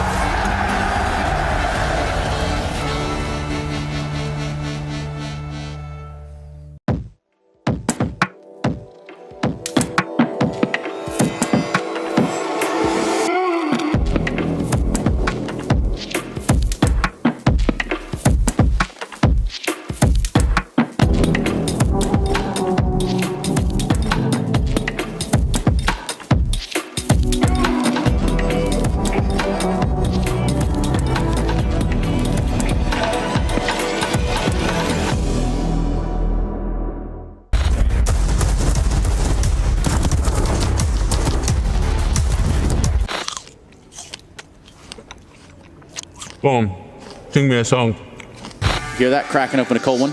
Duncan, you got a problem? Okay. Do you like the taste of that black monster?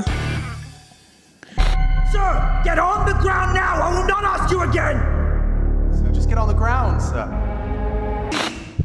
He waited, and then he finished off the job. Tired of your star player tilting?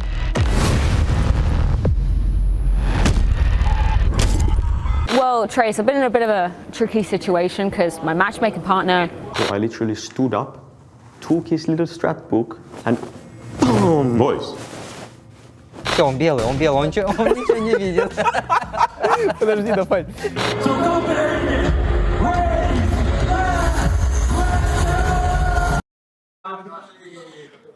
All right, it's that time for Pain Gaming, unfortunately. How's it going, Big Zero? I'm feeling sad right now, but of course, Eternal Fire is a good thing. Yeah. But of course, we are sad because we got eliminated. But it happens. You guys have played 8 series of Counter-Strike in the past week plus time frame. That's got to be very tiring. Can you talk to me about that? Yeah, of course. After Bucharest, we got sick, all the team, and we were like fever and so bad all time.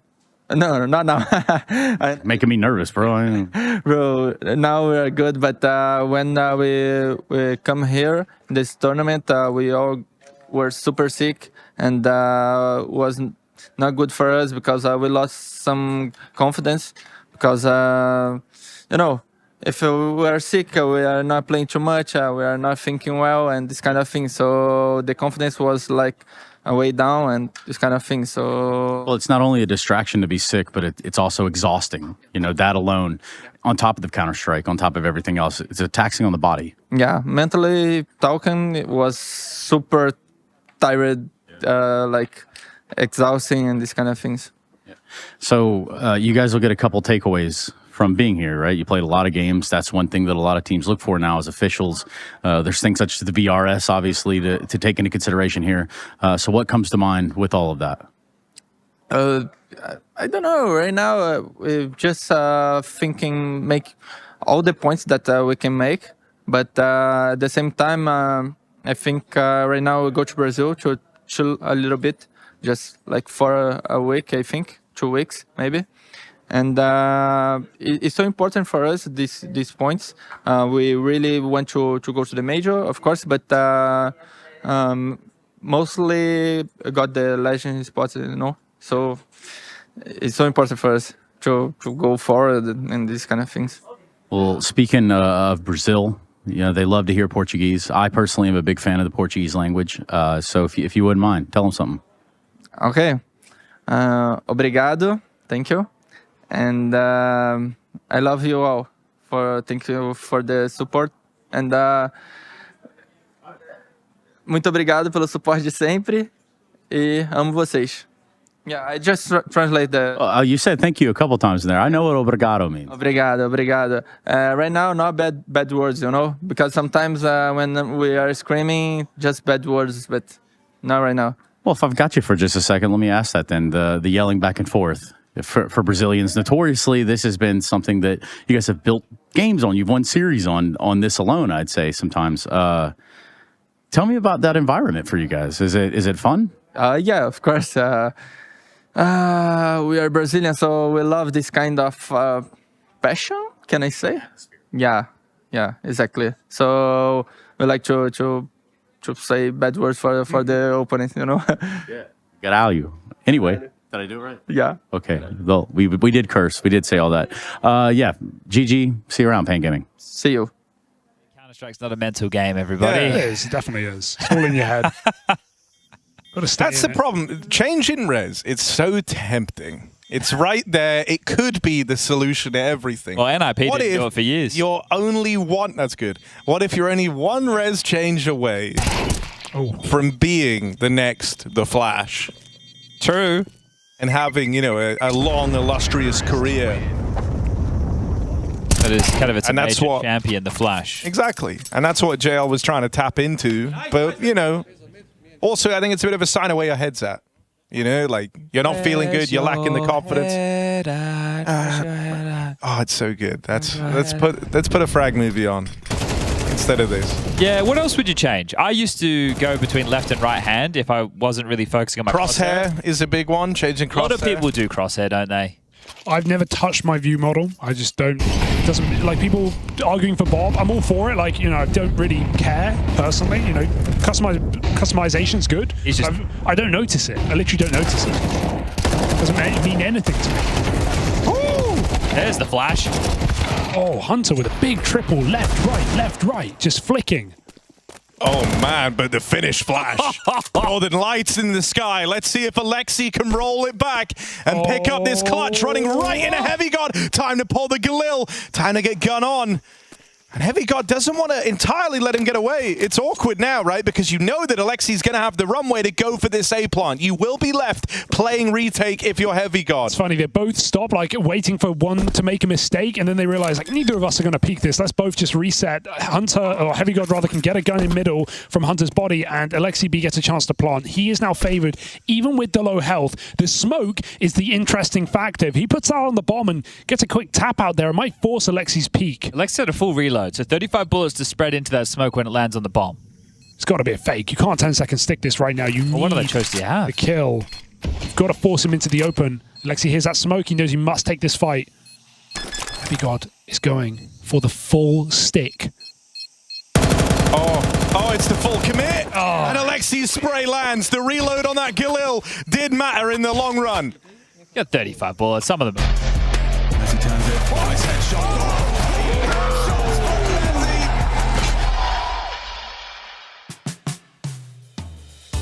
Ooh, welcome back in. And if you want to see a little something more from that game of Train, well, you might just want to head on over to Face It Watch, where we're going to be replaying a round where Majisk might have just done something special. We'll keep his perspective up here. Very important here. Actually, you know what? That's the only perspective we need to watch. I just want to watch this guy cook. So we got the positioning. Should we even give them the map? No. You can see the map in the top left. This is enough. Watch a master of the craft. Many-time major winner. Legend of the game. Adding just another to the long list of accomplishments here. Smoke up, a little bit of space. Just got a techie already tagged up. And a teammate gets the opener, but now we see the master at work. First kill found. Rifle upgrade available. Slides to the back of the oil train. They know he's coming, but it doesn't matter if you know. He's still going to collect. Beautiful spray. What's out the duel with Skulls? Dances back to the bomb train. They're trying to find him with the util. They don't want to face. They don't want to fight. And with that bomb ticking away, he knows he's got an extra friend. Digster also, just in case he failed, but why would you need an extra player? But just don't miss. Cello, gone. One more to find. It's fallen? Oh, dancing around. Look at that movement. Look at this tech. Goes on top of Thomas, and the tank engine gonna choo-choo its way to the round win. That's beautiful. That was, I mean, great all the way through there. That's kind of what we anticipate when we talk about the comfort that Majisk brings on Train. Great asset to play with here, and he was doing it all throughout the map. Unfortunately for Falcons, despite the great work that he does, despite his comfort on the B bomb site, it ends up being a Furia win. That movement tag was nuts. It was pretty clean. A little tasty movement tag. Round MVP of our hearts. Definitely MVP of Train there for Majisk. Looking fresh. Looking frisky. And he might be a key piece of bringing through this Mirage because, yes, they let that map slip. I think Falcon's going to be frustrated with it. But you could see he's trying to be the emotional heart of the team right now. Getting heated here in the huddle, knowing that they should be able to bring through this Mirage. It's a Fury team that's shown weakness, but with Cello hitting strong today, with Quesarado hitting as well, he might be put on notice. Yeah, it's an exciting look here for an opportunity to bounce back right now for Falcons. You can definitely press on some of the struggles that we've seen out of Furia. It's all about if they understand and identify some of the strong suits that Fury brings to the table, right? We did see a lot of opping on that B side for Cello that didn't really work out great. And it led to a lot of vulnerabilities in that department, but for the most part, it was Fallen's opping yesterday that did look a little bit one-dimensional. It was kind of, structured around some very passive lines that then later down the line got read by Safe and were pretty easily exploited. So even despite that pretty deadly trio towards that A side, they were able to overwhelm it a couple of times. And so, Falcons watching that, Furia talking about that, trying to figure out what the next step is for the defensive of Furia on this map. It's going to be interesting to see what they bring to the table if we're going to be seeing those double ops once again that are a heavy priority, and if we're going to continue to see a lot of the aggression towards A that we watched from Furia quite a bit. We will find out. I just put the op away, Cello. It was such a good map of Train. It was so sick. That Cello round where he goes into Pop Dog, gets 2, flies around in towards T, gets 2 more. You can't do that with an op. What if you had an op there? You'd be traded. He would have hit 1, died, and never been close to the second fight. Mm-hmm. That's the effectiveness that he can bring to the table, man. We know how much of a beast he could be with the rifles, and he's really showing that here on this this event so far. And again, it looks like there's a lot of trust in Fury and what he can bring to the table. He's been able to really rise to the occasion. That last map was something special. You know, you talk about Magisk and the wins that he brought to the table single-handedly. It looked like Cello was doing that just the same on the other side of the server. It does indeed. It does indeed. We're going to be hopping in just 30 quick seconds. This is a Furia squad that's looking ready.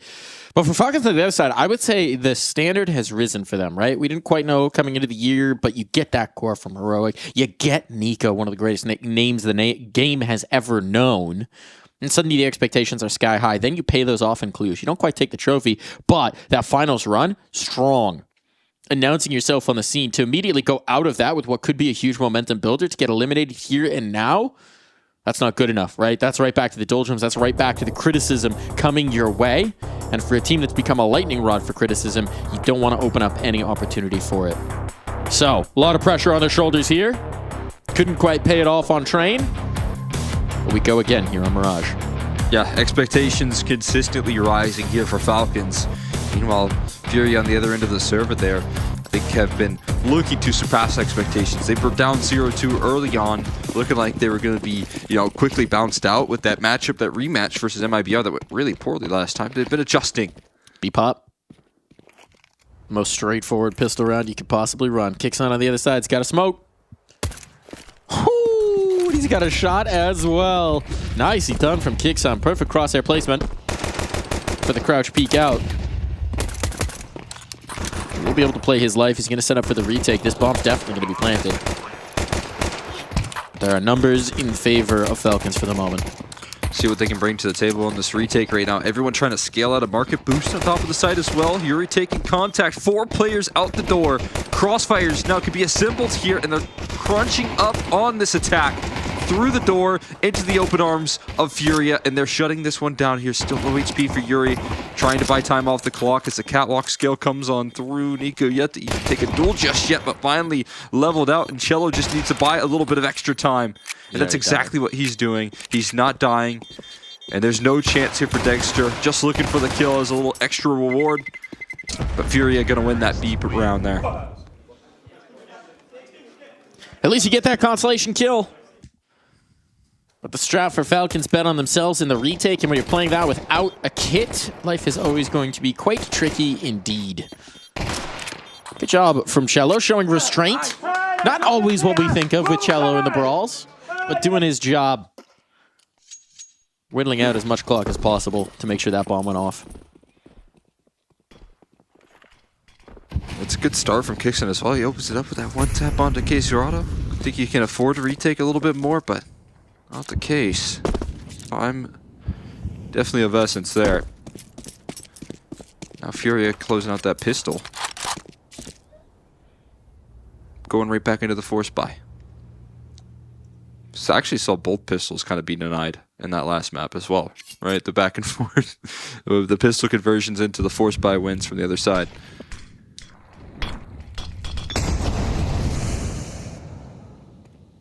Cheeky boost.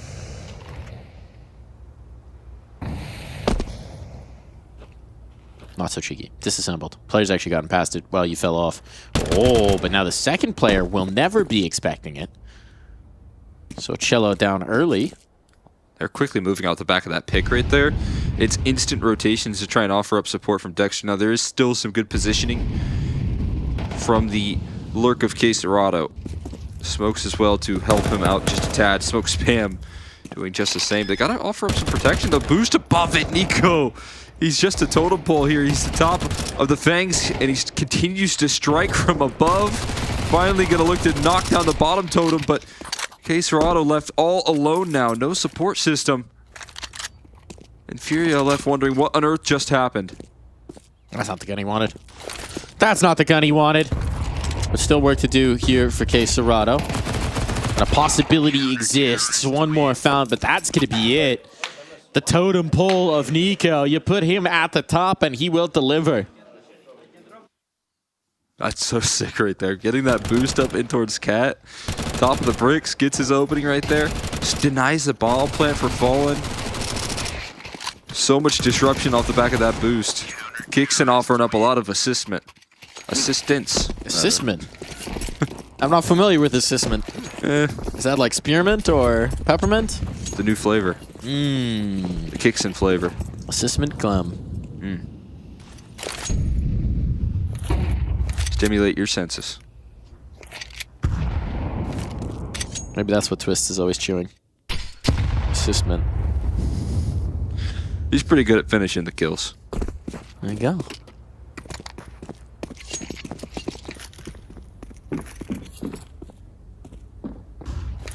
Do we have to have Nico just with a personal booster everywhere he goes? I'm telling you, we need Counter-Strike Squires in the server now. Just Kickson following him around. Yes, my liege. On the spot. Ooh. Boost me up. Kickson needs no boost. He'll get there himself. The flames burning. Cello gone. Now faster play attempted here in towards B. Denied for the moment. A bomb plant? Nico says, I don't think that.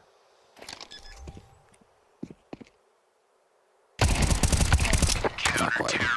No, he's not going to let that slide right there. I thought for a second maybe there was some visual, but still the element of surprise. Great movement from Nico to close out that round. And Falcons survive the force. Therefore, they now get to thrive up against what's up next.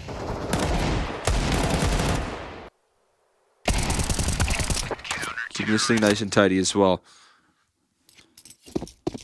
5 Glocks. We did see Furia pick into the T side. They're doing that now. That's... To be fair, that has been where they've had more success. Right. Pretty much in all their series. Pretty much all the maps. Train was a little bit of an exception. We saw some dynamic play from them. But for the most part, they have had some struggles rounding the defense. And they have been picking into these T-sides more often than not. Kickson going to pick into a whole lot of ecos.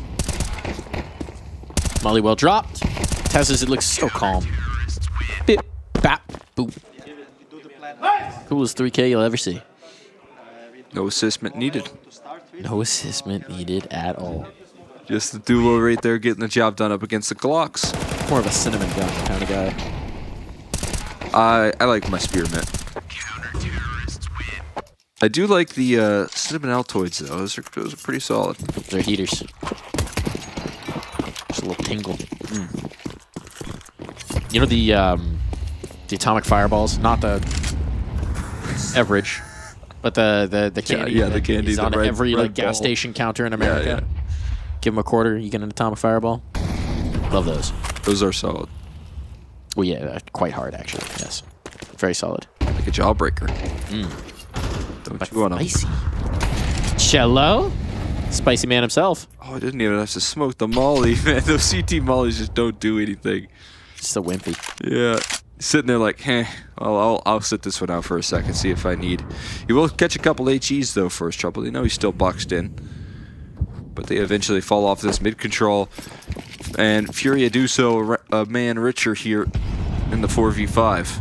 The hedge right now from Magisk might be good because this does look like it's going to finish B. Kickson will get the early warning system as they come through the smoke, try and get his damage fall away. We've seen him do this before. And then that'll set up Tess's to swing back in, and Magisk is already anticipating this. Furia have shown a predilection towards these B finishes. They could molly the Balk, though. And then he'd be in trouble. They molly the Balk or do they molly Van?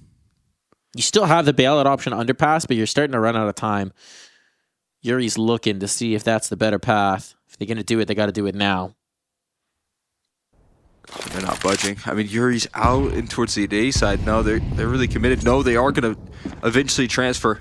K-Serrata going to look to sell the fake, and it is a really disciplined move here from Furia. It's not an easy one to make, but Yuri's opening up access. Did he get eyes on Con? Eyes on Con. Gun out, Tessus. Didn't realize how far back that would be. Oh, Dagster has to play for the post, but did he drop the bomb? No. No, it's made its way over. No time to spare. A fight onto that planter, and this would be over. But somehow Furia get this stuck down, and now the Opera lost all that patience for naught, but Magisk is here. The hero of Train continues to try and pull his team into the station. It's not planning for Cello either. No, it's a bad spot. It's a rough spot. As soon as they realize where he is, they should be over. And there's the confirmation, but at the cost of a life. Now Cello can reposition, but the stick is coming in. He just doesn't have time. Desperation on the spray. Not going to connect through the box. And Magisk, once again, steps up when his team needs him. He has been just a absolute stud today, man. Keeps it up. Once again for Falcons, providing that coverage. Fighting through CT. The Flashes chase him down, but he's available to take 2 with him. Does not falter up against Yuri in that fight. And all he has to do is click E on that bomb from that point forward. It does go down to the end. It becomes a bit of a pricey round. But most of all, man, I got to give a lot of credit to Furia for making that last-second decision. When you got 25 seconds left and you got that amount of space from Yuri, that is not an easy mid-round reaction. And I think, again, that's why they're really liking their T size. They're so good at making those adjustments. You can have so much trust in between the communication there. I mean, you'd have to imagine how loud Yuri's getting when he's finding nobody on A. And so it is a good move from Furia, just missing out up against Magisk, the big difference maker.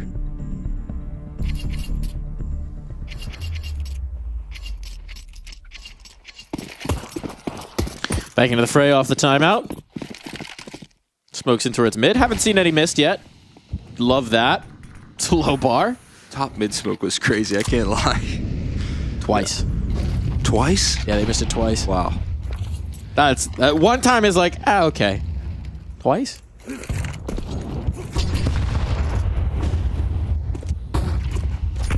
Oh. Apparently, JL is casting our match right now, we've just been informed. So already done. Shoutouts to JL. Quick work, I guess. Yeah. Congratulations on that dub. Looking clean with it. Quesarado. Getting some space for the team. Ooh. Yuri to follow it as well. This round done. Settled. Time to hold on to that up. And run for the hills.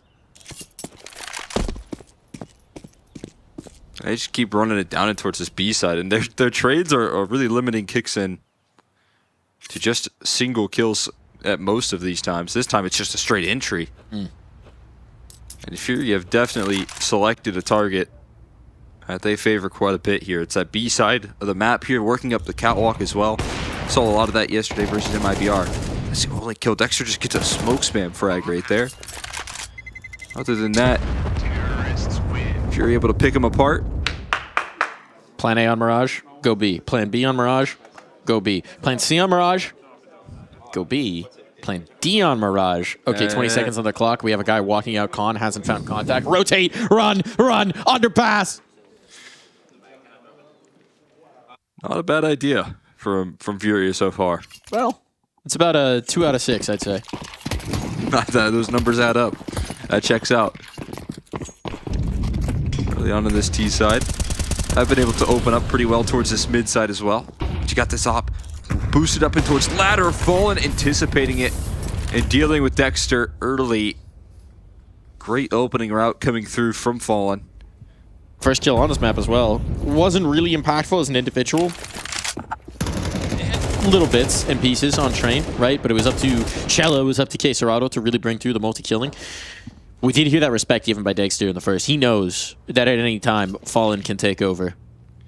He's done it many, many times in the last couple of decades. Yeah, I mean, he looked like Mr. Map 3 when it came to what he brought yesterday. Just leveling up throughout the long series that we watched. Call that the Sejat experience. Oh, no longer here. He did have a good map 1 and 2 today. He had a good series. Putting together the pieces, that's definitely one to watch for the future. One to watch for this round is Cello just got the kill, and that should pretty much be this safe. How are you going to get back into this? Tessa's desperation, smoke in his face. You can't. Yeah. You can't do this. Back away. Get out of here. Got to bounce. Head out of this one here. If he can survive, but hearing the footsteps, Cello's going to go ahead and chase. Tessus turns away just in time for a nice and comfy kill. Fury move their way up to 3 here. More B-side targets. Make that 3 for 7. The number's improving. Do have themselves a nice, mid setup right there as well to open things up.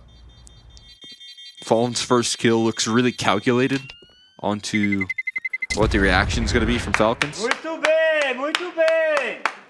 Vamos aí, vamos aí. 8. It's a different communication from City. Hold on, that's not the usual. I need to expand my phrase book. Maybe we are getting a little more creative. Perhaps. Maybe you took Nico's advice from last map.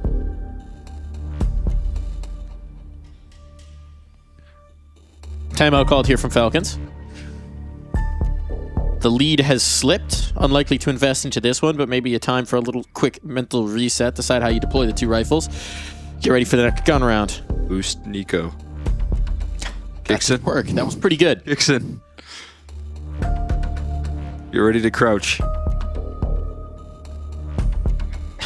You think Nico comes to a new team and goes, hey, get on your knees for me? I don't know how they feel about that one. You know how you can just squat. Either way, you gotta have some strong quads for that. But you know what's nice about that image? It's Kixon carrying Nico, as Nico carries Kixon in the round. You know? Cyclical, circular. And it was a recipe for success. Now, it's interesting to me that you would say, we're going to stack one site. Which site? Not the one they hit every round. We're going to put the weight of the bodies towards A, because they're going to think that if we're going to stack, it'll be the round. It'll be the site that they always hit. So if we don't hit that site, there's layers here. There's layers, folks. Unfortunately, he's up against Fallen, and Fallen's thinking that same thing.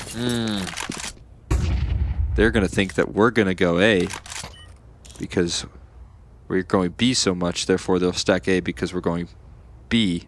Got to get up pretty early in the morning to find more layers than Fallen's aware of. Up catwalk again. Always like a nice catwalk. Anti-eco. Long-range tools. And they'll be able to comfortably slide up there. Not quite a top con smoke here. Actually just saying we don't need a top con smoke. We just need a Fallen to cover top connector. Try it. I dare you. That's a good move. I like that. Just a pistol early on, but yeah, they've lost the sight. Presumably they want to keep these 2 rifles up, so there's no real reason to risk a whole lot in here. Thought you said there's no real riz. Got no riz. Falcons, rizless. Furia, meanwhile. Riz Masters. Colt Caserado, the Rizzler. Perhaps Yuri. Oh, no, never mind. Rizless. Can't get the ecos? Gotta get the eeks. They got all the ecos. Now it's just the saved players that actually have rifles. Let's go ahead and call it here, guys. Kills that matter. We don't need these. Hold on. Unless, really? You want to give him a fight? All good. Welcome to the layer cake, son.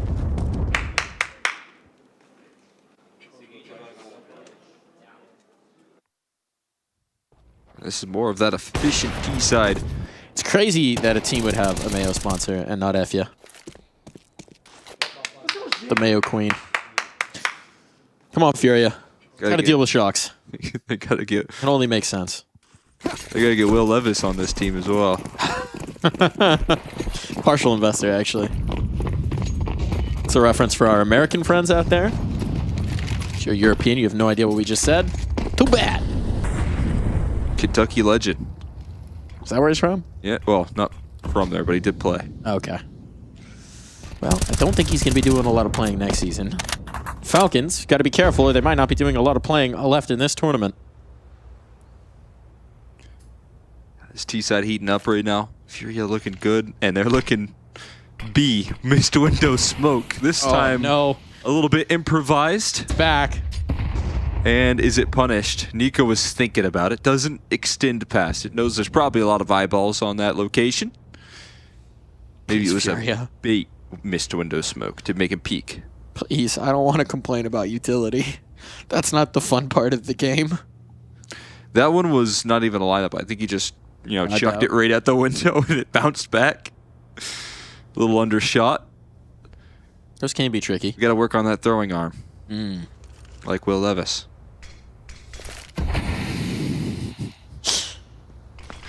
think the arm was fine. It was the brain that got him in trouble sometimes. Well, they did hit the top con smoke at least, so they can scale up catwalk once again and hit the B-bomb site. They're met by a molly for now, but they're going to move past it here. It's a duo to try and defend, and damage done, holding the line effectively here early on, and they can't afford the trade just yet. Testis bringing home this round from the catwalk. No more fights here. No more fights for Fury. They can't get anything going here. Trying to spin all around, eventually able to find some success, but it's just Quesorado left and not for long. So Falcons, this time, offer up the resistance. It comes at the lead of Testis here early on. Turns out you keep running that clock down with no A presence shown, and you've hit the B site in like, what, 7 out of 8 rounds? Eventually they're going to call your bluff. Eventually they're going to stack the numbers, they're going to rotate in, they're going to have support, they're going to anticipate the play, and Fury are telegraphing that one a little bit too hard. They got the mid presence early. I think especially with that initial missed smoke, there was maybe that thought that something's coming back our way. It froze them up quite a bit. And now they're going to try and accelerate. They're going to try and go fast up on the line, but takes to delete it. That'll help. Quick play in. You can't rotate if you don't have any time. Tassis, his vision clear at the very least, but still can't get the kill. Trade is there. Kixon managed to rally. Ugh. Nico tagged, and even if you've got all the numbers in the world, if you just get gunned down, it doesn't matter. A pop of that smoke. But it's Skulls to collect the final 2. Furia. Yeah, you defended B. Now do it twice. Have they even looked A other than the Yuri lurk round? Is that the only round that they've headed in that direction? They are obsessed with this B side. I want to say yes. I think that was the only round. It's just absurd, and that still looked like it was going to be a B side finish. They are just so into taking this side of the map right now, and I mean, Falcon's not prepared for it. Quesorado offering up the 2 entries. That's going to make that so much easier. To be fair, they've identified what they feel is the weakness, right? I mean, that last round, there's even the op on the line, and they still deal with it. But with Kixon and Tessis here, more often than not, and with Falcon showing us that their instinct is to stack A, despite every piece of evidence to the contrary. Every time this team wants to stack numbers, they're going to leave B isolated. This time might actually be the right time. There's Palace presence. It's in the form of Skulls. It's mid-control. I'm so surprised we actually don't see a lot of A side pressure, pushes into A main or Palace for this team. They really haven't taken information considering the number of times they've had numbers here. I mean, you imagine at some point they're nervous about the defaulting presence, but Nico looking to recover some of this space here towards the middle. There's just so much resistance ready to go. Utility starts to be tossed in. It's a beautiful HE. A crispy 90 damage off of it. Problem is they're so limited in what they have more. One more Molly, one more HE. And look who's heading up the catwalk again. Well, at least they have a couple defenders here now. Didn't initially start with much. Nico on this fade. 2. This is everything. Yuri just on the other side of it, on the other side of the wall, hasn't gone through. So Nico will get a chance to adjust. Might be up connector here, though. This is the change-up. They're finally thinking A. Yeah, you're selling the fake right now. Fallen's doing a great job of it as well. And he survived. So he baits out 1 rotation. That's a hero rifle dropped. Now you got to work on this up here. Dexter able to find a single. Maybe looking to deny a plant, but no. Can't find anything else. You still have Yuri on the cutoff towards jungle. Protection for the plant, but it is a 3v3. This is workable. It is. Fallen's position is good, and especially with the kill that came towards Khan, it might be a little unexpected. I think he was spotted, though, getting in towards the corner. Still, how do you get past the lip without the util? Without the kits? You've come so close here for Falcons, but it may all be for naught. You just don't have the time to work with, and yeah, they're gonna back away. So Furia, 10 rounds of conditioning. We go A. Finally. Change it up. And that one fake thrown up catwalk from Fallen, that's enough to completely pull the presence from Falcons. Oh, just getting so loud. And of course you're going to jump if you're Falcons on the idea that it's going to be another B-side play. But Fallen, a good salesman here. Going to get them drawn away. Quesorado offering up entries. Skulls providing extra protection, not allowing for the scale through. It's all going to be up to this last round. Good purchase in with the saved AWP and all of that. Decent utility. Are they going to do it? You know what? It worked last time. Let's do it again. This time a bit quicker. There's no one on the site. Completely empty, but just trying to fill the hole, and he lands a beautiful HE to start it all off. So it's so much more straightforward.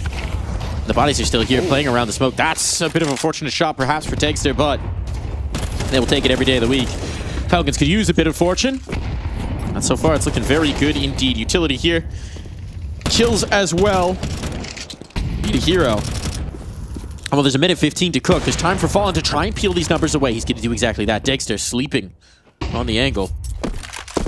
And Fallen, you're going to see him play this spot a whole lot. Once the side swap, he's home. He's gotten there. You got to get the bomb planted to start that timer while the flank is coming through. No vision granted here. No more targets on his screen. Trying to plant the bomb now with him recovering CT space is going to be incredibly challenging. Gets the reload off. That's important. Was going to say there's only one bullet in the gun. And the wrap in towards Palace. This is going to be the finishing factor if they stall out too long. Bomb down. Numbers punched in. But a pinch from CT and Palace. It's going to be tough here for Fallen. And footsteps, those are heard, I believe, by Kixan, so they've got a good idea of the reposition. But this is the right angle to hold. This is the right fight to take. Fallen, does he realize Kixan slipped down? No. That's the activation. Now it all falls to Yuri. So many targets to deal with. And a fight forward for Kixan will confirm. Even Stevens at the half.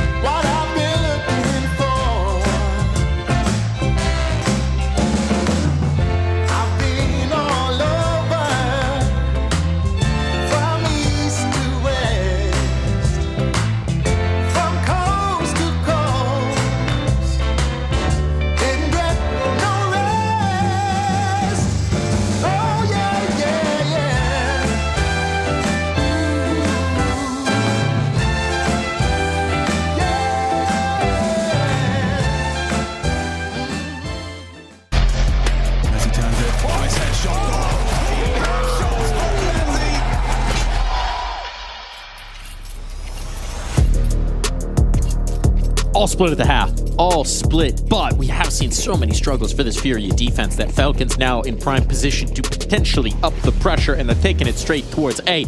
Straightforward hit, straightforward approach. Has the site that Furia left alone for most of the first. We'll see if they can defend it here up against the Falcon squad. Again, it's this deadly duo coming through from Quesarado and Yuri typically on the approach. Right now, Fallen, the trio, also available, and they're setting up quite nicely for the scaling towards jungle. A bait and switch, Fallen, set up for success. Not going to clear him, but he misses, and that cost him. Only a single kill out of that setup. And it's going to be post plants into time ticking up against this squad here. Okay, Cello somehow makes that work. Cello, how are you making this possible here? Slides through the murder hole, and it comes up his way. They're going for a long reposition, so that just leaves Nico on the site. There is no kid. With that smoke on, yeah, the full 10 second is still an issue, but if they deal with Firebox, it's Nico trying to find the kill. He can't quite get it. Now they're just sticking. It's all on Kickstun. Do you know your lineups? Oh, no, he does not. Diffused right under his nose. The kill comes a second too late. And now Furia snatched that pistol away.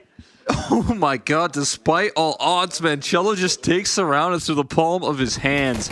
I just love that the setup initially was so much to bait them into Fallen, and then you just see the reality of trying to headshot people from the back with a USP when there's multiple targets. Nice! Still works out for Furia, though. Yeah, I mean, huge coup for them. It's just the most unlikely of round wins right there as well. It's the perfect bait and switch setup that fails. It's Cello running through an almost guaranteed death that thrives. Like, he's had a lot of impact today. Just please, Cello, please, I beg of you, leave the op alone. He's already got an A1S out. He does. Hold on to that. Hold it close. Look at it, how dynamic he's getting. You can't do this with an op. He's got all this space. He's gobbling it up. Certainly can't do it up against pistols, but he is. He's giving him all the information. He's going to stack over that A side. Everyone is here. A resmoke in towards ramp would be huge right now, but here comes the exec. Fallen, Anti, a little too far. The flash never comes, but the Tessus does. And now he's trying to run them on down in the sandwich, but Skulls is here. Lots of crosshairs on the angles. The rifle's going to have to get it done because that flank from Cello still needs some time to cook. Bomb's going to be stuck. Now Cello starts to activate. And Skulls under siege, still trying to keep their focus, trying to buy that attention. They got to be wondering what held these players back, and now the eyes turn around just in the nick of time. All that work from Cello for nothing.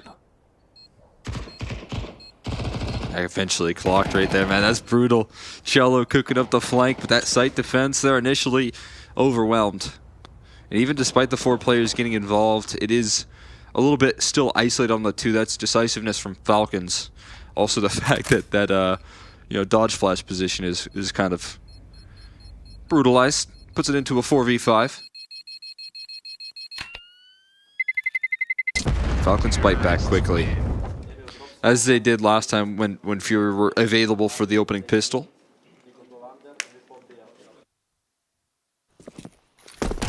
Manly clap there. It is both pistols won here from Furia, and both conversions missed out on. That's a bad trend. You don't love that trend if you're Furia. I think that happened on train as well. I think you're right. Yeah, I mean, they ran into... No, because Falcons definitely won the second pistol, right? They did the same play and it worked out with the 1v1. But I think they did win the first pistol and then lost to the Megis Deagle on B. So it has happened 3 times in the series. Didn't cost them on train, but I mean, if you do it twice on Mirage, that's going to hurt a whole lot more. Certainly is. Certainly is. It's a reality of, it tells you 2 stories, right? A, this Falcons team is very potent on the limited weaponry. When you've got a Deco, a Magisk, a Dagster, watch out. And B, Furious sometimes struggle with the more unorthodox rounds coming their way. It's a good time on B take, but Cello with the Deagle still has the 1-shot gun and using it up against his opposition. Buying time for rotates, but somehow Quesarado can't quite track it. There's the rifle dropped to the floor. Quesarado eventually finds his kill, but they're overwhelming this bomb site, and still the numbers game comes up in the favor of Falcons as dust settles. 2 from Nico and Magisk. They're wary, and that's going to give time for Fallen to actually get on an angle, get on position. Surely Magisk can't risk trying to get back up here and bailing out, so they have to fight forward. Fallen with just the cheeky check, but if he finds this quick headshot onto Nico, this would be huge. No, the timing is brutal. Nico's so quick on that peak. That's risky. It's tentative. But it is a Falcons round, and that's all that matters at the end of the day. Bit of a relief right there. This is how it all starts. Cello with the instant opener. If it wasn't for the fact that these two players here have been incredibly solid today, Nico and Magisk. Especially Magisk on the day here, elevating his game in this elimination match. That one could have been answered right back from Furia. Cello was doing such a good delay game. Now nothing. Bringing to the table here, really. 5-7 for Cello, sure. But not a lot behind it. Being diligent with your utility early on, make sure there's no underpass play. Filling that space with Nico. There are all 5 pistols ready for some sort of a mid-crunch fight. So Nico and Kixon could have their work cut out for them. But there's utility to isolate some of these angles, to isolate these fights. Nico in particular might find that he's got some unfortunate surprises coming his way. But he's going to withdraw. He's not going to step into the potential crossfire. It's going to be a B play. And there should not be many opportunities for Fury to get involved. Cello deleted. Closest player at hand. This bomb will be planted. Oh, there's nothing to save, so there's no reason not to risk. There's few opportunities to actually find impact. It's a bit of a scary execute as well, shown out from Falcons.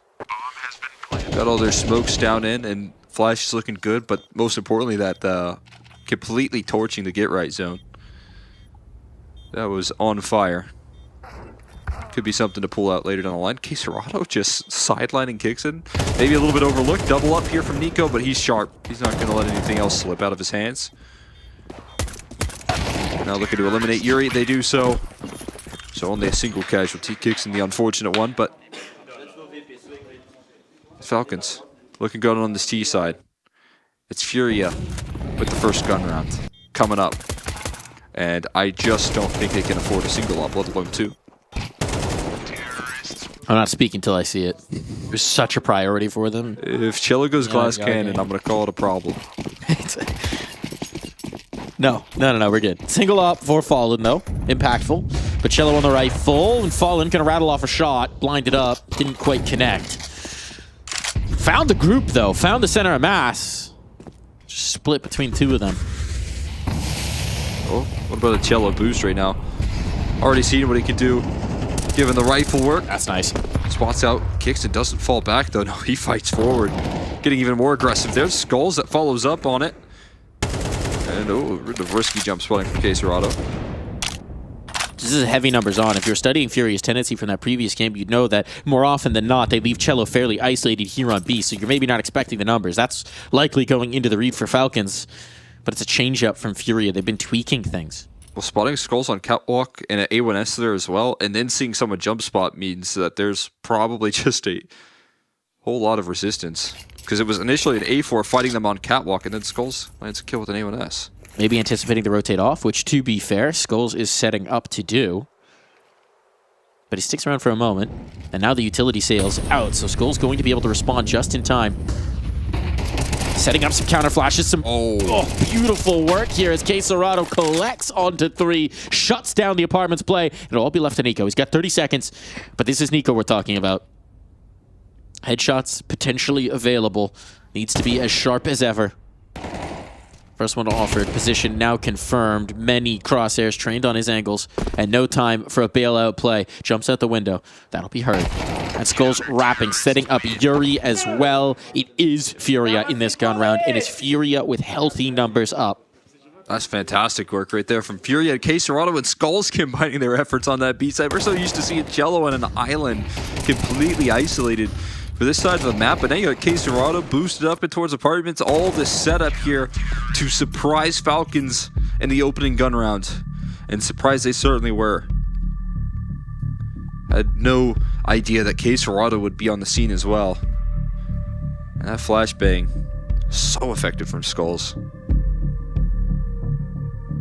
And again, you know, when you talk about the struggles that we watched Fury yesterday, there has to have been a lot of discussion in the off time there, in between today and yesterday, of what we maybe do to patch up some of these struggles, some of the woes that we felt on the B side of the map.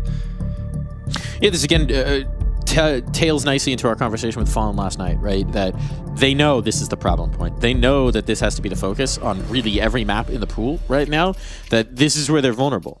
Furia can come out and absolutely blow your doors off as they attack, and then swap sides, and suddenly they look meek as a kitten at times. That's not the case today so far, but there's still a lot of CS to play.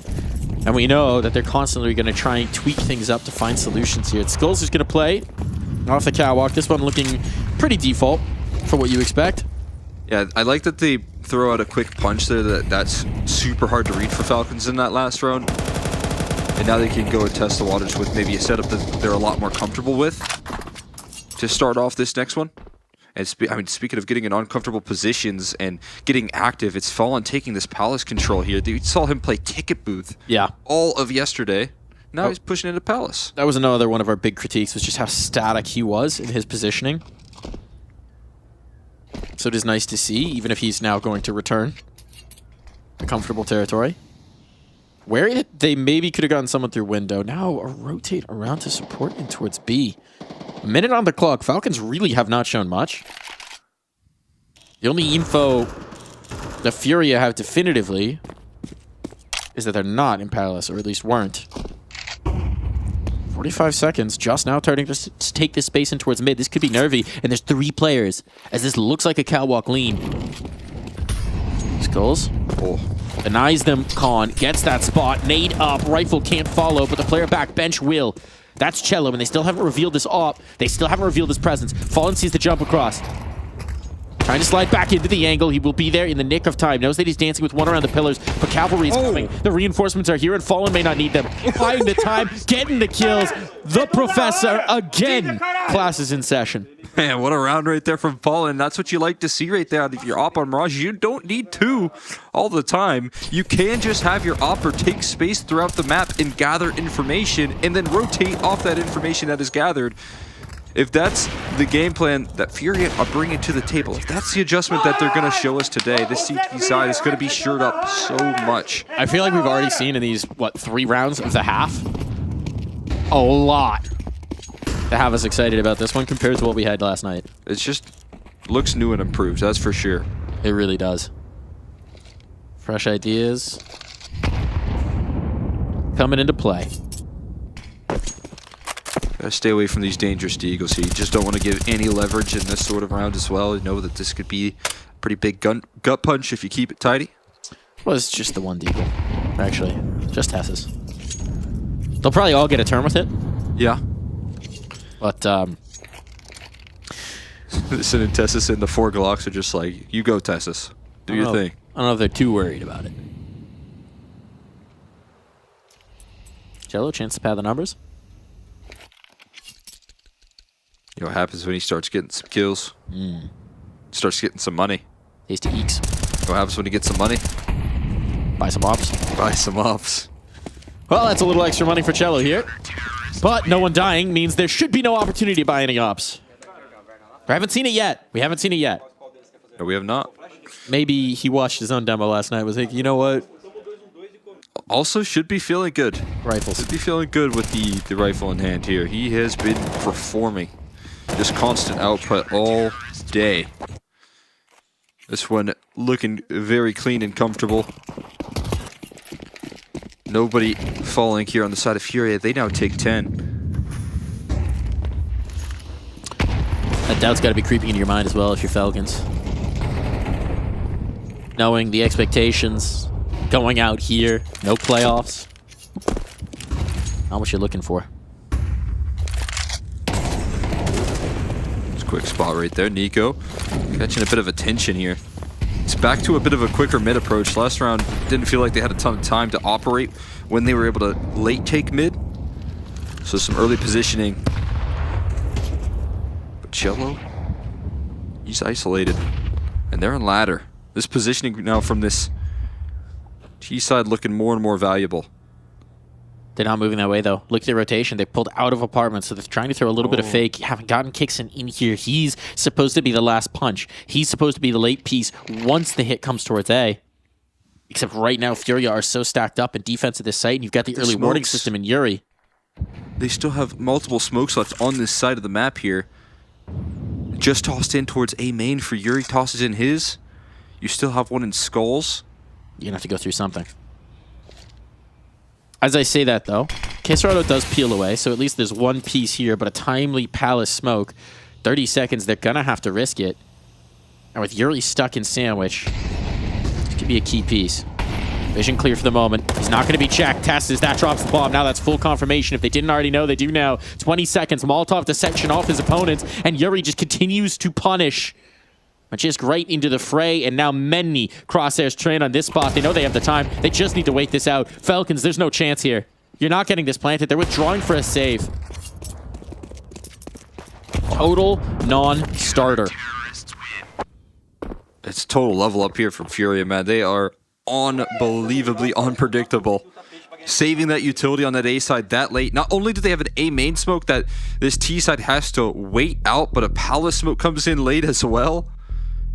You couldn't ask for a better setup. And 2 kills shut the round down. Yuri offered up a multi in Sandwich. They trade him out with 10 seconds left, and you have just taken care of a single A defender when there was 3 more close by. Good luck with that here. A timeout coming through from Falcons. Starting to feel the heat. Pressure is on, elimination on the line. Kixon remaining vocal. It's the time to be. It's the time to dig deep into your bag of tricks. Deep into the playbook. You could see the idea there, right? Get Kixon in towards ladder. That gives you a nice piece, but there's just not enough time to wait out all that Fury have done, and they've got so much information by that point. They're so comfortable and confident in their A control. Just don't do anything to rattle them. Now it's a bit of desperation here as Fury are looking for series point, and Falcons staring down the possibility of elimination.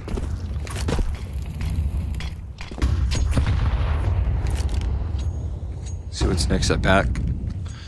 Off the back of that timeout.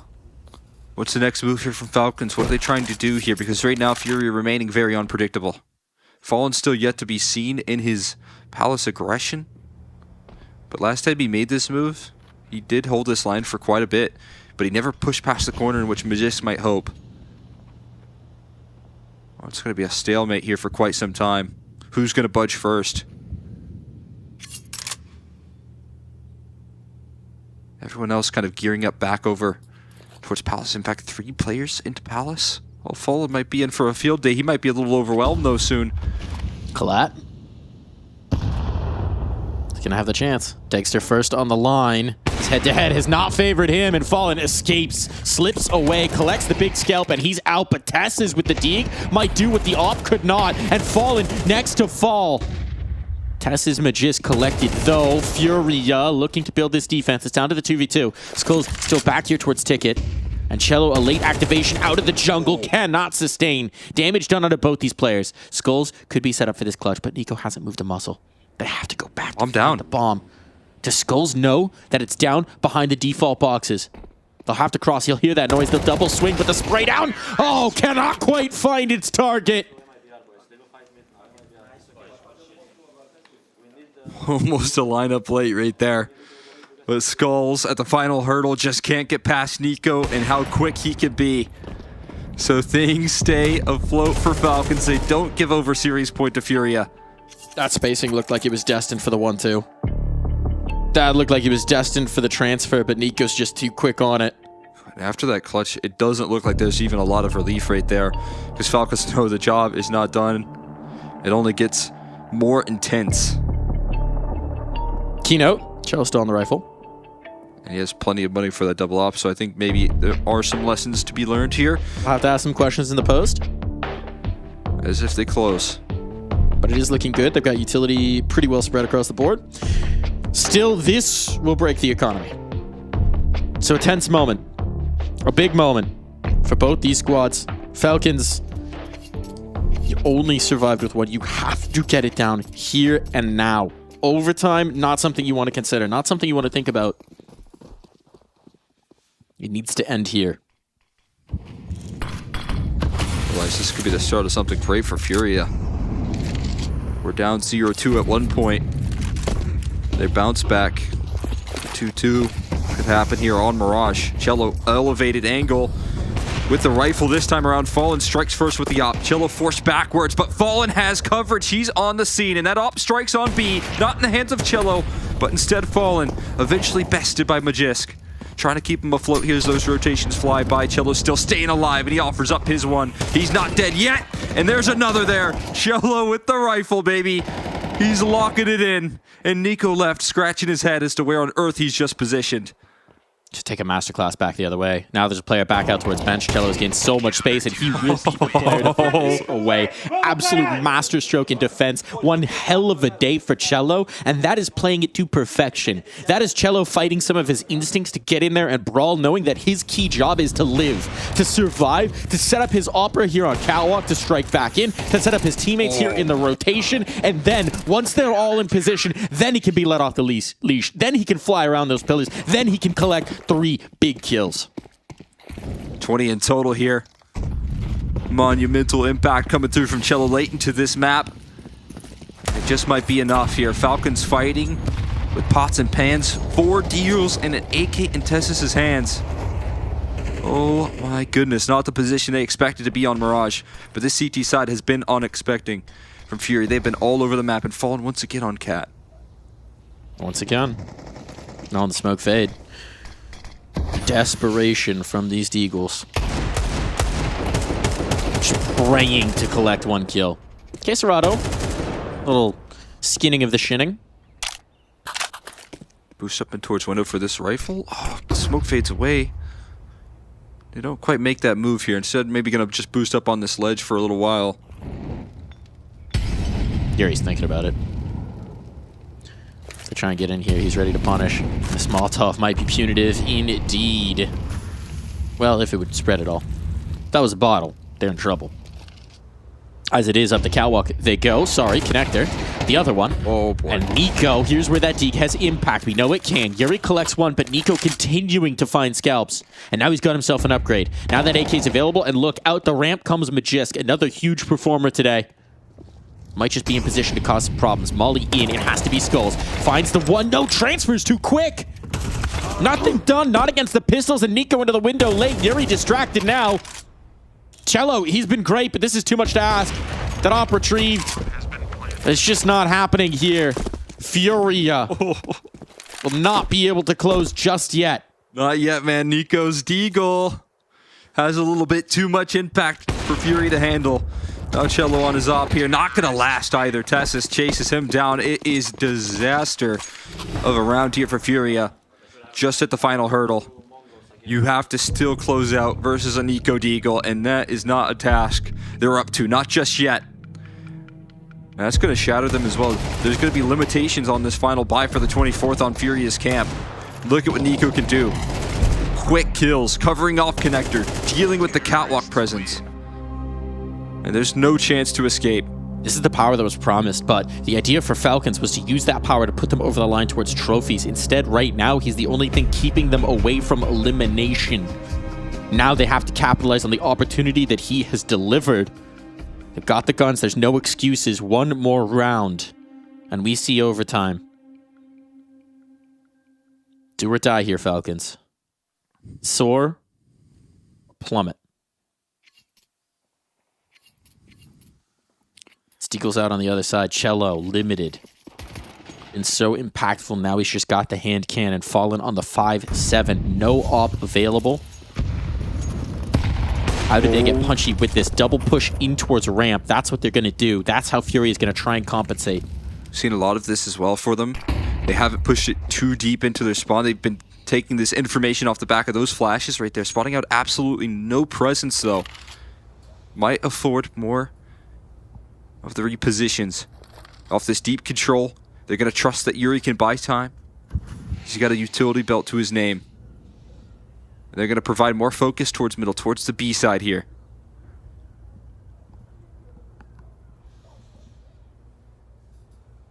Falcons, no need to jump the gun here. They've been able to delay out towards this mid side and create enough chaos.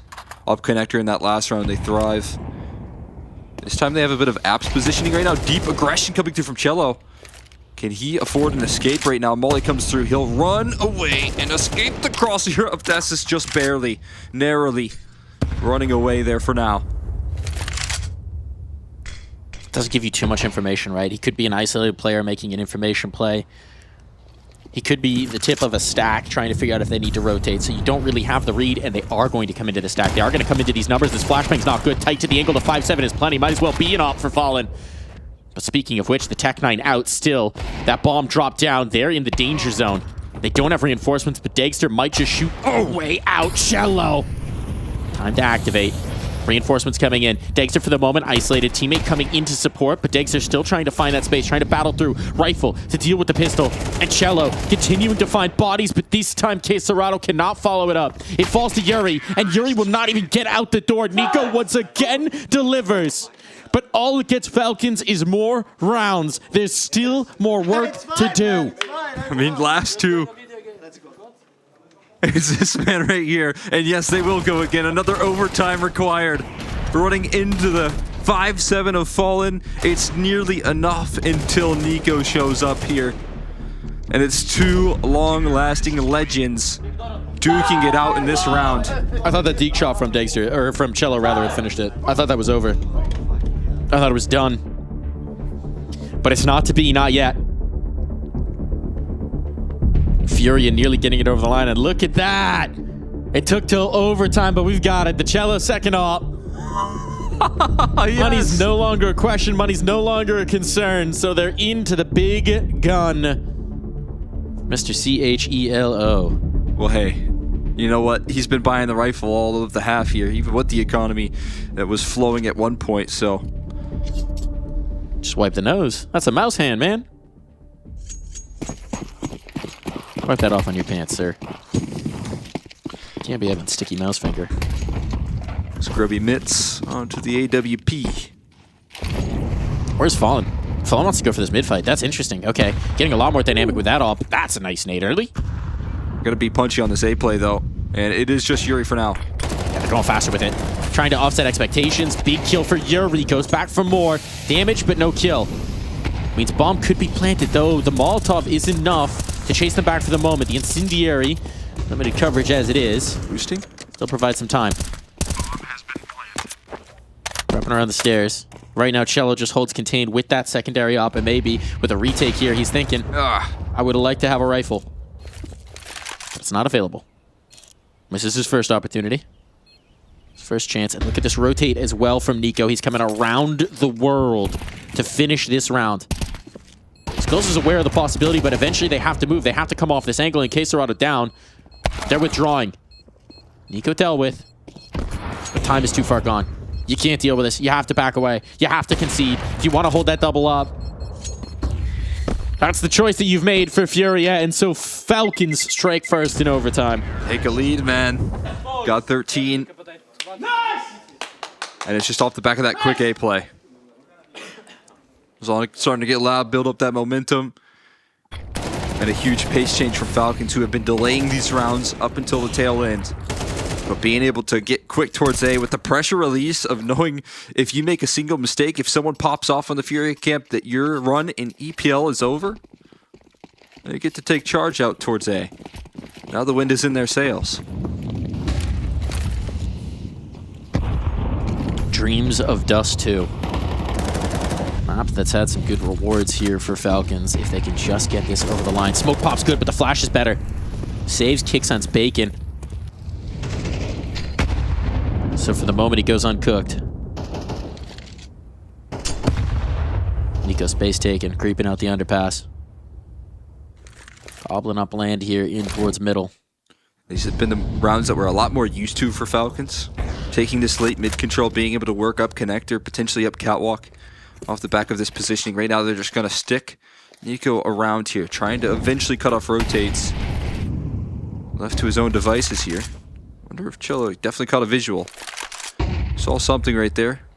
Falls a little bit more passive on the line. Flashbangs do connect here. Tessis trying to take a duel, but you can see with that bomb location, Tessis is just the decoy here, trying to sell the fake, and Cello certainly calling for a lot of attention right now. It's working. It's going to hold these rotations in, but now with utility in towards Con, that still makes it look like it's a catwalk play. They'll start to get vision around those bricks. They'll start to realize what's happening. Off that spam. When do they realize? Assembling the bricks boost. Nico vulnerable, but all of his teammates prepared to waterfall out of the palace. Fury, they're without an umbrella. Caserado trying to provide, but he's damaged up.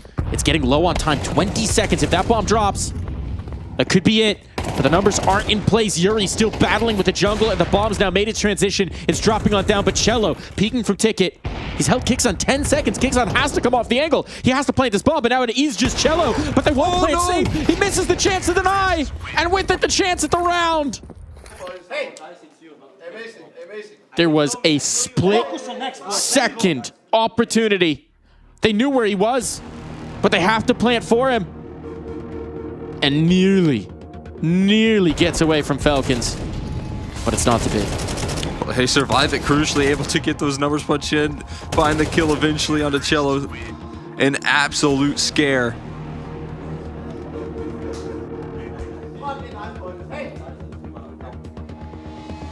Cello doesn't seem too concerned. Might be time to be bringing out that rifle here once again. That's what we'll see. Don't think we've seen too many connections out of that op. Not too much luxury afforded to them for their defensive setups off that op. So back onto it. The A1S here for him now. I mean, dynamic play from Cello was such a huge piece of what helped Furia take map control, take information in that regulation time. Now, see if he can activate again. It's a lot of this is coming down to a bit of lack of mid presence as well from Fury. I feel like, you know, Nico's having a field day in this side of the map here, and it's such a luxury for this Falcon squad that they're able to take this amount of control here. Skulls tries to address it, and he catches 2 nades for his efforts. So now he's out of there. Nope, no thank you actually.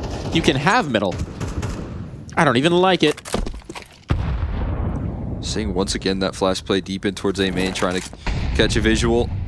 You know, maybe later down the line that can allow you to fight your way forward, but a smoke push from Kixon, is this just a timing? No, he's gonna back it out. He's just showing presence, right? He's keeping that doubt in their mind that it could be headed up Kawa, because you can see the positioning from Fury. They don't have the information. It's Skulls playing backside, and he's so wounded, he's never gonna want to move forward. Yuri jiggling this angle. This molly better be perfect. Singieri prepped. Waiting for that mid presence to really have a chance to activate. There's the jiggle, there's the spot, now he knows. Singieri in, might buy precious seconds. There's a third player here in towards window, but Caserado's wary that they could have gotten through, and indeed he should be.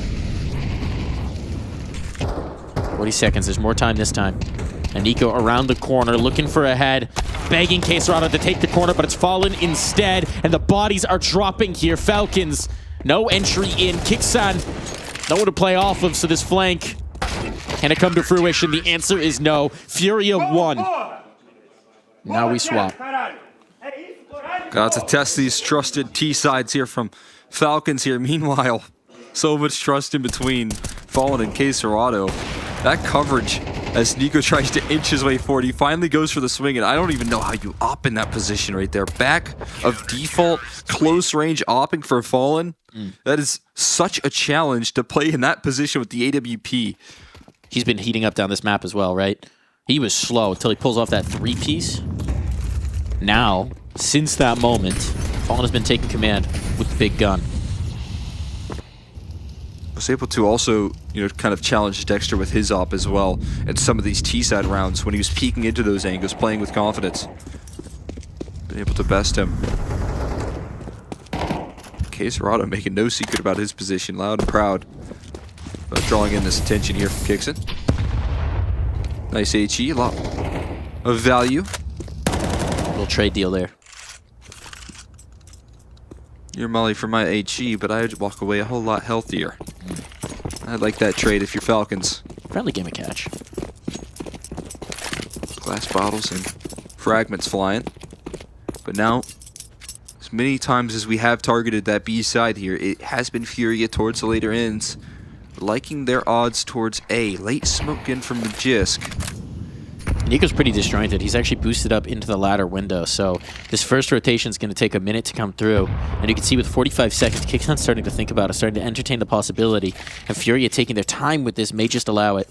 Oh, this is a play here? Flashbang, anything here? Magisk's just going to jump on top of the pot here. Oh, he sees him. He sees him early, but Cello trades quickly. At least offering up the 1-for-1. That Molly comes in to buy time, and that's got to bring Nico involved.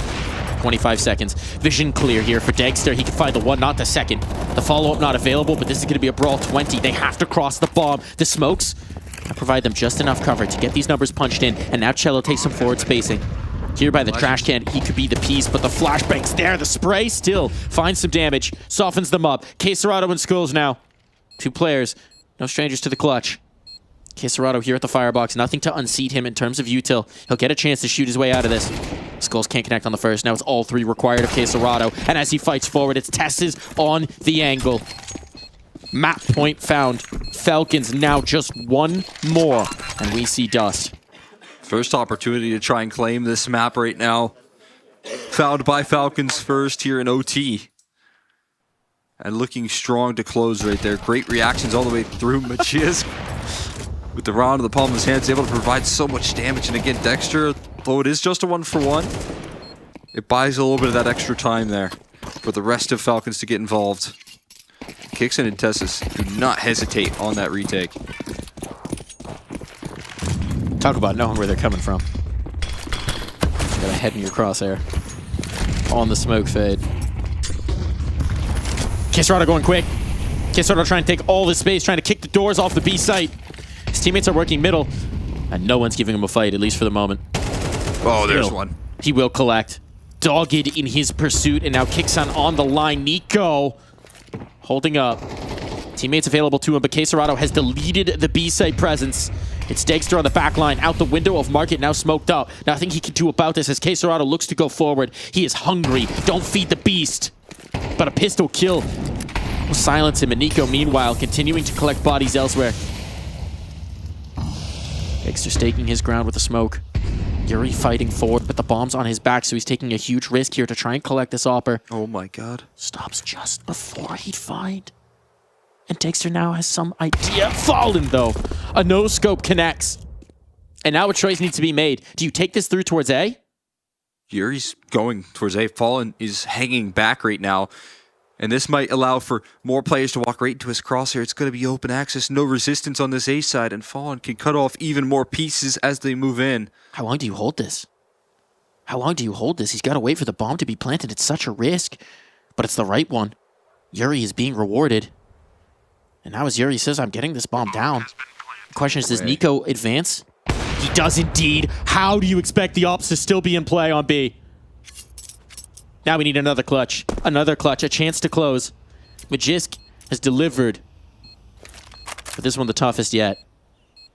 Knowing that op is rotating in from B, knowing that there's inevitably going to be presence towards CT, the question is, where did Yuri go?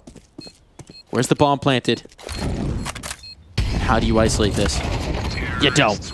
Shot down. Yuri never lets him tap that bomb. 1 more round. I mean, Fallen just has to be just breaking the brain of Nico right there. In his head completely with that kill.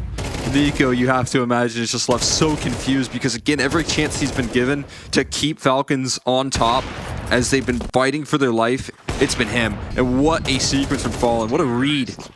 Knowing where Nico's going to be next. Shot right in the paw of Nico there. Near 30 kills for the man. But 30 might not be enough. Now I think Fallen trying to continue his endeavor with this opping. They've liked the bricks boost. It's not a bad call on this line. Flashbangs to push him off, but Fallen does collect. Now they're going to crunch, but Fallen will take his and then some more. Cello to follow. And it's feeling like we're going for more here, Cole. Dagster trying desperately to keep this one in control. The bomb wants to come in to link up, and now they've got the pressure on. Queserado spanked. Slapped down to low health. And you don't want to face this up. You don't want to face this up. They're going to give him the swing. But Skulls dropped. Still, they move in towards B. This is space for a bomb plant. Though Kixon will try his best to deny. And he might be further forward than they expect. Not on the line. The E-Bar's player cannot close. And Queserado's not got the health for this. The shots have to be perfect now. A maneuver around. Spawn to the window. This is the way that Dagster comes. He's onto the rifle, knowing that his opponent is low. But there's the spot. Now confirmation on both. Does he realize that Kixon hasn't slipped out further? He's risking it. They'll play together. Queserado on the line for the first. Down to just the one. The headshot to close. The map on the line. Tournament life for Falcons. Hanging in the balance. And oh, it's Dagster who puts them through. It's going to Dust too. He's got the kit. Does he have time? That needs a wrap. I think he's got it. Down to the wire. My God. But Falcons find the third. No time to spare. Not an inch more of margin. But we are going all three. These teams can't exit easy. These teams can't say quit. We need to end it all on the most classic map of all. Dust 2 required, man. What a clutch coming through to close. It almost was enough. The tie-binding measure, the kit being just close enough for the defuse. But Falcons finished the job. And it really did feel like we were seeing just some of these stars rise to the occasion. When you watch Fallen walk out middle late in an overtime, that is exactly what he loves to do right there. Level up as the game gets late. But on the other end, it was Nico as well, doing just the same. When his team was back against the wall, when they stared down 2 opportunities at serious point for Furia, he started it off with a deagle. He transfers it into a 3K in the very next round. And it's those stars that you can rely on here to change the game. These Mirages have to be getting so frustrating for the Furia camp, right? We saw another one yesterday where it was a double overtime 19-17 loss. They got it right to the precipice and they could not close. And again, the story here today. Pulled into the lead late, had the opportunity to close in regulation, but these big moments couldn't quite put them over the line, and this Falcons team just had the right amount of tenacity to put them over.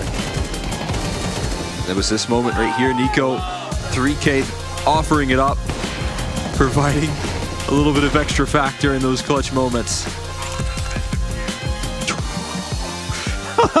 You can tell Dexter didn't know. He didn't know. Yeah, He no didn't trust idea. it. How could you? It was so down to the wire. Agony there. Agony on the defuse. Last possible second. Quesorado nearly doing enough. Just one extra half a second, one extra headshot away for bringing us to another period of overtime. Whew. And you know what? I'm glad we get to see Dust 2. I'm glad we get to see Falcons battle back here because it would have been a tough exit for them going down 0-2. But it also shows that Furia are doing a lot to improve rapidly here. It did look like a much different CT side. As you said, still frustrating that they don't close this thing out. I think that's more to do with the star power that we saw in Nico turning into a diamond under pressure. But it does come down to those details here. We're seeing a lot more effective rotates now. Last time around, we did see Inferno to close. It looked like they capitalized, were really prepared. Now we're seeing Dust 2. Is that going to be the same case here? We're going to see that same strength from Furia. We have to find out. We have to find out. I can't wait to see. This map of Mirage was an absolute treat. Time to find out how it ends when we come back.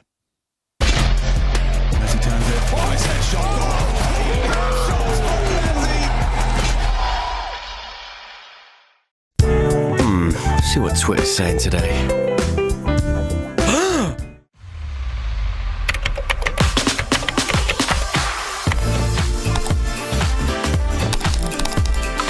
The new Cash. Now live on Faceit. Join the Cash Club Challenge and play until Monday, March 17th. Oh my God! Faceit.com/cash.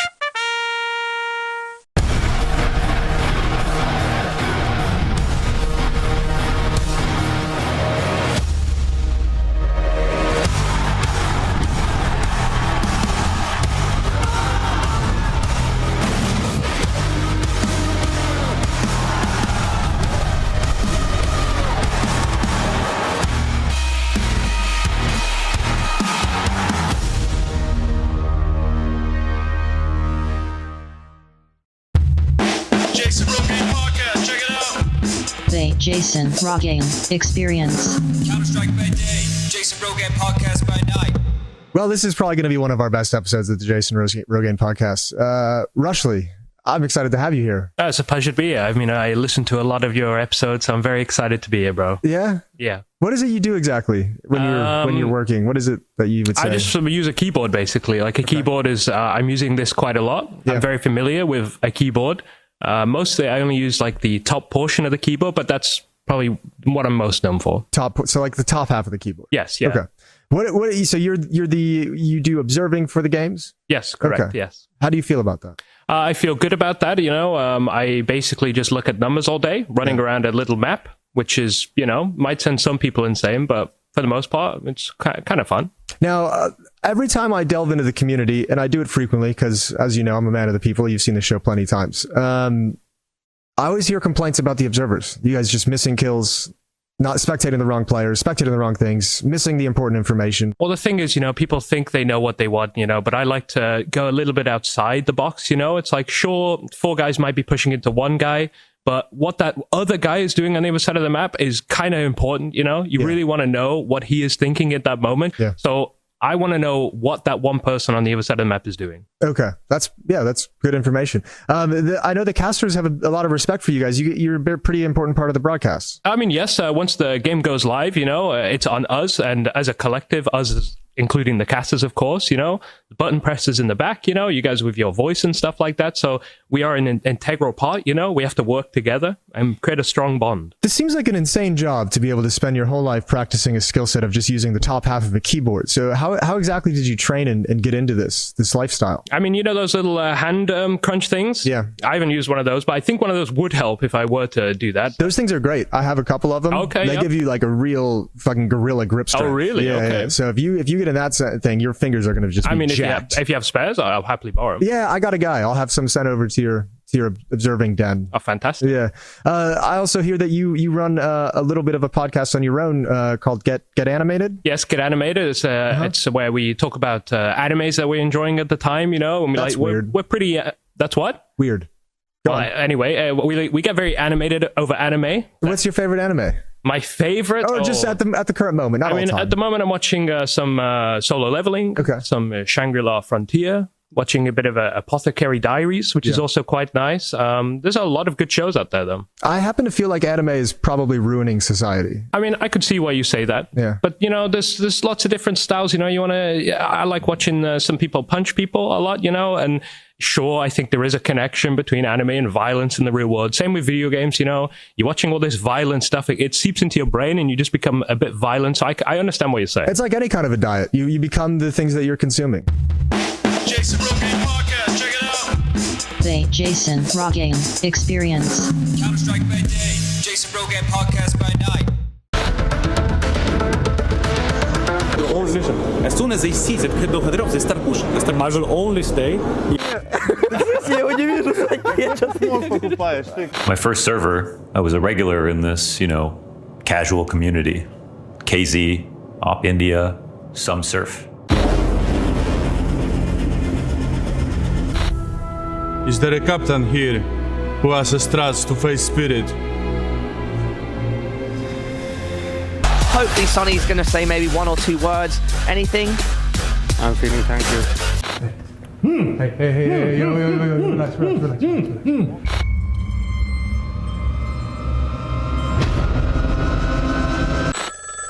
Hello? We'll give you the world. Forget simple hotel room. The only anti-molding you need is Re-Rage.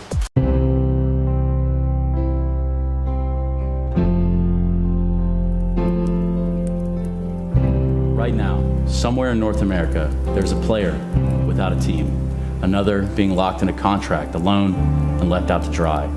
These scared, innocent players don't realize there's any hope for a better life. At the CSPCFA, we are committed to searching every dark corner to find them and to help heal the deep physical and emotional wounds that have been inflicted upon them.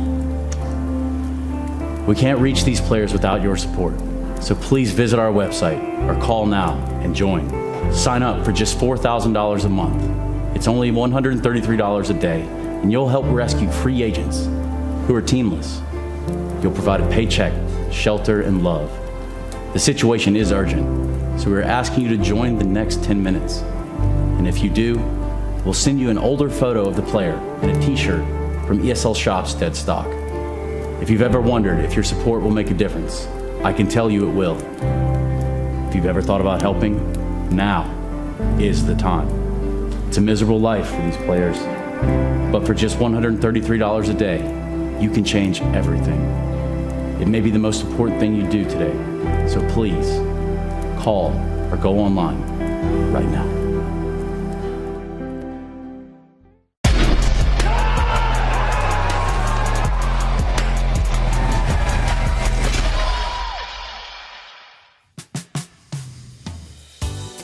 Give us your IGLs huddled on the street corners, your players out of 10-year bans. just for $4,000 a month. $133 a day. You can save them. That's nothing. That's nothing. I think that kiss was improvised from Stunna, and I can't believe Steel didn't break at least a little bit for that one. Well, you know, I'm just surprised it wasn't on the lips at that rate. Anyways, diving into the third map here. Hopefully none of these players are going to be in need of the helps of the CSPFCA. Did I get that right? Anyway, these players certainly bringing it the distance here, earning their spot, fighting for it. Its elimination is on the line in this, the ESL Pro League. Only one of these teams can survive past this map, and it ends on Dust 2. And considering the fireworks we got on Mirage Cole, I'm very excited to see what they're going to be bringing to the fray. Yeah, make it of it. I mean, I think from what we've seen so far here out of Furia, it has been a lot of adjustment. But look at the head-to-head here between two masterful players operating at an absolute high. You know, Cello leveling up his game here all the way through Train. It carries forward into Mirage as well. It all matters who's going to come out on top, and you really would like to imagine, you know, Nico's going to come through and step up in map 3. From what we saw in late in towards the multiple series points that Cello did possess, and that Furia squad, it was Nico that just kept them at bay and shut it down, and eventually in overtime continues to have that impact, continues to influence. A little bit of a slow start for him, but when the moments matter most, that's exactly what they got Nico. Like you said, they want to lift trophies with him long term for Falcons, but for now they need to survive, and that's what he just bought them. That's what he bought them. Might have bought them the chance to close as well. You're certainly going to be pretty energized off of that one. Some good moments on Train for sure, but now you've got that dub. You know you can grit it out when it gets tough. You know you can battle into overtime, and you know you can close. Furia, meanwhile, another Mirage slips through their fingers. So many good things, so many good adjustments coming through. They're definitely improving in these defensive halves in particular, but there's more work to do, and now we hit the dust.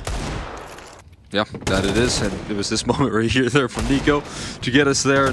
Again, we'll see how Dust 2 looks, right? This is a map that Fury have been possessing a lot of confidence and comfort on here, so that's a big factor for their side of things, right? You're, you know, oftentimes picking into this map as well for this Furia squad, and you had the option here to go for Inferno, go for a Dust 2. That was, you know, the final two phases. They chose Dust 2 here up against this Falcon squad, which makes a little bit of sense when you talk about their comforts, but it is going to put a lot of pressure on some of the op presence there. I feel like Dexter, when we look at what he was bringing to the table, early on, he was kind of getting shut down. It started from Train, where he was just getting peeked into by rifles, by ops, and it felt like Fallen was coming out on top. It felt like the rest of Furia were pretty comfortably shutting things down, but OT again, we also see a little bit more impact come through from Dexter. That final round, bringing home the clutch, it was brought by him. Just enough time to get that defuse off, so that could be a good sign for Falcons as well. Definitely going to build some confidence, going to build some encouragement for your opper. On the other side, though, Fallen, man, had some huge moments. Again, a little bit of a slower start, but delivering when it matters most. It's what we saw yesterday as well against MIBR. When he was required, he took command. And it feels like this is a moment that's going to require Fallen to take command. If he can come out screaming on that AWP hero on a map where we know the impact it can have, could be the thing that tips the scales in favor of Furia. Knife round. Come on, folks. Get her done. No one likes patience in a knife round. Oh, 2-round-2 clutch. Oh, what's the strat here? You got one healthy player in Queserado, but he's baiting shallow, so now the 1v1, first click wins it. Oh! And Queserado sinks in. The blade of the Parambit. We're going through. It's looking hyped as well.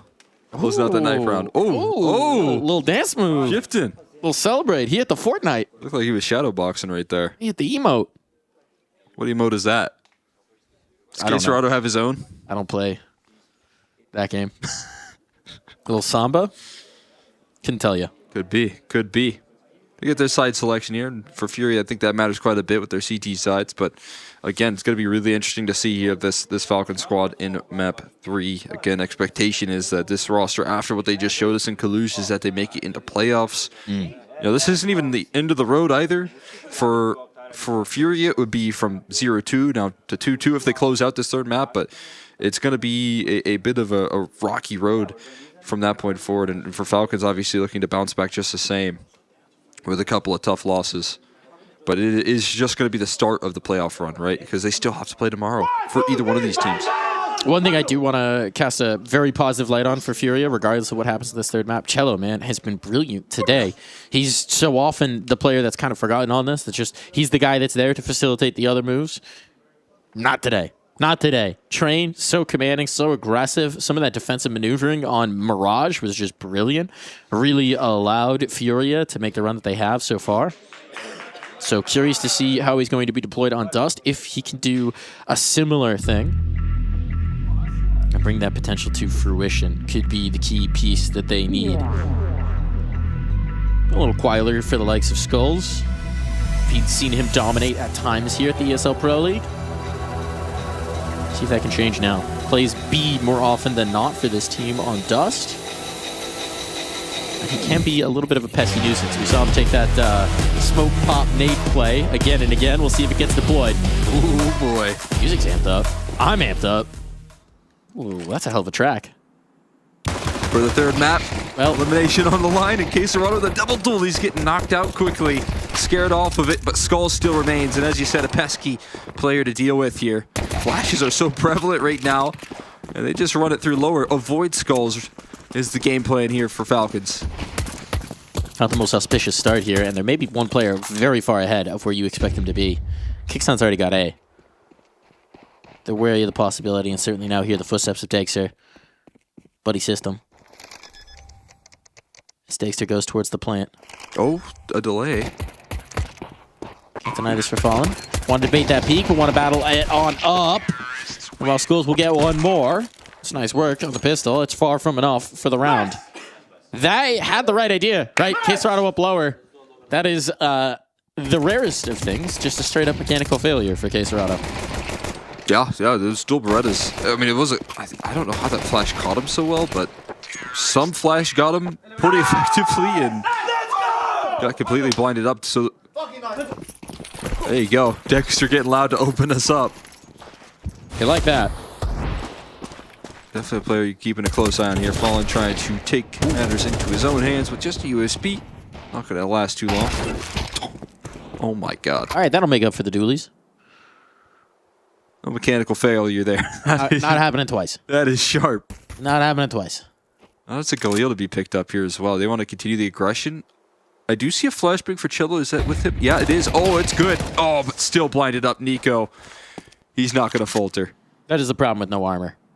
It doesn't take a lot of bullets. Skills, though. If they test him to us out of the 5-7, things could get a little interesting. Any more than one, and this is a miracle. And he'll get none. So, with that, the round should pretty comfortably come to a close. Maybe the rifle can be retrieved here by Yuri. Maybe. Big maybe. No. He's puppy guarding it. No puppy guarding, Nico. Puppy guarding? Yeah. Talk me through this phrase. I'm unfamiliar. Oh, it's something... You know how you were a kid and you used to play like games with bases? And if you got tagged, you would have to go to like the jail or something. Sure, okay. And whenever someone would guard the jail only so that no one could be released, it was called puppy guarding. Maybe that's just a Kentucky thing. Yeah, I'm not familiar with that one, but I understand the concept you're describing. I don't know if we had a specific word for that other than just being a jerk. No fun. Were you a puppy guarder? Oh yeah, I like to win. Cello would like a guard in this one. Oh, they got rid of the Galil. Nicely done from Nico. Making sure there's nothing to bring through. One extra kill on the hunt.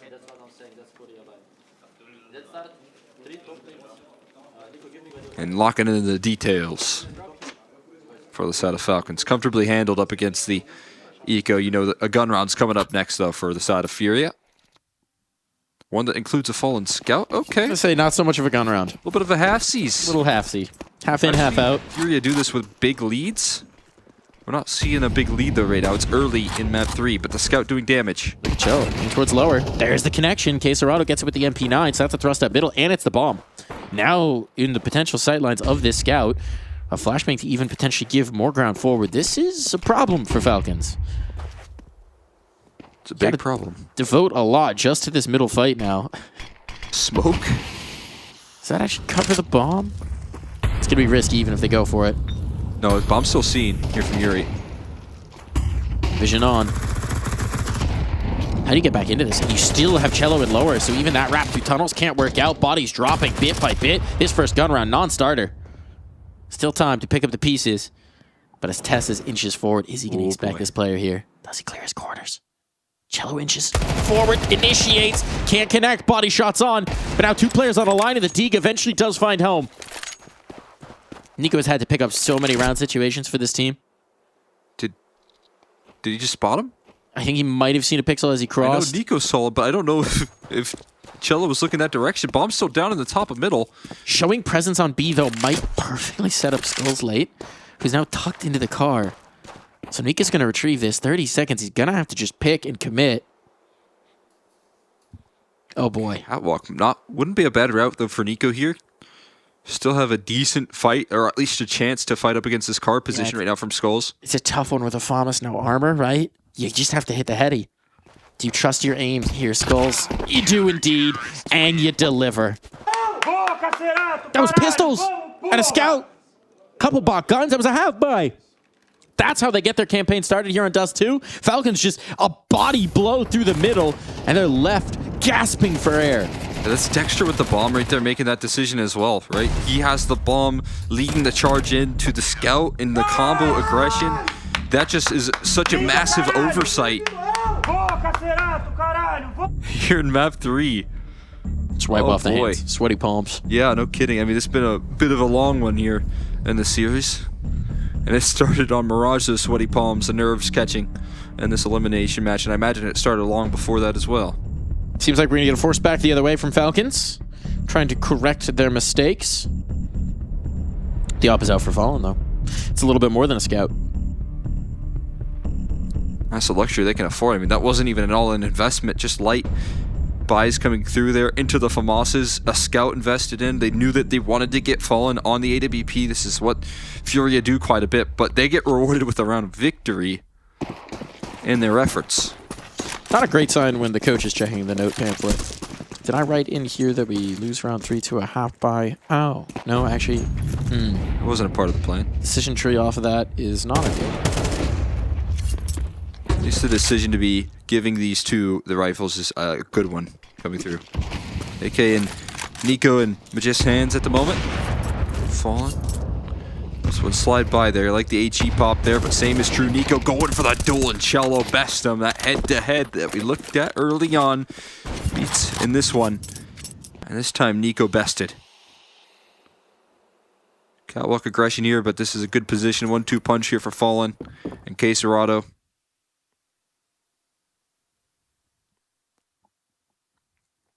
Long as given, they're going to scale accordingly. This could open up an avenue back for Falcon Squad. Yuri, dangerous game, but that smoke will provide some safety.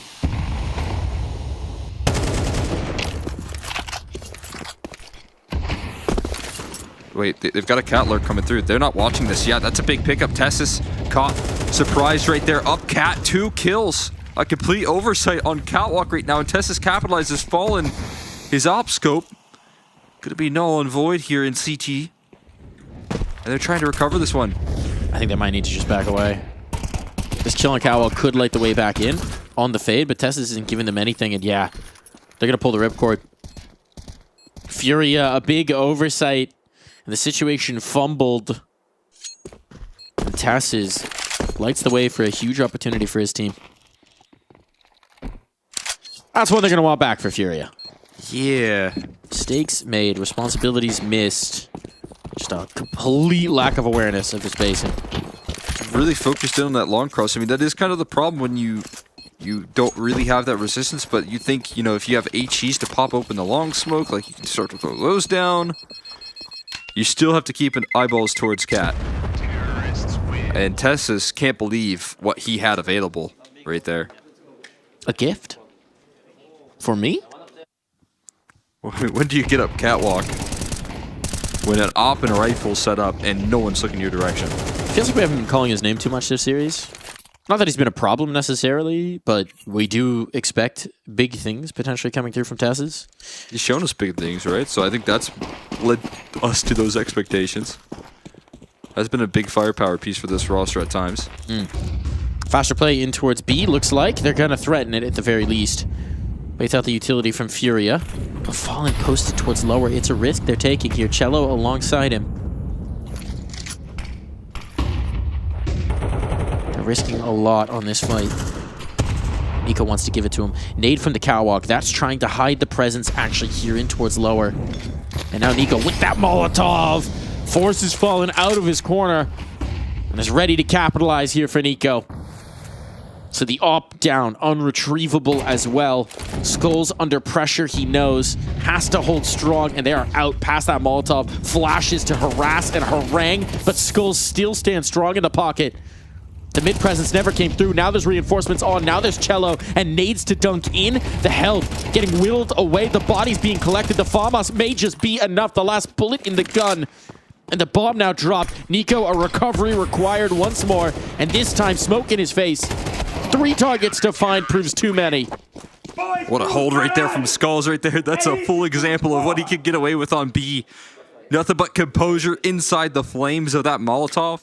Locking in a multi-kill. Going down to 6 HP in that flame. And somehow makes it work. He buys so much time here. How do you get this kill on a Tessis while you're in the fire, under siege? The crazy thing is for those last 2 kills as well, Skulls just had to be so economical with the bullets. He knew there's no chance I'm getting a reload off here. Have to maximize what's available. There we go. I mean, if this is going to be one of those guys that can step up in map 3 here for Furia, that's going to be a huge tool. So we've talked about, he's done it before, right? Especially here on Dust 2, where they put so much pressure for this B defense on him. He's the guy who's always here. And this time he delivers. Cat oversights. This time, I mean, they will take it without getting spotted. Fallen's got vision, though. And he does. They do bring back some extra help as well. I'm actually going to tuck in towards Goose. There's no mollies on the other side, so his lack of the smoke shouldn't cost him. And actually, as they're out in the open, Quesarado now sections that up. Nico wanted to try and get the element of surprise. And Nate's now being dumped in. That's a high-value target right there for the price of 1 Molotov. Sectioning off Nico from the rest of his roster. He'll take that trade any day of the week for the low price of 500. You did admittedly dump all of the rest of the utility afterwards. But you get your objective. That is true. Quesarado's boost him with the smoke. Oh, he's spamming. And they disassemble the boost. He does a lot of damage on the kicks in. And it's still setting up the bait and switch here for Fallen. He's still involved in this defense. Flashbang out. It's going to catch just about everyone. And it's free reign for Fallen. Eventually goes down, but that palm flash was lethal. Can we get towards a bomb plant? Rotations have actually been slow because of how much success Fury have had in this defense. So the numbers will be punched in. That's not denied, but an instant cleanup here from Quesarado. Masterclass here in defensive A. Yeah, I mean, not easy to do with 2 rifles there. It can still be very difficult to deal with the cat execute, but sectioning it off into a quick 4v5 and then managing to do more damage, jumping up on top of those boxes and finding ways to influence the round there. Tough fight for Quesarado up against Nico as well. Flashbang in, coordinating their peaks. Quesarado causing one hell of a distraction. Still not going to have the op for Fallen. Still going to be limitations on here. But it is just pistols on the other side, so this would be the round to do it. Faster play out towards long. Jisk wanted to hit that deep shot, but it will cost him a little bit of health. Just lightly singed Dane. You ever heard of Danish barbecue? Oh, it's Danish barbecue. You just saw it. Just Majisk. On fire. A little crispier than normal. See if you can start to heat up. Yeah, that's a cool bank on that HE. I don't know how it didn't quite do as much damage. They will get catwalk access here. Again, Nico and his Deagle cannot be taken lightly.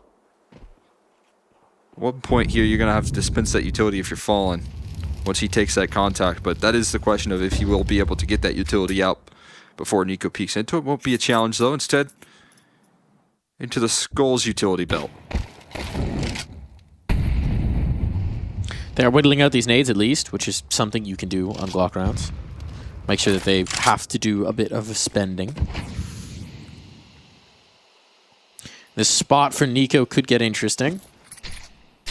It's a lot of ifs, ands, and buts. Right now they're trying to get those butts in towards the site. Gonna have to go through a smoke in doing so. Skulls is very close for a deagle, or a Glock to work here, but the flash is avoided, and Skulls close as can be. Just getting more personable with the Falcons players. Will knock just about every piece down, and it will remain flawless. They're feeding him. They're feeding him early. All smiles here for Skulls and Cello. Well, that was just an easy day at the office. Stacking up those eeks. Can't blame him for eco hunting here. That's just patient eco fishing. Baited the hook. Threw a smoke in front of the hook. They came through the smoke, off the hook. Right in his Skulls' waiting maw. To a barbecue. Out towards the long, though. It might be more Danish barbecue here for Tessus. And Skulls is on the scene once again, but this time Nico changing the tides quickly. Answer back to the smoke from Yuri. He's trying to thread even more aggression in from Quesarado. Dexter dealt with, and it's unrelenting from Furia, at least to keep it into a 2v3, to keep the advantage alive. This is why they stayed so long into that corner fight, right? Was to set up Quesarado. Yuri and Quesarado of one melded mind. And now the stall tactics. Eventually, Cello should likely shift up. I guess they're not aware that both players are here, otherwise they would have moved him already. Yeah, you'd imagine. I mean, it could be just one person throwing all those smokes that are picked up from all those dead bodies, but it is a comfortable cross. They're going to give them the bomb plant, right? Loath to give up the numbers advantage. And you do see Cello make this rotation in at the very least. Quesarado at any given moment could try and impact on the flank. How far back he's gone. This is wild. Nico begging for that hunt, begging for that isolated fight. Doors. Just smoked along doors. I mean, that's got to be a little bit scary for Nico, but they got him boxed in now, and Cello has made his move up catwalk. There's maybe some more HEs as well in CT spawn to toss down range onto the planter.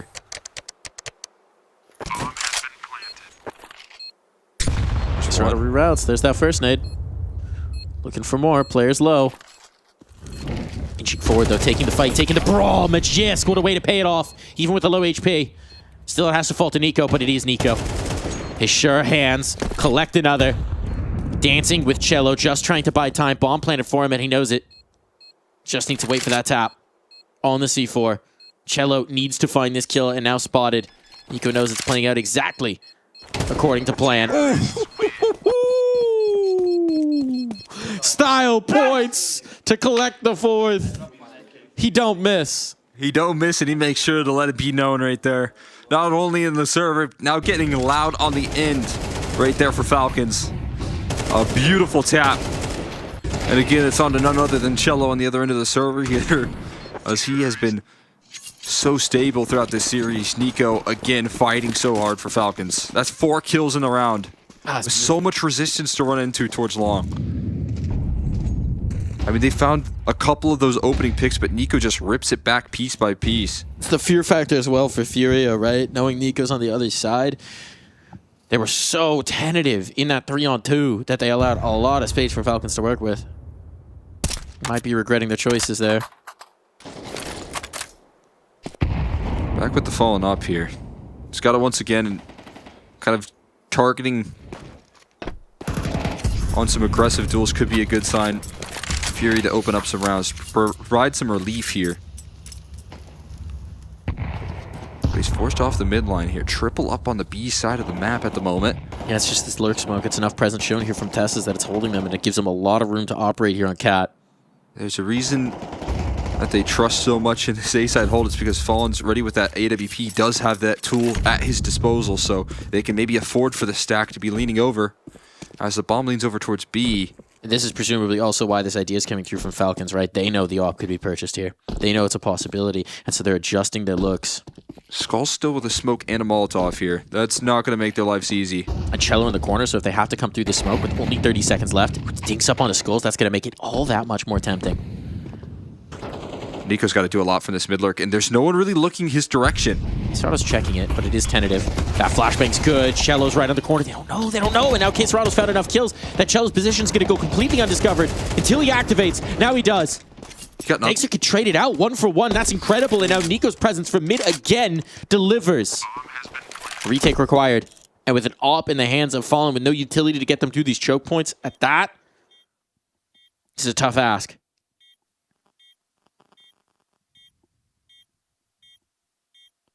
Are they going to give it the attempt?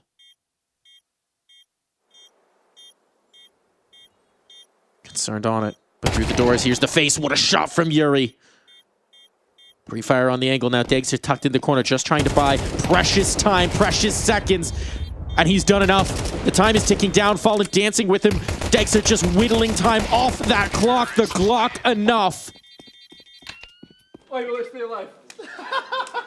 Is back-to-back clutches for Falcons. This time it's at the hands of Dexter. Not quite as clean on the close, but you know what? It does the same trick. It's the same level of success right there. Falcons somehow getting past this setup. I mean, K Serrato with 2. You thought it'd be over. You thought it'd be done. Has to be enough right there, right? Cello going 1-for-1. Somehow they traded out. Nico is able to influence through the middle side. But that is incredibly impressive that they survived that, given the early success, given the utility tossed in. It felt like there was no way Falcons could make that work. The B defense was loaded up, and yet still it collapses under the weight of Nico, under the weight of Dexter. These heavyweight hitters from Falcons, even when they run into the setup, even when they've got the misread, they have the players to pay it off. Oh. Okay, spins in time. They're only 1-for-1. That's got to be a little frustrating if you're Nico. Tessus leaves the gun. So that's now a prize to be found for Furia and Cello wanting to activate, but they are watching this. Tessus won't miss here. So 1 AK found for Yuri. A Molotov as well. This one nicely in the form of a bottle. You do love a good cocktail if you're Furia. Let's see if they can keep it. Especially on that CT side. That's a fun boost.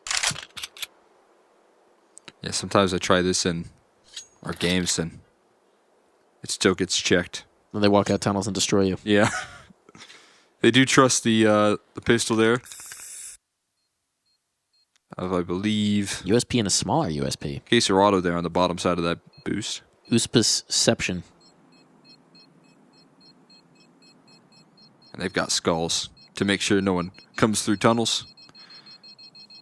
Might have been a little hunt from Kixon to try and find that AK. It is taken. Thank you very much. Falcons on to 6. They're getting back into this T side here quickly. No reason to give him 2 AKs, right? So why hunt up? A lead for Falcons. 6 at least secured. But for Fury, it's time to find fast solutions. This is the half that has given them the most trouble, generally speaking. But it's us too, right? Want a little more work here. Fallen's got that AWP again. Got some weaponry arrayed around it. AK in the hands of Yuri. Do you look at some of the setups just still looking good in terms of the numbers game? Some of the repositions from Furia feel sound. I think it's about executing right now up against 2 really devastating figures right now that are leveling up in map 3. It's Nico and Dexter. You got to shut these guys down. They got the numbers stacked up in the right positions on that last gun round. I'd like to see Fallen get a little bit more in tune as well with that AWP. CT side looked really good when he was getting in the face of Falcons on Mirage. It's a boost attempt, but it's just going to be a little too late. Oh, or not. Oh my god. Haircuts. Fresh, clean fades from Fallen. Goodbye, Nico. You've been the difference maker in a few too many of these rounds for Fallen's taste. Time to sit them on down, and Yuri follows it up. That AK surviving from the last, put to good use. Falcons stymied early. Even worse when you molly yourself. They molly doors. I can't get out, guys. Sorry. That's a bit of an oopsie indeed. Oh, but movement from Fallen, dropping off the ledge, going for the cheeky angle. Testis has once again provided new opportunities up the catwalk. Looking to be taken away, though. Bomb's outside of B, so I'm not really sure where you go from here, Falcons. How do you unify the effort? Do you realize that B's light now? The B players haven't gotten the kill, so you don't necessarily know. You know, there's heavy presence in towards middle, and now Dexter is inching his way out, but if Testis can't get this kill, all that space won't matter for a shot. I might be able to do something. They should not expect him outside of B. It would be lovely if he had the bomb and could maybe punch in those digits, but he's looking for kills instead. 25 seconds left.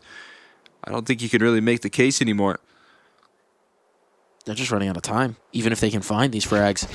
I'm sure Furia are all confused as to what on earth is happening in this round. But it's over. Furia don't know how they're going to win it, but they got it in the bag. All that space, all that sight, and nothing to do with it. After time? Tessis? Uh-oh. Oh, clocked on down. No money for Tessis. Dexter at least can limp away with that AWP, but it will be one the lesser on the guns. That time, that hunt came at the perfect moment. Yeah, I mean, good news is for Testis, he still has a little bit of money in reserve, so it's going to be something out. But look at this, man. I thought Fallen was going to be way too late. They took a long time to get that boost going. I mean, usually that is something you'll do out of the gates. Just like the player cam afterwards, City's waiting for his high five and Fallen's typing. Hang on. Busy, boss. Still work to do. 5 rounds on the CT side looking solid for Fury, especially if they can cap it off, trying to tie things up.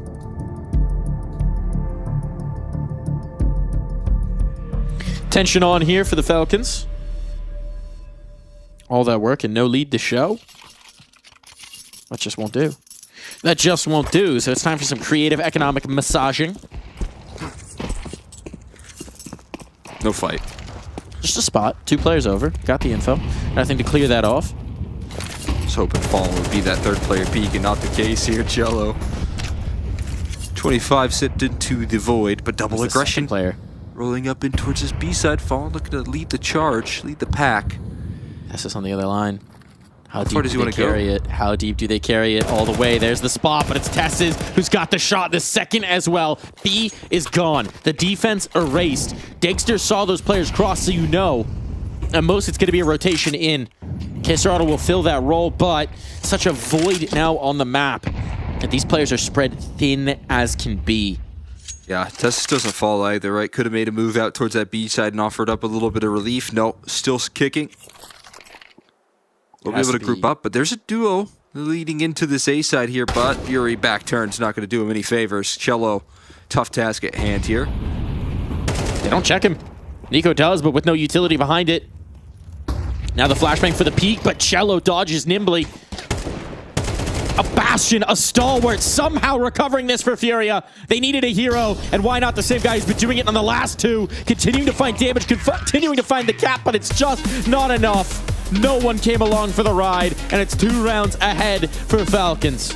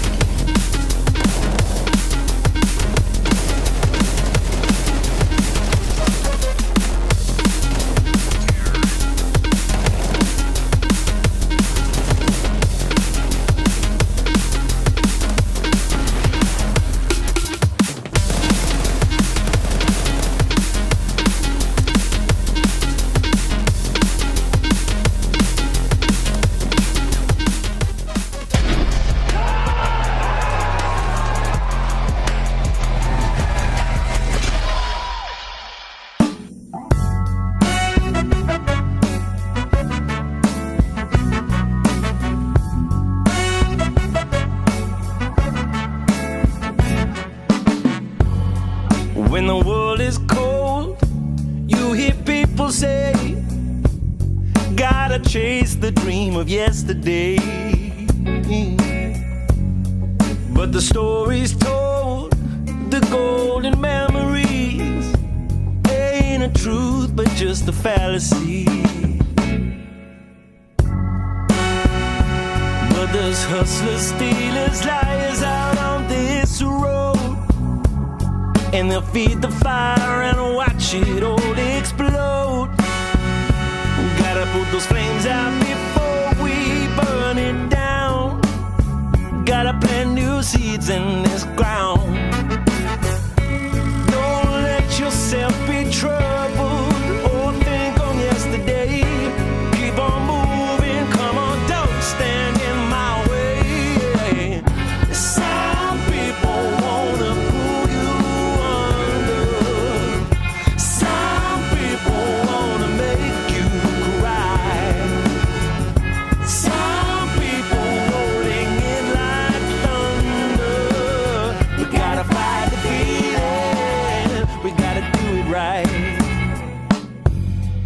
If the hustle and grind breaks your stride, do your turn and blame the other side. If the hustle in your mind makes you decide, it will crack and strip you of your pride. Oh, but there's hustlers, stealers, liars out on this road, and they'll feed the fire and watch it all explode.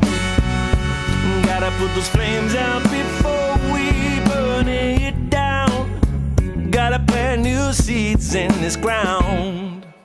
Don't let yourself be troubled or think on your...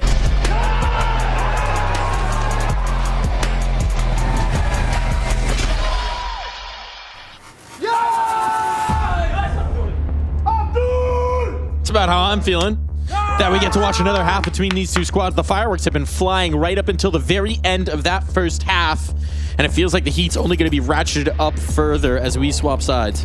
Absolutely. Clutch is required here. Heroics shown piece by piece in one more half before one of these two teams is saying goodbye. That's what's on the line here. Tess is a part of those heroics right now, stepping up in a big way for map 3. Ooch, smokes come through, blocked attempted, and it successfully so, but Cello ended off that last half hot, going for some heroics, and starts it off in the next with an opening pick, besting Nico. Continue to be a heavy hitter here, an anchor piece for the team.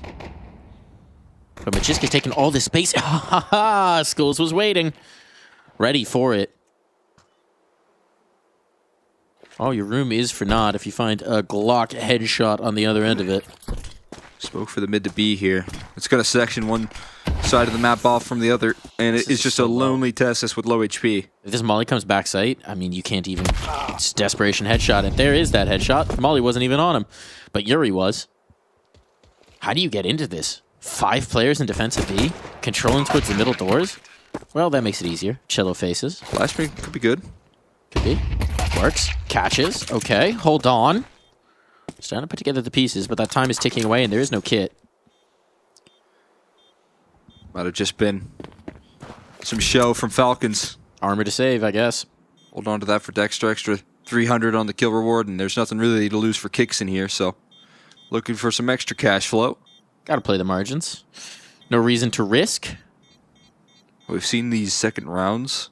Even though Falcons have been losing a lot of the pistols, when they buy back, they come back stronger off the back of these lost pistols. It's a trend that Fury, I'm sure, are so eager to avoid, but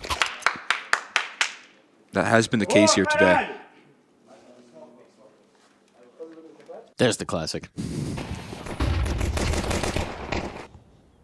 Quick, to the point. Like this pistol round. Quick and to the point. The headshots, mostly, were that point. Scout from Dexter, looking to find early impact, reveals itself, but loath to give up the fight. Jumping attempts. Not to be. Don't know if it's as effective as it once was, but still getting some jump spots here. Dexter has not moved. Finally, that mid utility comes through to force him off the angle. But this CT side is constantly in motion. They are moving all over the map right now. Could be going in for some catwalk aggression. What's going to cue them up for this play here? Waiting that molly up could be a bit of a problem for them. Dexter's still on the line as well, even if they get past these deagles, which will cost their own pound of flesh. Dexter now forced back towards the site, but that's a headshot dealt. Bomb dropped back, and that was fortunate from Fallen because they would have been in a very compromised spot otherwise, and they still might be. Teslas is taking this space, though it will cost him. Caserato's Mach 10 looks like a laser from that distance. It is so quick to dismiss that aggro out the catwalk. They know Dexter's hanging about here at some point. Could have slipped CT. The doubt's in their mind, so they're taking the space towards middle, but section up with the smoke. It's all going to be on the Magisk. Otherwise, this bomb's just rocking in towards B. No problem, but there are still problems. Damage done, and now on the flank, that scout trying to collect, just barely missing. A wisp away from another headshot, but as they make their way through the doors, gonna look for an upgrade to attempt this clutch. He's got a molly, he's got a flashbang here to try and move them out of position. Actually, just a smoke here for the CT side. A long journey to get back into this. Skulls tucked without that molly. This position is tough. And that's exactly why. Pop up, quick shot. We are all notched up here. It's an important time for Fury to capitalize on the pistol round. That's for sure. Last half of play, last pistol scene. You want to get your 3 off the back of it. And that they surely will do. Dexter putting a scare onto him, but Fury without hesitation gonna close this one out. Bah. Still got the Magisk and Nico Deagle in play. Yeah, it's got to put a little fear in you. And they're going to go for just a brawl out towards long. Everybody's here. If you've only got small guns, have a lot of guns. That's what we say about knots. Common wisdom about knots is if you don't know the right knot, tie lots. One of them will work, and one of them does work for Magisk right there. Does offer up his kill. Ah, that's not where the molly's supposed to go. That's quite the bounce right there. And flashbangs through the smoke, not quite working as effective here. Trades offered in here from Cello. Bomb recovered as well. Nico's Deagle looking to activate up the catwalk right now. Just continues the trend of Fury occasionally doing the funny with the utility. Ooh. Oh. Brave Gandalf player. None to be had. No wizards right here. Just a Nico. The things he can do with that Deagle will cast a spell on you. He's not going to attempt it this time. Reposition for a little bit of damage, but the round not available to him.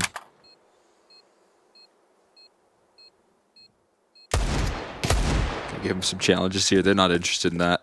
Fallen's going to keep his head nice and protected. And look at the respect. One Deagle and we're just jumping past. No reason to risk.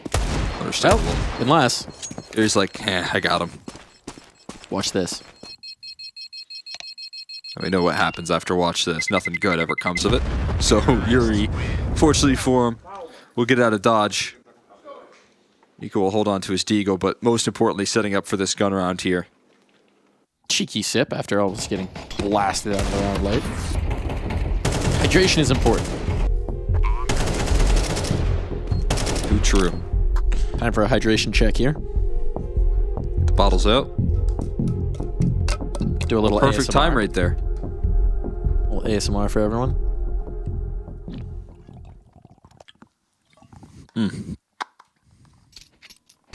I've run out of water. That is a problem. That's why preparation is key.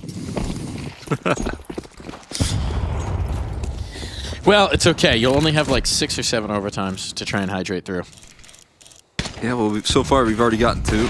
Been closed out in a single overtime. These maps. Feeling like a CSGO series that keeps up. Nice long and drawn out between Nico and Fallen. That sounds about right.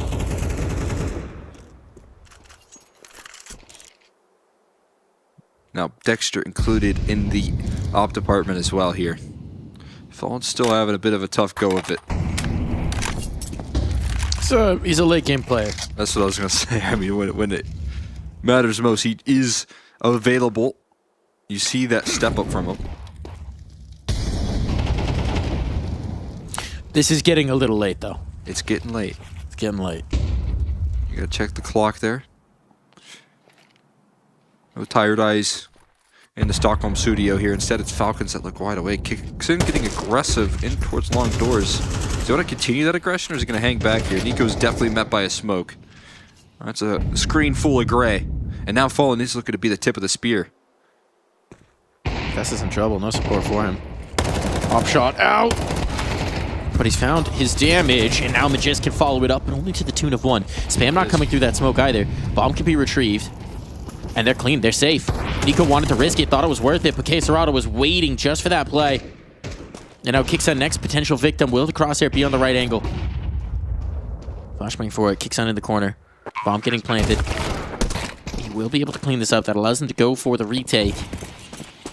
Means that the op's going to be committed, but it's a huge risk. Kick can be picked up en route. And a wrap in towards tunnels for Dagster, who's gone to the rifle instead. It's Fallen on the other line. Will not be missing his shot. Opportunity to capitalize. Kixon needs to get on that stick. Knows it's Snop on the other side now. But the bomb's not playing for him. The bomb's not playing for him. And this kit retrieved. Oh, that's going to be the round stolen away. And the op dropped to boot. That was the wrong spot to play in the post, Fallen. And Kixon quickly realizes what's been given to him. Oh my god, it's planted in the back of double. Why is the bomb planted there of all places? Just an absolute disaster as soon as we highlight him as well. Fallen in the clutch. Offers up so much. He offers up the entrance into that B bomb site. 2 quick kills out of his AWP, but you can't do anything if there's a box in between you and the defuse. No, certainly not. Bullet penetration only goes so far, so little mistakes, little details costing Furia rounds. And the margin for error gets slowly smaller.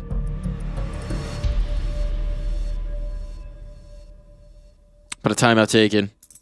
Regaining the mental, locking back in for another go. No op for Fallen this time, just the Deagle. And a fast, long play, it seems. Furia looking to take this space, and Cello delivering it to them, risking a lot of utility damage in doing so. But he will come out on top. And this next nade sails too deep. Cello just wants to take the space. Okay, Nico with the spam, saying, hey, slow down, buddy. You got enough. Slow your roll. You get shut down eventually. That's a huge relief, being able to deal with that long presence. Now, they don't know that space is covered, and this is going to be a good B play. Magiscus alone with only an MP9. They're going to silently crawl out in case Serrato instas on the trade. Molly in smoke for door and window. Molly misses. There's a chance to fight ahead of it, but it does cover. Dagster burning. Might have ended the round then and there. Bombs down. Setting up that utility here for Dex, just a single flash and a molly. That's all the tools that they have to get back into this one. All of them coming through the doors and window. Still one Molotov as well. That bomb goes down. Well, the kill will come through. Trying to find the fray. It's on to Fallen once more, but this time he's got an AK. It's Nico on the other side, and Nico again. Lethal. No kit required. Full 10-second. Plenty of time for it. Falcons, back-to-back clutches. And that's how they retake this lead. How are they making these B-side retakes work? It's the unlikeliest of fashions here. Having to make it happen in the 3v3s and the 2v2s and consistently closing it out now. The heroic stepping up for Falcons as they survive another B-side post. Serrato starts it off again. However much they paid for this, man, maybe they should have added another 0, because this is ridiculous impact again and again and again from Nico. 4 in that round, 314 damage. He is the only player positive on his team, and he is picking them up and carrying them through into this lead. The round's just not over till he's dead. He's nice and alive here to start off. 18. That one straight through the smoke in the last, shutting down Cello. Again, a key piece on the other side of the server. This time around, not as effective on the smoke pop, but they're going to just hit B site. Again, Majest at range here. It does a lot of damage, allows for Testis to capitalize. The 2 Danes got it under lock and key. But Fallen will actually get in towards the boxes. And he does delete 1 quick headshot. They're just chasing him down, though. Unrelenting from Falcons this time as a unit. hunting for these frags. And Queserado, he's got the bomb site, he forgot the package. Helps to have the package when you're doing a delivery. You worked as a delivery driver once upon a time. You ever do that? I wasn't necessarily a delivery driver. I was a plane stalker. Plane stalker? Yeah, it's, you know, fill up the plane. Oh, S-T-O-C-K, not S-T-A-L-K. No, I didn't like hunt planes down. Watch them from in the bushes. There are people that do that though.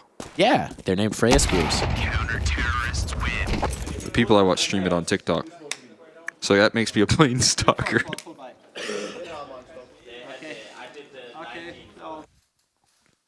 There we go. Stalker of plane stalkers, I think. Yeah, that's it. It's a degree of separation. Although, is it stalking if they are content creators? Oh, absolutely, yes. I think that's like one of the #1 problems content creators deal with. I'm just watching the live stream. He says, suddenly, same bush. Hi.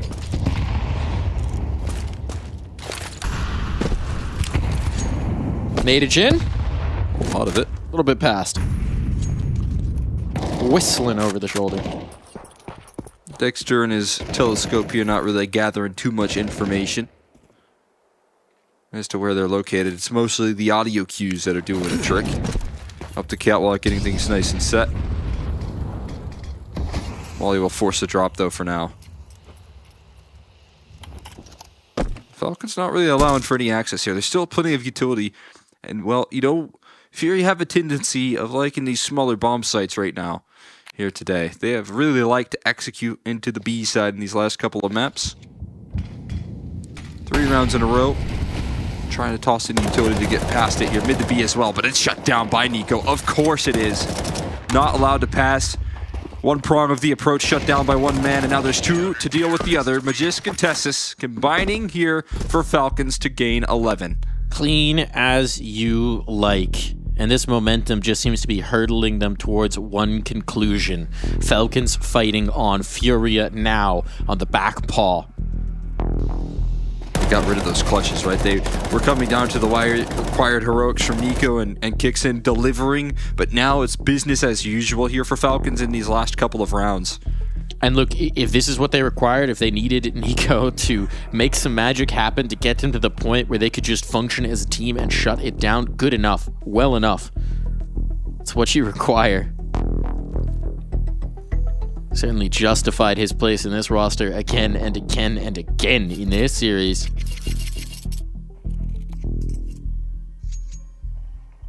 But now he might have just done enough.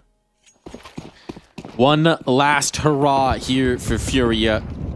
Gotta get it done here, or we're clawing back for overtime.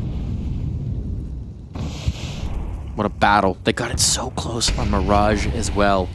It's just looking like it could have been the 2-0 instead now. Disaster potentially on the horizon. Furia squad that's improved by leaps and bounds here at the ESL Pro League, that's had their fair share of struggles and found some solutions. Still looking at a potential reality of an exit here from stage 2. HE Molly combo. There's more to be tossed in as well. They've stacked up the arsenal and spawn, chunking off some damage for the catwalk setup. Early utility, perfect on the target. 2 key pieces taken down low, but it still could be overlooked here if Falcons aren't careful. Time's starting to get a little low. Not a lot of information to operate off of. Cello tries the drop. That is completely shut down. Now Nico can battle here in towards mid, and he's not even the first prong of approach. They know he likes to play this spot, though, so pre-fire on, but plenty of damage done. Nico and companions going to be able to bring this one through unless Skulls and Falling can make some magic happen. That bomb's stuck. That bomb's stuck. 30 seconds, though. The Molotov lights the way. That bomb down now onto the clutch. Skulls against Magisk, and on the angle. 4 HP and a reposition. Skulls has to go forward. He knows it comes down to the kills. Gonna wrap away towards A. Those footsteps heard. Jump on the boxes. Has to look. Can't risk that maneuver. And out in the open. Magisk, the patience brings it through.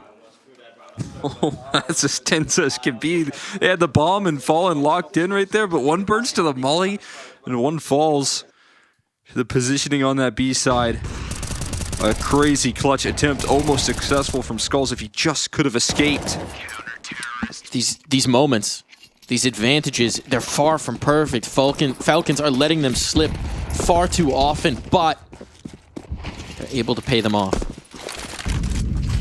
They're able to make them work despite the errors, despite the opportunities given to Furia. If you have to do it the hard way, so be it. Lessons to learn from, but for the moment, the only thing that matters is one more round. That's what matters most right now. Utility up towards Catwalk again. This seems to be the point of direction, and it's more tossed in their face. These HEs that have been stacked up on Catwalk, just chunking HP bars. If they go this way, if they choose to conclude here, they'll face Nico once more. And this time with Dagster on an op behind him. Kixan posted by the blue bin. Boy. Dagster bringing that op through. This setup could be huge. They could just shut down this long control, and then it's all over. There's access points through Cat, but they're going to trust this smoke. Dagster chased off by a flashbang, but do they expect Kixan here in the corner? Now he strikes back in. A dink is not enough. Dagster, you got to look long. You got to look long. There's no one there to cover. But too many targets to cover off, and he leaves himself very exposed. A fast rally up the Catwalk, but man advantage now for Furia, and now the choke points are under their control. That's not where that molly was supposed to go. But the kills will instead. Nico's still out here. Nico's still a threat, now working his way up from long, but just connected on the one. Sets up his teammate with another clutch, and they are so perilously low. Headshot's not required. The body will be more than enough, and a pop up there, but Nico for once cannot find the killing blow. They're holding him at bay, but there's still time to cook. And advancing forward is Cello instead to find the headshot required. Furia, it looked like they were down and out, but they are not done yet. How do they dance around Nico's crosshair like that? How do you survive for so long? That's the most unlikely of clutch losses right there for Nico. Such in a prime position, but can't catch those finishing kills. So much damage done. 2 bullets would have done the trick right there. Felt like the moment got to Dagster a bit, realizing the situation where he's being crunched by 2 from either side and just panicking, not finding position to fight either way. Yeah, that's a huge surprise, right? He's out in no man's land at one point, and again, it's all about the details. It's all about the communication, keeping the nerves nice and steady. Here's the last time out for either side. Zonic trying to get this done before it even starts on the comeback for Furia. But from here on out, Furia, 3 rounds. Pure, straight Counter-Strike. No pause here. Do or die. And here's your best chance yet. 2 MP9s out. An AWP for Dagster. They prioritize that big gun. But their faith in this man. Let's see his faith that can be paid off. Crucially, you have Nico alongside him there. Another great HE tossed in. This Falcons utility remains strong, providing a lot of damage here. Unity in between Tessus and Magis a little bit looking different on the B side. This time Dagster and Magis gone B. These MP9's kind of put to the task here. Holding off middle for Tessus not going to be easy. I gotta try and bank it on a B play right now. With their life on the line, they want to execute out B. And Dagster might walk right into the trap. 4 players here. This could be disastrous. Magisk, though, delivers! Magisk! What should have been devastation now instead might be victory for Falcons. Again, he's delivered where it seemed that they would be down and out, and now Tess is on the line. Can pay this kill off, can pay off the fate of his companion. A bomb plant chance for Fallen. But this would require the most magnificent round yet. A 1v2, 34 health. He's fought his way. He's heated back up in the big moments. The late game player himself. And the wrap back in from tunnels. Nico, the final boss behind Kixan, and the final boss will not be required. Falcons are going through. Falcons triumph here on Dust 2. It took every ounce of their strength to propel them through, but a massive round again from Magisk when they need him most. Again and again and again, he delivers. and now Furia are done. They're out of the ESL Pro League. It is the Falcons who live on one wing perhaps, but live nonetheless. Yeah, that's an absolute miracle from Magisk, and what a series it was for him overall. I don't know how he managed to make that position work when he was so overwhelmed. And it's going to be a huge close coming through here for the Falcon squad. They stay alive. Again, job not done just yet, but elimination avoided here in a very scary series where Furia put up the fight. They put up the resistance. We saw the improvement. We saw the scaling throughout this season of Pro League from Stage 1 into Stage 2, gaining momentum with the reps. And another 0-2 start for them. It just felt a little too dicey, a little too dire here in Stage 2. That's what they face when the competition gets severe, but I will say they looked good in so many of these maps compared to what we saw from, different days of Counter-Strike. So it's good to see that they're being able to elevate and improve the conversations that we have with Fallen. Unfortunately, you meet up against Falcons, you meet up against Nico, and there were so many moments where, Furia could have just finished the job, and Nico said no. Certainly a lot of leveling up, but it's clear to everyone watching, as it seems to be clear to themselves in the camp, that there is improvement needed if they are to vie for playoffs, if they are to vie for titles at events of this caliber.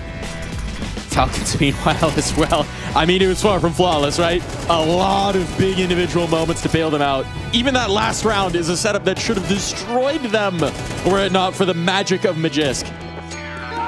But magic they have indeed. Magic they have in spades. They've searched the world for the best that were available. And they've brought magic into the server. It's just that he's been underneath the microscope as well for this new iteration of Falcons, right? We kind of talked a lot about how last year, when they were looking as rough as they were, it was Magisk that was always the gem in the roster, and it was almost like an untouchable thing. And this year, it quickly, the narrative so quickly changed around him. That is a performance right there that you can definitely be proud about, and seeing if that potential can continue to develop is something that I'm looking forward to seeing for this Falcons roster, because, a monster on Train, right? He looks so comfortable on both halves towards that B side, so much impact. There's different positions here for this team on Falcons that he just thrives in. I mean, when you're the only survivor of a full rebuild, there's always going to be a spotlight on you, but he is just such a rock.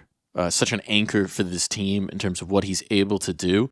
And this series was just a great display of that. Even, I think, on Mirage was a little bit slower than some of his teammates, but the contributions when they come through are massive, and the reliability of what he gives you, of what he can do as just a world-class player, is massive for everyone to play around. So very encouraging, frankly, for Falcons, as this does seem to be a team that is continuing to spool up. Yeah, I'm really excited to see. Again, that leads them into the 2-2 side of things. So, right, not playoffs locked in with this. It feels like such an intense matchup, but that was fighting for survival. That was the instincts that we got out of Falcons in this matchup. Still going to be the case tomorrow, but a lot on the line for them. Well, we got to talk to the man. You heard us just glaze him a bunch with him not here. So now he joins us, and we've got questions. Congratulations on the win, Magisk. Thank you. I want to start off by asking you about the start of Mirage, specifically before you guys got in the server. I saw the team huddle, we saw it on the cams, and it looked like it was you giving some sort of speech to rally the troops. What were you saying to them? I mean, obviously, just that we have to reset, that we have to go in with full energy and, never giving up. I think that's one of the most important things in a team, that you can feel that we always give 100%, even though it's not always the best days in terms of how we play. But, we want to have no regrets no matter how the result is. And I think that's important for me, especially when we're playing as a team, and I can feel that we give 100% of what we have. And yeah. Yeah, I mean, while it's still fresh in our mind right now, I kind of want to talk about that last round.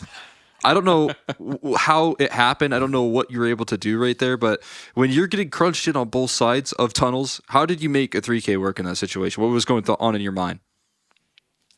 I mean, the whole round started with Tessa saying that we only have MP9s on B, and then my in-game leader was sweet enough to say, I can drop you a big M4. So it started with that, and I think, to be honest, it was a little bit of... how can you say it, that unawareness, in the sense that sometimes when people are, going for these explosive B-pops, that, you kind of come running in with the nades in the hand, and that's kind of where you can catch people off guard usually. And, to be fair, it was a really terrible setup from us, but yeah, I was lucky enough to kill the first guy on right, and then obviously I had line up, so it was a bit lucky, to be honest, but obviously I managed to get the best out of the situation, which was the most important. It does seem like there are still these rounds, right, where you guys get caught by a setup where maybe some of the positioning and communication isn't quite there, but you're able to pay it off with the individual play. Certainly we saw that a lot from you across the series, a lot from Nico across the series. That's sort of the X factor for you right now. With that in mind, is there anything that you've seen from this series, that you've seen from this run in Pro League so far, that you want to think about and focus on for the team so that maybe some of those X factor plays aren't as frequently required? I mean, obviously, we should be able to rely on winning as a team and not always having to win on individual level. But we are a new team. We haven't played together for that long. And I think right now we are in this stage where we are kind of, also seeing a little bit of what is our weaknesses, actually. Because, you get to play the official games and you get to see what is your mistakes and what is, good, but also what is bad. And I think the most important is that we kind of look at the process and that we make sure that from every single game that we manage to just get a little bit better. And I think that's what is key for us right now, is that we don't focus too much on what level we want to end up being at, because that's, it's impossible to do that in 2 months. And we need to just focus on the process and how we can become better, even with the slightest, percentages here and there. And I think that's what is on our mind right now, is that we know we are not perfect, and that is also why sometimes we have to rely a little bit more on the individual level. But that is obviously the goal as a team, that we want to get away from that, so Nico doesn't have to perform all the time to be able to win games, and obviously also make everyone comfortable in the team. Yeah, I mean, kind of following up off that there, because you're talking about like individual performance and kind of playing to, as a team, your strengths there. Watching you on Train, it looked like you were very comfortable. I mean, obviously you got some history on Train, but you're playing over there towards that B side as a player there. Is that something like you can look forward to now for this Falcons team, as being a key piece for that map? I obviously think it's an interesting map. It's part of history, but yeah, it's not perfect yet. I still think that we will see some changes in the future, but I do feel comfortable on the map. And the last time we played against Mouse, I was caught off guard 2 times by playing in between. And for me today, it was very important that I made decisions, and I wanted to make sure that I had my game planned and how I wanted to play the bomb side. And I think I managed to do really good with that. And that is obviously, sometimes the unfortunate things about not always feeling the game is that sometimes you get caught in between, and I just wanted to make sure that didn't happen today, and obviously that paid off, and that is that's a positive thing. We'll get one more question out of you, then let you go. Enjoy the win. You talked about limit testing, about finding the weaknesses, about finding where you are in the process. For a guy who's been a part of many a roster over the years, where do you think this team is? If you had to give it a percentage rating in that process of finding the strengths, finding the weaknesses, how far along do you think you are?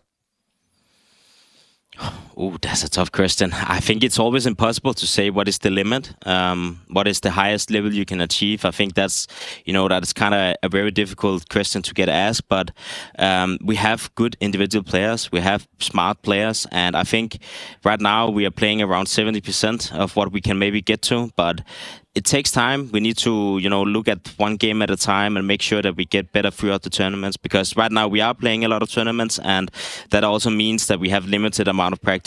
I mean, since we started the season, we've barely been home, 20 days of boot camp just because we had to get in the best shape as possible. So yeah, I think it's been I would say it's around 70%, and I think right now we are in this process of just getting a little bit better for each game. And it takes time when you don't have time to rest at home and also actually focus on practicing. So yeah.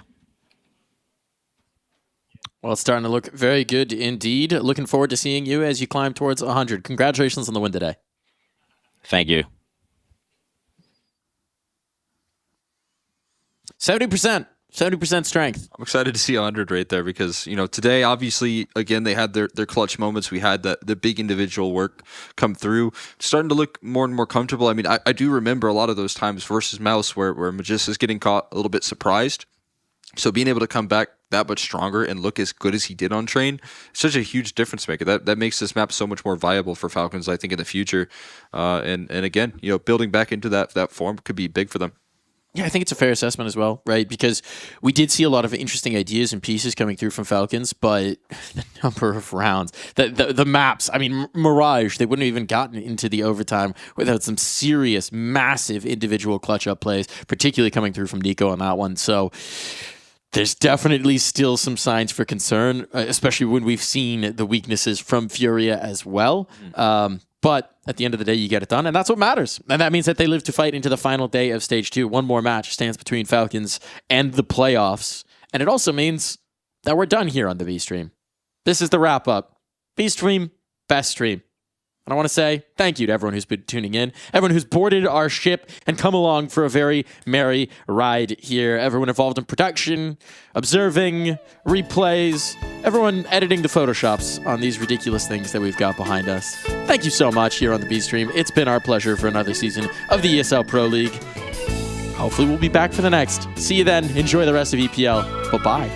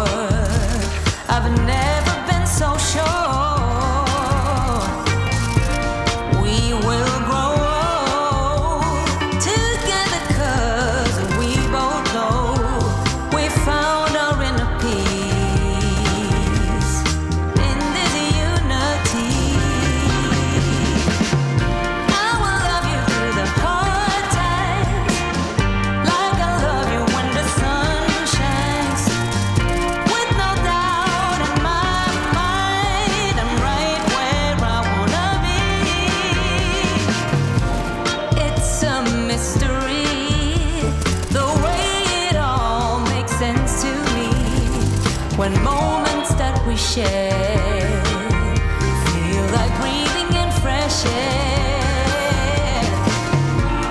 This feels like home, 'cause I can feel it in my bones. The further we're apart, the more aching in my heart. We'll have our share of hardship and difficulties, but no matter the pain, what we have will still remain. So listen to me now, I will love you through the hard times, like I love you when the sun shines. With no doubt in my mind, I'm right where I wanna be. Seasons come and then they go away, but my love is simply here to stay. From now on until the rest of my days, I'm right where I wanna be.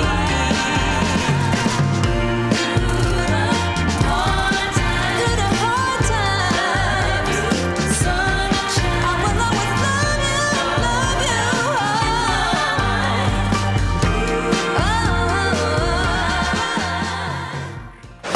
you. ESL presents the ESL Pro League in partnership with Intel, Acer Predator, EHL, Kadia,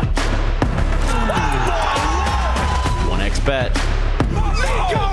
That is abhorrent! Nor.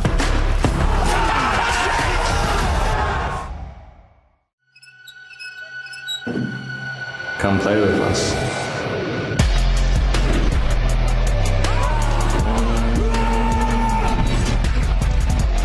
Monacy wants to win right here, right now. It's crazy.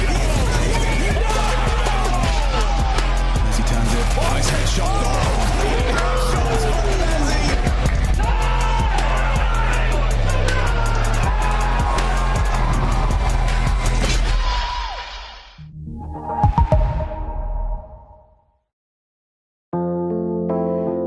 Oh, how sweet is time for allowing you and I to exist in the same lifetime.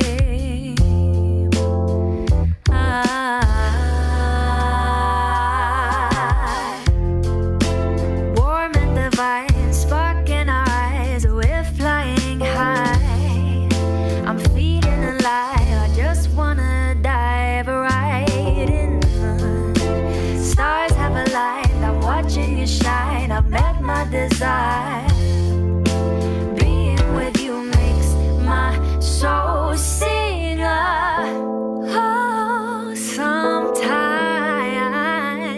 the grass is green on both sides. This might be my sign. Oh, how sweet is time, time.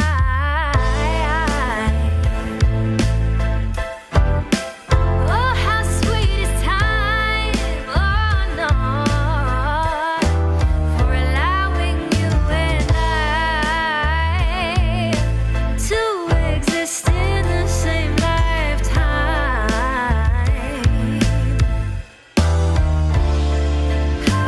Stars have aligned, I'm watching you shine. Oh, how sweet is time. So sweet for allowing you and I.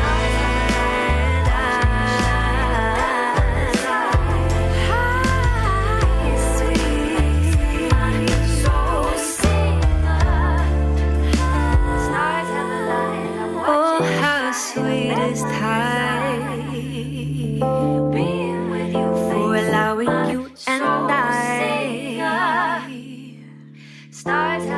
to exist in the same lifetime. Oh, how sweet is time.